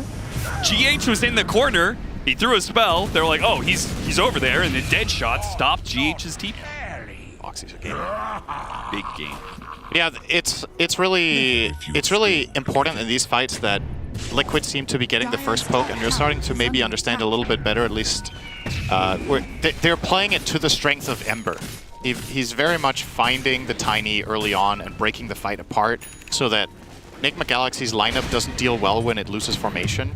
It's very much about Dusa in front, Tiny Wither, getting the jump, and then you follow up with your artillery from Coddle and Hoodwink. But the moment the fight gets fragmented, it's actually very difficult for you to stabilize it again. If Tiny can't reinitiate and you don't kill him the Pulverize, you don't really have much. And Liquid now with a very comfortable lead. This went pretty fast. It was a relatively even game, but now Liquid with 2 big teamfight wins are looking poised to perhaps just end it right here. Yeah, this gyrocopter is doing so much now. MKB and soon to be Daedalus. They're not lacking on damage on this big boy, and the auras are coming faster for the Beastmaster than they are the Primal Beast. Yeah. That's one of the really big discrepancies. There's 6,000 gold between the offlaners, and one of them has put it to use to highly effective items with the pipe plus helm, whereas the other one has completed the Crimson Guard and now got the Veil, but the cloak is just a value cloak. There's no pipe there for the whole team for value. Also, the way they're doing this, like, he just toss walked back in. into grab, it's, well, maybe that's, I was going to say trying to use the tankiness of the Primal Beast. Didn't look very tanky there, though. Did you notice, by the way, Liquid, the moment they got Fire Shield, they just won the game? Yeah, that called a shard. coincidence. That shard just insane.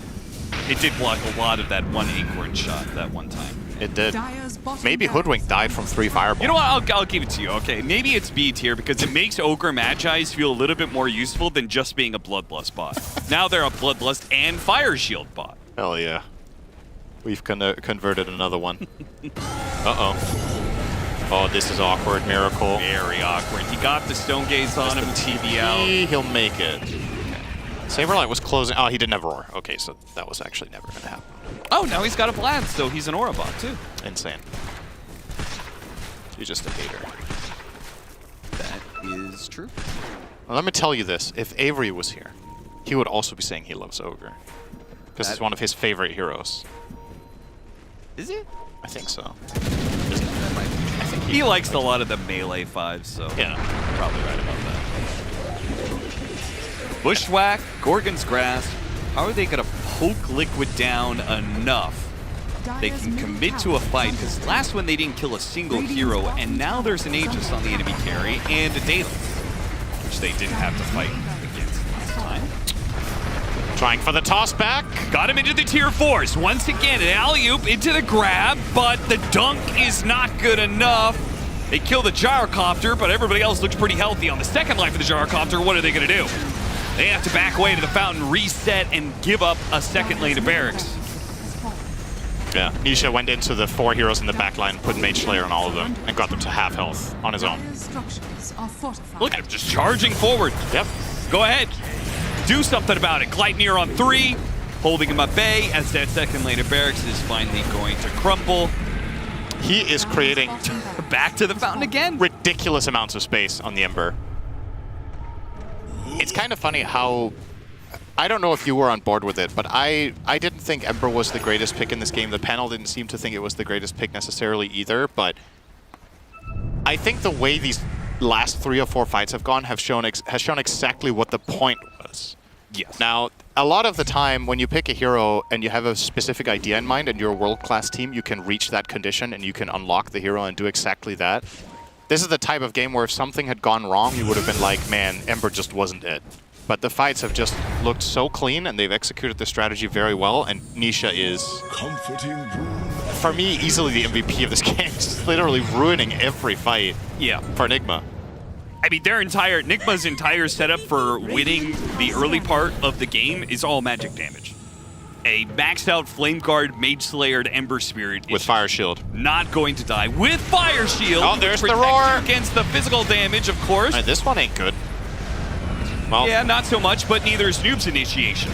And now he's going to be the one to be punished for it as the Gleipnir continues to hold all these heroes back in the same spot.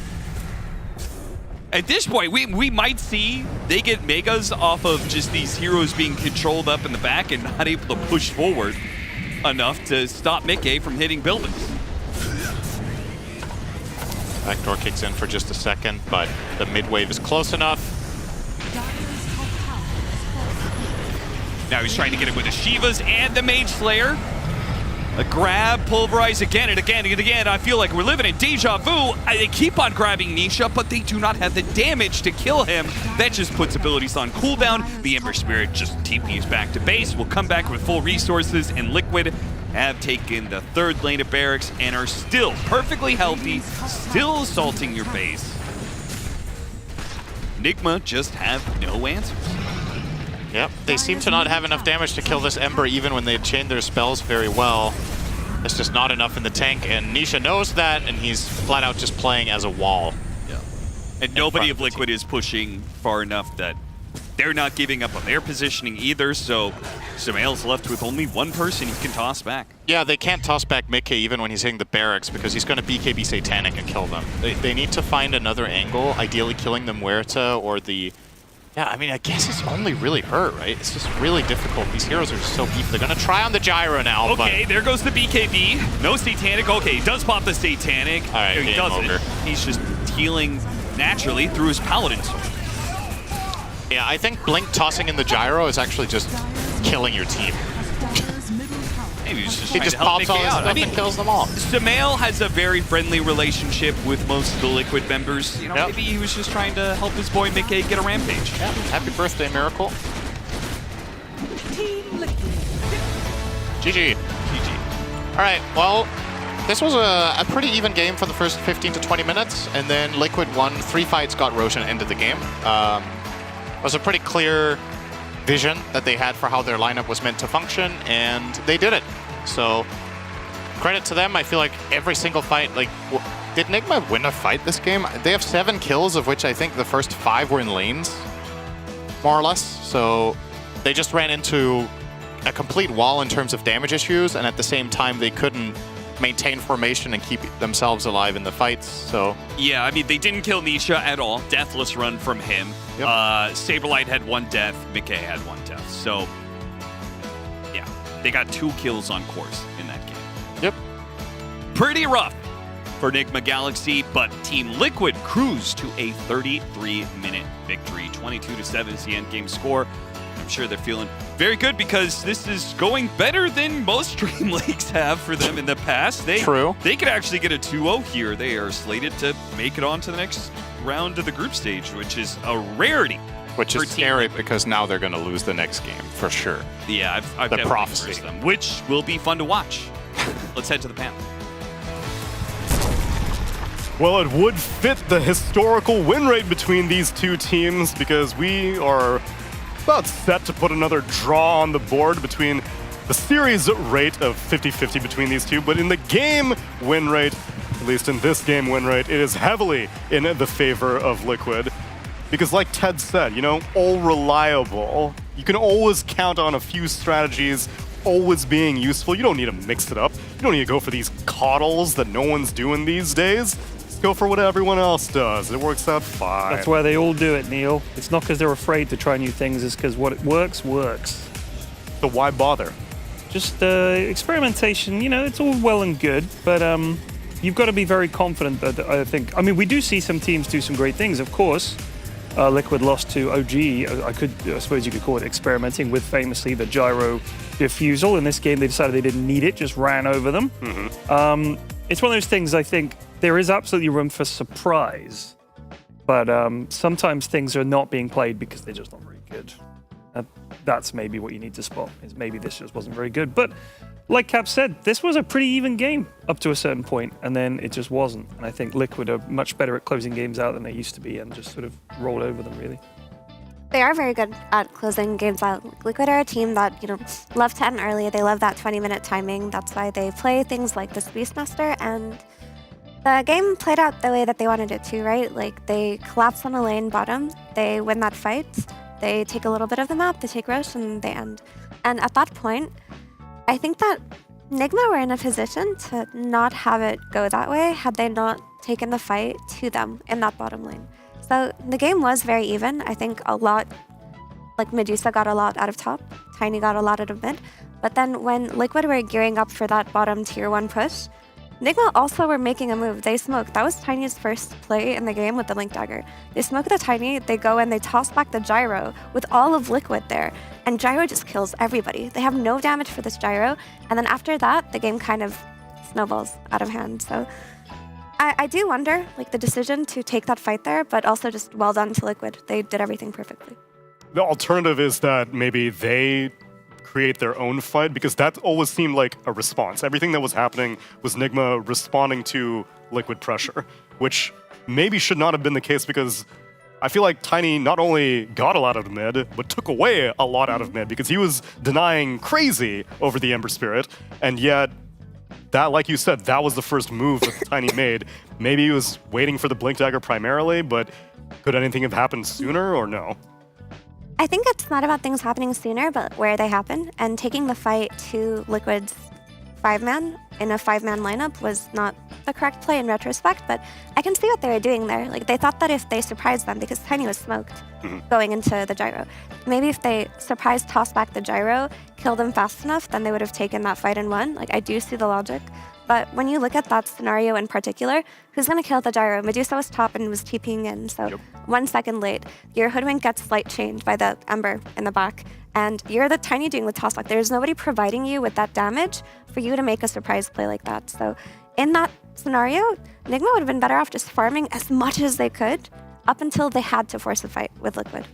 Especially because if you're going for the Coddle Medusa, your goal is probably to make Medusa as unkillable of a beast as imaginable, which is going to take time no matter what. At least in the laning phase, it was made a little bit easier, but I don't think I was very convinced by Coddle's debut in this tournament. I think what Mira was saying was right, that you wanted time for this Medusa to become a problem, and then how do you get on top? You try to go in, and then you got Tiny and Primal Beast, you know, mixing things up. I suppose the issue is that as soon as you see the Beastmaster for Liquid, probably means they're going to be grouping up around that hero relatively early on, and then you're fighting without the Medusa 4 into 5. So in the olden days, it used to be like, oh, you need a space-making mid who's going to go in there and disrupt things and give Medusa time to farm. But there was no space. There was no pick-offs to be had, because once they've got their shit together, they're going to group up, and then it's like, well, we can't pick off one guy into 5, so it becomes almost impossible. Medusa was just not ready to fight. It's a big problem. I think the moment that they saw the Beastmaster, they should have gone for a carry that didn't need as much as Medusa did. That's just my feeling. And maybe there was some vision having an influence on things as well, because we got Purge, took a look at the Kadia Ward of the Game. Thanks, Neil. Yeah, the Ward of the Game, I think, was important because this was actually a moment where a pickoff was possible. It is very normal when you're ahead in net worth to group together and to protect your allies, but if you can spot when your opponents are solo, that is a great moment towards getting a kill. In this case, this ward here spots out where Gyrocopter is farming. Using that vision, they see him walking towards the mid lane, and they collapsed with all of their heroes to kill him with no responses. They also had other vision on other parts of the map to see there's other people spread out, and it's that perfect moment. Here's the most farmed guy on the enemy team by himself. When did they even place that ward? With GH just going on an event? That's a fresh ward. Why do you think he was level 5 at 13 minutes?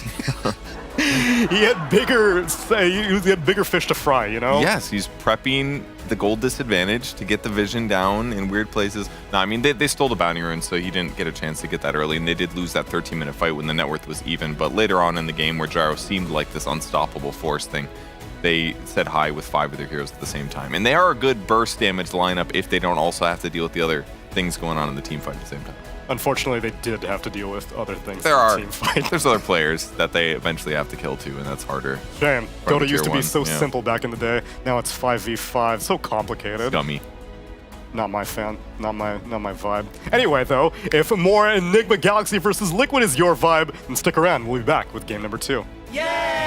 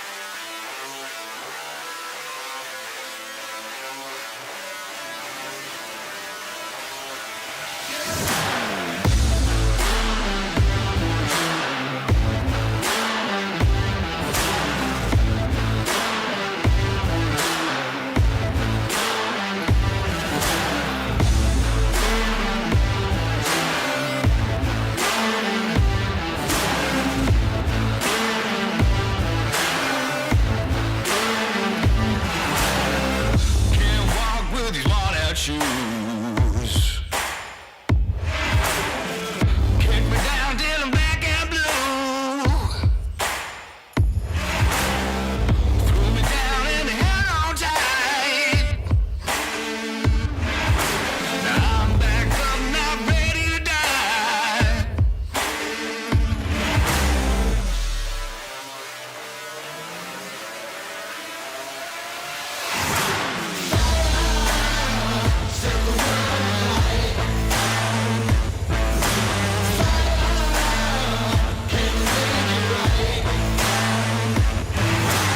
Push me down, I start to tire. I rise up like the ash from fire. Broke my back, but it's made out of iron. I won't give up, I'm not scared, I'm trying.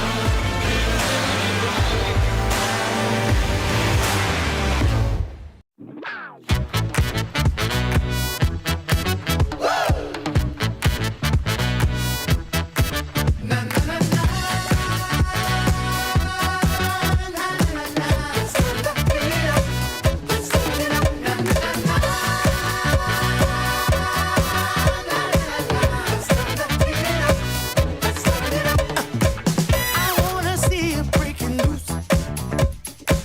I wanna see you breaking free from yourself. And I wanna see you getting high on the music. The DJ's gonna blow your mind. Oh yeah. Come on, let's do it. Ain't nowhere to go but the top of the world. Here I go. I'm riding on a disco train. Ain't never coming back again. 'Cause I'm riding into disco town. Nobody's gonna keep me down. 'Cause I'm riding into disco town. I'm riding into disco town. Ride the train. Let's turn the beat up. Let's turn it up. I wanna take you to a place somewhere nobody gives a damn what you wear. Some place the DJ takes control of your life. Just let the music soothe away your trouble tonight. Yeah, come on, let's do it. Ain't nowhere to go but the top of the world. Here I go. I'm riding on a disco train. Ain't ever coming back again.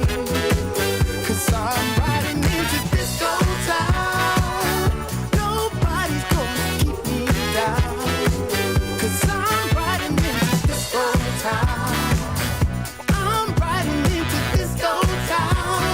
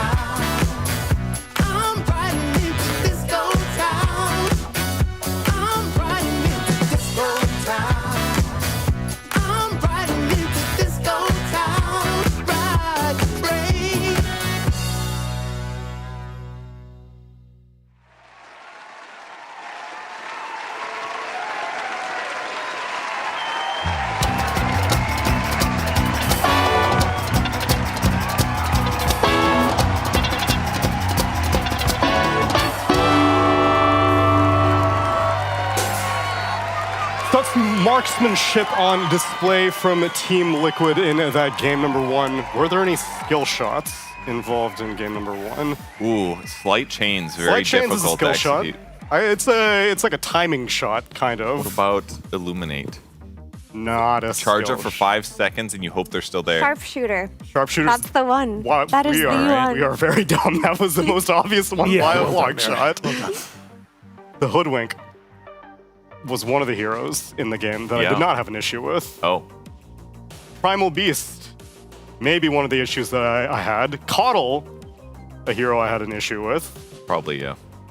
I mean, the Coddle made the laning stage better, which was good, but then afterwards he had level issues. The Gyrocopter stole the Wisdom Rune from the Nigma Galaxy side, so then their Coddle had less experience. And it's also Coddle 5, which doesn't really have as much space to just like blast waves to catch up. And the game is also a lot faster, so there's just a lot of compounding problems. That's a good point. Like, I don't want to write off the Coddle, because the Coddle Medusa lane went so well for the Medusa that there's something going on there. But when your Coddle is level 5 at minute 13 and there's a big fight going on in the bot lane and you're taking it with your under-leveled supports, there's a problem there that exists outside of the lane. So maybe they can look to correct it, but for this game too, it's not the time now. So then are there any reliable strategies that Nigma has been going towards? You mentioned the Invoker, hotly contested between both the two teams.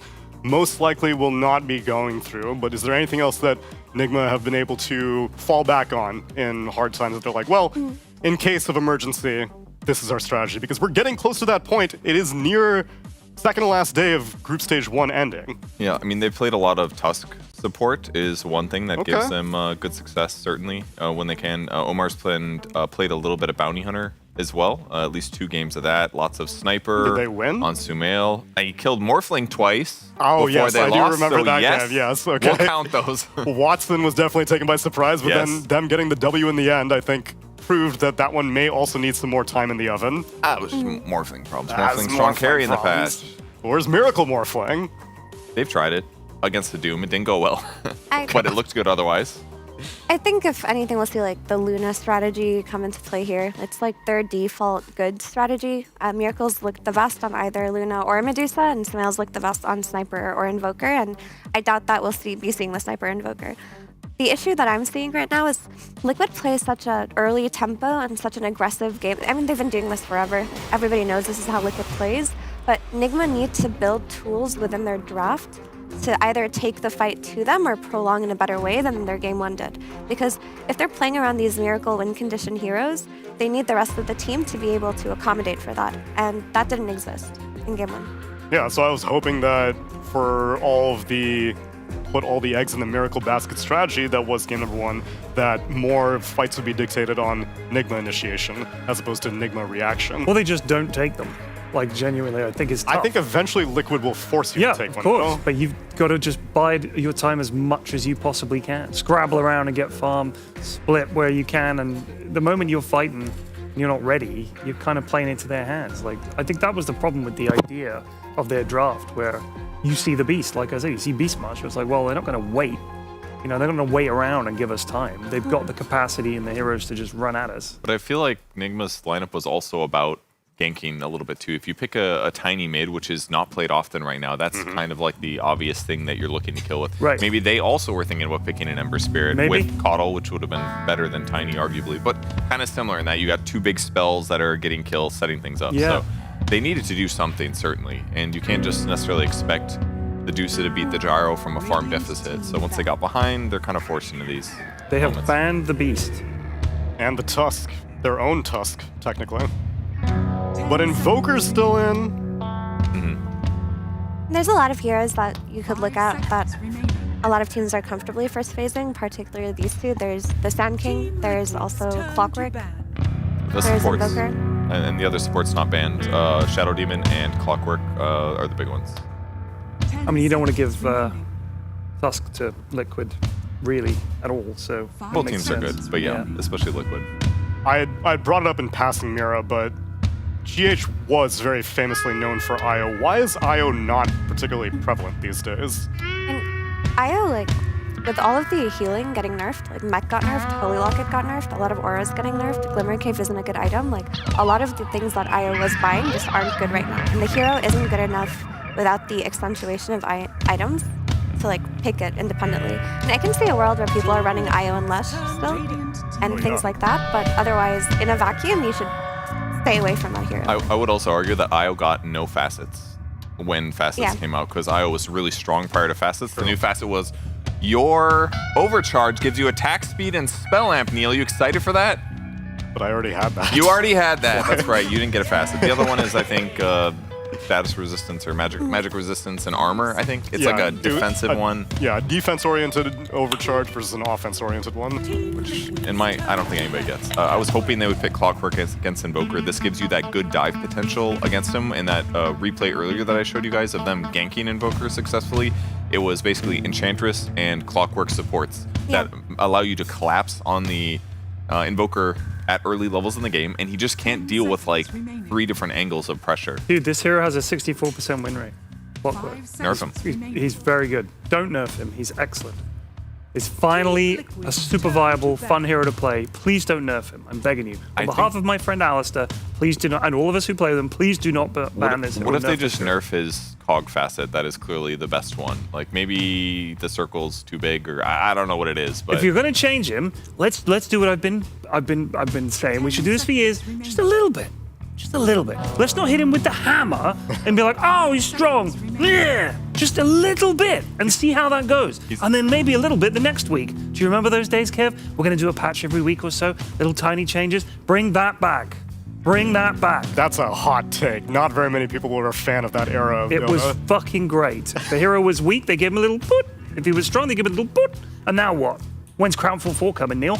Huh? Good question. 2028?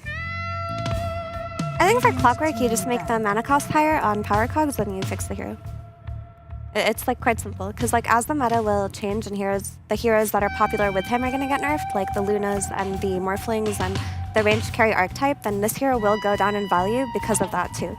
Like the meta isn't just how a hero functions in and of itself, but it's what other heroes are good in the meta also make you better or worse as a hero. And Clock is just in a perfect position. And that's why he's felt good so long, because it was the same meta at TI, just range hard carries.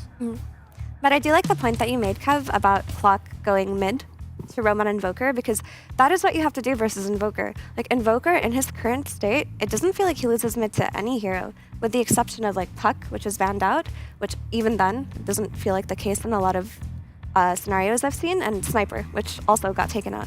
So a way to deal with this hero is you take advantage of his bad mobility and his bad escape early on, and Clockwork is a perfect hero to do that.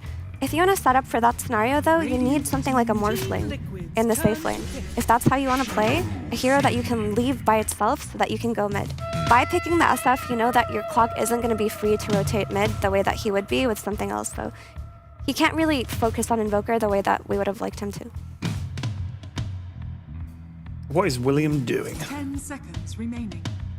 Let him play on his hoodie to make it very small. Yeah, so you can just barely see his face. It gives him something to do. He does need to twitch a lot. The Shadow Fiend has been a pretty good fixture of Dota in the last couple tournaments, and this one though, just because it is arguably the best hard carry. The new aura is just fantastic for reducing your opponent's survivability, and he just feels like it's a Daedalus patch to me a little bit. You just have a couple hyper carries that just do a giga large amount of damage, and Shadow Fiend's one of them right now.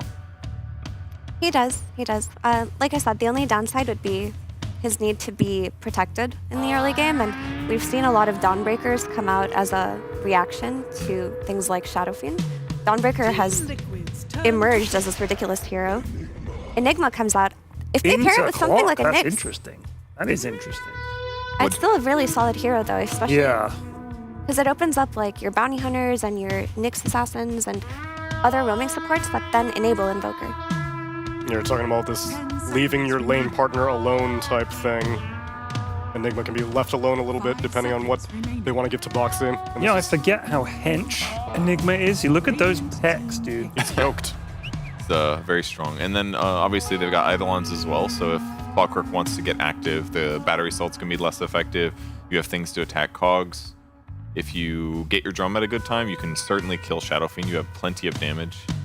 You should be able to kill him in a lot of cases. So. Enigma Galaxy coming to us live from an art gallery here, whilst Team Liquid, of course, are from a space station. Lovely. It's a tough ping difference there. How do you decide where the server is? Do you like have an airplane flying between the two of them? You have it on the moon. This Liquid lineup is very TI-esque. Back when we were seeing like Invokers and Marcies and Maranas all buff up like one strong ranged carry on their team, like a Razor or something like that, and he would just dump the Alacrity, dump the Sidekick. I think we could see Liquid take a step back to the TI days and do that here. Because even though Marcy got nerfed, if you think about her lane with Enigma, it's just a really solid lane. You're always going to have damage and it means to pressure the Shadow Fiend. Like if he gets rebounded into tossed back into a Sunstrike setup from mid later on, that's already so much pressure on this SF. And it's such a cool support to play against SF too, because the danger zone against him is always at like medium range, and she can like choose to jump into very close range and say like, okay, well, I'm hard committed or not. So she has like a nice potential to play well against him. And if she does leave the lane and then come back, sometimes that's all it takes is just a little surprise rebound and SF just dies. So if they can just kill SF like 1 or 2 times on lane while stabilizing for Shadow Fiend, they should have a pretty good game. So Amler's signature hero is Ruvik, and I know that deep down is like, just give me Ruvik versus Enigma, but that's not going to happen because that hero doesn't feel very viable this patch, unfortunately. Did they just nerf him too much? A little was too much? It just doesn't do enough consistent damage to be a position for this patch. You need your snaps and your hoodwinks and your willows and things that can dish out the damage for the stun offlaner that you usually have. That makes sense, yeah. For me, when I play Rubik, I always have Fade Bolt, but I don't necessarily have a second good skill, and the hero feels bad, so that makes sense. A hard hero to play, Kev. True. You have to plan ahead, which I do not. No. Instead, Snapfire, she can react at a moment's notice. She sees a team fight happening 3.5 screens away. You can still contribute. So now it seems like this is going to be a pretty team fight-oriented matchup in general. You got Black Holes into Kisses, into Requiems, into Sunstrikes. Now into Wukong Commands. Interesting. Okay, so I mean, they Enigma Galaxy's lineup, other than like the safe lane SF and the obvious supports going over there, they hadn't really revealed any potential counters yet. So they choose to go for the Monkey King here, someone that can start fights for them, get some good vision, follow up on Clockwork. Yeah, there's 2 layers to this Monkey King. One is what you just mentioned, Kev, about like the vision aspect and the team fighting and whatnot, but also they want to pick Noob's hero when they see Liquid's carry, and Liquid's carry just isn't out yet. But Monkey King is the one hero that basically counters any offlaner that's left in the pool right now, or like the meta offlaners. And if you leave it in the pool or you extend a ban on it, there's a chance that either Liquid take it here or they just pick it later on. Right? So you take it for yourself, you're protecting Noob's hero pool, and you're enabling the aggressive playstyle that we talked about. Is it going to be spooky to play in the mid lane though? Which I assume that's the case here. I worry a little bit against Invoker potentially.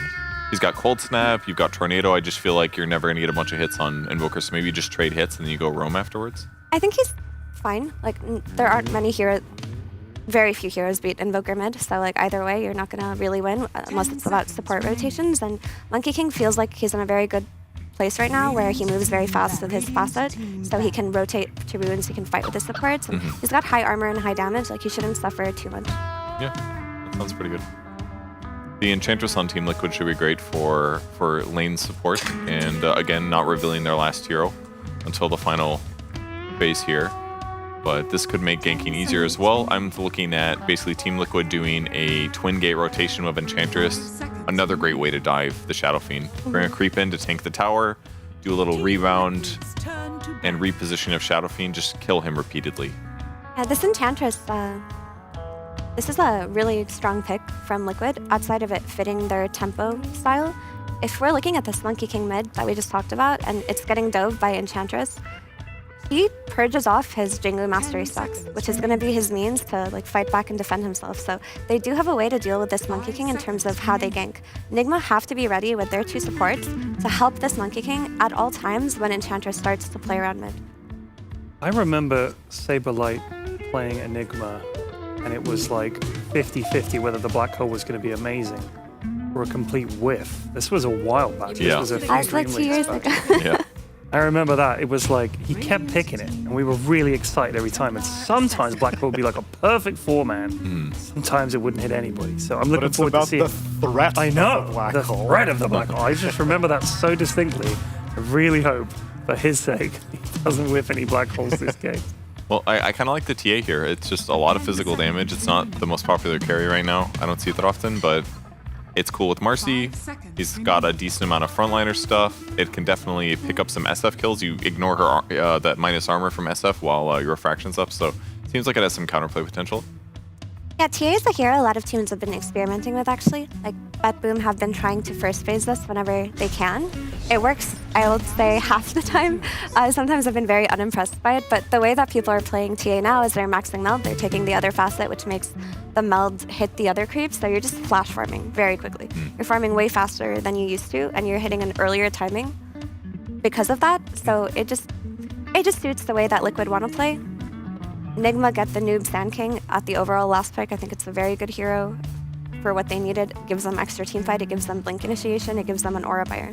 I think they're definitely lacking damage on the Liquid side, though, is one thing they're missing. I mean, their support duo is Marcy and Enchantress, and at some phases of the game, those supports do a lot of damage. But in the early mid-game phase, like your other core is Enigma. And it's Invoker, who often buy like Mage Slayers. They do damage, but not like a huge amount. So I feel like they might have some burst damage problems in the mid-game that could make heroes like Sand King's overwhelming damage, Snapfire's overwhelming damage. I feel like there's just way more damage on the Enigma Galaxy side. So Team Liquid could struggle there, but I'm sure they know what they're doing with the draft. So we'll see. I mean, Enigma's draft looks super scary to me. Just the SF and the Sand King alone, I'm like genuinely like, yikes, that's pretty horrible. So yeah, I fancy them this game, honestly. I like Liquid's draft a little bit more just because I think they play their tempo very well. I think Invoker has a good supporting cast to try to pressure early on, but Liquid are actually a bit on a timer here because I think Nigma are going to hit this stronger like 35-minute timing where SF might just overpower everybody. But if they don't allow Nigma to get to that point, they should be good. You guys are just saying SF is like any run-of-the-mill SF. It's a miracle, Shadow Fiend, my friends. Are they going to be able to equalize the series score? Let's find out in game number 2 with Cap and Cinderin.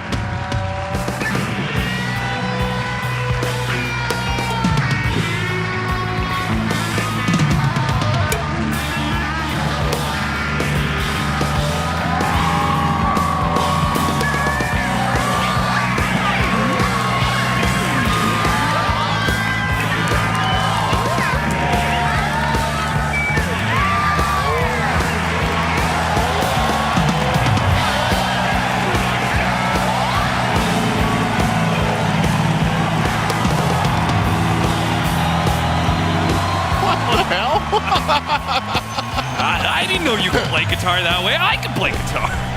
Hey, welcome to the game, everybody. It's Liquid versus Nigma, and we already have first blood. What do you do for a living? I play guitar in a fridge. All right. Well, off to a good start for Nigma, that's for sure. The first blood going the way of Sumail. So this will be a head start in the mid lane for the Monkey King versus Invoker matchup, which is an interesting one, because what we've seen Monkey King mids do is they get the Simian Stride and they start jumping around the map and ganking a lot, but Invoker is good at keeping your mana low. So will he be able to find the most opportunity? Nope, trying to get the rune, unsuccessfully. And may unsuccessfully live. By that I mean he dies. Unsuccessfully live. Really, that's living, but sure you're in the right line of work. Sorry, I was trying to channel my best Suns fan. That's begs the question, are you sure he's in the line of work?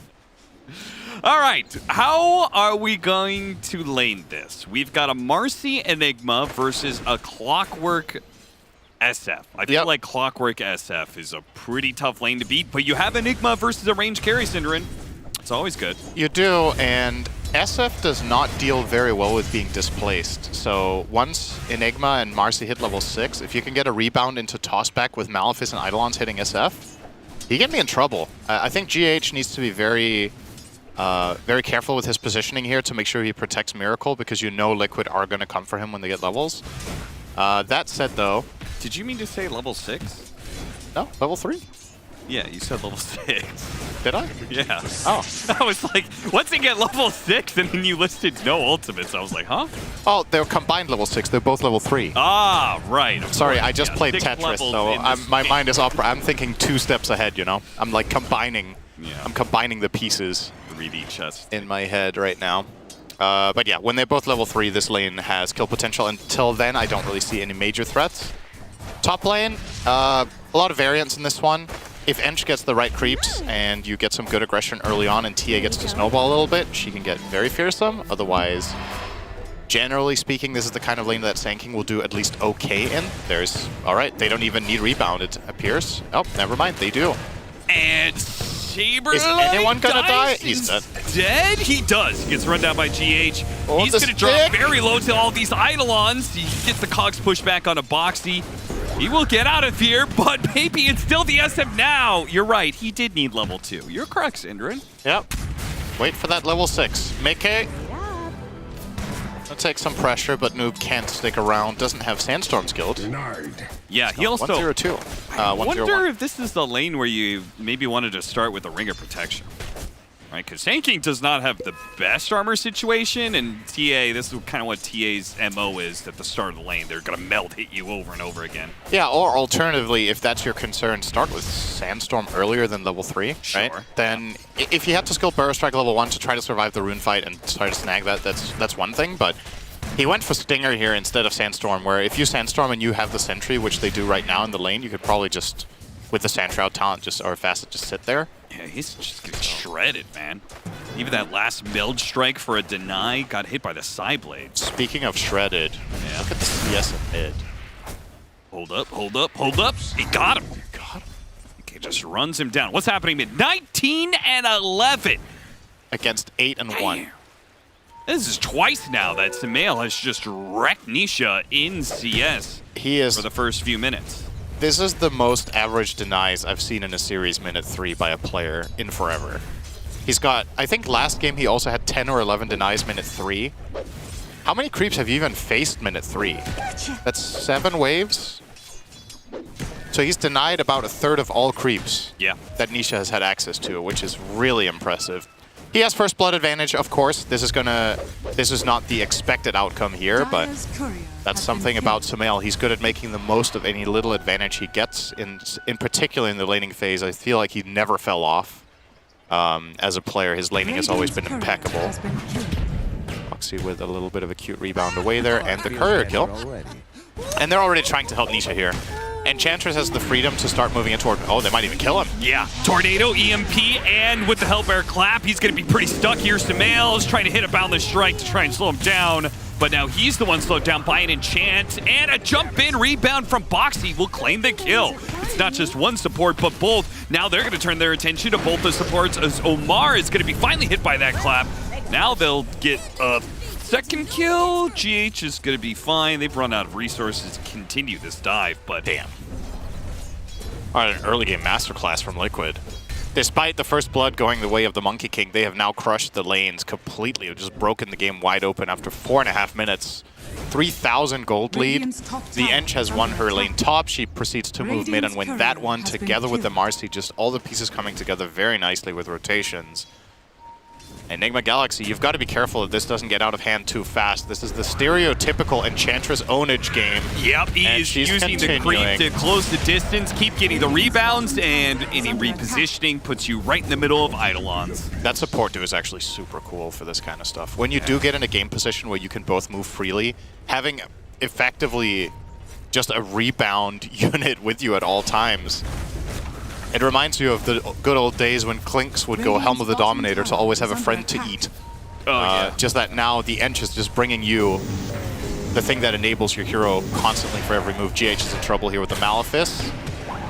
Good Cookie not onto the high ground, but perhaps far enough distance. And they do manage to get the kill on Enchantress in the meanwhile. So Enigma do know that they understand Liquid's playing very fast. We have to bring multiple heroes to these lanes, and good rotation from Sumail. I mean, that is the thing. Like, nobody has doubted that Sumail, he's still got the skill to win these lanes.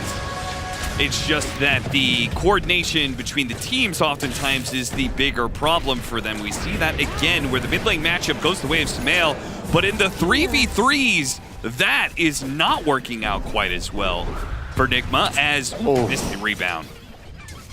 Didn't have the Enchantress creep there. It just works differently when you cast it on other units. You're dreaming. It doesn't. What? You okay? What do you say? Huh? Uh-oh. It just works differently on. It was the snarky comment on the fact that he missed this one rebound because it wasn't on an inch creep. Okay. Radiant are scanning. Jokes just aren't as good when you have to explain them, and it wasn't even good to begin with. It's like, it was a terrible joke. It's like, what am I supposed to do here? I'm already struggling to be even remotely funny, and then you question the joke. Come on! All right, mid tower's in some trouble. GH will try to protect it. Wait, hang on. Did they get it? Okay, they got the wisdom split this time. This was one of the problems last game for Nigma, was that they lost both wisdoms early on. Yeah. But one of them went to Nigma this time, so they will have some support levels to work with. And I really feel like the hero that needs to come up big in this game is actually GH on the Clockwork, because Sand King has no game right now. So you need to have. Oh my god, the threat is real. Miracle just had to Requiem the Enchantress creeps that he was surrounded by because he knew the Enigma was coming. But once he gets Malphys, he's probably dead. Yeah, that was the best play. Requiem TP out. He got a couple of CS and then left the area, but unfortunately he had to leave the area, so... Do you call that the Miracle? Yep. If the Nightfall is GKB TP out, the Miracle is Requiem TP. The Miracle you can only do on one hero. GH trying to bull.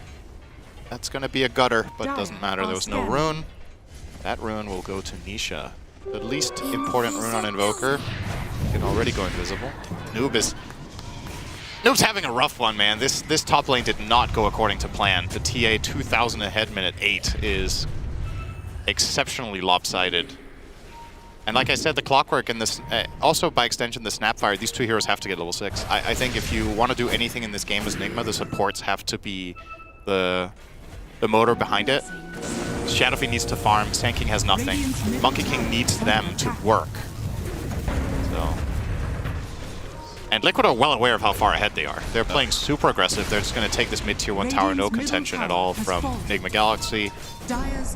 Rally plus Eidolons. That sounds pretty dirty, actually. That is dirty. JK just runs up the high ground. He almost is killing Noob with the side blades. GH will give it a cookie to help him out here. Nisha's rebound just doesn't work the same when it's not an inch creep. Great joke, Cinder. Oh yeah, there it is. I don't know. The reaction you wanted? No, it really wasn't. Maybe you should try a different play-by-play. Fake laughter is actually way worse than no laughter. Oh well. Maybe there's a fourth play-by-play caster out there for you. Yeah. Can you get sick? I'll cast with Pyrion. He'll probably inspire me to not make any jokes. He's a very bitter old man. So we can just have a very... If you wanted a bitter old man, just cast with Ape. Under attack. That sounds fun. I'll cast with Shannon. That sounds terrible. Wait, what? Nothing. Oh. Sumail is being hounded and is also being pounded, maybe? No? Okay. No follow-up. No rebound. Maybe they actually get a kill from this. Oh, wait! Oh, missed? They need every bit of damage they can get. Now, Noob comes in. Okay, they bring all of their heroes. Nigma is not messing around. They back up Sumail. They bring 5 to kill 1 position 5 inch. And well, they did have to protect the area, I get that, but this is definitely highly inefficient. It's not about the area, it's about the person. It's the king and the king's guard, you know what I mean? Uh-oh. Miracle is... There it is. It does work so much better with the neutral. You're right. Shut up. Hurricane GH. back. Bitter.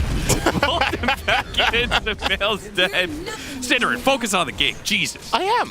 4-10, 6,000 net worth lead for Liquid, and they are dumpstering Nigma. Absolutely. I mean, there's only so many times you can repeat the same things, right? These are the early... It's the early game aggression. It's the early laning stage that's just paying off, and they're running at them with numbers and levels and taking the initiative. This tornado was extremely good, by the way, from Nisha. Just perfect. Saved Boxy's life and got them 2 additional kills, and yeah, this is the face of a man playing from behind on Shadowfiend.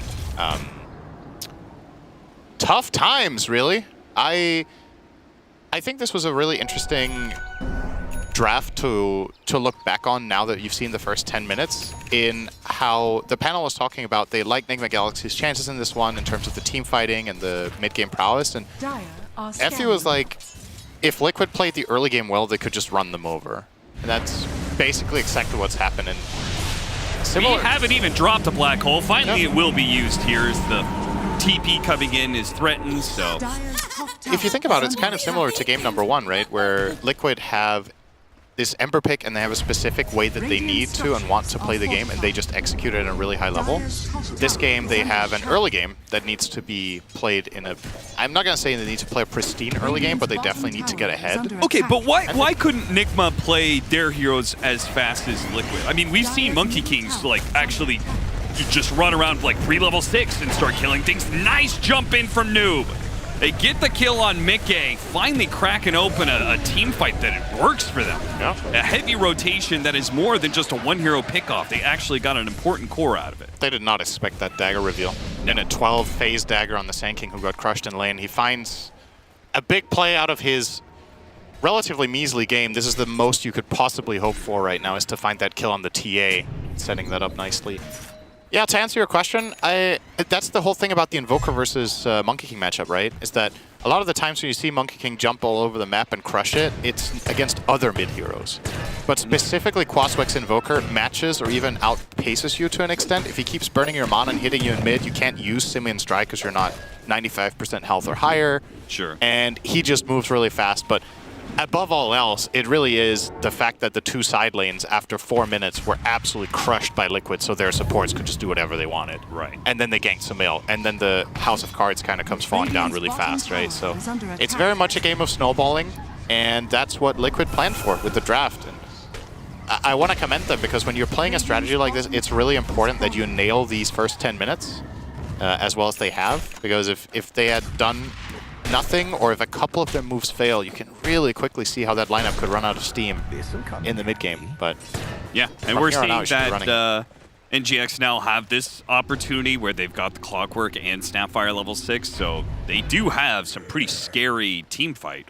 Dire's top tower is under attack. It seems like Liquid are far enough ahead, they're going to get a free Roshan, which a more even game, Nigma could totally contest. Oh, absolutely.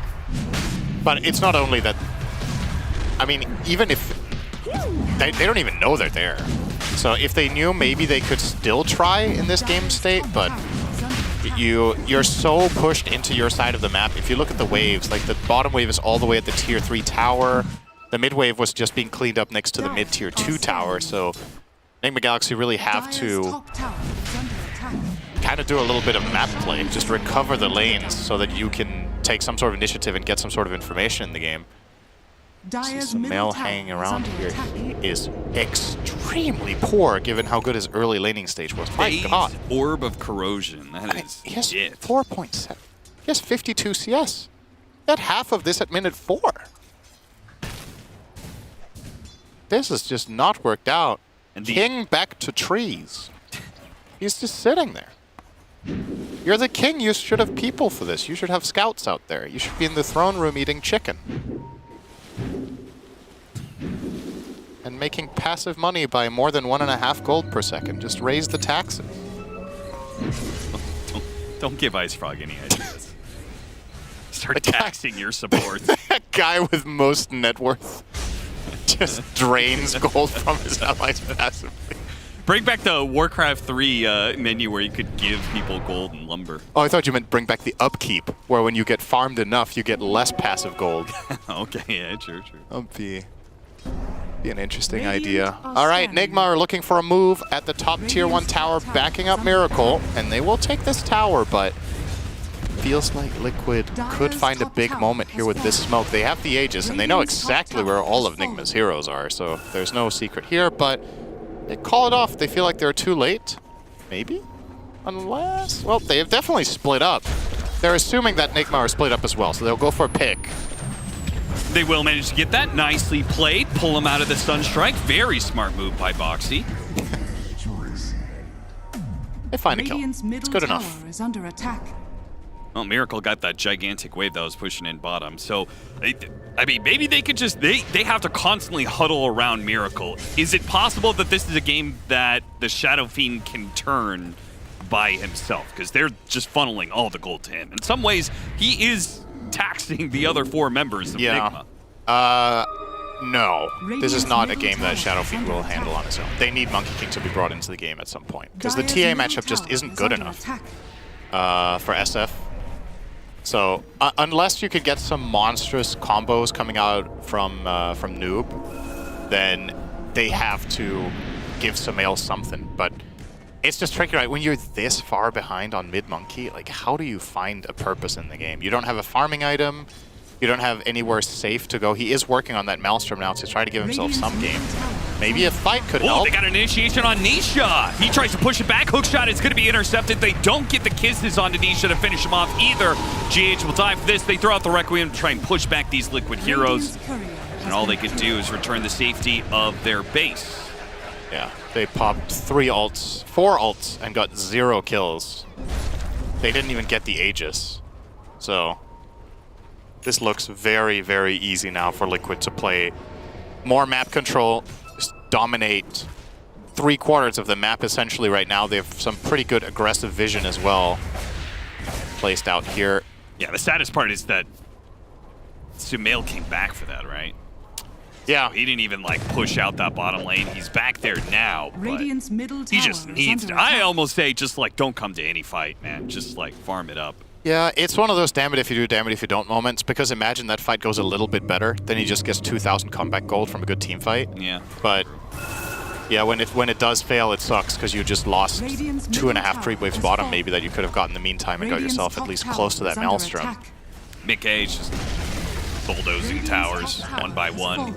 Desolator and Alacrity TA is nuts for pushing towers. Yeah, true. Sumail is exploring. What? It's a long time until the Wisdom Rune spawns.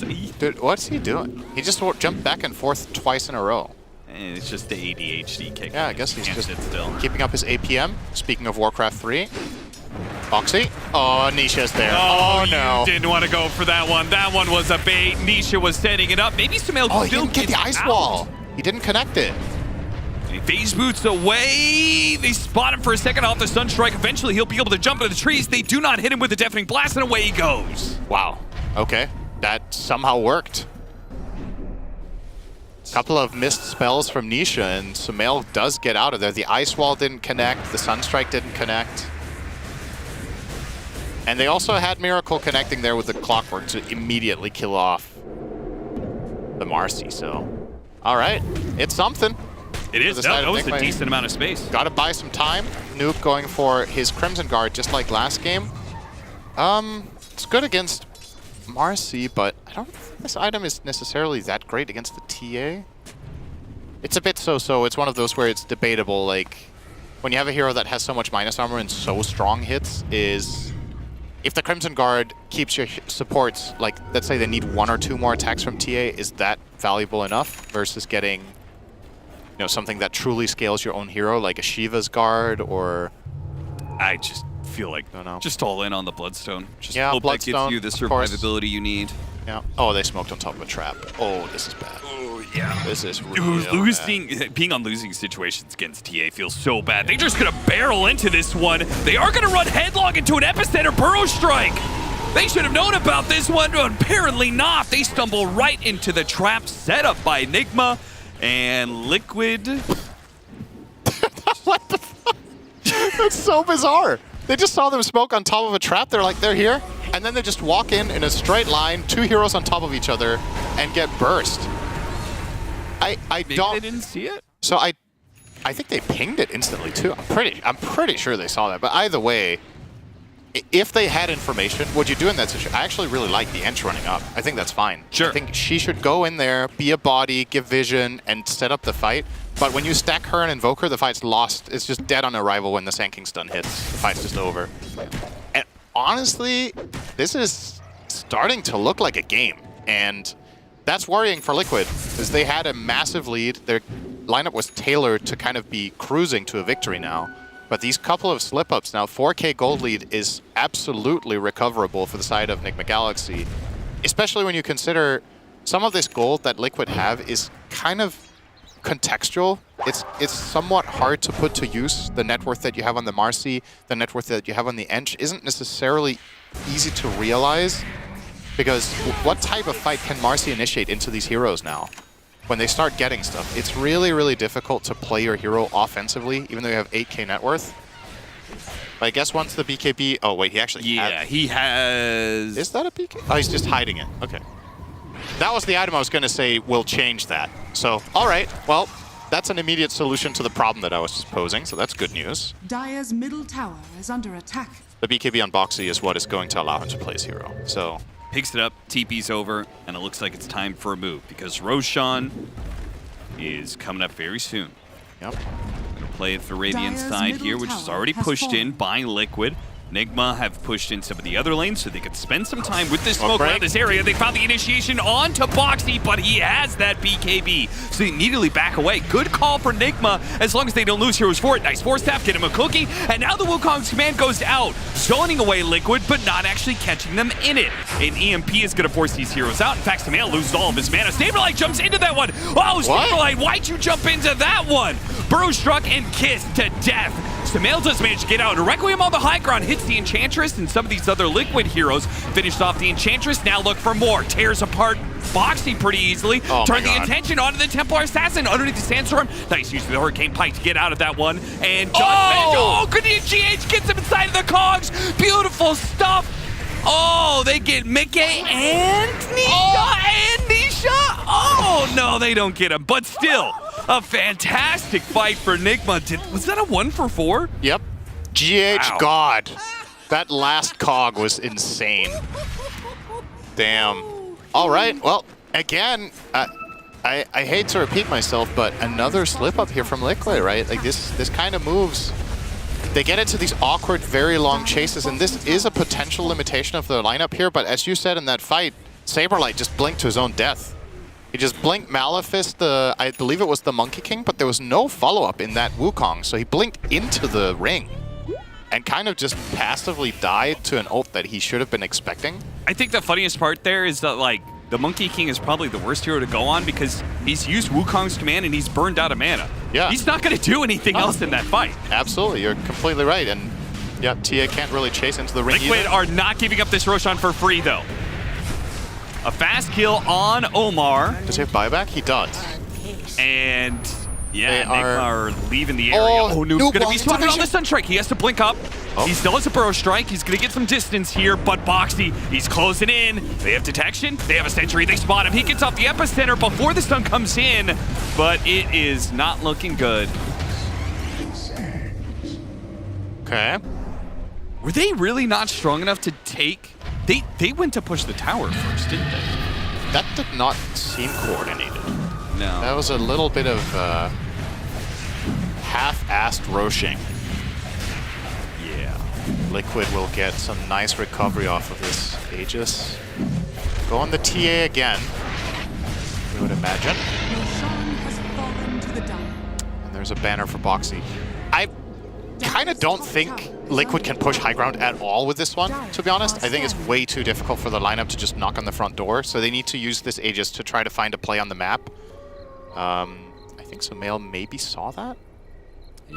That was close, at least. He might have seen an Eidolon. With the Arcane Rune, I'm sure he would love to try and get a Wukong's command pick-off here. Especially during this Aegis window when you probably don't want to fight Liquid in a 5-man force.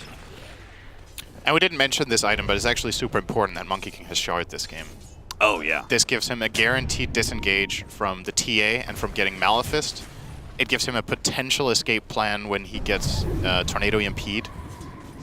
So a couple of these things that are coming Nigma Galaxy's way here in the last few minutes could really bring the game fully back. I still don't... I can't say I really dislike Liquid's position in the game, because I still think, you know, they have good map control, they have Aegis now, and everything is all right, but this is definitely Plan B territory already. This was not where they wanted to be, but they're only one fight away from just completely obliterating the enemy base with this TA Deso plus Alacrity. But they're gonna get jumped. Once again, jumping Boxy, but this time around he gets away. Pavis helps him out quite a lot, and Samael has jumped in. Bad situation to be in. Surrounded by heroes, Burrow strike away from Noob. They will manage to get to their high ground. We'll see if Liquid feels like a simple one hero pickoff and an Aegis is enough for them to go high ground. That was a very odd engagement from the. Did he make a mistake with the Boundless? Did he Boundless himself in, or? I'm just wondering how he ended up in that situation, because they still have hookshot, right? And they still have the... At the epicenter with the Requiem, the chaining of disables on Mickey takes away the Aegis, but and a hookshot actually comes in to stop the black hole. A good combination from Nigma, and now Mickey comes back in his second life. He got off the refraction. They didn't get any sort of instant disable, so Liquid will be able to retreat, but a high ground hold for Nigma Galaxy. I think that was the perfect illustration of what I was saying with how hard it is for them to high ground. That was with a dead monkey, and they still couldn't do it. The TA has to go and hit the tower, and she's just going to get epi-burrowed and take a couple of SF right clicks, and that's Aegis down. And then they have to reset the fight and get out. It's really difficult to high ground against the Radiant lineup if you don't have an inherent save. Like, imagine you had a Shadow Demon or even though Decrepify wouldn't have been good there, just having Life Drain, like literally anything that could have saved potentially the TA's first life, and if you can make them use spells, reset the fight, and then go again. Oh, Foxy! Oh, that's very nice. Samael has recovered his game. It was awful, and now it's kind of bad, which is a major improvement. True. He's still 5th on net worth, which you don't want to be on Monkey King mid, but now that you have the Gleipnir, you're unlocking your hero to actually find plays on the map, such as that one. So he could actually set up with just one other hero and get pickoffs, which is something that he couldn't do before. Maybe I'm underestimating this Crimson Guard. Actually took very little damage there from those 2 TA attacks. Might be better than I think. Yeah, I mean, in some ways, damage block is more effective against minus armor, right? Yeah, it's one of those classic discussions with if it's good mathematically for protecting you from a couple of attacks, is that, I guess against TA in particular, that is nice. Because like, if a hero has overwhelming physical damage and you block some of it, are you going to block enough? Do you know what I mean? Yeah. Whereas you could itemize a completely different path, and then, let's say you itemized a Hex, and then you're just locking her down and then she's doing 0 damage, or you're getting some sort of teamfight control or vision like a Shiva that can unlock the fight in different ways. And he almost has Shivas on top of this. He is having a great game suddenly. Insania is going to break the smoke. They spot Boxy as well, but they're going to go for Insania instead. 1100, and they took a gem. That's a nice pick. Shadow Fiend just looks so unfair sometimes. It's so fun. He's a silly hero. Silly guy. He's got a ton of souls, by the way. Yep. 27 Necromaster. He hits for 500 right now. A bonus of 189 Radiant damage. are scanning. What the hell? Nemesis Curse, 500 damage, and a Daedalus. Give this guy any target, and it could die in 2 attacks, including TA, if he gets crits. And she doesn't have... I mean, look at this tower. Oh, boy. Yeah, I don't know, man. I think if you're Liquid now, you actually need Black Hole to win this game. And I don't think that was the plan to start. So Saberlight has to get there, but unfortunately for him, he's playing, first of all, against Clockwork, who can always be a counter. And he doesn't have the right item build at all for this, because they were planning to have won the game by now. So he has got the classic earlier Aura build on Enigma with the drums into Pipe and is now going Crimson. And now we have the same question. Is Crimson good against Shadow Fiend? Uh-oh, Mickey. No BKB. Refraction gets burned through. He's sticking on top of him. Noob just needs to put some damage on him before he blinks away, but it looks like with the enchant, just that little slow is enough. He does manage to blink back safely. Tornado misses onto Miracle. Miracle's gonna drop the Requiem. No! Got hit by a rebound stun first, and he has no BKB to protect himself. Oh no, he got lured outside of his base. All those Necro Mastery stacks gone. Oh, he'd been building up so nicely too.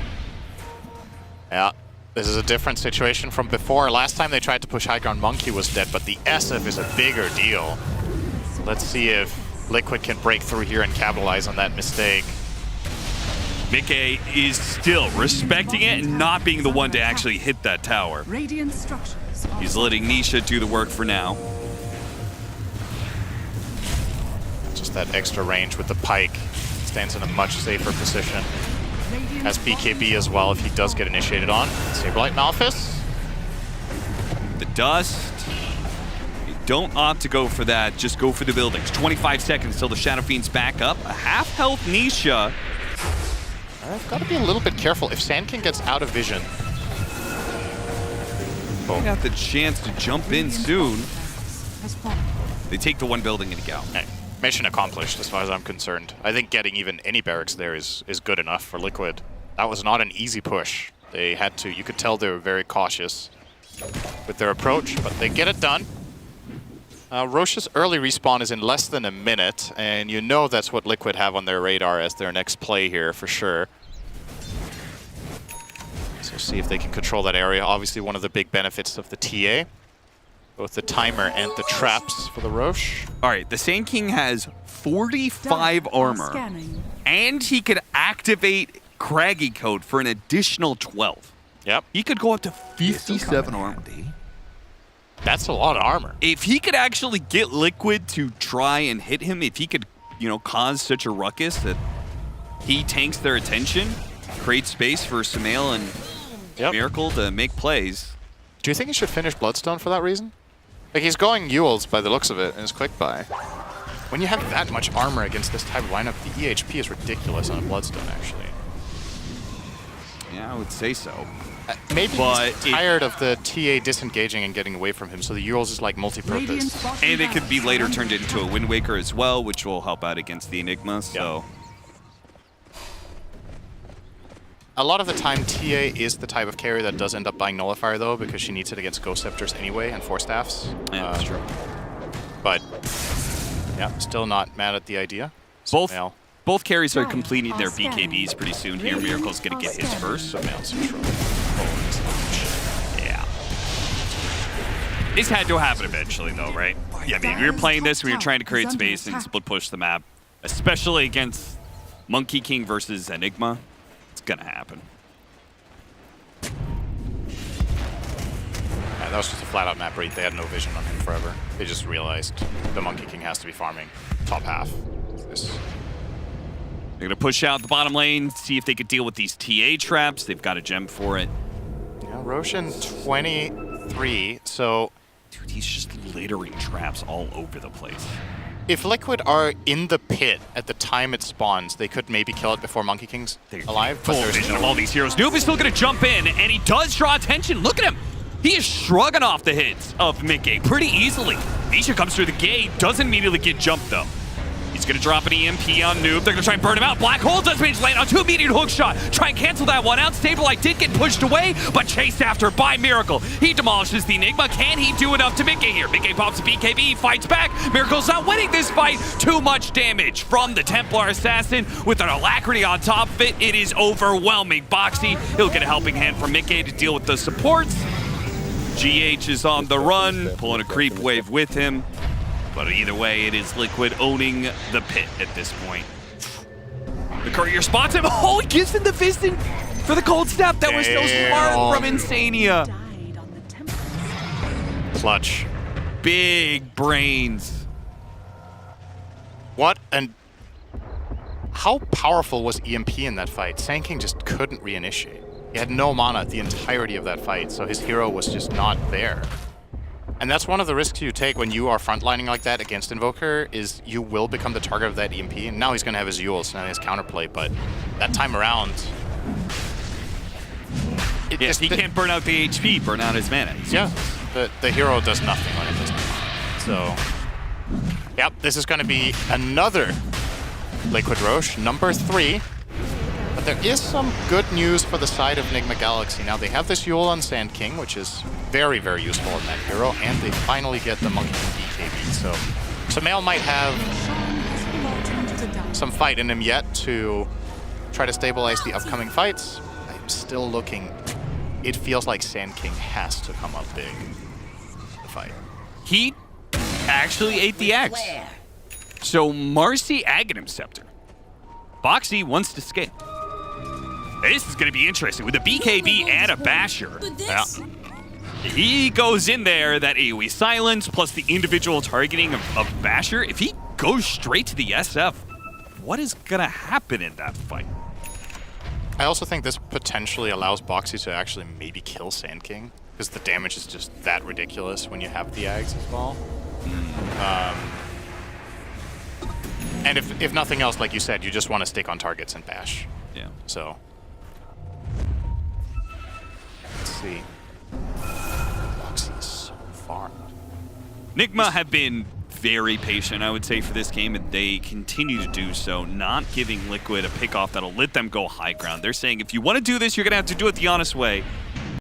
5 versus 5 with the extra life of the Aegis. Do they have... So, Nigma have 1 Force Staff. Missed Burrow Strike. Noob loses about a third of his health. But they do manage to deal with the banner and back away. Boxy gets the grab on him, pulls him back in. Miracle's forced to use BKB, but here comes the bashes. They have to use the hook shot to try and help out Miracle, but at Boxy, he dies to the physical damage, but he did enough. Nisha is able to finish the job, though he is quite low and has to back away. Mickey is also dropping a bit low here, and he's not doing any damage to Noob right now. So they can reset and still go for a high ground with the Shadow Fiend dead with no buyback available. This is still such a difficult push. Just the constant poke. All the stuff they have to get through. And they do still have Epicenter. Yep. And Noob with the Sand Shroud, he can place a Sandstorm that's really scary for them to get into. This exact position looks very nice. A Stinger out the wave. And at any point, he could start channeling an Epi and jump on them if they go on the tide. I think they're going to disengage here. I just think this is too difficult. They go for a different lane. Immediate hook shot goes out. Change into a cookie. Nicely done. They've taken the Aegis and haven't lost really much for it.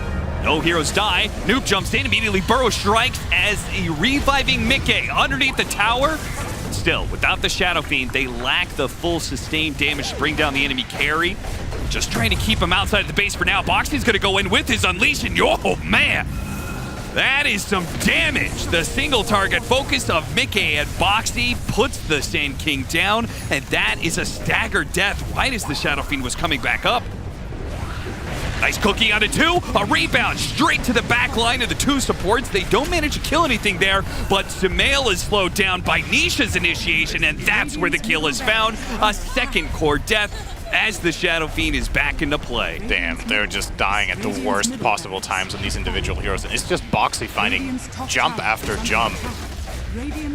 This is not how I thought this game was going to end. It's honestly a little bit of a shame because we could have had a glorious team fight to finish the deal, but instead, it's just going to be Nigma bleeding one hero after the next. Now with the Megas and plenty of time. I mean, now they have buybacks because Omar went and picked up 3 bounty runes. But it's a little bit late now. They got the idea. 10 more seconds. They're going to try and hold on to the Sand King buyback. Sumail has to use his, though. Back to being dirt poor once again. From king to pawn. I don't know if he was king for a good 4 minutes this game. And what a king he was.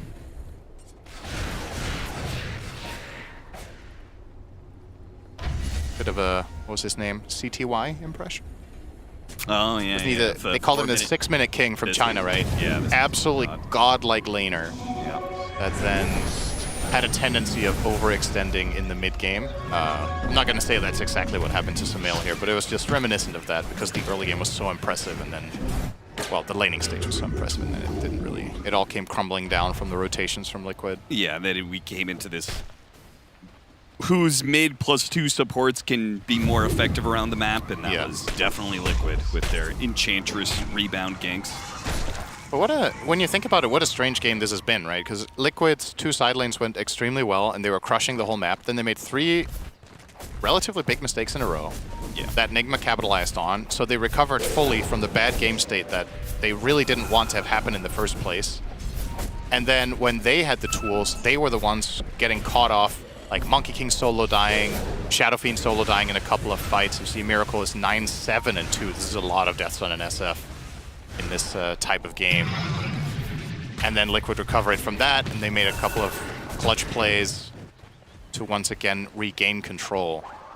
So really, from a theoretical standpoint, I think a lot of things this game went wrong according to the first 10 minutes for both teams. Yeah. A couple of times. So not exactly the cleanest game from either team, which obviously means there's room for improvement going forward to the next games in this group stage.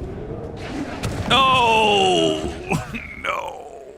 There's room for improvement there as well. It's another one.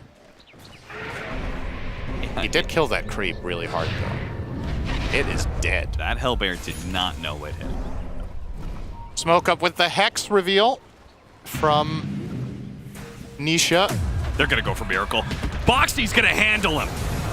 He does so much damage. He's going to pop the rebound. BKB goes off. Two-man black hole immediately canceled, but Boxy is still enough. He destroys Miracle with the help of, some of the supporting cast, Nisha and Mickey. And now he's going to get the Sand King as well. Media buybacks are coming out, though. The Shadow Fiend back into play, trying to use the Requiem to bail out Noob. Does manage to do so. Sumail is in with the Boundless Strike, and he wishes he wasn't there. He will manage to hit a Gleipnir onto 3, which lines up the kisses. Again, not enough damage. Running out. They don't have enough. Wait, they burned the refraction. He still has BKB. Mickey only just now using it as the epicenter is put on him. I guess it's the only real threat. Managed to blink over the hook shot there of GH. Returns fire onto him. It looks like the Enchantress was going to die. One finally dead on the side of Liquid. The attention to the back line, though. Nisha and Sableye not able to finish off Sumail. Tornado on through. A bunch of heroes they're trying to catch. Both Sableye and Nisha as they're backing away. Don't have the detection for it. Omar on the sliver of HP is going to back out. The Ancient is also under threat here. Liquid are backing away, but they can keep going. They could just go for the throne if they wanted to at this point. Is Mickey's going to do just that. A couple of shots into the throne to keep Nigma honest and attentive. It's just going to be a matter of time here, unless somehow... I mean, what kind of an opening are they really looking for? I think you have to try to burst the TA. They're going to do exactly that.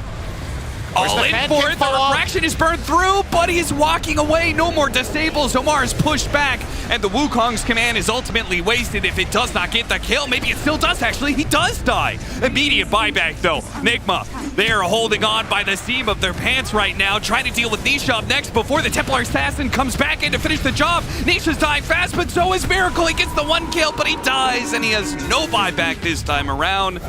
Sumail, the last man standing. Nigma Galaxy will get wiped out, and Liquid took a little bit more this go around, but they do manage to get the 2-0. What a great game from the man on your screen right now. And I'm not talking about the guy who went out the door. He played fine too, but Boxy, standout performance on the Marcy. I really feel like he was instrumental in the early lead that they got, and then he was also kind of the guy bringing it back. We talked about how it was going to be tricky for Liquid to itemize and use their net worth that they had, but once he got the BKB, I feel like the game just changed completely off that one item. When Boxy got that, he entered into fights, did a ton of damage, and effectively became the fourth core of the team in that game. Multiple fights in a row, he's just isolating and killing cores on his own, more or less, as a support hero, and that's what Marcy can do like none other. So they got there. Not the cleanest game. They're still going to be happy here, Liquid getting a 2-0 win and getting themselves closer to potentially getting out of Group Stage 1 for once of this event, which it's ironic that this tournament has just been so hard for them when they do well seemingly the rest of the year. Yeah. Honestly, getting out of this group stage feels pretty important because with this newer squad with Saberlight, it feels like they need the practice, right? This is not... There's quite a difference between this Liquid and the Liquid of just 2 months ago. And they're getting there, though. They are improving, it seems like, at least from the last tournament to this one. And a 2-0 over Nigma does help them quite a bit when it comes to their rankings. And that just leads us to our last series of the day, but also leads us to a breakdown of this game. Do that with the panel. While there may be some changes in terms of the players, at least they're still getting the dubs regardless, because Liquid get a 2-0 victory over Enigma Galaxy, which now shifts their all-time historical series breakdown from a 50-50 to not a 50-50. I don't know what the actual percentage would be now. 52.8. Versus 47.2. Correct. That's a complete guess. That's a complete guess. If it's right, it sounds awesome. Would have been amazing. But yes, now Liquid are continuing a trend that has never been witnessed before, perhaps making it through to DreamLeague Group Stage 2. That's the biggest accomplishment they could ever have. That's what I'm saying. Forget the Aegis. forget winning That's an tournaments. asterisk. Just get past the group stage of Dream League and you've really conquered your demons.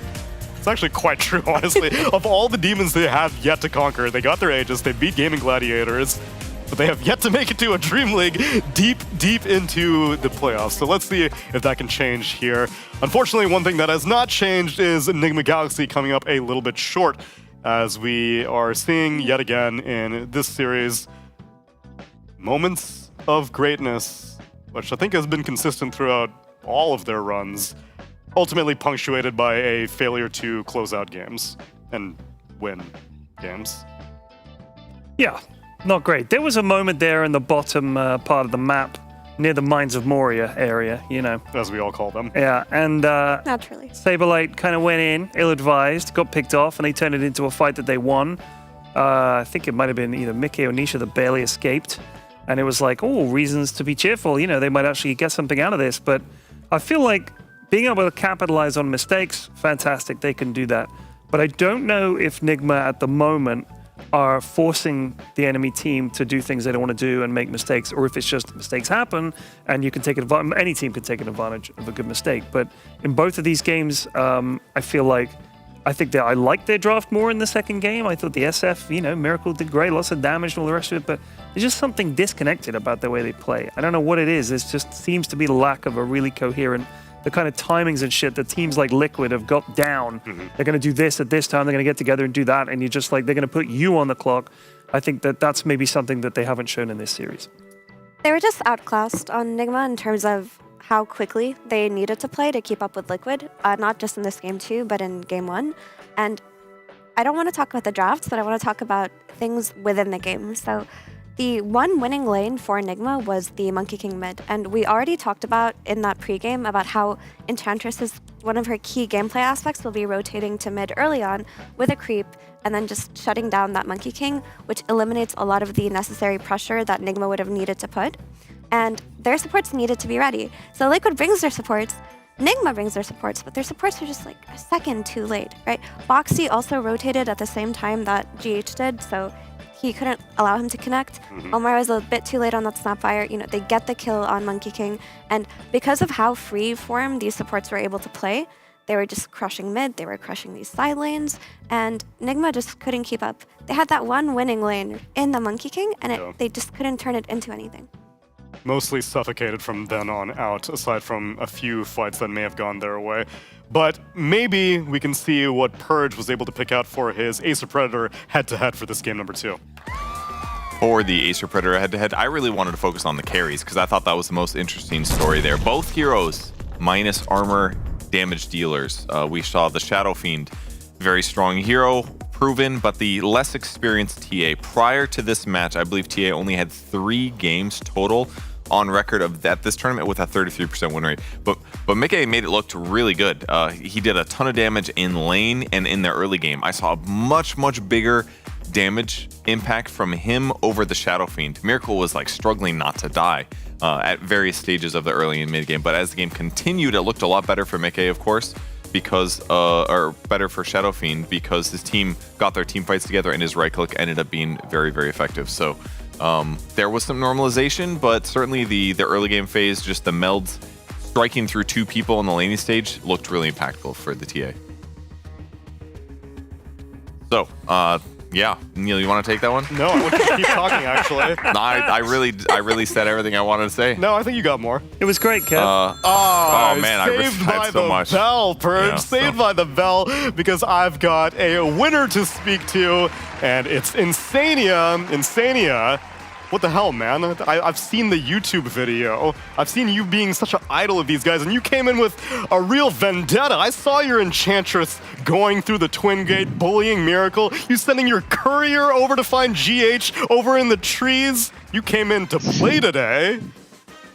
I don't think the Sun Chain was very well played by me, but, you know, it worked out. Team carried. Really? What do you think you could have improved on? Oh, I think there was a lot of just clowning moments, some feeding going on. Just, yeah, a lot of feeding, I guess. I see. Well, it's okay. I've come to expect that from you over the years. Hello. Right. You're a TI champion now. I gotta put respect on your name, which I am curious to know how you spent your post-TI vacation? Because I heard you actually traveled. You went to Greece, you went to America. What was that itinerary like? So first week, I spent playing Guild Wars nonstop. Literally did nothing else. Like first week after TI, just 1 week of nonstop Guild Wars 1 on the grind. Then after that, 1 week in Greece with girlfriend, and then after that, 1 week in San Francisco with family. Was it the relaxation period that was necessary? Because we saw so many other teams take various approaches to the post-TI break for however short it was. Do you feel refreshed coming back into a new season now?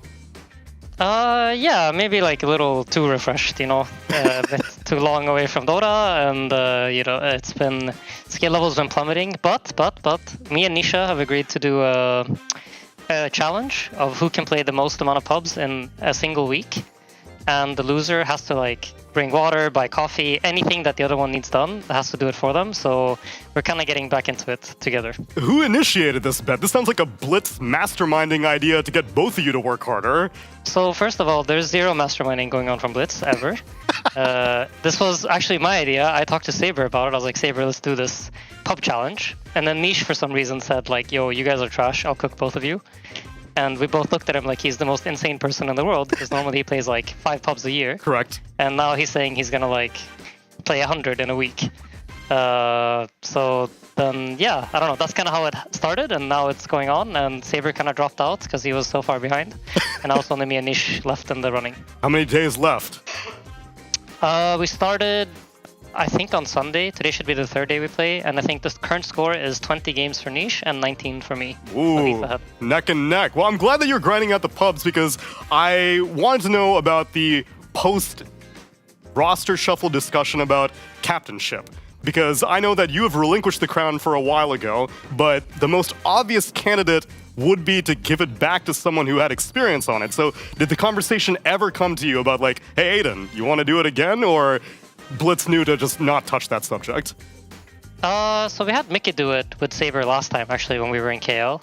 And it was really, really nice. So I think like that's why, you know, it worked. So why not keep running with it?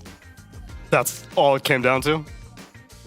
I guess. I mean, you'd have to ask William. He probably has like a better answer. But I personally don't want to do it, so it's a lot of work, and I don't mind having other people do it. So it's nice to have Mickey do it. And like a lot of the in-game decision making is like kind of done with, you know, Boxy, and Mickey talks a lot. So it's nice to have him more involved in like setting up the heroes the way he wants to be in positions of the game where he can like actually carry as well. Gotcha. Makes sense to me. I'm going to pass you on to Purge as well, who's got a question for you.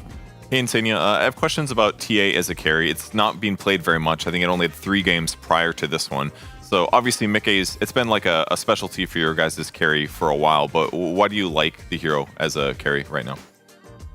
I mean, why I like it is because it's kind of strong in lane, and you get to play for pressure. Like when he melts people, my hits deal like 20% more damage, and that feels really, really nice. And I don't know what he sees in it, but I feel like usually when I'm playing some auto-attacking, clicking support like Ench, it's very nice to have like the melt minus armor in the lane. Okay, and you guys have also played a lot of gyro carry as well. Yesterday, I believe you played it at least twice. Does it fit more of that semi-carry playstyle that you guys seem to prefer over the hard carries? I'm not sure. I feel like the hero just feels really, really strong. I feel like it scales really nicely. It gets a lot of farm, clears stacks pretty easily, even if the lane like... I feel like it's kind of hard to like screw it over in the early game, so you kind of guaranteed are going to get to play the game. And we've been playing it like with Ogre, and Ogre is like literally no spells level 1, and Gyro kind of gets you through that part of the lane for free. So it's a nice combo, I think. Enables my heroes. That makes sense. Last question, why is Invoker such a first pick hero right now? It's getting banned a lot in the first phase, but when it makes it through, almost always first picked. Is it just that good on lane domination? Yeah, now it sounds like everything's just about lanes, but yeah, I think Invo's laning is just too good. It seems like it's really hard to find answers to it, and with the way the game is played out, it kind of just makes it one of the best mid laners in the game. You can't really stop him from playing his game. All right, sounds good. Thanks for answering my questions, and back to Tsunami. Aiden, appreciate your time, and this may actually be a rare opportunity that we get to see more of Liquid at DreamLeague the way that you guys are doing, so congratulations on the 2-0 win, and we'll talk to you again soon. Thank you, thank you. Bye-bye. Catch you later, Insania. Liquid are doing quite well, and Well, I guess that means that on the other side of the coin, their opponents, Enigma Galaxy, were not doing too well. And I sent Brian BSJ Canavan on the quest to find things on social media. Did you find things on social media for me, Brian?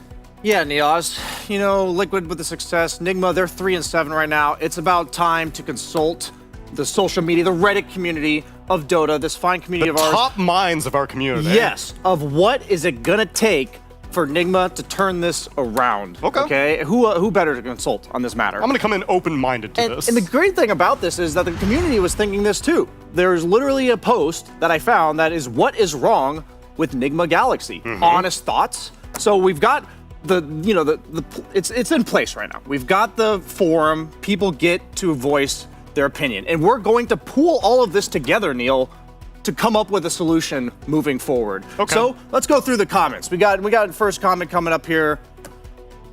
So the prompt is, what's wrong with Enigma Galaxy? Honest thoughts. I've been a fan since forever. I know they're out of their prime, but I also doubt that they are I also doubt that they are bad individually. I mean, that's not a hot take. We all think that they have individual skill. The thing is, we hear this all the time. Like, people are kind of coping. That was kind of what I thought when I heard, like, what's wrong with Enigma Galaxy and then his explanation. I'm like, I'm tired of this coping. I want to know what we're supposed to do about this. Get down to the nitty-gritty about things. So let's pull up that first comment about what we're supposed to do about this.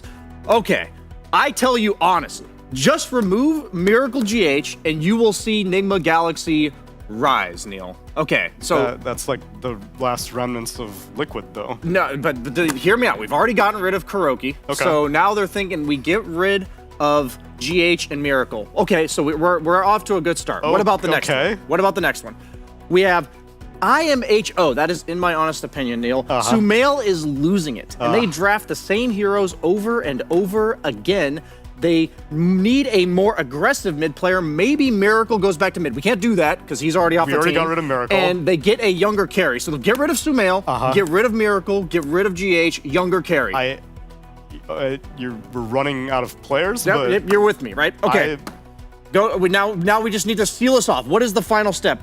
For me, the best case scenario would be to get this lineup. 1, Miracle, gone. 2, Sumail, gone. 3, Mind Control, now we're talking. 4, GH, he's gone already too. Well, and 5 is Puppy. Not possible for a lot of reasons, but a man could dream. Puppy is Puppy after all, and I think he would be the perfect man to replace Kuro in terms of hero pool leadership. So, what we've got get rid of the entire roster. We don't need these Noob and Omar guys. They only got 4th at EWC anyways. We've got a completely new roster. Puppy at the head. Kuro's replaced as the coach and leadership of the team, and we've got Mind Control. Now, you just need to find 3 players for me, Neil, and we got it. 3-7, time to make it 7-7 to wrap up this group stage, baby. What if I bring in Miracle, Sumail, and GH? Are those 3 players that... Only if Kuro comes back. Only if Kuro come back, my goat. Hopefully they can find a solution because it is coming near the end of this group stage 1 at DreamLeague Season 24. It's coming near the end of today, but don't worry, we saved the best for last because it's going to be Falcons taking on a Fortnite man after the break.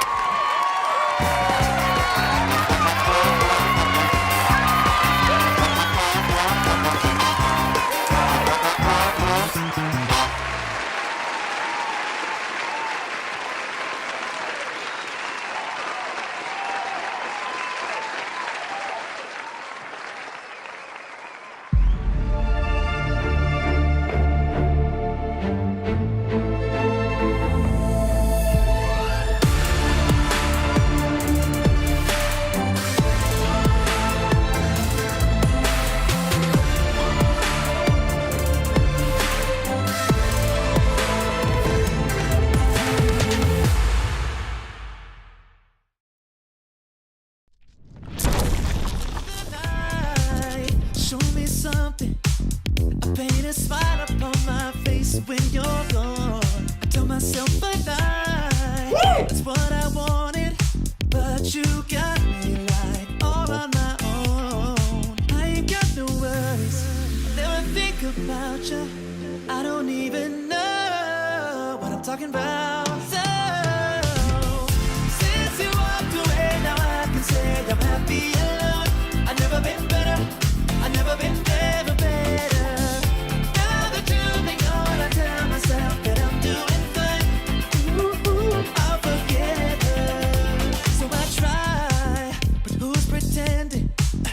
All these memories don't keep me up till dawn. Don't need to cry, happy ending. It's getting easier for me to be strong. I ain't got no worries, I never think about you. I don't even know what I'm talking about. So, since you walked away, now I can say I'm happy alone. I've never been better, I've never been ever better. Now that you've been gone, I tell myself that I'm doing fine. Ooh, I'll forget her. Happy alone, happy alone. Ooh, never better. Happy alone, happy alone. Ooh, I'll forget her. Don't you know love's just a feeling, and it happens every day. No big deal, can't find the meaning of the perfect time and place. If you wanna know what's best for me, best to keep away on my own. Stay gone. So, since you walked away, now I can say I'm happy alone. I've never been better, I've never been better. Now that you've been gone, I tell myself that I'm doing fine. Ooh, I'll forget her. Happy alone, happy alone. Ooh, never better. Happy alone, happy alone. Ooh, I'll forget her.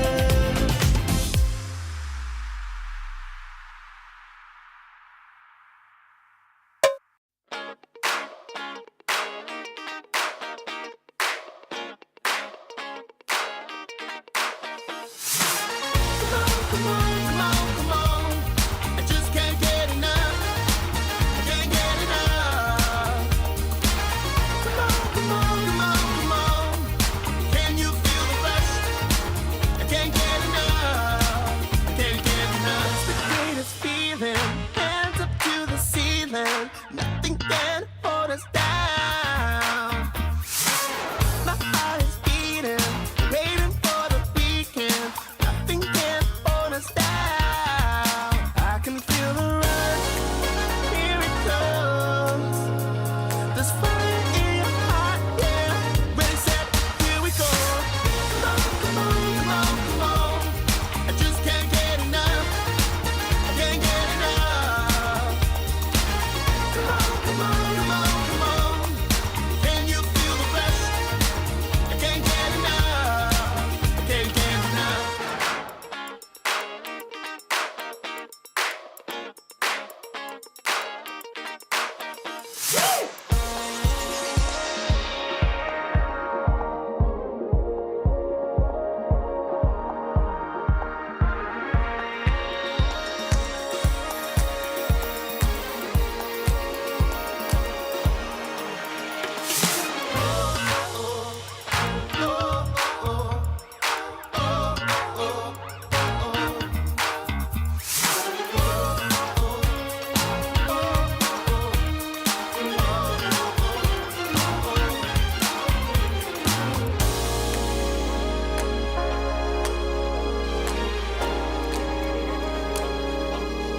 I can feel the rush. Here it comes. There's fire in your heart, yeah. Ready, set, here we go. Come on. I just can't get enough. I can't get enough. I just can't get enough. Come on. Can you feel the rush? I can't get enough. I just can't get enough.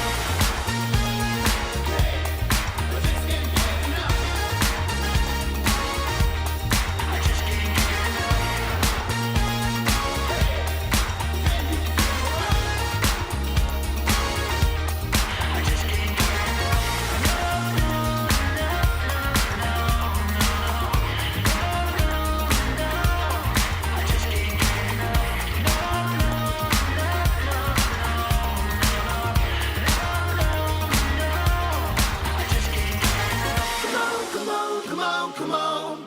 I just can't get enough. I can't get enough. I just can't get enough. Come on. Can you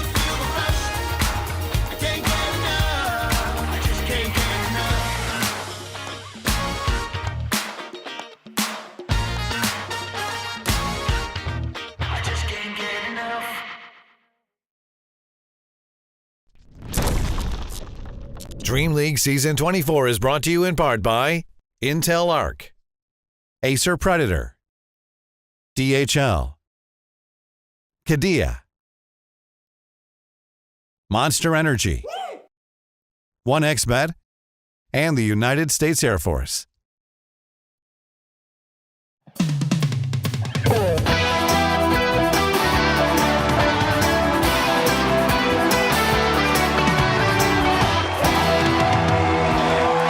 Welcome back, everyone, to our final two-game series of the night. One that has AUI 2000 quaking in his very boots, as he's off in Japan right now or something like that, because he specifically dodged coaching Falcons for this tournament because he was afraid of Fortnite, man. Now, I'm not just making this up. You can check his Twitter, his X.com, and you can see the evidence right there, and I don't blame him. This is a force to be reckoned with. This team has been biding their time. Palinitsa has been biding their time, losing literally every single game just for this moment. And I don't know anything about them, Brian, so tell me about Palinitsa. What do I need to know about this? Neil, upon digging, I have discovered that Palinitsa is a type of Ukrainian hearth-baked bread. This is a yeast hearth bread that has a semicircular cut across the top third of the loaf. And the ingredients taken from bakingboss.net is 10 grams of dried yeast, 360 milliliters of water, 300 grams of strong white flour, 100 grams of wholemeal flour, 100 grams of rye flour, and of course, the 10 grams of your finest sea salt. And once you have assembled these ingredients, Neil, you take a bowl, you whisk the water and yeast together and leave it for 10 minutes. And that is when you add the flour and salt, which brings it together to form the dough. You tip this dough on the work surface and you knead it for 10 minutes, Neil. I understand. 10 minutes, Neil. The bread. And now you preheat it over the oven to precisely 220 degrees Celsius. And after 20 minutes, Neil, what are their drafts you lower the temperature to 200 degrees for 10 more minutes. You let it cool, and then you're ready to face Falcons, Neil. Oh, you really brought it back there at the end. Yep. There it is. That's it. Ready to face Falcons right there. I need that. I like bread. And that's all I need to know about this team, evidently? Least controversial statement. Yeah. Which I'll go out on a limb there, Neil. I like bread. I don't care who knows. Whoa. Weirdo. Yeah. So It You looks could as put good as googly they're gonna eyes on play. it. It would have a nice little smiley face, Yeah, actually. yeah. It Interesting looks that good. What a collage. You guys know why they make that cut in the bread? Why? That when it expands, it can grow and it doesn't explode chaotically. You got to score the bread. I believe that's why. You also got to get scores in a group stage to remain alive in it. And so far, Palinitsa has 0. They have not been doing very well in this tournament. They're making donuts so far. They're making donuts with their bread. They got right 8 now. somethings right now. They're losses. 8 losses. 8 losses. They're eating donuts. 8 bagels. They need to put a Oh, baguette bagels. up there. But I know what everyone is always very, very excited about when it comes to this team. It's Fortnite, man. Tell me about Fortnite, man. Fortnite Man. The man, the myth, the legend. With a Wikipedia page longer than TI winner Insania's page, Fortnite Man is one of the most legendary players in Dota, man. Originally a player of, you guessed it, Fortnite, Dota Man started to break into the professional Dota scene in 2022 and has gradually been building up steam since then. The road to get to Dream League wasn't easy, having to first win the open qualifiers to even get a chance to play in the closed qualifiers, which they did. In the closed qualifiers, they took down teams such as OG and Na'Vi Jr., crushing Zebman's dreams in the process. Fortnite Man and the Ukrainian-bred team worked incredibly hard to get here. GG called. Palinitsa, a stack that's come up rising stars. A relatively unknown team has come through this qualifier and slapped down some of the known players. This is where the big chance to really prove yourself as a team and a player starts. And hopefully Underdog Man will really show us what he is capable of in this season and complete his transformation to Dream League Man. if Fortnite Man named his team after bread, and if that bread rises in the oven, and in Fortnite you build upwards, you literally rise, and if he's playing in Dream League, and if when you see a cartoon of a dream, it's rising out of your head, well then it's clear to me and everyone else that Fortnite Man and Palyanitsa are rising to the top of the scoreboard and winning the whole goddamn tournament. Thank you very much, Odie Pixelman, for that narration on why we need to care about that man. No, that's not Jenkins on your screen. That's Fortnite Man, and he made a name for himself primarily because of his name, but also because his offlane performance was pretty fun to watch during that qualifier, which, as you saw, they beat some known names for. That's a big deal. Qualifiers are really fun to watch for that reason when you get these like crazy upsets, because especially for the unknown teams, you know, your Fart Studios of the world, if you have no pressure on you, really, you release the gas whenever you feel like it. But if you do beat those nouns, those evil geniuses, those Shopify rebellions, it feels so good. So to watch them defeat OG 2-0.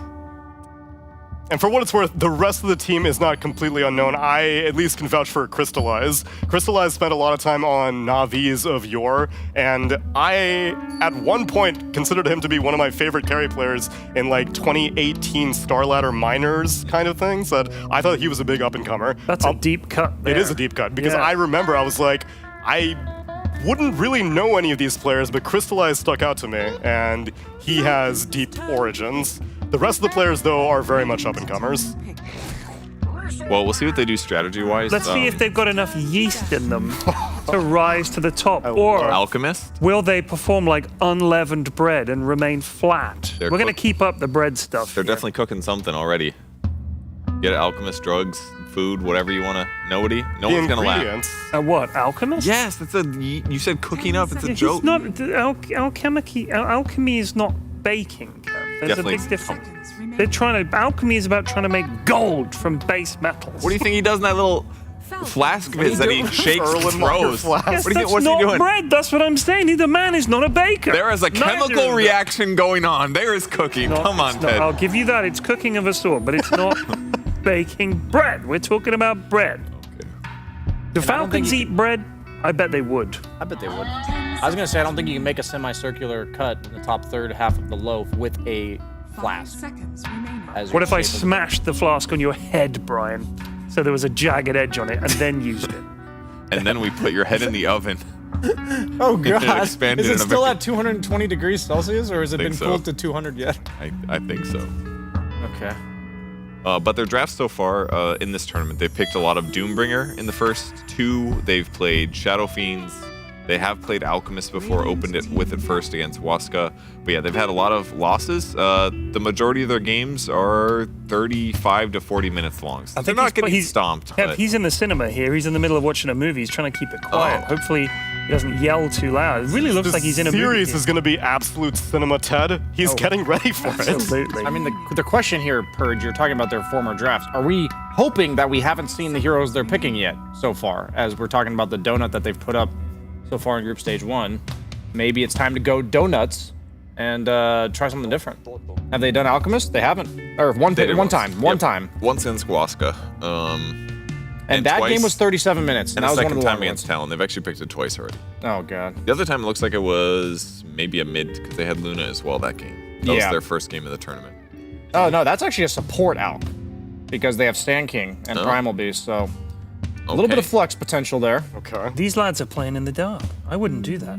That's really bad for your eyes. Really bad. I can tell you that my nighttime vision has gotten worse since I did that for like 5 years as a streamer. People at home, do not play with the lights off. You will regret it. For 8 hours a day. 8 hours For a day 5 for years. 5 years straight. Huge mistake. Who could have seen it coming? The experiment now has been done, though. Thank you, Brian. I learned the lesson, so you guys did not have to. No one had any idea that was bad for your eyes. Nobody No one. told me, not a single time. Not one person ever said, you should turn the light on, mate. It's not good to play video games in the dark. You were like, wow, if only someone had told me. I've just done a 5-year experiment with my own body. I don't know how you guys get into that position when the sun goes down. I usually go to sleep. That's usually when I'm waking up You go to first. sleep at sunset? Sometimes we put a blanket. Peasant. We put a blanket on Purge's head just so he thinks it's nighttime. I go right out every time. It's just a Wisconsin thing. The moment it gets dark, well, bedtime for me. That's not how you sound in Wisconsin. Well, they steal the Hoodwink, perhaps, away from Crit, although he said in the interview that he never really considered it his signature. He just played it so many times. I was the one that asked him. I was like, isn't it cool that you get to play all your signature heroes? Because I looked at his page and it was like Hoodwink, Shadow Demon, Snapfire, Tusk, and he's like, yeah, those aren't my signature. I was like, I don't know if you know, buddy, but play them a lot. There's a They're different not my definition. signature. Yeah, he named like Lion, Shadow Shaman, and I was like, bro, I don't think I've ever seen you play Shadow Shaman. Yeah, the only one that I believed out of his named ones was Earth Spirit. Yeah, Earth Spirit. Yeah. That one, sure. But like, I don't ever. Yeah, I ain't putting like, Lion. Dude, crit Shadow Shaman. Holy shit! He's playing his Shadow Shaman. He does play a really good Shadow Shaman. That hero's just not in the meta very often. It's not like it's not the name you think of when you think of the hero. I don't think there is any when you think of Shadow. Not really an Shaman, iconic is it? Dota hero, I'd say. No. That hero's just been out of the meta for like what feels like 5 years. That's because you got to run him mid. Nobody's got the bollocks to. It's been so long since that hero was popular. Hey, oh, they picked heroes. They went for the Tusk. One of his not-so-signature signatures. He's going to cut the bread with Timbersaw. Let's go. Fortnite man Timbersaw. You know, if you count trees as wheat, wouldn't you say that Timbersaw is preparing to make the loaf? He's going to dice. He's going to slice and dice the loaf. Just step one. Alchemist cooked the yeast, and now he's slicing and dicing You it. have never cooked in your life, Brian, the things you're saying. Ready to slice the yeast? What, is that what you said? What are you talking about? My mind has just boiled water once in his life. He takes the water, he adds his opponent's bodies to it with the yeast, and the yeast get to eat The it. water provided by Lich's Ice Armor. No, hear it out. The last step of the ingredient or of the instructions was to let it cool, and then they pick Lich after Timbersaw's cooked it up. Nice. Like, think All about it. coming together. Or slice and dice the cooking, sorry. Ursa looks good here. He's against two super tanky heroes that do not like to get Fury swiped repeatedly. They have some ways to deal with it, but his lane should be good too because he's got a Chen to back him up and a Tusk to help force his opponents to not escape from him. So it's kind of cool. The downside is the Lich armor is quite fantastic. It's been buffed recently in terms of its early numbers. So like it kind of feels 45% level 1 or something, yeah, I think right? it's something really high like that. And Yeah. even, I think a lot of people still go the Chain Frost facet, but I've played around with the other one. It actually feels pretty good. When it gets extended, all of a sudden, you just got a Lich Armor on a guy for like 10 seconds if it happens to kill some creeps in it. It could be one way that they help mitigate the Ursa. Okay. But that wouldn't be for, that'd be more for the later, like, mid-game fights, is what you're saying. Certainly, but it can extend it in the laning stage. 'Cause I don't know if it's like the Frost Shield just has to kill the creeps or what, but... So I thought it was whilst they were still under the effect of it. Is what I thought. So while they're under the effect of the slow or something? slow and that they have to die. I thought that was it. I could be wrong, Kev. Okay. But I tried it one game and I was surprised that it felt semi-viable. The downside, obviously, is that Ursa can always just kill somebody else, but... But you've got Chen creeps this game, so that unlimited bounces, or like the lingering bounces. I would think about it. I would argue it might be worse then. 'Cause if they just have more stuff to bounce it to, the bounces are just going to run out. Okay. Because there's a bunch of shit to bounce it to. Yeah, I was gonna say I've seen the Reddit clips though. The Frost Shield facet does not create Reddit clips. That is true. But that's because nobody ever gets to level 25 on Lich and has the perma armor that's giving you. You can heal some towers. That's big true, time, actually. like- You could, yeah, if you were like putting that on the Ancient, they literally couldn't end. Imagine like the creeps are dying as the ancient is dying, but they just Oh, keeps so it going just and keeps regenning. refreshing. Yeah.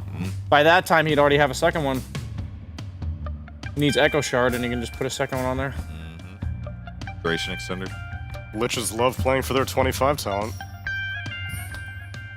But I don't think they have. The other good thing is Lich is good against Bristol also. Bristol does do a lot of physical damage in that way. Team Falcons does need like a point-click stun though. Like they have Tusk, who's like kind of soft lockdown, and I guess they don't need exactly hard lockdown based on the heroes they're playing, as they're not against like Storm Puck or anything like that. But like I'm thinking about Ursa is really your only do something hero so far, and like you're gonna be waiting for Chen and Bristle to hit their timing. So in the meantime, we gotta look at Malrine to link up here. So maybe something like Invoker. They need more damage variety on Falcons. They are entirely physical right now, basically. Yeah, it's true. So something like a Crimson plus Guardian Greaves could mitigate their damage a decent amount. True. Plus Lich. Puck could be alright, I reckon. Puck's banned. Shit. I mean, the thing is, this Wingnut is going to be hard to capture. Timbersaw is going to be hard to capture. It is tough. You're basically relying on shards. And now that they banned out Storm Earth, like your hero pool for doing so is pretty limited. But okay, so they go for Monkey. That is all physical. They're All like physical, 95% physical. If we need to get that cheerleader clip where they're like, let's get physical. I don't think I've seen such a one-dimensional damage lineup in a while. That wasn't like a minus armor strat. So this is interesting, but the other good thing about Monkey King is he's also, like Ursa, happy to lane against either of these guys because he's going to have the melee advantage. So They all build Dagon, Kev. That's how they have some bit of magical damage in there as well. The Ursa Dagon. It's very famous I don't think I've build. ever heard something so bad before. Very famous build. Wait, can you lifesteal off of Fury Swipes? Like, is that spell lifestealable? Do you know what I mean? I don't think so. No, it's only right clicks. It sounds bad. That wait till, when you get that 2 overcharge ones. I've never tried the Dagon or Bloodstone Ursa, so I wasn't sure. Yeah, that AoE increase. Yeah, on that Earthshock. Synergize with that level 20 talent. You laugh now. Synergize with the Dagon. True. All right, on the Pelion. How do you say it? Palanitsa. We need a mid laner who can hopefully abuse a Monkey King and have tons of armor. Oh! That is a sick Viper pick in theory. You got 3 cores that are sick to break. You got Bristle, you got Ursa, and Monkey, all right clickers with passives. A lot of magic damage too. I'd be kind of into him getting an Ag Scepter this game actually, because it applies that like extra attack speed slow, and if they are all right clickers. But you have to like jump in to use it, right? I'm gonna read the exact details. Yeah, I'm thinking like Manta Hurricane Pike seems bit better to kite, but maybe if they get like the Greaves or like a Solar Crest with the Lich armor on him, maybe he can nosedive into peril just to bait him out a little bit. But I do think his job is AoE quite a bit, so you kind of have to get in. Yeah, so I think my default would be that he can't go in against these heroes, and his job is to allow Alchemist and Timber to actually commit onto somebody because they're broken and they can't run away. Right. So Yeah, that's what I think Viper's and role and probably Ursa's in going to this kill him anyways if his attack speed slow is reduced, because Ursa has high attack speed. So, Yeah, good point. exactly. So I think with Alchemist Timber, he's much more of a backliner here. So if we erase the team names, I was gonna say I actually think Palanitsa's draft is better. Okay. Now we're time to turn that donut into a breadstick, Neil. That's what I like to hear. Yeah, that's true. I guess they do have more options. They have some nice counters. The Ursa could kind of dumpster this whole game, and the Monkey King is another hero I worry about. You have like 2 great melee hero counters in 2 different places on the map. Like, if either of them has an amazing game, I feel like they could also keep that going and start snowballing, especially if it's a Monkey King. Especially with the Tusk. My money's on Fortnite, snowball. man. I'm all in on is. this because it has to be. There's some stories in Dota that have to be completed. This has to be a dub for them against Falcons. Completely unexpected, out of the blue. 8-0 down in the tournament. They turn it around with a good Didn't draft. Falcons drop to like, what team was it that was like 0-12 at the end of the group stage? Never mind, that was in Dream League Season 23. We'll worry about it later. It's ancient history. What I want you guys at home to do right now is get your chug jugs ready for game number 1 with Cap and Cinderin.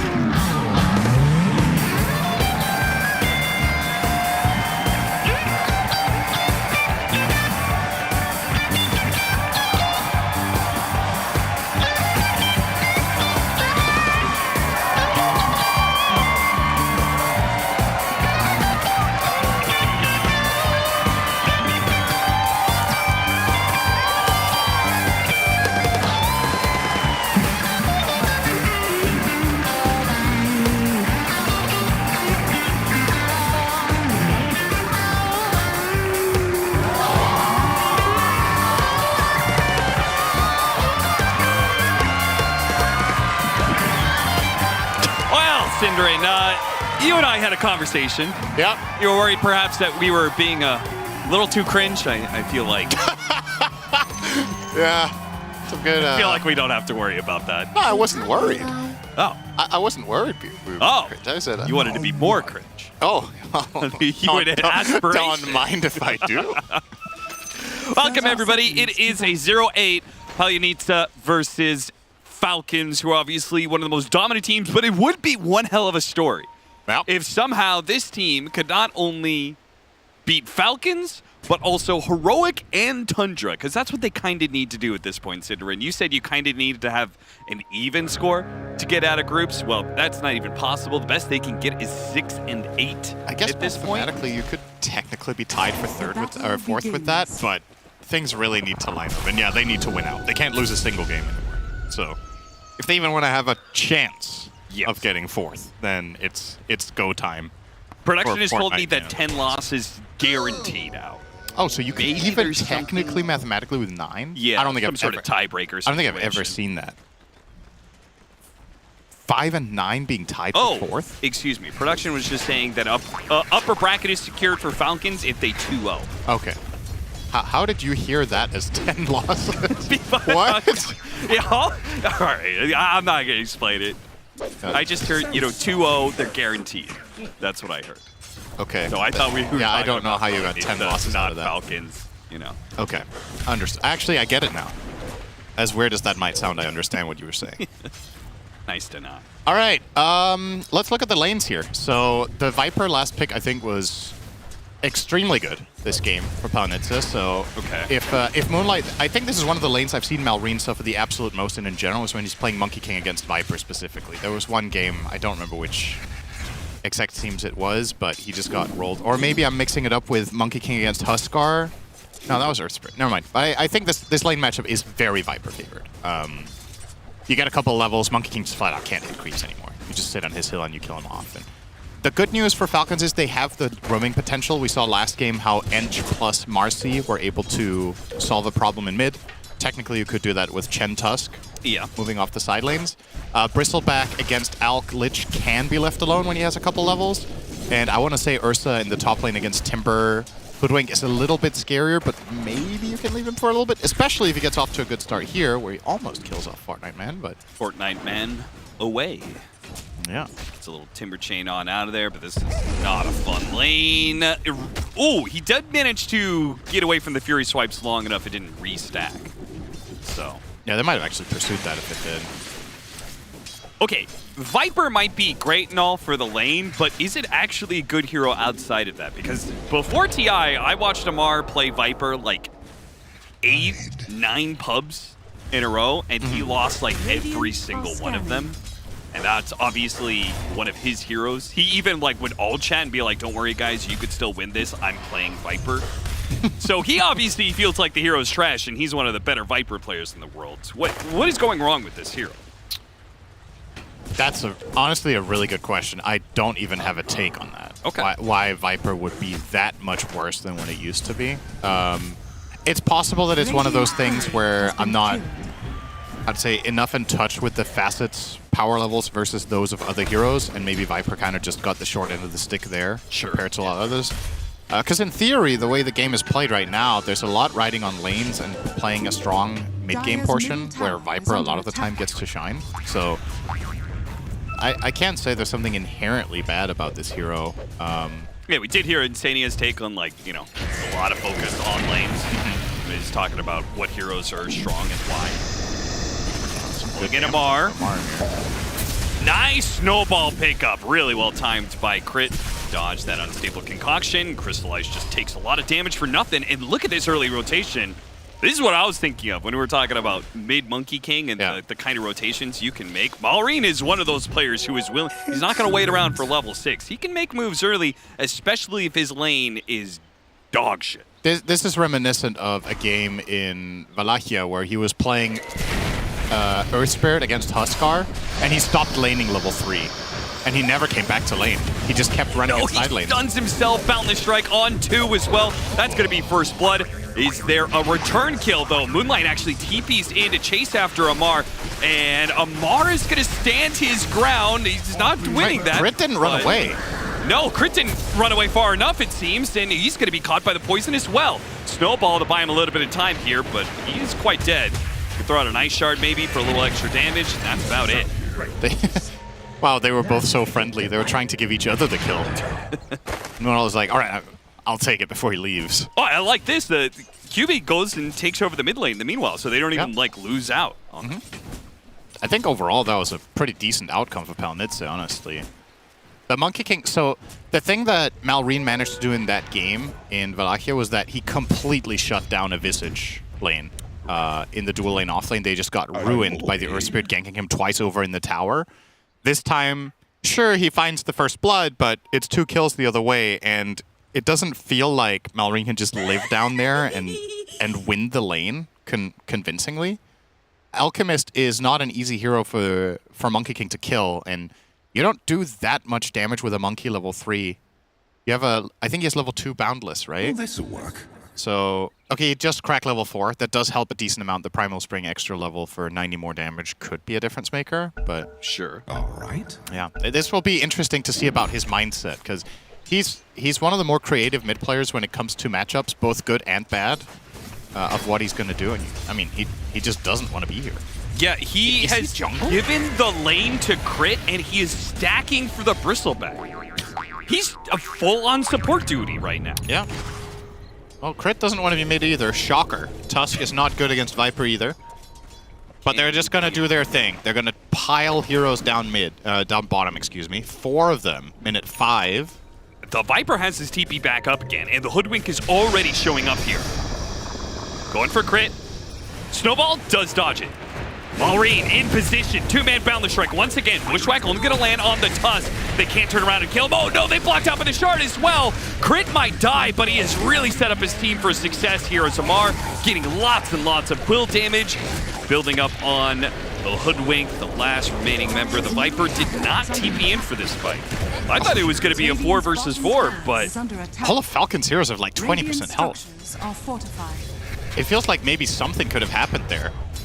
But the thing for Falcons that's really good news here, aside from that obviously being a good exchange, is also, well, if the Hoodwink is going to be involved, you have Timbersaw laning against Ursa. And Skitter has a head start. This is actually a matchup that Timbersaw can win if he's out-leveling. You can just pressure the Ursa mega hard when you're level 5 and 6, but with the head start Skitter has, it's hard for Fortnite Man to really do anything about Ursa, and he's just going to be trying to get his own experience. See him pull the wave between the towers. Both players are going to do that, as a matter of fact. So, yeah, advantage Falcons. If they can keep finding a way for Malrine to have impact this way. He's 2-0-2, so good job so far. It's a full level behind the Viper. That's the nature of things. But I'm with you. I feel like Moonlight has to show up to these dives. Especially given the levels. Oh, hello, Skitter. Whoa, what was he doing here? Coming through the gate for a gank, runs into all 3 of them. Okay. How did they even know he was doing this? Hey. This game is full of surprise. No, he took the Wisdom Rune. That is big.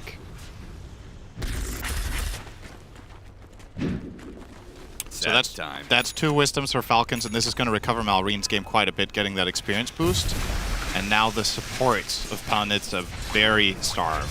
Level 4 Hoodwink, almost level 4 Lich. They're going to need to find kills to give themselves a game.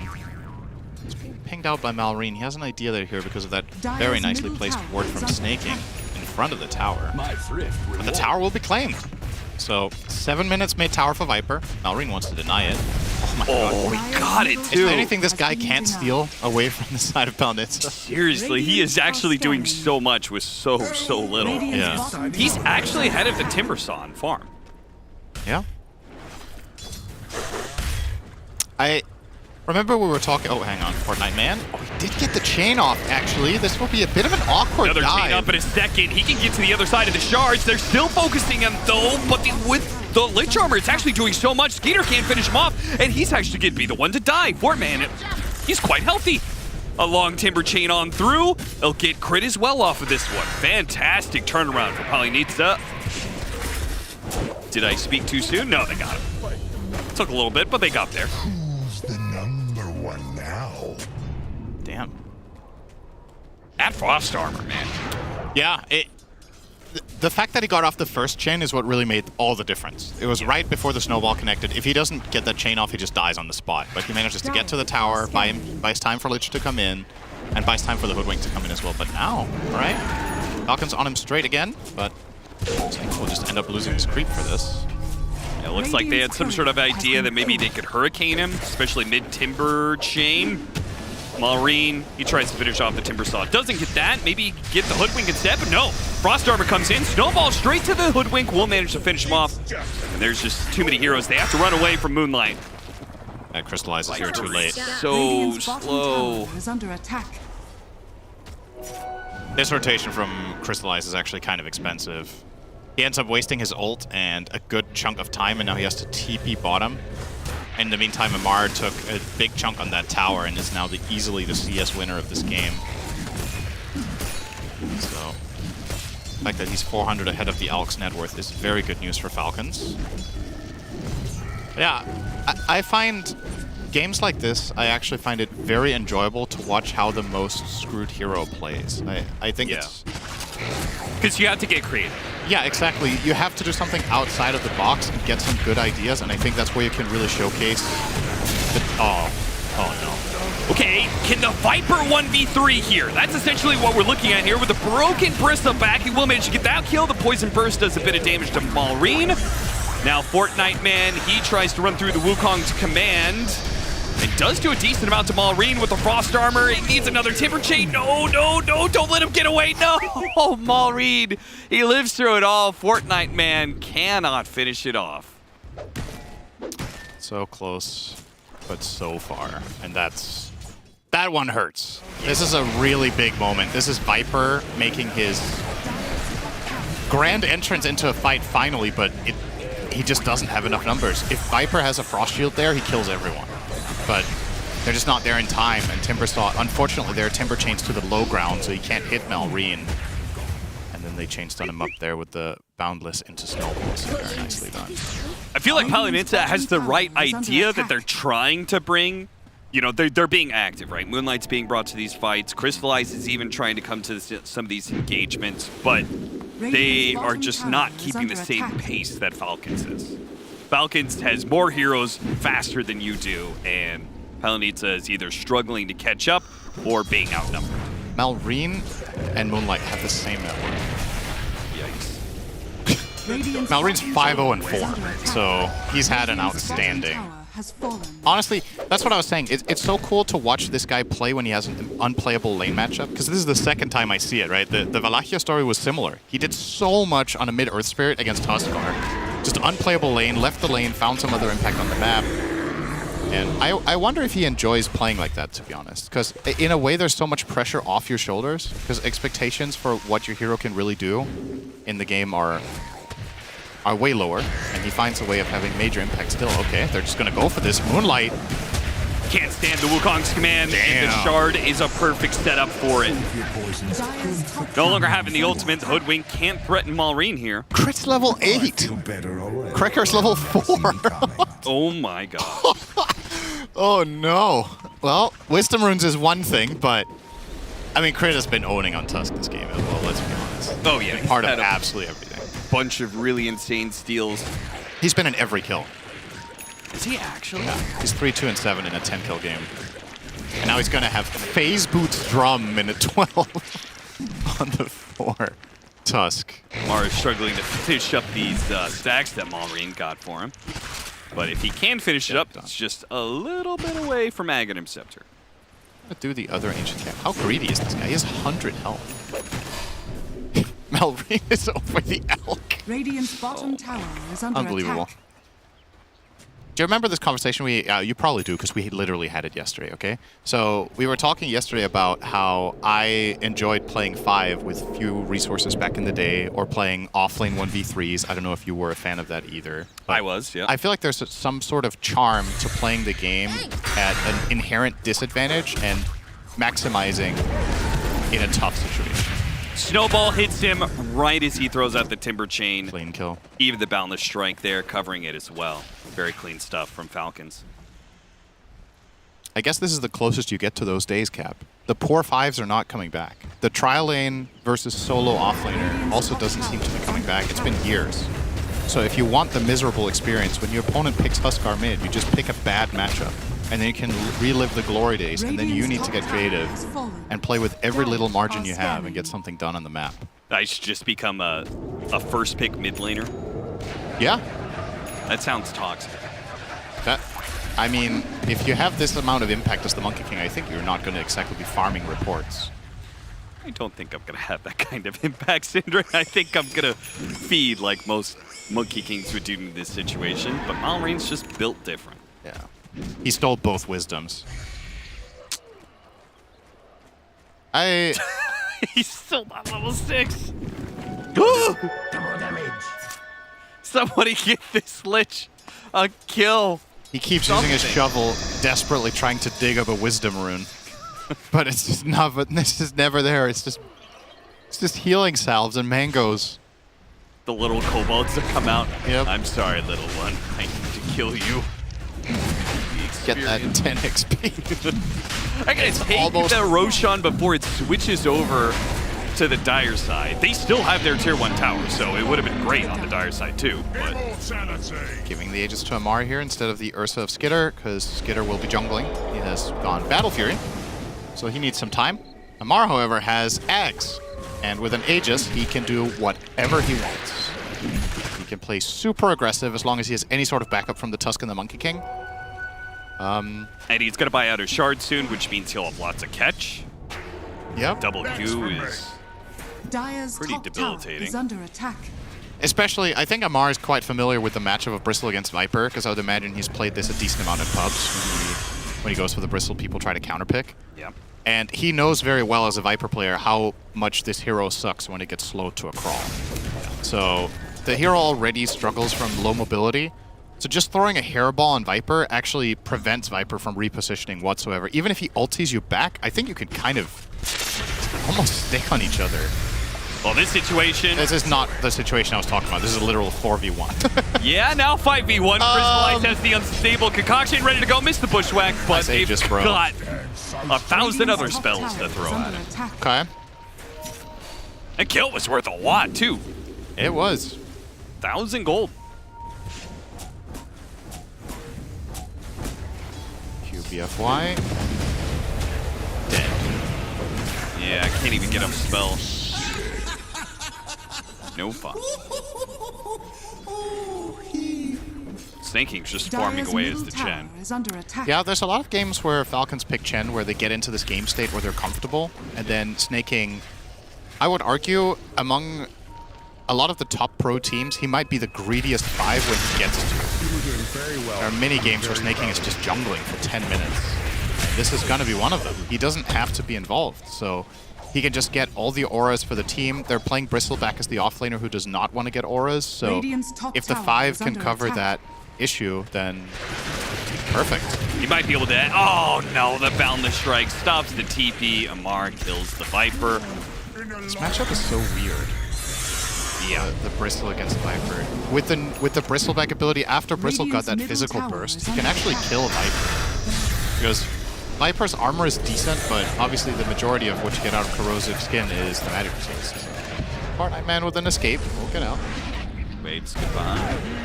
Blink Dagger for Crystallized, but Amar is chasing down more heroes. There goes that Ags. Very fun.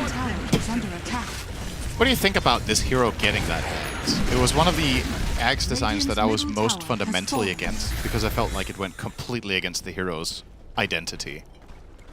Now that we've had it for a while, thought it was really cool. I still don't like it. Okay, so what do you mean going against his identity? So, okay, let's see Crystallized die first, then we'll talk about that. There we go. So what walks into Skitter. So Bristleback's identity for me has always been this slow build-up hero that needs to be in the fight for a long time. He's super tanky and obnoxious, but eventually he overpowers you with quills. His Bristleback ability gives him burst. That's been the one thing this hero never had, was burst. Yeah. And the Ags allows you to 100 to 0 a hero in 2 seconds, which for me was never Bristleback. So that's why. It's one of the major outliers. I think a lot of Ags, Scepters, and Shards kind of, how to say, amplify an aspect of the hero that it already has, and this one just gives him a totally different playstyle, which you could argue is also good. It's just... Try and break him, Chain Frost, doesn't bounce over, but they have enough slows. Maybe they can give it a second kill. I don't know if they get crit, he's so fast. Yeah, Malrine, he sets up with a Gleipnir. Skiers on his way, goes straight to the Viper. Immediate gaze there from Krekker. That was a good interruption, but a snowball will close that gap again. Crystallized does manage to hit the 2-man stun, though. Moonlight's just going to have to fight it out. Do as much damage for Crystallized to finish up any kills he can. It's not enough. Snake King has a mech. He is bringing a lot of auras to the table at this point in time, and a Radiance just isn't going to do it for Crystallized. Godlike Malrine against a Viper. It's 19 minutes of the game. He's just already godlike. This is a crazy turnaround from him. To have such a bad lane and to do so well. Yeah. Radiant's top tower. Honestly, it's really impressive, not just him, but also, you know, because you could also make the argument that if your mid laner is struggling, it's also harder to play Tusk. right? But they're doing so much together. It's not been Monkey King just being a Superman and finding impossible situations. It's because they've had really good comms and really good ideas of how to move around the map and taking advantage of little things step by step. It's a really impressive game from Falcons. Some of my favorite games of them that I've watched has been specifically when Malreen's got a bad lane. I think they become a more entertaining team because they have to do this kind of stuff to win the game. And they are a team that is, I think people don't give enough credit for how creative they are because they just see this team a lot of the time that's playing chokehold on mid games, but they get there in very creative ways sometimes, and this is a great example of that. that tree's not supposed to be there, and that tree also is supposed to move. Catching Malreen, he's trying to get the Boundless Strike shard off, but he can't do it. There's that caster curse. Perfect. Right. Outstanding game. And then he just dies being... I mean, what was the point? He was just standing there as a tree. 0 point. He could have just been in the trees then. Yeah, he could have been setting up the Wisdom Rune in the trees. They'll still find a return kill on the side of Falcons. I do agree with your breakdown of the Bristleback. When you put it that way, if they slowed it down so it wasn't like pew, pew, pew, pew, but it was like, you know, maybe it lasted longer, but the quills came out less frequently.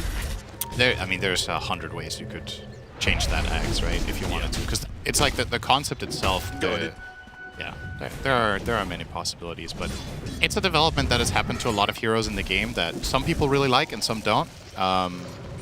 And who am I to say what people should enjoy? It's definitely one of the things that has contributed to power creep and the change of heroes over time. Is if you go through the changelog of every hero and you go back, let's say 5 years, and you check the way the game has developed, a lot of heroes have had band-aid solutions or hang on, I'm gonna see Fortnite Man. Maybe Fortnite Man with the Yules. Oh, he's been slowed down though. It's going to cost Cracker his life, but they might get Fortnite now. Crystallize is here on the high ground with an unstable concoction. Goes for the tusk underneath the tower. Trying for any kill they can in return for the 3 they've already lost. A buyback from the Lich. A TPN. Crit has already blinked backwards, and Moonlight is stuck underneath the Wukong's command. Cracker, he may even die. It's a dieback for him. Oh, God, it just keeps getting worse. Crystallize will blink out. Yeah, I mean, they're just getting run over. They're way too far behind, and Falcons have the exact utility items they need. The Tusk can just snowball in, blink out. The Monkey King can go for plays with the Boundless Shard, and it's hard for Palinicia's lineup to kill heroes if they keep moving. They're not good at keeping heroes in place. They're good at killing them when they're slow to a crawl, but if they can all reset and just outlast them with heals, it's very tough. But yeah, just to finish off on the trail of thought from before, a lot of heroes, if you check their changelogs in the last 5 years, heroes have been compensated for stuff that used to be their weakness, right? Yeah. They've been given tools that they never had before. Yeah. Mobility for immobile heroes, burst for heroes that don't burst, like you're talking about with the Bristleback. Wave clear for heroes that can kill creeps, like Undying can kill waves with decay. You know, a lot of these things where hero designs in the past were very polarized to the extent that drafting, I think, also was of a different nature because you were very much exploiting specific strengths and weaknesses of individual heroes in the picks. And now that a lot of more heroes can do multiple things, there's a different flavor to it, right? Yeah, it may be a little less so about making sure you have heroes that cover your weaknesses. And because there are just less weaknesses. I've always said Dota is a game of like, where heroes have strong strengths and very weak weaknesses. And it's about melding those things together. And yeah, I think you're totally right where we have reached a point where we're covering up a lot of weaknesses that heroes typically have had. Moonlight looks a little weak here. Godlike for Skeeter. So while Falcons are getting picked off around the map occasionally and losing some heroes like they did with Amar, Skeeter is the one who is growing nice and big. Give him a grenade and a whip. The 24-minute blood grenade blink kill from Crit. He bought out his X before he died. Fortnite Man's got that at least. Another thing about this hero design stuff, I don't know if this is a stretch, but I actually think the change to the game in terms of overall hero philosophy in the last few years, I think is part of the reason that Kuro and Puppy had, I'm not going to say they had a fall from grace, maybe that's a bit of an exaggeration, but maybe not. In Kuro's case, it probably is a fair term to say with the team just never finding major results. Secret has been so-so compared to what they used to, because these used to be like, you know, just flat out consistently top 4 teams, right? Yeah. And I think a really big part of what made Kuro and Puppy so good for many years was that they were exceptionally good at drafting. And they had a really good understanding of that exploitative kind of drafting. I've been on the receiving end of it multiple times from both, especially from Puppy. I think that was his X factor as a captain, was his ability to recognize in a draft what weakness does the enemy lineup have that we can absolutely squeeze everything out of. Right. And I think he's struggling to find those like glorious outpicks of the past, because the game doesn't allow to do it in the same way. The way you outdraft now is quite different in nature, and perhaps that's just not something that's as intuitive for him or as easy to accomplish with how other teams have progressed in drafting. I'll add even more onto that. If you talk about hero design, but then also the fact that if heroes get even more gold, then they can purchase items to cover those weaknesses. Yes. So the more gold you have, the more weaknesses you can cover as well. This fight is already popped off though. QBY, he's been stuck by the tusk. They blow him up pretty quickly. And Fortnite Man put himself on the front lines here, but he's got that Aghanim Scepter, so he's not afraid anymore. Gleipnir to hit the 2 in the back, but they can't really go for it just yet. Fortnite Man now uses his Ags, beating Yules up in the air. Another Yules after that. That is an offensive Yules that quickly dispels his Aghanim Scepter. Maybe he should have been afraid. An ultra kill for Skeeter. Not gonna give him the rampage. Crystallize is out of here. Well, is he? Oh, These God. heroes are fast. All right, he is out of there.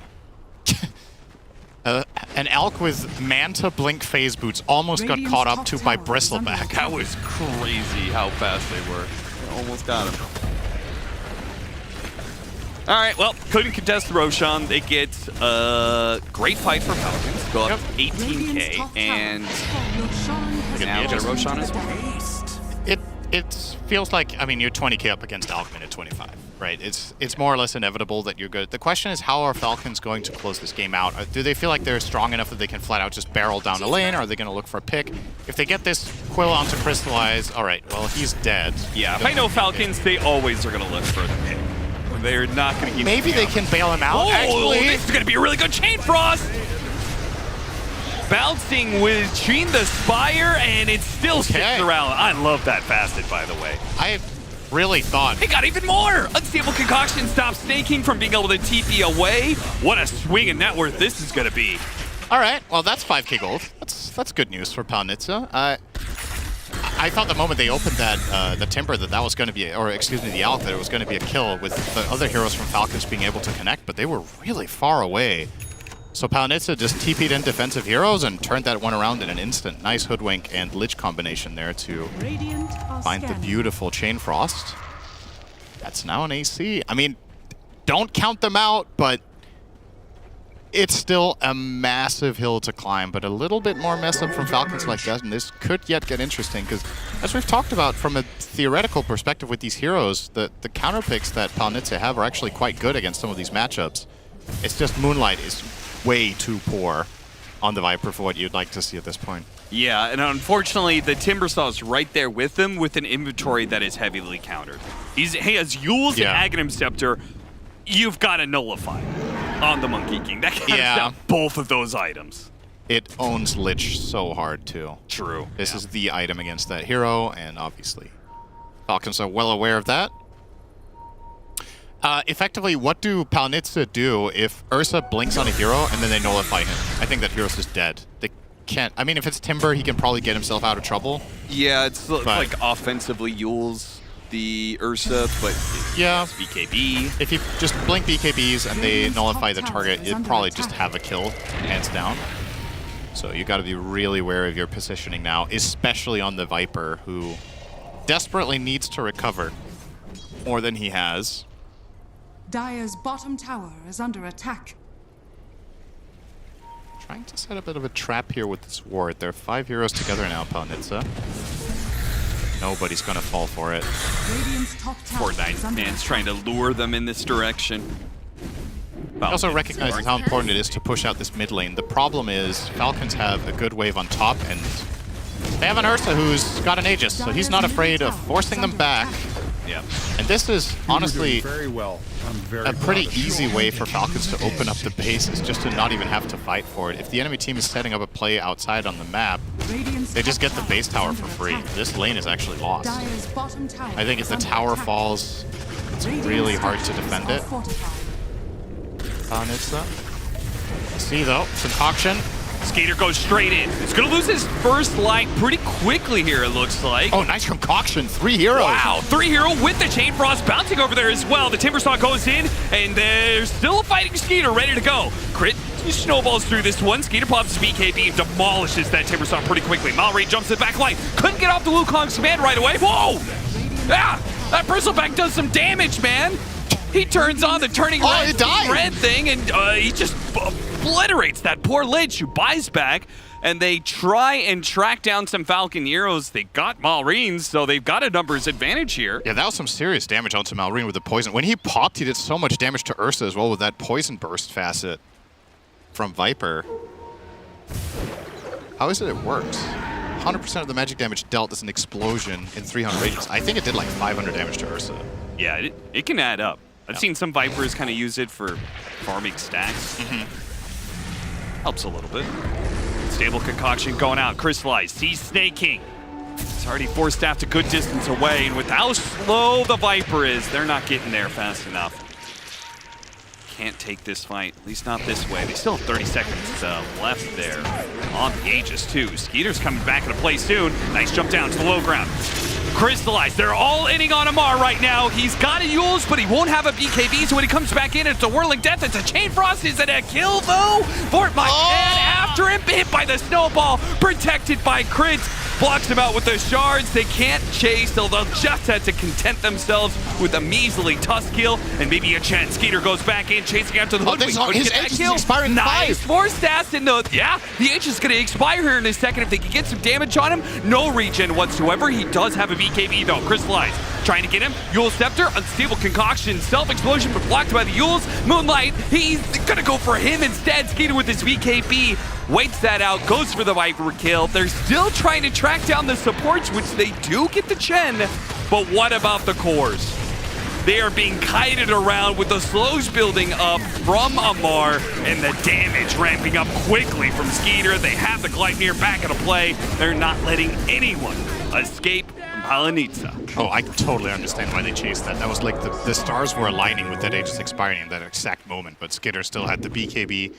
And the respawn from Monkey King seals the deal. But if that could have somehow led to an Ursa kill, that could have actually equalized the game almost, because they could have got a full team wipe off of it. But Falcons keep it together. And now they're looking at probably the first lane of barracks, unless we see some major buybacks expended. I think it's better to hold those buybacks and give them a lane. But is it going to be more than a lane? Radiant's bottom tower is under attack. We'll see. Oh, hello. Yeah, okay. If they get more pickoffs, it really could be more than just a lane. Malrine's got a BKB if he could go to the enemy fountain, or I guess the courier's on its way with it. Okay, now we're looking at 2 lanes if they don't buy back. Lift for now. The Lich can slow it down with the armor. The Lich is going to die if he looks at this tower, maybe. He needs to be really careful. They can just blink nullify and kill him. Radiant's middle tower has fallen. He can't even go in. He spots the Lich, but oh no, the Chain Frost. It hit the creep wave in the back, and he's got the Bloodstone going out. He easily undoes the Whirling Death damage. Malrine jumps in, gets Yules. They're going to shoot him immediately. Oh, he has BKB. Never mind. Wukong's command goes out. No magic damage, and he's got a bunch of extra armor. He is just going to TP out of this situation. They're going to chase, though. A 4 versus 5. An opportunity presents itself for Palanitsa to find some kills. They'll take the chance. That'll be all they get, though. Radiant's bottom That was a nice Yules from Amar in that fight as well. He dodged the Viper Strike, so completely negated that counter. As you said, they disengaged with the Monkey King immediately. And oh, a moving tree found once again. High ground vision into a Rod of Atos, an unstable concoction that just keeps on chasing.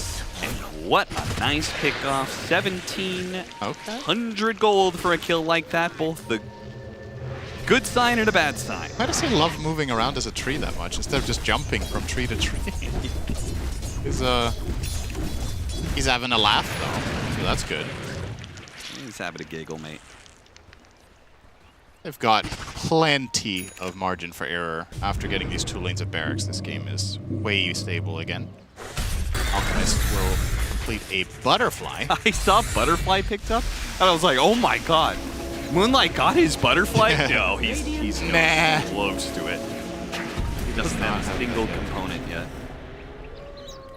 Yeah, I don't know if Alk Butter is the way to go here. I get where he's coming from. He wants the evasion against the Ursa and against the Bristle hard-hitting heroes, but maybe in reality what you needed here was another offensive item so that you're playing, you know, all-in kind of style. Yeah, we are this far down, just go full offense. Yeah, because Butterfly feels like I'm playing to stay alive, but is that really the problem? I feel like the problem is that you're not killing the heroes fast enough, and then it doesn't matter how long you survive for. Skater jumps into 3 heroes. 4. He does have Amar with him.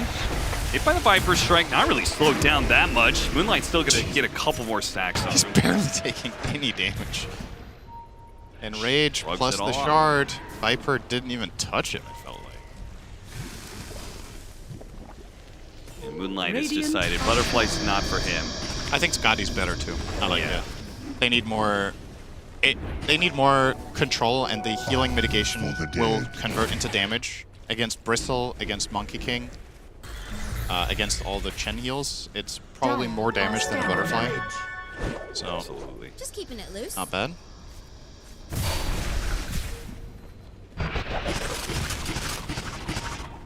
All right, well, we have another Roshan coming up, and Palanitsa, considering the way the last one went, I would be fine with them not trying to contest. So what they're doing here and cutting waves and maybe taking a mid-tier 2 tower is probably the most ideal situation. Dire's middle tower has fallen. So one of those situations where you just kind of hope it's a late Roshan, so Falcons waste as much time in that corner of the map, but unfortunately it is not that. Yeah, no immediately with the Chen, so in we go, and this should be the killing blow. Skitter level 25 will get another Aegis. There's only 1 lane remaining. Went for the double Earth Shock, which is obviously great with his Shard. Fortnite Man in the meantime will also die. Yeah, being able to do the Roshan without 2 of your cores, who go out and find a kill, that's a sign you are up big. 25k. Who took the Ags? Was it the Ursa? It was. So no chance of being able to burst this Ursa, get some sort of surprise bushwhack into unstable concoction. There's just no options there. They're going to win this fight. It's going to be something crazy long haul back and forth fountain fight. And now 2 Aesthetics caps on the side of Falcons, as well as the Ogre Seal Totem on Malrine, so he can just disengage now in 2 different ways. It's going to be so hard for them to find these kills, but they have to try. Oh, okay, there was a Lich there. Moonlight. Okay, buyback there. An immediate Yule's Viper Strike, kind of awkward situation, and Fortnite Man doesn't last for long. Chrysalis and QB are going to come in from behind, try and get the quick kill on the Chen. Couldn't get it. Did he cheese? That was a cheesed up Chen. Classic. And Malrine, Ogre Seal Totem, and away he goes. Found the strike out. QB is going to be run down by Skater. And Malrine is ready to reset, go back in with his Ursa. They're already in, though. Amar is going to do a little fountain diving here. Doesn't get any quills in return because he was broken. It's so funny. He just wants to dive like always. He gets Viper Struck, barely misses it with his Yules. Oh, that nullifier is nasty. He just 100-0 crystallized. He just didn't get off any abilities there. All right, 2 heroes in the fountain.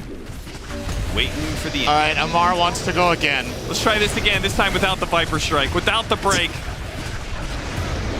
Got him. God, this hero's so stupid.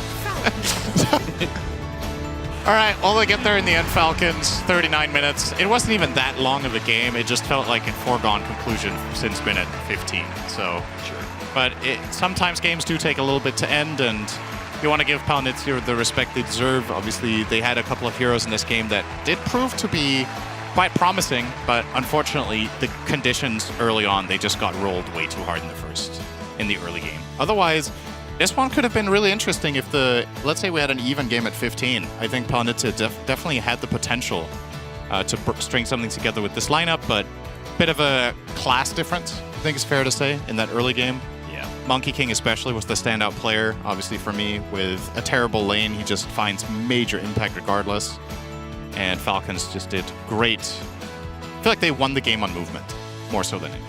Absolutely. Certainly didn't win it off of mid lane matchup. Malrine, faced with the last pick, Viper abandons his lane nice and early and just makes move around the map and is probably, him, as you said, him and Crit. They're the ones who drove this game to be so one-sided so quickly to the favor of Falcons, who take the early game lead 1-0 in this series over Palanitsa.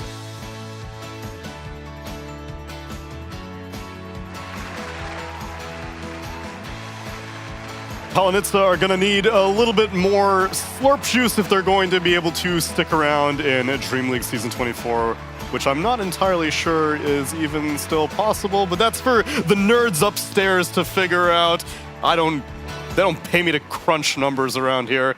They pay me to say Fortnite Man. They pay me to say Fortnite Man is very good. They pay you guys? Sometimes. They pay me in V-Bucks. Oh, V-Bucks.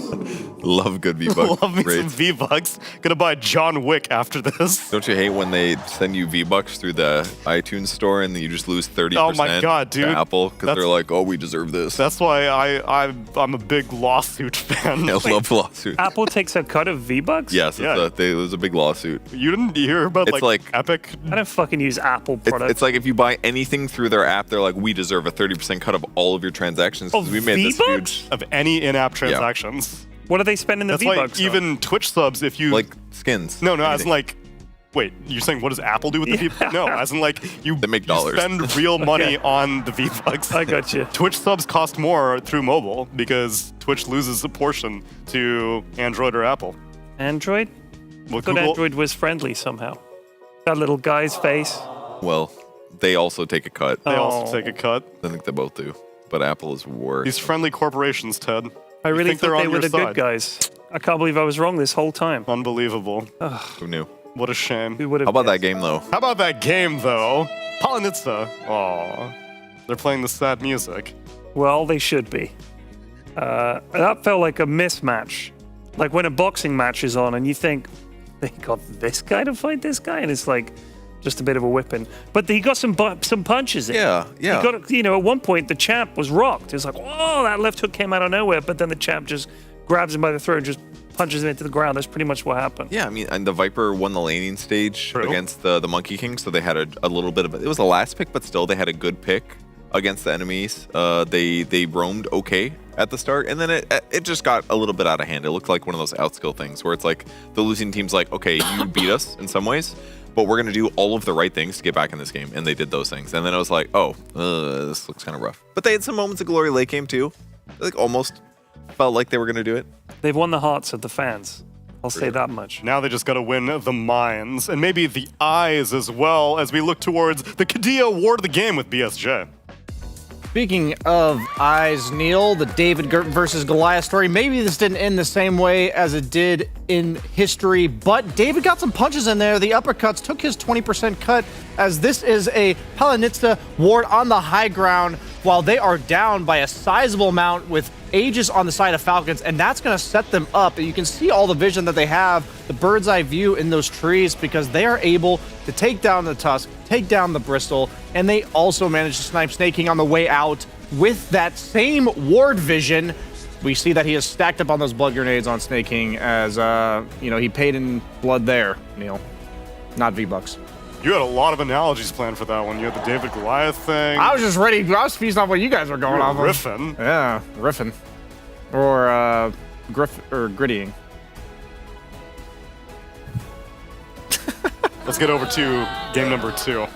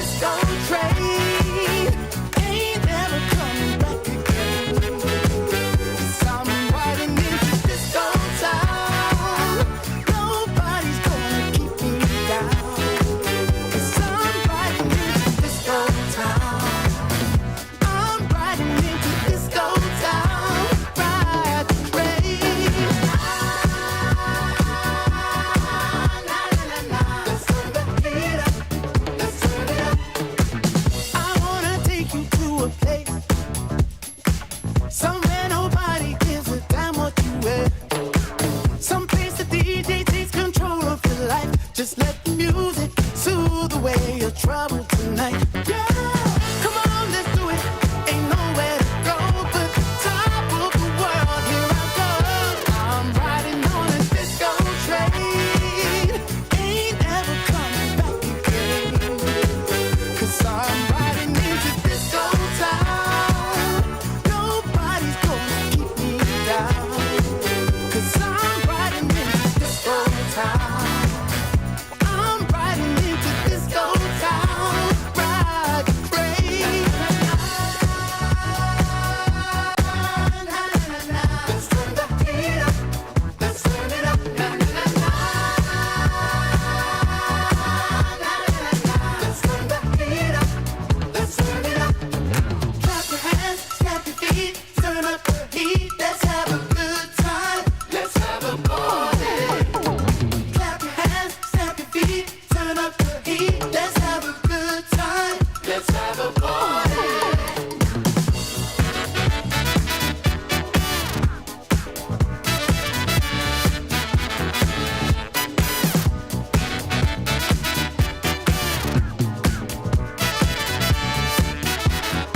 Come on, let's do it.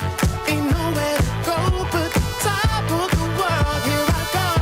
I'm riding on a disco train. Ain't ever coming back again. 'Cause I'm riding into disco town. Nobody's gonna keep me down.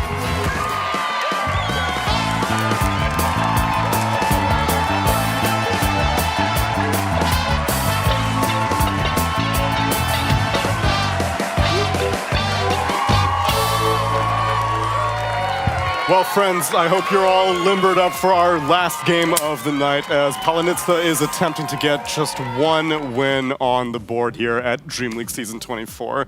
It was a epic journey to their qualification, and so far it does seem like that momentum has slowed because even prior to Dream League Season 24, they had a fair number of losses at some other Tier 2, Tier 3-ish tournaments, and so it's no real big surprise that they're struggling here, but you always hope that a Cinderella story will emerge. Yeah, it's tough when you scroll down the Dota Buff page of their Yeah. drafts, and the blue is on the right side, which means the winning team is the other team. Their Mhm. last win was 14 days ago, and they first picked Primal.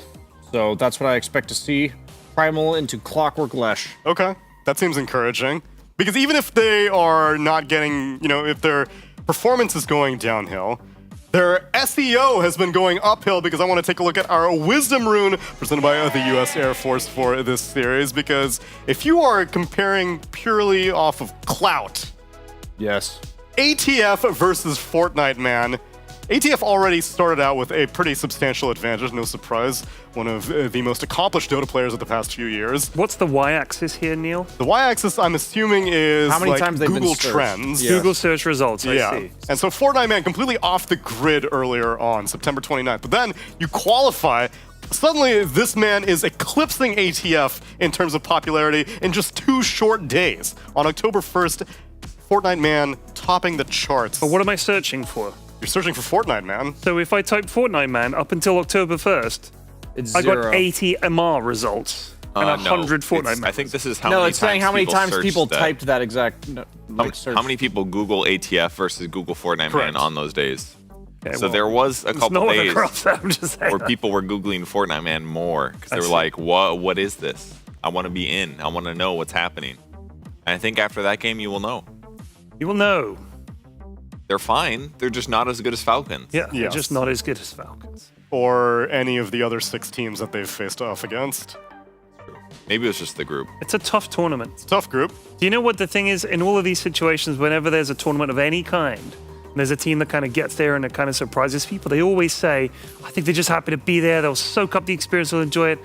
These lads want to win, I guarantee you. And they looked pretty sad in the camera shots. They did. There's a lot of ponytail tugging and a lot Yeah. of sort of like that. Because I think nobody wants to be the team that doesn't win a game. Mm-hmm. And preferably, the team that wins all the games. So just saying that they're just happy to be there, bullshit. I bet they're gutted. It's good experience though, genuinely. Like sometimes you need to go through this drama, especially as new players on a new team. I'm sure Crystallize has experienced it before because he's had a competitive career before this with Navi, but sometimes you will just not win any of your games, and it's going to feel really bad, and you're going to have to deal with the emotional impact of that. Like, is that going to affect you in your future games? They should be trying to do the best possible thing they can, because they're going to lose more games. If they continue to be pro players, they're going to have tournaments where they bomb out, or they're going to start off the first day going 0-4.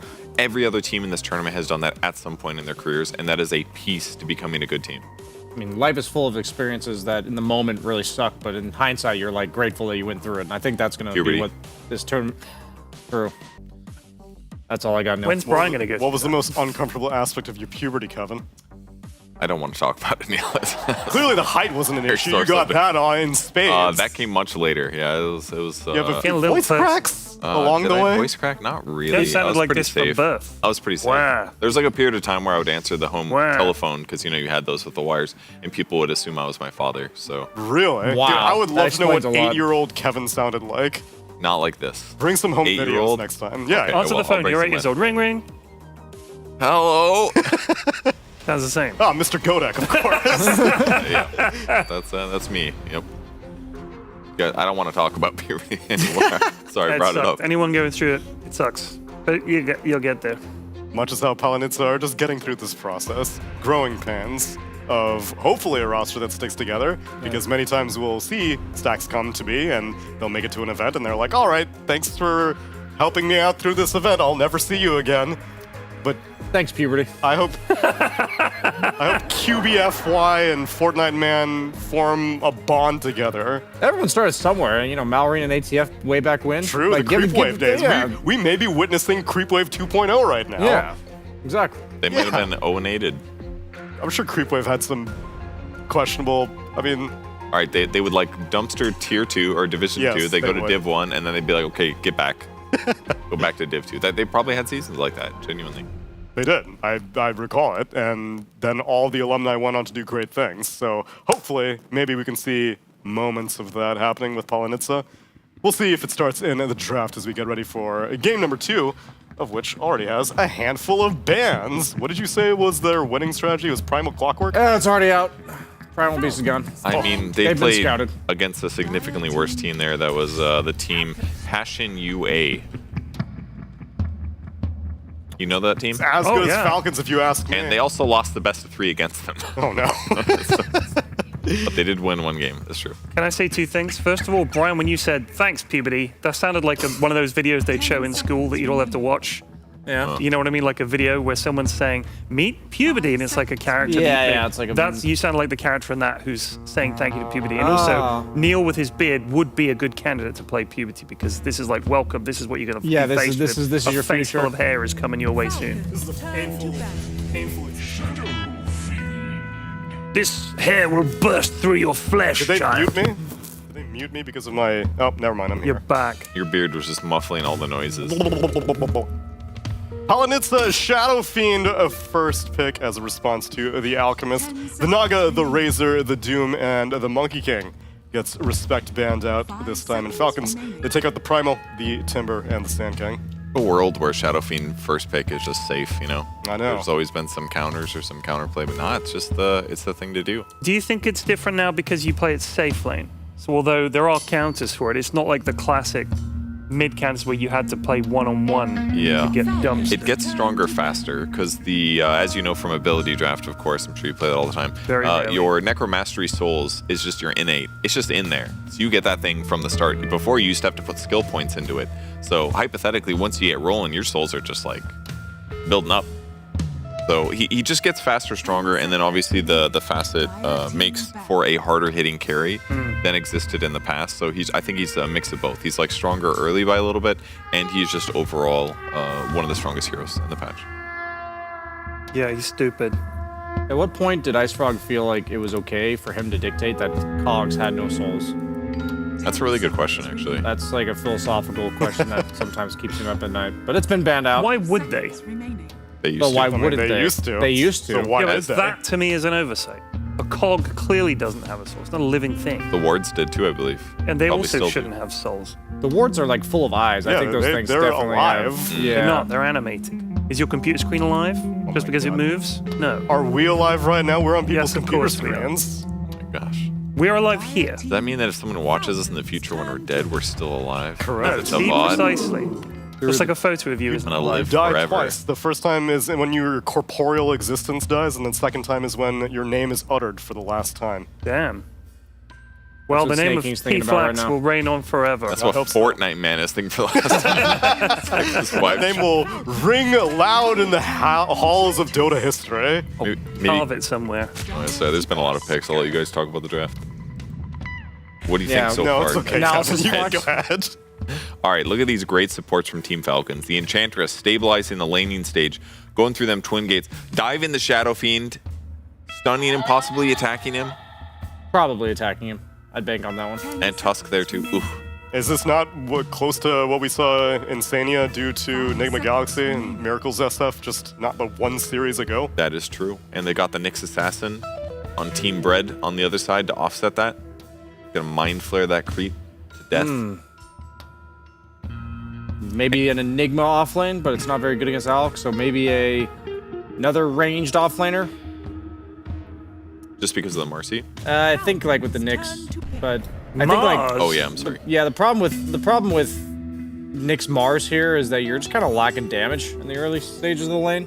I feel like Al can play pretty confidently with his stuns and acid sprays, and maybe they have stuns, but like what do they do? What's the follow-up? You stun him twice and you God's rebuke him, you took 200 damage, but now what, you know? Yeah, the Mars does seem kind of weird. It doesn't look particularly amazing against the other heroes to me. Obviously, it's not like a ranged carry that you're blocking with the Mars ulti. So it's like, are you protecting the SF that much? I'm not really sure. It's the synergy with the Requiem. It's about like all I got. Listen, Brian, if you're gonna go out in this tournament, you're gonna go out playing your most played hero. Guess how many games Fortnite Man has on Mars? You're gonna 3. like this. 369. 487. You're close. Minus 300. He's got 68 games Oh on my Mars. god, we are at the 69th game of Fortnite Man's Mars. That is out of this world in a nice way, Neil. That's what I like to hear. And there's Oh shit. yeah, another gap closing core. Very good at getting on top of the Shadow Fiend and escaping afterwards.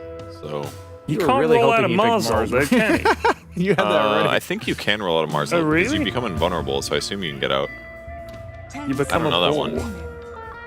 Only Brian, Nero can was you there. Earth Spirit roll out of Mars ult? I actually don't know ever since they changed it to the invulnerable. I would assume you would be able to. Dire team ban. Based on also the fact that he picked it into it. But namely, he's going to get a Blade Mill, he's going to go on the SF, and he's going to turn it on and be like, all right, hit me, bro. Come at me, bro. It feels like our Spirit's just a pretty reliable laner right now, and as long as you get those two bands to protect it like they're doing right now, the Huskar plus something like Viper, then you're good. 10 seconds remaining. Dawnbreaker gets taken out of the pool as Falcons need to find themselves an Amara hero, and meanwhile, Palanitsa are looking for their mid laner, what to give to Moonlight, and Huskar gets taken out to protect what is most likely Malreen's mid-earth spirit.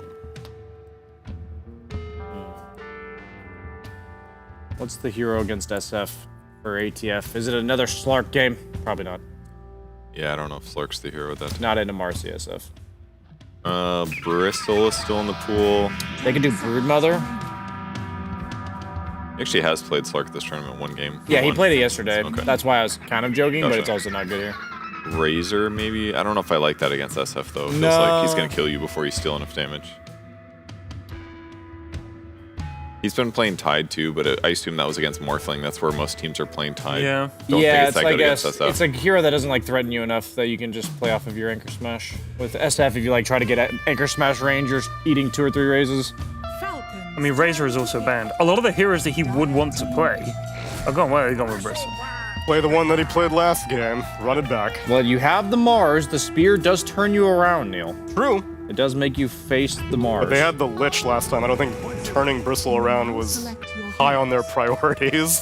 They had a lot of fish to fry there. Yes, they did. All right, the standard Pango plus SF lineup. SF lowers your armor. Pango spells do more damage. You also have a source of minus armor on your hero, so pretty straightforward. That's their mid, though. So, yeah, Pango mid. What's the win condition here, guys? How do we? What Take does the enemy Fortnite Man throne, got to do here? Or they GG out. One of those two. If you take their throne or they GG out, that's the win. That's the win condition. You heard it here first, folks. I mean, they've got a good three-man killing lineup in various combinations. You've got Mars plus Marcy plus Nyx. You could throw Pango in for one of those heroes as well. Like, they do have a lot of stuns this game. I don't necessarily think that killing the Bristleback is going to be very easy, but at least they can blow up a lot of the other heroes. This is like a decent, like, 3rd or 4th item Silver Edge buyer, so I think if he's allowed to stand his ground and hit, that's about where the damage is coming from. It's just a matter of his Malrine and Skeeter on the Alchemist. A lot of heroes that kind of threaten the SF. You're probably going to get like an Abyssal on Alch, and I think at that point it's pretty difficult, so it is going to boil down to whether or not SF can chunk those right clicks, otherwise... Yeah. And if the kill squad of a Nyx Assassin quietly getting a Carapace on a Radiance Alchemist, Marcy jumps in afterwards. I think it's the fact that they have like the Tusk, Snowball, Disjoint. You have like you just have a lot of heroes that disrupt with the Earth Spirit and everything. So it's going to come down to how the sustained damage rather than the burst. I think it's going to be difficult. You're going to have to like force out spells with the burst threat and then actually lay into them with the SF. Are we getting a win finally, Pyrion, from Palinitsa? Donut to a breadstick. I'm going to say no. You're going to say no. Bold. Yeah, I'm going to say no. I think he's probably right, but I saw some good stuff that they did. Obviously, there were some other things that didn't go well, but I could see them like getting some momentum and getting some advantage here or there. Yeah. Like, it could happen, but I assume, I mean, it's Falcons. They are like one of the best teams, top 3. And perhaps this may be more of the same, but we always like to hope for a underdog story coming out victorious. Let's find out if it changes in game number 2 with Cap and Cinderin.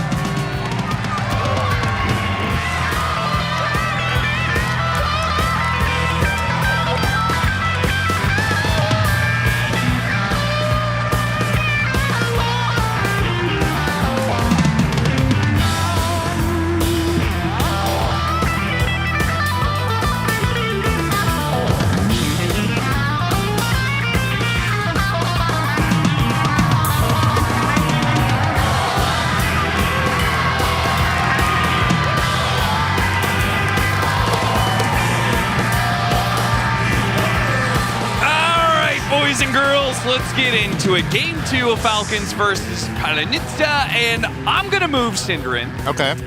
That Falcons have such strong heroes. They got a last pick Bristleback. They got Skeeter's Alchemist. Dominated Belgrade. They got the Enchantress, man, which is the one hero I would say you should never give these guys. I think they have such strong Falcon heroes that I think if Palinitsa managed to win this, we should give them 2 wins. Oh. I thought you were going to say something like they have too much of a good thing. They got all their best stuff, so they're definitely going to lose. No, I think this game is going to be extremely hard. Okay. So the reward for triumphing in the face of such a challenge should be more than just a single win. They're playing Hades on Heat 32 here, is what you're saying. Okay. Well, that's exactly, and they're giving away for... Wait! Good rebuke. Not giving away First Blood. Good rebuke, Fortnite Man. Fortnite Man to the rescue once again. I'm with you, though. I think this, strategically speaking, is going to be a difficult game. Not just because Falcons have a lot of their best heroes, but I also think this is the type of game that their lineup in general can really abuse Shadow Fiend. You're playing Ench Tusk as your 2 supports against this carry SF in the safe lane. Your Ench will probably do well because the lane matchup bottom, the Nyx Mars, is very easy for Alch. So I foresee a rotation minute 4 from Snaking that's going to flush Shadow Fiend out of top. And Palinitsa have to find a way of either fending that off by being faster and having the numbers there, or they need to TP rotate really quickly and turn that fight around. I think they cannot afford to let Skitter have what should be a very easy lane and then also suffer on the SF. Because he's the only true solution they have to Alch in this game. Well, hopefully this Marcy SF duo goes well. Yep. Because their other side lane is doing pulling shenanigans. Nyx Assassin is pulling the creep wave, so it's a good way to neutralize the threat of an Enchantress Alchemist lane. So if they can make these side lanes go kind of okay. Toss back into tower range. That's a good start. 1 raise, 2 raise. Some decent damage. But is it the hero you want to put damage on when Amar is untouched? Yeah, he's running 6 tangos on the Tusk as well, so you've got quite a lot of region to chew through no matter which target you choose. But you got to get started on it. Because if you want to win this lane as Shadow Fiend, it has to come from early pressure. Let's see if they can get it done here. Crit. Rebound lands. Oh, he hit the fairy fire. That was just enough. He's going to turn around, snowball. He's dead. Question is, can they get a kill before? And they cannot. Krekker actually gets the first blood. And no, he died with the blood grenade. And they're going to get the SM kill. Disaster. Dude, okay. So they both die, and the wave is in tower. Yeah. That is... All right, this top lane is already kind of a semi-disaster. How close was that, too? Crit got the kill on Krekker with, I think, the last tick of blood grenade. Yeah. But yeah, they definitely shouldn't have had the secondary kill on SF. That's just a bit of a mistake there for Crystallize to get caught up in that. And here's the problem. Bristle's level 3. And Tusk, once he gets level 3 as well for those ice shards, you can keep this Shadow Fiend contained for quite a while and allow Amar to just go to town. So that's rough. And of course, as expected, the Alchemist is having a wonderful time with the assistance of Ench. Nyx Mars is just not a good lane. Yeah. That's pretty much just the TLDR of that experience. This is almost more fun. Mid lane matchup seems to be going pretty well, though. Very even, 16-2, 16-3. I mean, I'll take even. Yeah, this is an even lane in theory as well, I think. It's just both heroes are going to farm. I think overall, Pango will probably find a little bit more harass on the Earth Spirit than vice versa, but as long as you get the water runes, you're probably going to be okay. Maybe you have to send one bit of regen at some point, but it's not that big of a deal. Nice half-full. That's good touch. They can keep this lane back near their tower. Yeah, that's what they want. That is the best way to deal with this scary shard situation. CMR trying to navigate or manipulate rather this wave. I don't really know if he was successful with what he was trying to do there by pulling it off to the side. Is it effectively, I mean, now this wave will meet under the tower. I guess that's what he was trying to accomplish. Yeah, in which case they'll push back out, but it's already begun. The raise, it'll keep them off. They get some stacks. Can't commit for it. Stable concoction, self-explosion there on Skater. Radiant's middle tower is under attack. This lane is also having some creep equilibrium shenanigans going on with the pullback of the Nyx Assassin constantly trying to get Fortnite Man a safer lane with a double melee matchup.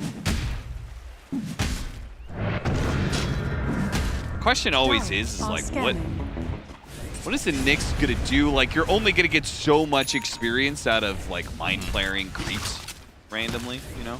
I guess the other question as well is, what did you pick it against? I'm trying to wrap my head around what the mindset was for choosing that hero instead of a ranged 4 that lanes well with Mars. There wasn't anything directly that prompted it. Usually when it's with Nyx, you look for, are the heroes you can assassinate, or is there major value to Spike Carapace? And of course we saw the counter against Medusa 2 days ago with the mana burn facet, but yeah, in this game, yeah, you can proc Carapace on both the Bristle, the Elk, and the Earth Spirit, but I don't really feel like you kill them very well. So we'll see. There is that rotation from both Snaking as well as the Nyx. It will be a nice triple raise combo for Crystallize. So this was what they needed to avoid being successful from Falcons, so job well done from Palnitzia to match that end rotation. Good setup. Gets them the second kill of the game. Do you think the break mechanic, now that they brought that back for the Nyx Assassin, do you think that breaks just aren't good enough by itself to deal with Bristleback? I mean, I'm not sure. It did work out for the Viper, right? Yeah, that's the better one, right? So if that one didn't work, is this one? I guess this one is cheaper in the sense that it's a support.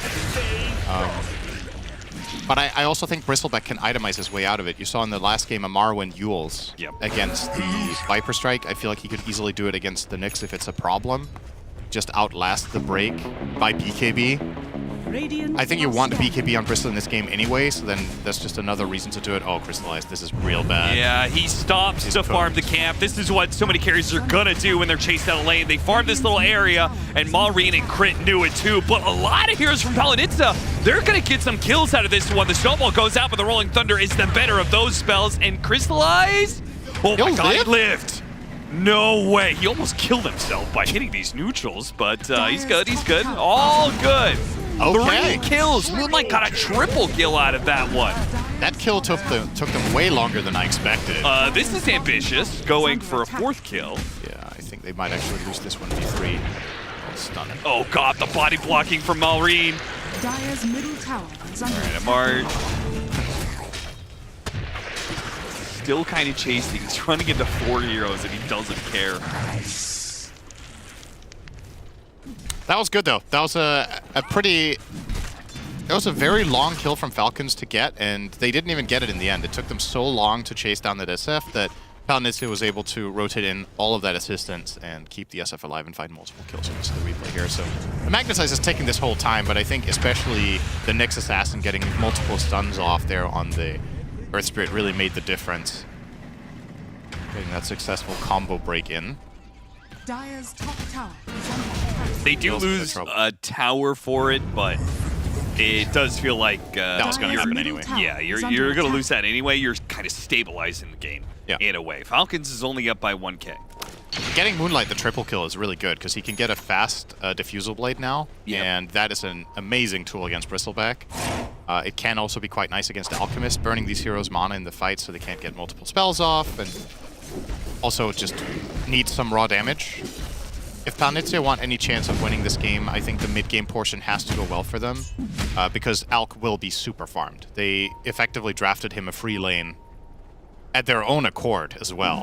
Yeah. There was no secrets here about whether that Alk was going to be a carry or not, so they just effectively allowed him good conditions. Right before he goes for the grab, I ain't even sure if that would have been any good for them. I mean, free farming Alchemist, I'm fine with if it means the SF is having a good game, right? Because the Shadow Fiend can give you the damage necessary to deal with the Alk later, but that's not really what's happening right now. Fortnite Man, some sort of aggressive maneuver there that gets him caught out. Way behind the tower. Give that kill to Malrine. Yeah, that's the thing is, if your solution to Alk is expecting SF to do equally well, I just think there's too many variables for that to be a viable counter strategy. Do you think they have other solutions? No, I just meant with how they have drafted, right? If that was their mindset, we'll give them Alk and give them a free lane with Nyx Mars, it's fine, because we'll get a great SF game and he will counter Alk. I just think that as a default strategy is very risky because of how many things can happen to the SF in this game versus Alk. Like, Alk, nothing can happen to this guy in this game in the bottom lane. He will just farm. And the Shadow Fiend we've already seen a couple of times now. I mean, sure, he survived the previous one, but he's being pressured a ton because that's just the hero as a carry. You can go for those gate plays and try to take advantage of him. So yeah, currently I don't even know what it looks like if Palinitsa getting a kill on the Alchemist seems impossible. Alright, Moonlight will get the majority of the stack at the very least. Pushing him closer and closer to that diffusible. Yeah. Come on, sprites. Very important sentry Radiant's area. bottom tower is under attack. Yumi's caught. The roll in, Malrine is going to change the odds here. 2 supports versus a support and core. It's not a fair fight. Double for Malrine, while Moonlight is still messing around with snaking here. Doesn't really feel like the best way to spend his time. Dire's middle tower is Just under running attack. after Ench, killing a couple of creeps, getting mana burned, instead of being mid and taking the farm and maybe taking that fight with his teammates. Obviously, the fight breaks out because he's at Ench, otherwise things would be different, but well, going there now might not be advisable. Oh, he's trying to get off the rolling thunder. He got off the shield crash, but it didn't hit anything. He doesn't get any shield out of it as a result. And 2 kills, adds a 3rd into it with the mid tower falling right after. All of a sudden, the swing. Falcons are only up by 1k. That's not an Alchemist difference right here. 5k lead already. That's pretty big. I rate these last 3 minutes from Palinitsa. I rate them disaster. Out of 10. It just has to go better. There's no sugarcoating it. If if you're drafting into this kind of strategy and you're not making successful moves, but rather you're just putting 2 heroes mid and they both get killed, and now your Nyx is jungling, I have a pretty clear feeling of which way this game's headed. It's not great.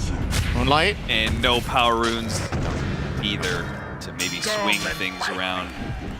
Moonlight, I think, just has to get to this diffusal blade. Dire's middle tower. That'll be your best power spike to play around, I think. Yeah, I agree. It's going to be the Diffu, and it's going to be Nyx level 6. And he will obviously get that from that jungle very soon. But we are also 13 minutes into the game almost. Nice. So it's not exactly a good timing to begin with, but that's what you sign up for when you play Nyx Mars lane. It's not like either hero is going to have a stellar outlook on the future of the game. Yeah, Mars still 1100 away from Blink Dagger. A kill on Sneaking would help. I'm sure he's gonna die here, is he? I think Mars just does it because she's Marcy. Yeah, I think that was her last volley of ult, so that almost wasn't enough with the unleash. Radiant's bottom tower is under attack. Oh, they're beating it. Skeeter actually. Stun into Requiem. Not the most damage in the world. You would have to land all those raids. Rolling Thunder is coming in though, and he's up against the wall too. He's gonna get chain stunned here. Okay. All 5. Apollonitsa showing up for this. Worth it. Killing Alk is the best thing that can happen in the game right now. And Amar says, worth it. I got my Ags, guys. Yeah. We can fight now. They can't put out all the fires at once. There's just too many, so they have to pick their poison, and I think going for the Alk is probably the best play. It's just the most gold. Caught on the way out here. But yeah, there's more problems in this game than the Alchemist. The Bristleback is super farmed with a 13-minute Ags on Amar. Everybody really on the Radiant side is having a good game. They're all happy. Dire's bottom tower is under attack. Oh no, Amar's gonna come steal some stacks, maybe? Try to get the wisdom. Oh no, what's happening in the river here? Looks like a 2-man stun. Very well. And Moonlight can't get away from her spirit. Hero is just too damn mobile. Amar's gonna take your stacks. The supports are taking your tower. I mean, whoa! It's just wins all around for Falcons. Yeah, at the very least, they didn't get the wisdom rune there. So that's the one thing for Palnitia that went right, but it's tough to find bright spots right now when you're just getting absolutely obliterated like this. This is just... We talked about Game 1 being a bit of an outclass. I think this is a different level. Just everything in this game has been the way Falcons wants it to go, with the exception of the one Alk death they just had. There just hasn't really been any bright spots. They will get the crit Tusk here. And I have to use Vendetta and Arena for it, though. Yeah, that means Skitter is now free to farm again. True. And he's going for pretty fast BKB. Yep. Once he has that, I mean, you're just left for some sort of crazy initiation chain stun is the only way you're going to be able to bring down this Alchemist. Yeah, pretty much. Oh, don't let him take it. I think I think Enchantress has to be one of the most annoying Falcons heroes, because Snaking always does the Wisp facet and always plays on your side of the map, taking your neutral creeps, breaking your smokes, just making it hard to move, do anything, and Falcons use that kind of information so well. Vendetta across the map here from the next assassin. Yeah, I think Ench is arguably Snaking's most aggressive hero that also farms a lot at the same time. So he gets the best of both worlds. When he's playing Chen, he's not playing as aggressively, but he's farming a lot. And then she does both. Malrine. See if the smoke works. Nice blink, spear back. Rolling Thunder, chain stun. Oh, that's a good concoction. God, the concoction is better than anything they were trying to do there. Palnitsa, they couldn't even get the kill they were looking for because the snowball save and the wisp coming out from the Snaking and crit support duo. Yeah, Falcons seemed incredibly ready for this move. And I guess from their perspective, this is also kind of obvious that this is happening. They have really good vision in the top and mid. Nobody's showing on the rest of the map, and they're kind of just piecing it together. And if you're wondering where that final hero was, well, he was bottom lane and got picked off during that replay. So that is effectively a team. Haste. Nice GG branch.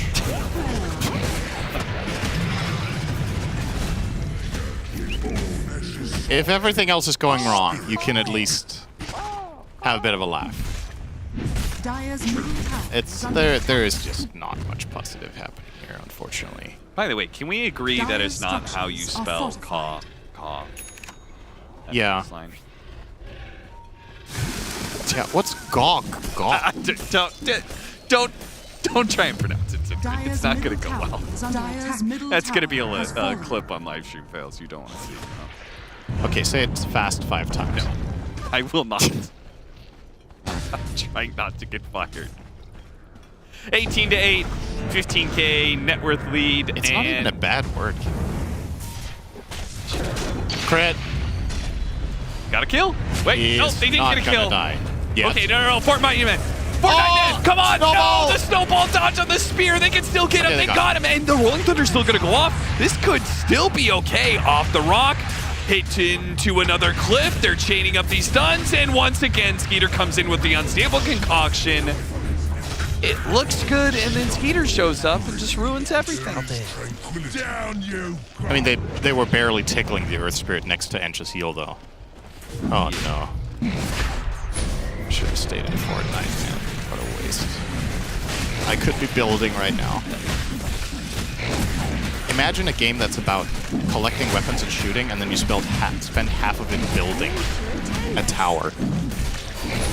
Yes. Tower to battle. Your shrine has fallen to the radiant.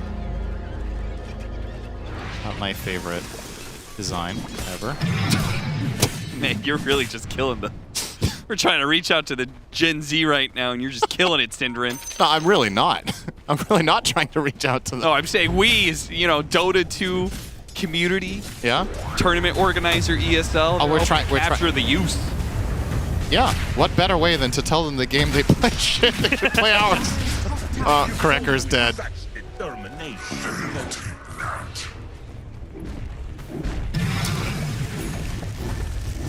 Well, we're going to watch Falcons. Yep. Take some buildings. And go high ground. Probably. And Palanitsa are going to have one attempt at a high ground defense. And if they don't defend that well enough, then the game legitimately might just be over. How many slices are in a loaf of bread? How many do they have left? They've spent 10 lives if they lose this game. Depends on how thin the slices are. You've never seen that. That is a good answer to that question. I appreciate that. That was a very Synderen answer to your question.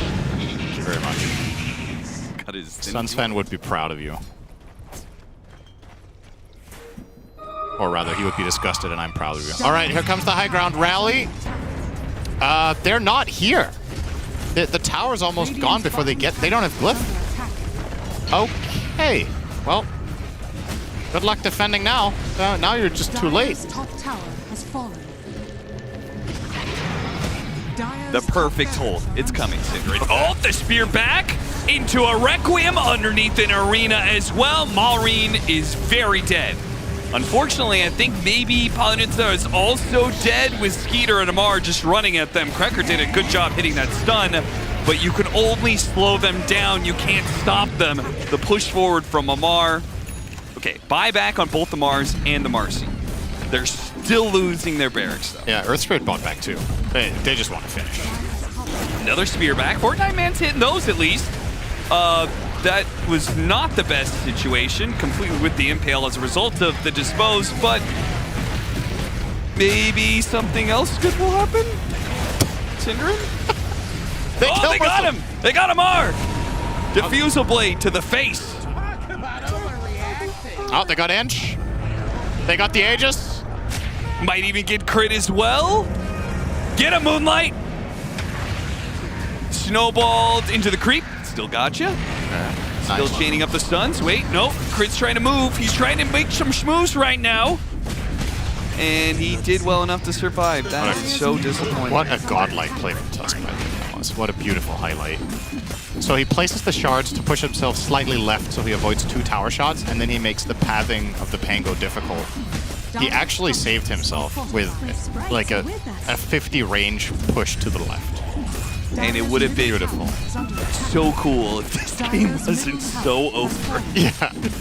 I mean, that's the thing about Dota, though. Even if you're getting crushed or you're crushing, you can still appreciate, you know, individual skill of that sort. Even whether you're owning or not, you can, you know, it's that little extra 5% that some players just have on the rest of the field. That there from Crit, there's not many people that would have had the presence of mind to do that. All right. There are many people who would have had the presence of mind to just die there as Alk. That's 2,400 gold into the coffers of Palanitsa. Yep. Cracker gets that. How many new items does he have coming up now? He has 3 bracers. If only it was the old bracers. Yep. Then they would be good in 2.5 minutes after they've lost 2 lanes of barracks. Yeah, we're not even there yet. 22.5 minutes, oh my god. Yeah. Looks like Falcons want to just try to fight them 4v5 here. Amar, how strong are you? Didn't get the BKB Oh off. yeah, and he's facing the wrong direction too. All right, all right. Yeah, give him the tip. This is just like last game. Like Falcons get an unthrowable lead, and then they bleed a couple of cores, and then they're going to stabilize and finish it off, right? Surely. Yeah, now they're going to be like, okay, guys. All right, whatever. For next Roshan. Amar's like, buy me gem. Snaking. Buy me gem, go jungle. Oh. Well, in from Maureen. But the rest of the team is coming in soon. Fortnite Man is here. Hits the pin onto Maureen, trying to create the space, but unfortunately, the Pango's already dead. Fortnite Man is going to join him in the grave, as is QBFY, as is Crystallized if he shows himself. By Cracker. Okay, maybe they're not going to wait for another Roshan. All right, give me your prediction. When is this game going to end? 20. You okay, buddy? We got 2 minutes and 45 seconds till Roshan. Sound like you're having trouble breathing. 26. 42. All right, I'm going to say 25 straight. Come get healed. All right, so you think this... They're going to take this tournament to the ending. Don't let me down, Falcons. You got this. Tormentor for crit. A bigger Dire's shard. middle tower is under attack. Does Crystallized have... No, just Shadowblade. I was like, do you have Silver Edge yet? No, he doesn't. But they have Quick Go. No. Oh. Where was the stun? He threw the mana burn first. That's not the order of operations. No, that's Pembus. You have 20 seconds left, Falcons. What did you say, 26 what? 42. Okay. All right, we got time. I just need to be closer. Just stall out for 2 minutes. You got this. All right, shield crash. And a nice pin. Jesus, that Pango dies quickly. And a snowball crit. Stop doing this to me. He's too good at the saves. Crystallized does manage to get a 4-staff. Can he make it back? He can't. He dies. Fortnite Man, you're my only hope. Oh. Get a pin back into the fountain. You got this. If his Blink Dagger ever comes off cooldown, because Amar is constantly hitting him with quills. Okay, Amar is maybe throwing. Oh, he still got the SF kill. Never mind. He's going to buy back. GG is called 25. 25. 25. All right. I think you're good choice. Yes. You win absolutely. Another win for my collection. Yeah. I mean, what really is there to say? They just got rolled. Falcons crushed all their lanes, and they snowballed this game. All right, I guess they didn't crush mid, but they won the 2 side lanes handily, and they made the good early rotations and built an elite that it would take a miracle to recover from already when we were 15 minutes in. And there's a bit of a class difference here. I don't think Palanitsa are going to be too far down about this. You know, this is already a rough tournament. They're an upcoming team. They can't go in with the biggest of expectations going up against the elite, and this is one of the hardest opponents of the whole tournament. So this was one of the, you know, if there's one you're going to 0-2, this is the one that's going to hurt the least, right? You and Suns fan are the aficionados on shellackings. Yeah. Him in particular? Him in particular, but we only have you here. So do you have a rating for this? Is this actually... I don't even remember the scale. That's how little I care about level of shellacking? I think it's the one below, whatever the one below that was, because that's the highest one, right? I think it may be just Gaben level. Isn't that a level? I think it is. Sure. On the scale. You'd have to ask Shannon or Jenkins. No other people in the world would be stupid enough to remember that list. Anyway. A Gaben level shellacking. Cinderace. Yes. To the panel. Actually, as an NA DPC enthusiast myself, I'll tell you that yes, indeed, Top Hat was the highest, but the mustache is in between just a Gaben level shellacking and a Top Hat level shellacking. And if I am to be the emissary of shellacking ratings, I would say that it was a base level Gaben because Polonitsa put numbers on the board. Purge, you and I did many an NA DPC, and we did. There were a lot of shutouts back then. Yep, some Fart Studio shutouts, all right. I think they did fine. It was weaker than the first game. First game felt like they had moments of real glory, and they did have some good team fight engagements that were just consistently ruined by that guy, Skeeter. It's looking like, oh, they can almost maybe get a double kill here, and they just show up and stun like 3 heroes. Yeah. And then it's like, oh, the fight's over. I would not consider that a Gaben level shellacking. I would like to step in. Okay. As a friend of Shannon and someone who has sat with him and discussed the different levels of shellacking quite often. And I believe, correct me if I'm wrong, there either is or was rumored to be another level, and that was Gaben's Umbrella. Ah, yes, that's true. Yeah, I think thus unawarded, though. Yes, so because far. it's so ridiculous. We did have the 28-3 or 28-4 game earlier. That was a Top Hat level shellacking. I don't think this was a Gaben level shellacking. I think this was just a shellacking because in the Gaben level and above, it has to be like they just got absolutely... There was not even a glimpse of hope. And I think there was definitely moments where there were some nice things happening. But like you said, Skitter comes in and ruins it. But if he hadn't been in the game, I think they do a lot better. That's true. 5v4? I think they have a chance. I think so. Yeah. They got a real chance. Yeah. I mean, a lot of that is like, you don't see the best teams get caught out that often by an AoE spell. Like, it's not often that you see the really good teams all get like 3 or 4 man outgunned. Their positioning is better. Their awareness is a little better, I think. And also, Skitter just kept getting them. Like, it can't just be that he's so good at it, because it's not like every game Skitter's getting 3 and 4 man concoctions. It's just those little margins, I think, make a big difference at this level. They're probably just reading their opponents better. Like Sin pointed out after that one fight mid that looked almost so good for them. It's like, well, there's vision top, nobody's there. Vision bottom, nobody's there. They're smoke ganking. And they're going to be moving towards their teammates. Okay, we think there's going to be a smoke, and then it ends up showing up. It's like you're just going to be there 10 seconds faster than a normal fight, a normal team.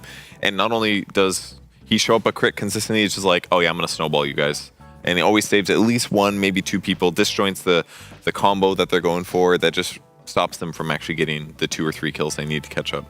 So Falcons are a world-class team, so no real surprise there. But I am curious what BSJ picked out for his Acer Predator head-to-head. For this game, Neil, we're going to ignore the stats that we just witnessed, and we care about the stats that truly matter for our Acer Predator head-to-head. I have chosen ATF versus Fortnite Man. The hype level for this man on his 69th game of Mars. Flat, like, it's almost a shutout. We gave ATF 1 because, he had some, internet searches that we saw before the series, but it's not even a close call here. And in the next, we got the 4 victory royales. This man means business. Once again, outclassing our boy ATF. Sorry, buddy. We know your bristleback performance. You can push W. And last but not least, Chug Jugs Chugged. Yes, ATF, we've given you 1 again as a pity prize, but Fortnite Man, he will be chugging for all eternity. And that's what matters, Neil. That's what truly matters. And Fortnite Man takes it where it truly matters. The infinite chug? Yes. That seems pretty broken. Infinite chug. That's infinite. That's block of cheese, basically, actually. Is the Chug Jug the one that gives you shield back? Yeah. Okay. So, yeah, it'd be block of cheese because it just keeps giving you the shield over and over again. Wow. Chugging for all eternity. Love memeing. I know you do. Big meme. When I think about Purge, I think meme. He loves memes. Meme enthusiast. Look at this face. This is a face of a man Big that loves meme. memes. Big fan of memes. Love memes. Play Fortnite. Definitely play Fortnite. Know these memes. All right, friends, we've got a winner's interview on deck right now because I'm going to get a chance to talk to Skitter, who came into this series with no mercy. Skitter, you're telling me that in the days of Penta Skitter, that you wouldn't have taken some grace on a team that was much, much better than you, maybe showing a little bit of mercy, and yet here you are on Falcons, top of the world right now, and you're going for all of your best heroes, your best plays, 3-man unstable concoctioning. What's up, man? I think maybe when I was younger, I would not really try hard that much, but I think nowadays it's more about showing professionalism to me and kind of like trying my hardest against whoever, and that's kind of like a sign of showing respect from my side. I don't think that they are like any less. They don't deserve any less. That's a great answer, actually. I appreciate that sentiment because when you were an up-and-coming player, going up against what I would consider to be like an uphill battle is underselling it. Like, you guys are literally the champions right now after Dacia Belgrade. When you come into a series like that as a massive underdog, what is your mentality? Are you like, can we just get whatever experience we want? Or how did you grow up as a player back then? I mean, I would always believe that I could beat anyone, right? And that would probably be the worst feeling if the team that is like quote unquote superior to me would like not try hard, because it would be like the highest way to disrespect me, as up and coming player. So I would just try to play my hardest, no matter the side. Right on, man. I wonder also, AUI may have instilled some of this into you, because so many times I hear Falcons, word on the street is you guys are oftentimes quite disrespectful. Where does that attitude come from when I'm hearing such nice sportsmanship from you? I mean, I think it's just mostly the young players, because there's nothing to blame about this, because I was the same when I was younger. So it's just about the experience and going through this, the lows and highs in career and kind of learning from them. Understandable maturity comes with age. I'm going to pass you on to BSJ, who's got some questions for you as well. Panel or lot boat.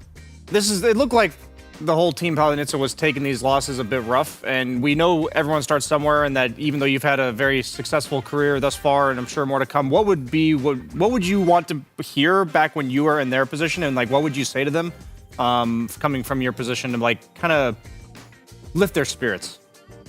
I mean, I think it's all about like self-confidence and just understanding it takes a long time to get good at this game. I only started having success in my like mid-20s, right? So I was how do you guys call it, like late blossom or whatever? So it just depends. Just keep grinding, and eventually you're gonna get there. Yeah, we appreciate your really respectful approach to this entire series. Good luck further. You bloomed into a TI winner and even better as on Falcons, Skitter. And now we're going to actually have you for quite a while, because I don't know if you know this, but getting this 2-0 means that you have now locked yourself for upper bracket at Dream League. So my last question was going to be, how are you dealing with the rigors? Because you guys took hardly a break after TI, went to both the tournaments, Wallachia and Belgrade, and now you're locked in for 2 weeks at Dream League. You ready? I want to play though. I'm very hungry to play all the tournaments. So I'm excited. I don't feel any burnout, and I hopefully will not. And we are just happy to be on top, and we are just making the most out of it, trying to dominate as much as possible. And obviously for this tournament, we want to dodge the qualifiers so we can get some well-deserved rest. So that's our biggest motivation, to get top 4 and be qualified to Bangkok. Let's go, dude. You're paying your dues right now. Skitter, congratulations on the 2-0. Congratulations on making it to the upper bracket, and best of luck with Falcons moving forward. Thank you, guys. Thank you very much. We'll catch you later. Yes, indeed, I may have forgotten to mention that to you guys at home, but Falcons are now locked for upper bracket. They got that 2-0 victory. They've been topping their groups the entire time, and no real surprise, because like I mentioned, they are the champions of the most recent LAN at Belgrade, so anything less than making it through past this group stage would have been a disappointment. They're a good team, believe it or not, guys. Yeah, maybe they had a disappointing result with TI compared to what they expected after winning every other tournament, but they're still fantastic, and this is about what we expected to see in this series. Was the level of courtesy and sportsmanship what you were expecting, Ted? Skitter was quite generous to Palinitsa, and the attitude that I thought was no mercy was him which I agree, showing respect that, you know, every single opponent should be treated equally. Too generous, Neil. Oh? If I was an established team, I would be stamping on the heads of anyone trying to climb up behind me. That's what you do. That's how you stay on top. You don't give in and say, oh, you should help the little guy. Stamp on them and keep them down. Was that not a stamping? Was this game not a stamping? Exactly. He's making out it wasn't. Oh, I see. Come out and say, I will crush any up-and-comers that try to catch up with me. That's the way to stay on top. You come for the king, you best not miss. No, they don't even get the chance to come at the king. I've got layers and layers of officials and courtiers. They got to get through the moat, the bridge. The whole thing. The jesters. I'm embedded in my castle. There's no approach. A citadel, an impenetrable citadel. And Falcons are up there on their ivory tower because they are indeed topping their group. I don't know if we have the group stage standings ready quite yet, so instead, Brian, Falcons. Oh, never mind. I don't need to talk to you. Shut up, Brian. No, it's Group A first. So let's talk about Group A. So technically, there's like a 99.9% chance that nouns are eliminated, but there is one crazy outcome that does involve them still being into this tournament. So they are bottom of the charts. They are almost certainly out, but not guaranteed out. So that's why we have not colored in their line quite yet. But that means that everyone above them still has a chance elsewhere.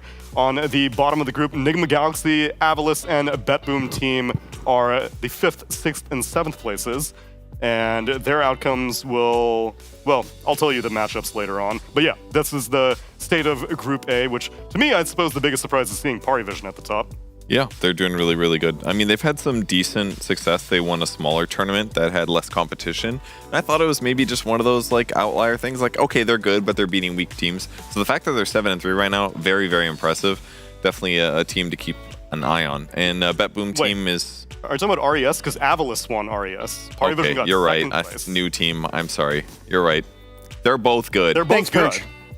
I'm just kidding. I will say with no one on that team, like he's one of the best players at TI, I felt like, despite their finish. So certainly what a lot of the other players were saying. Yeah, I heard it nonstop. Yeah. So I definitely, like, I'm surprised, like, the new team's doing that, but I'm also not surprised the players they have are accomplishing that. So this group's a little more lopsided than the first one.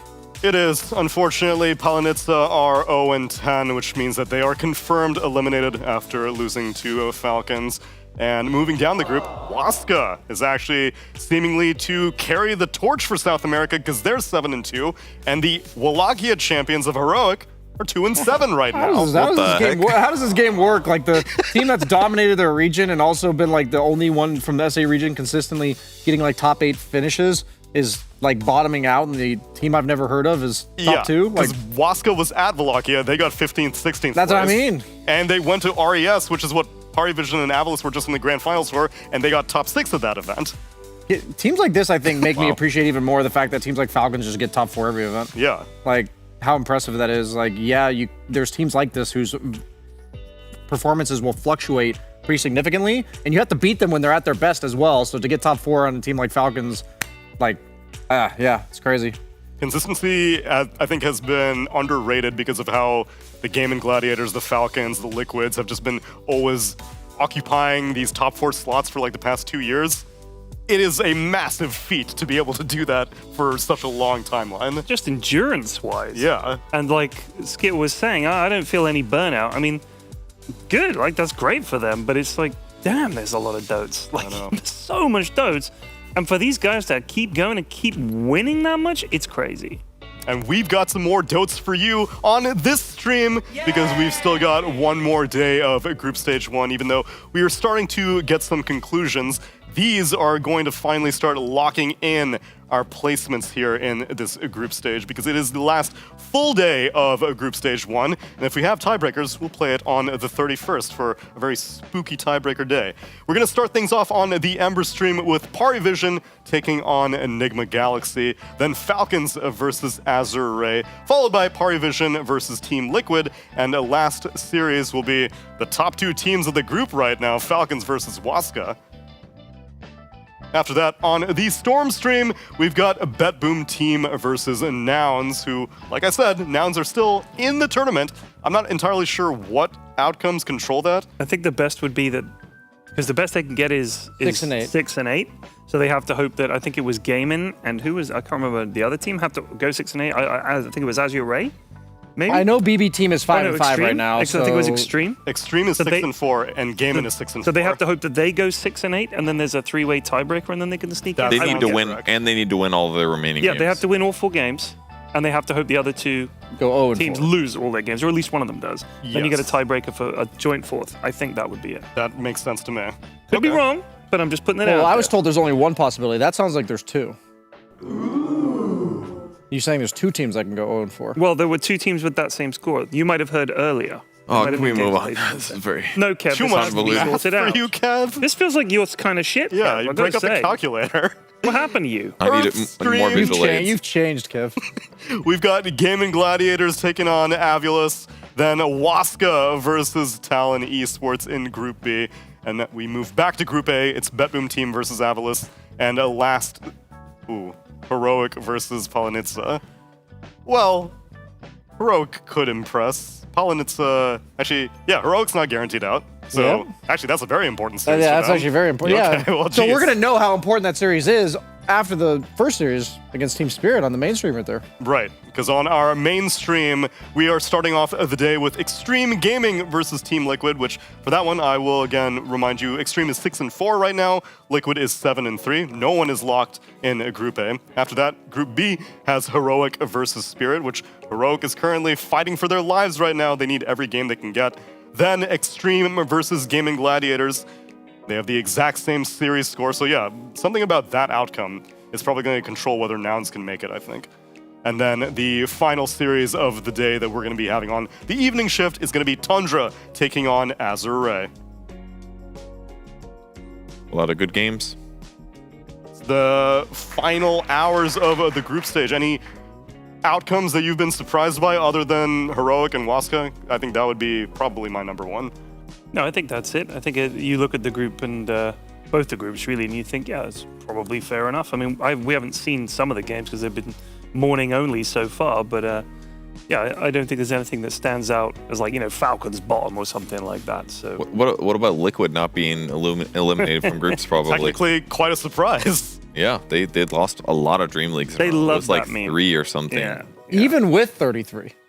Like, meaning they won TI with that guy, but they were still losing Dream League. So people be hating that they're not looking as good, but what do they know?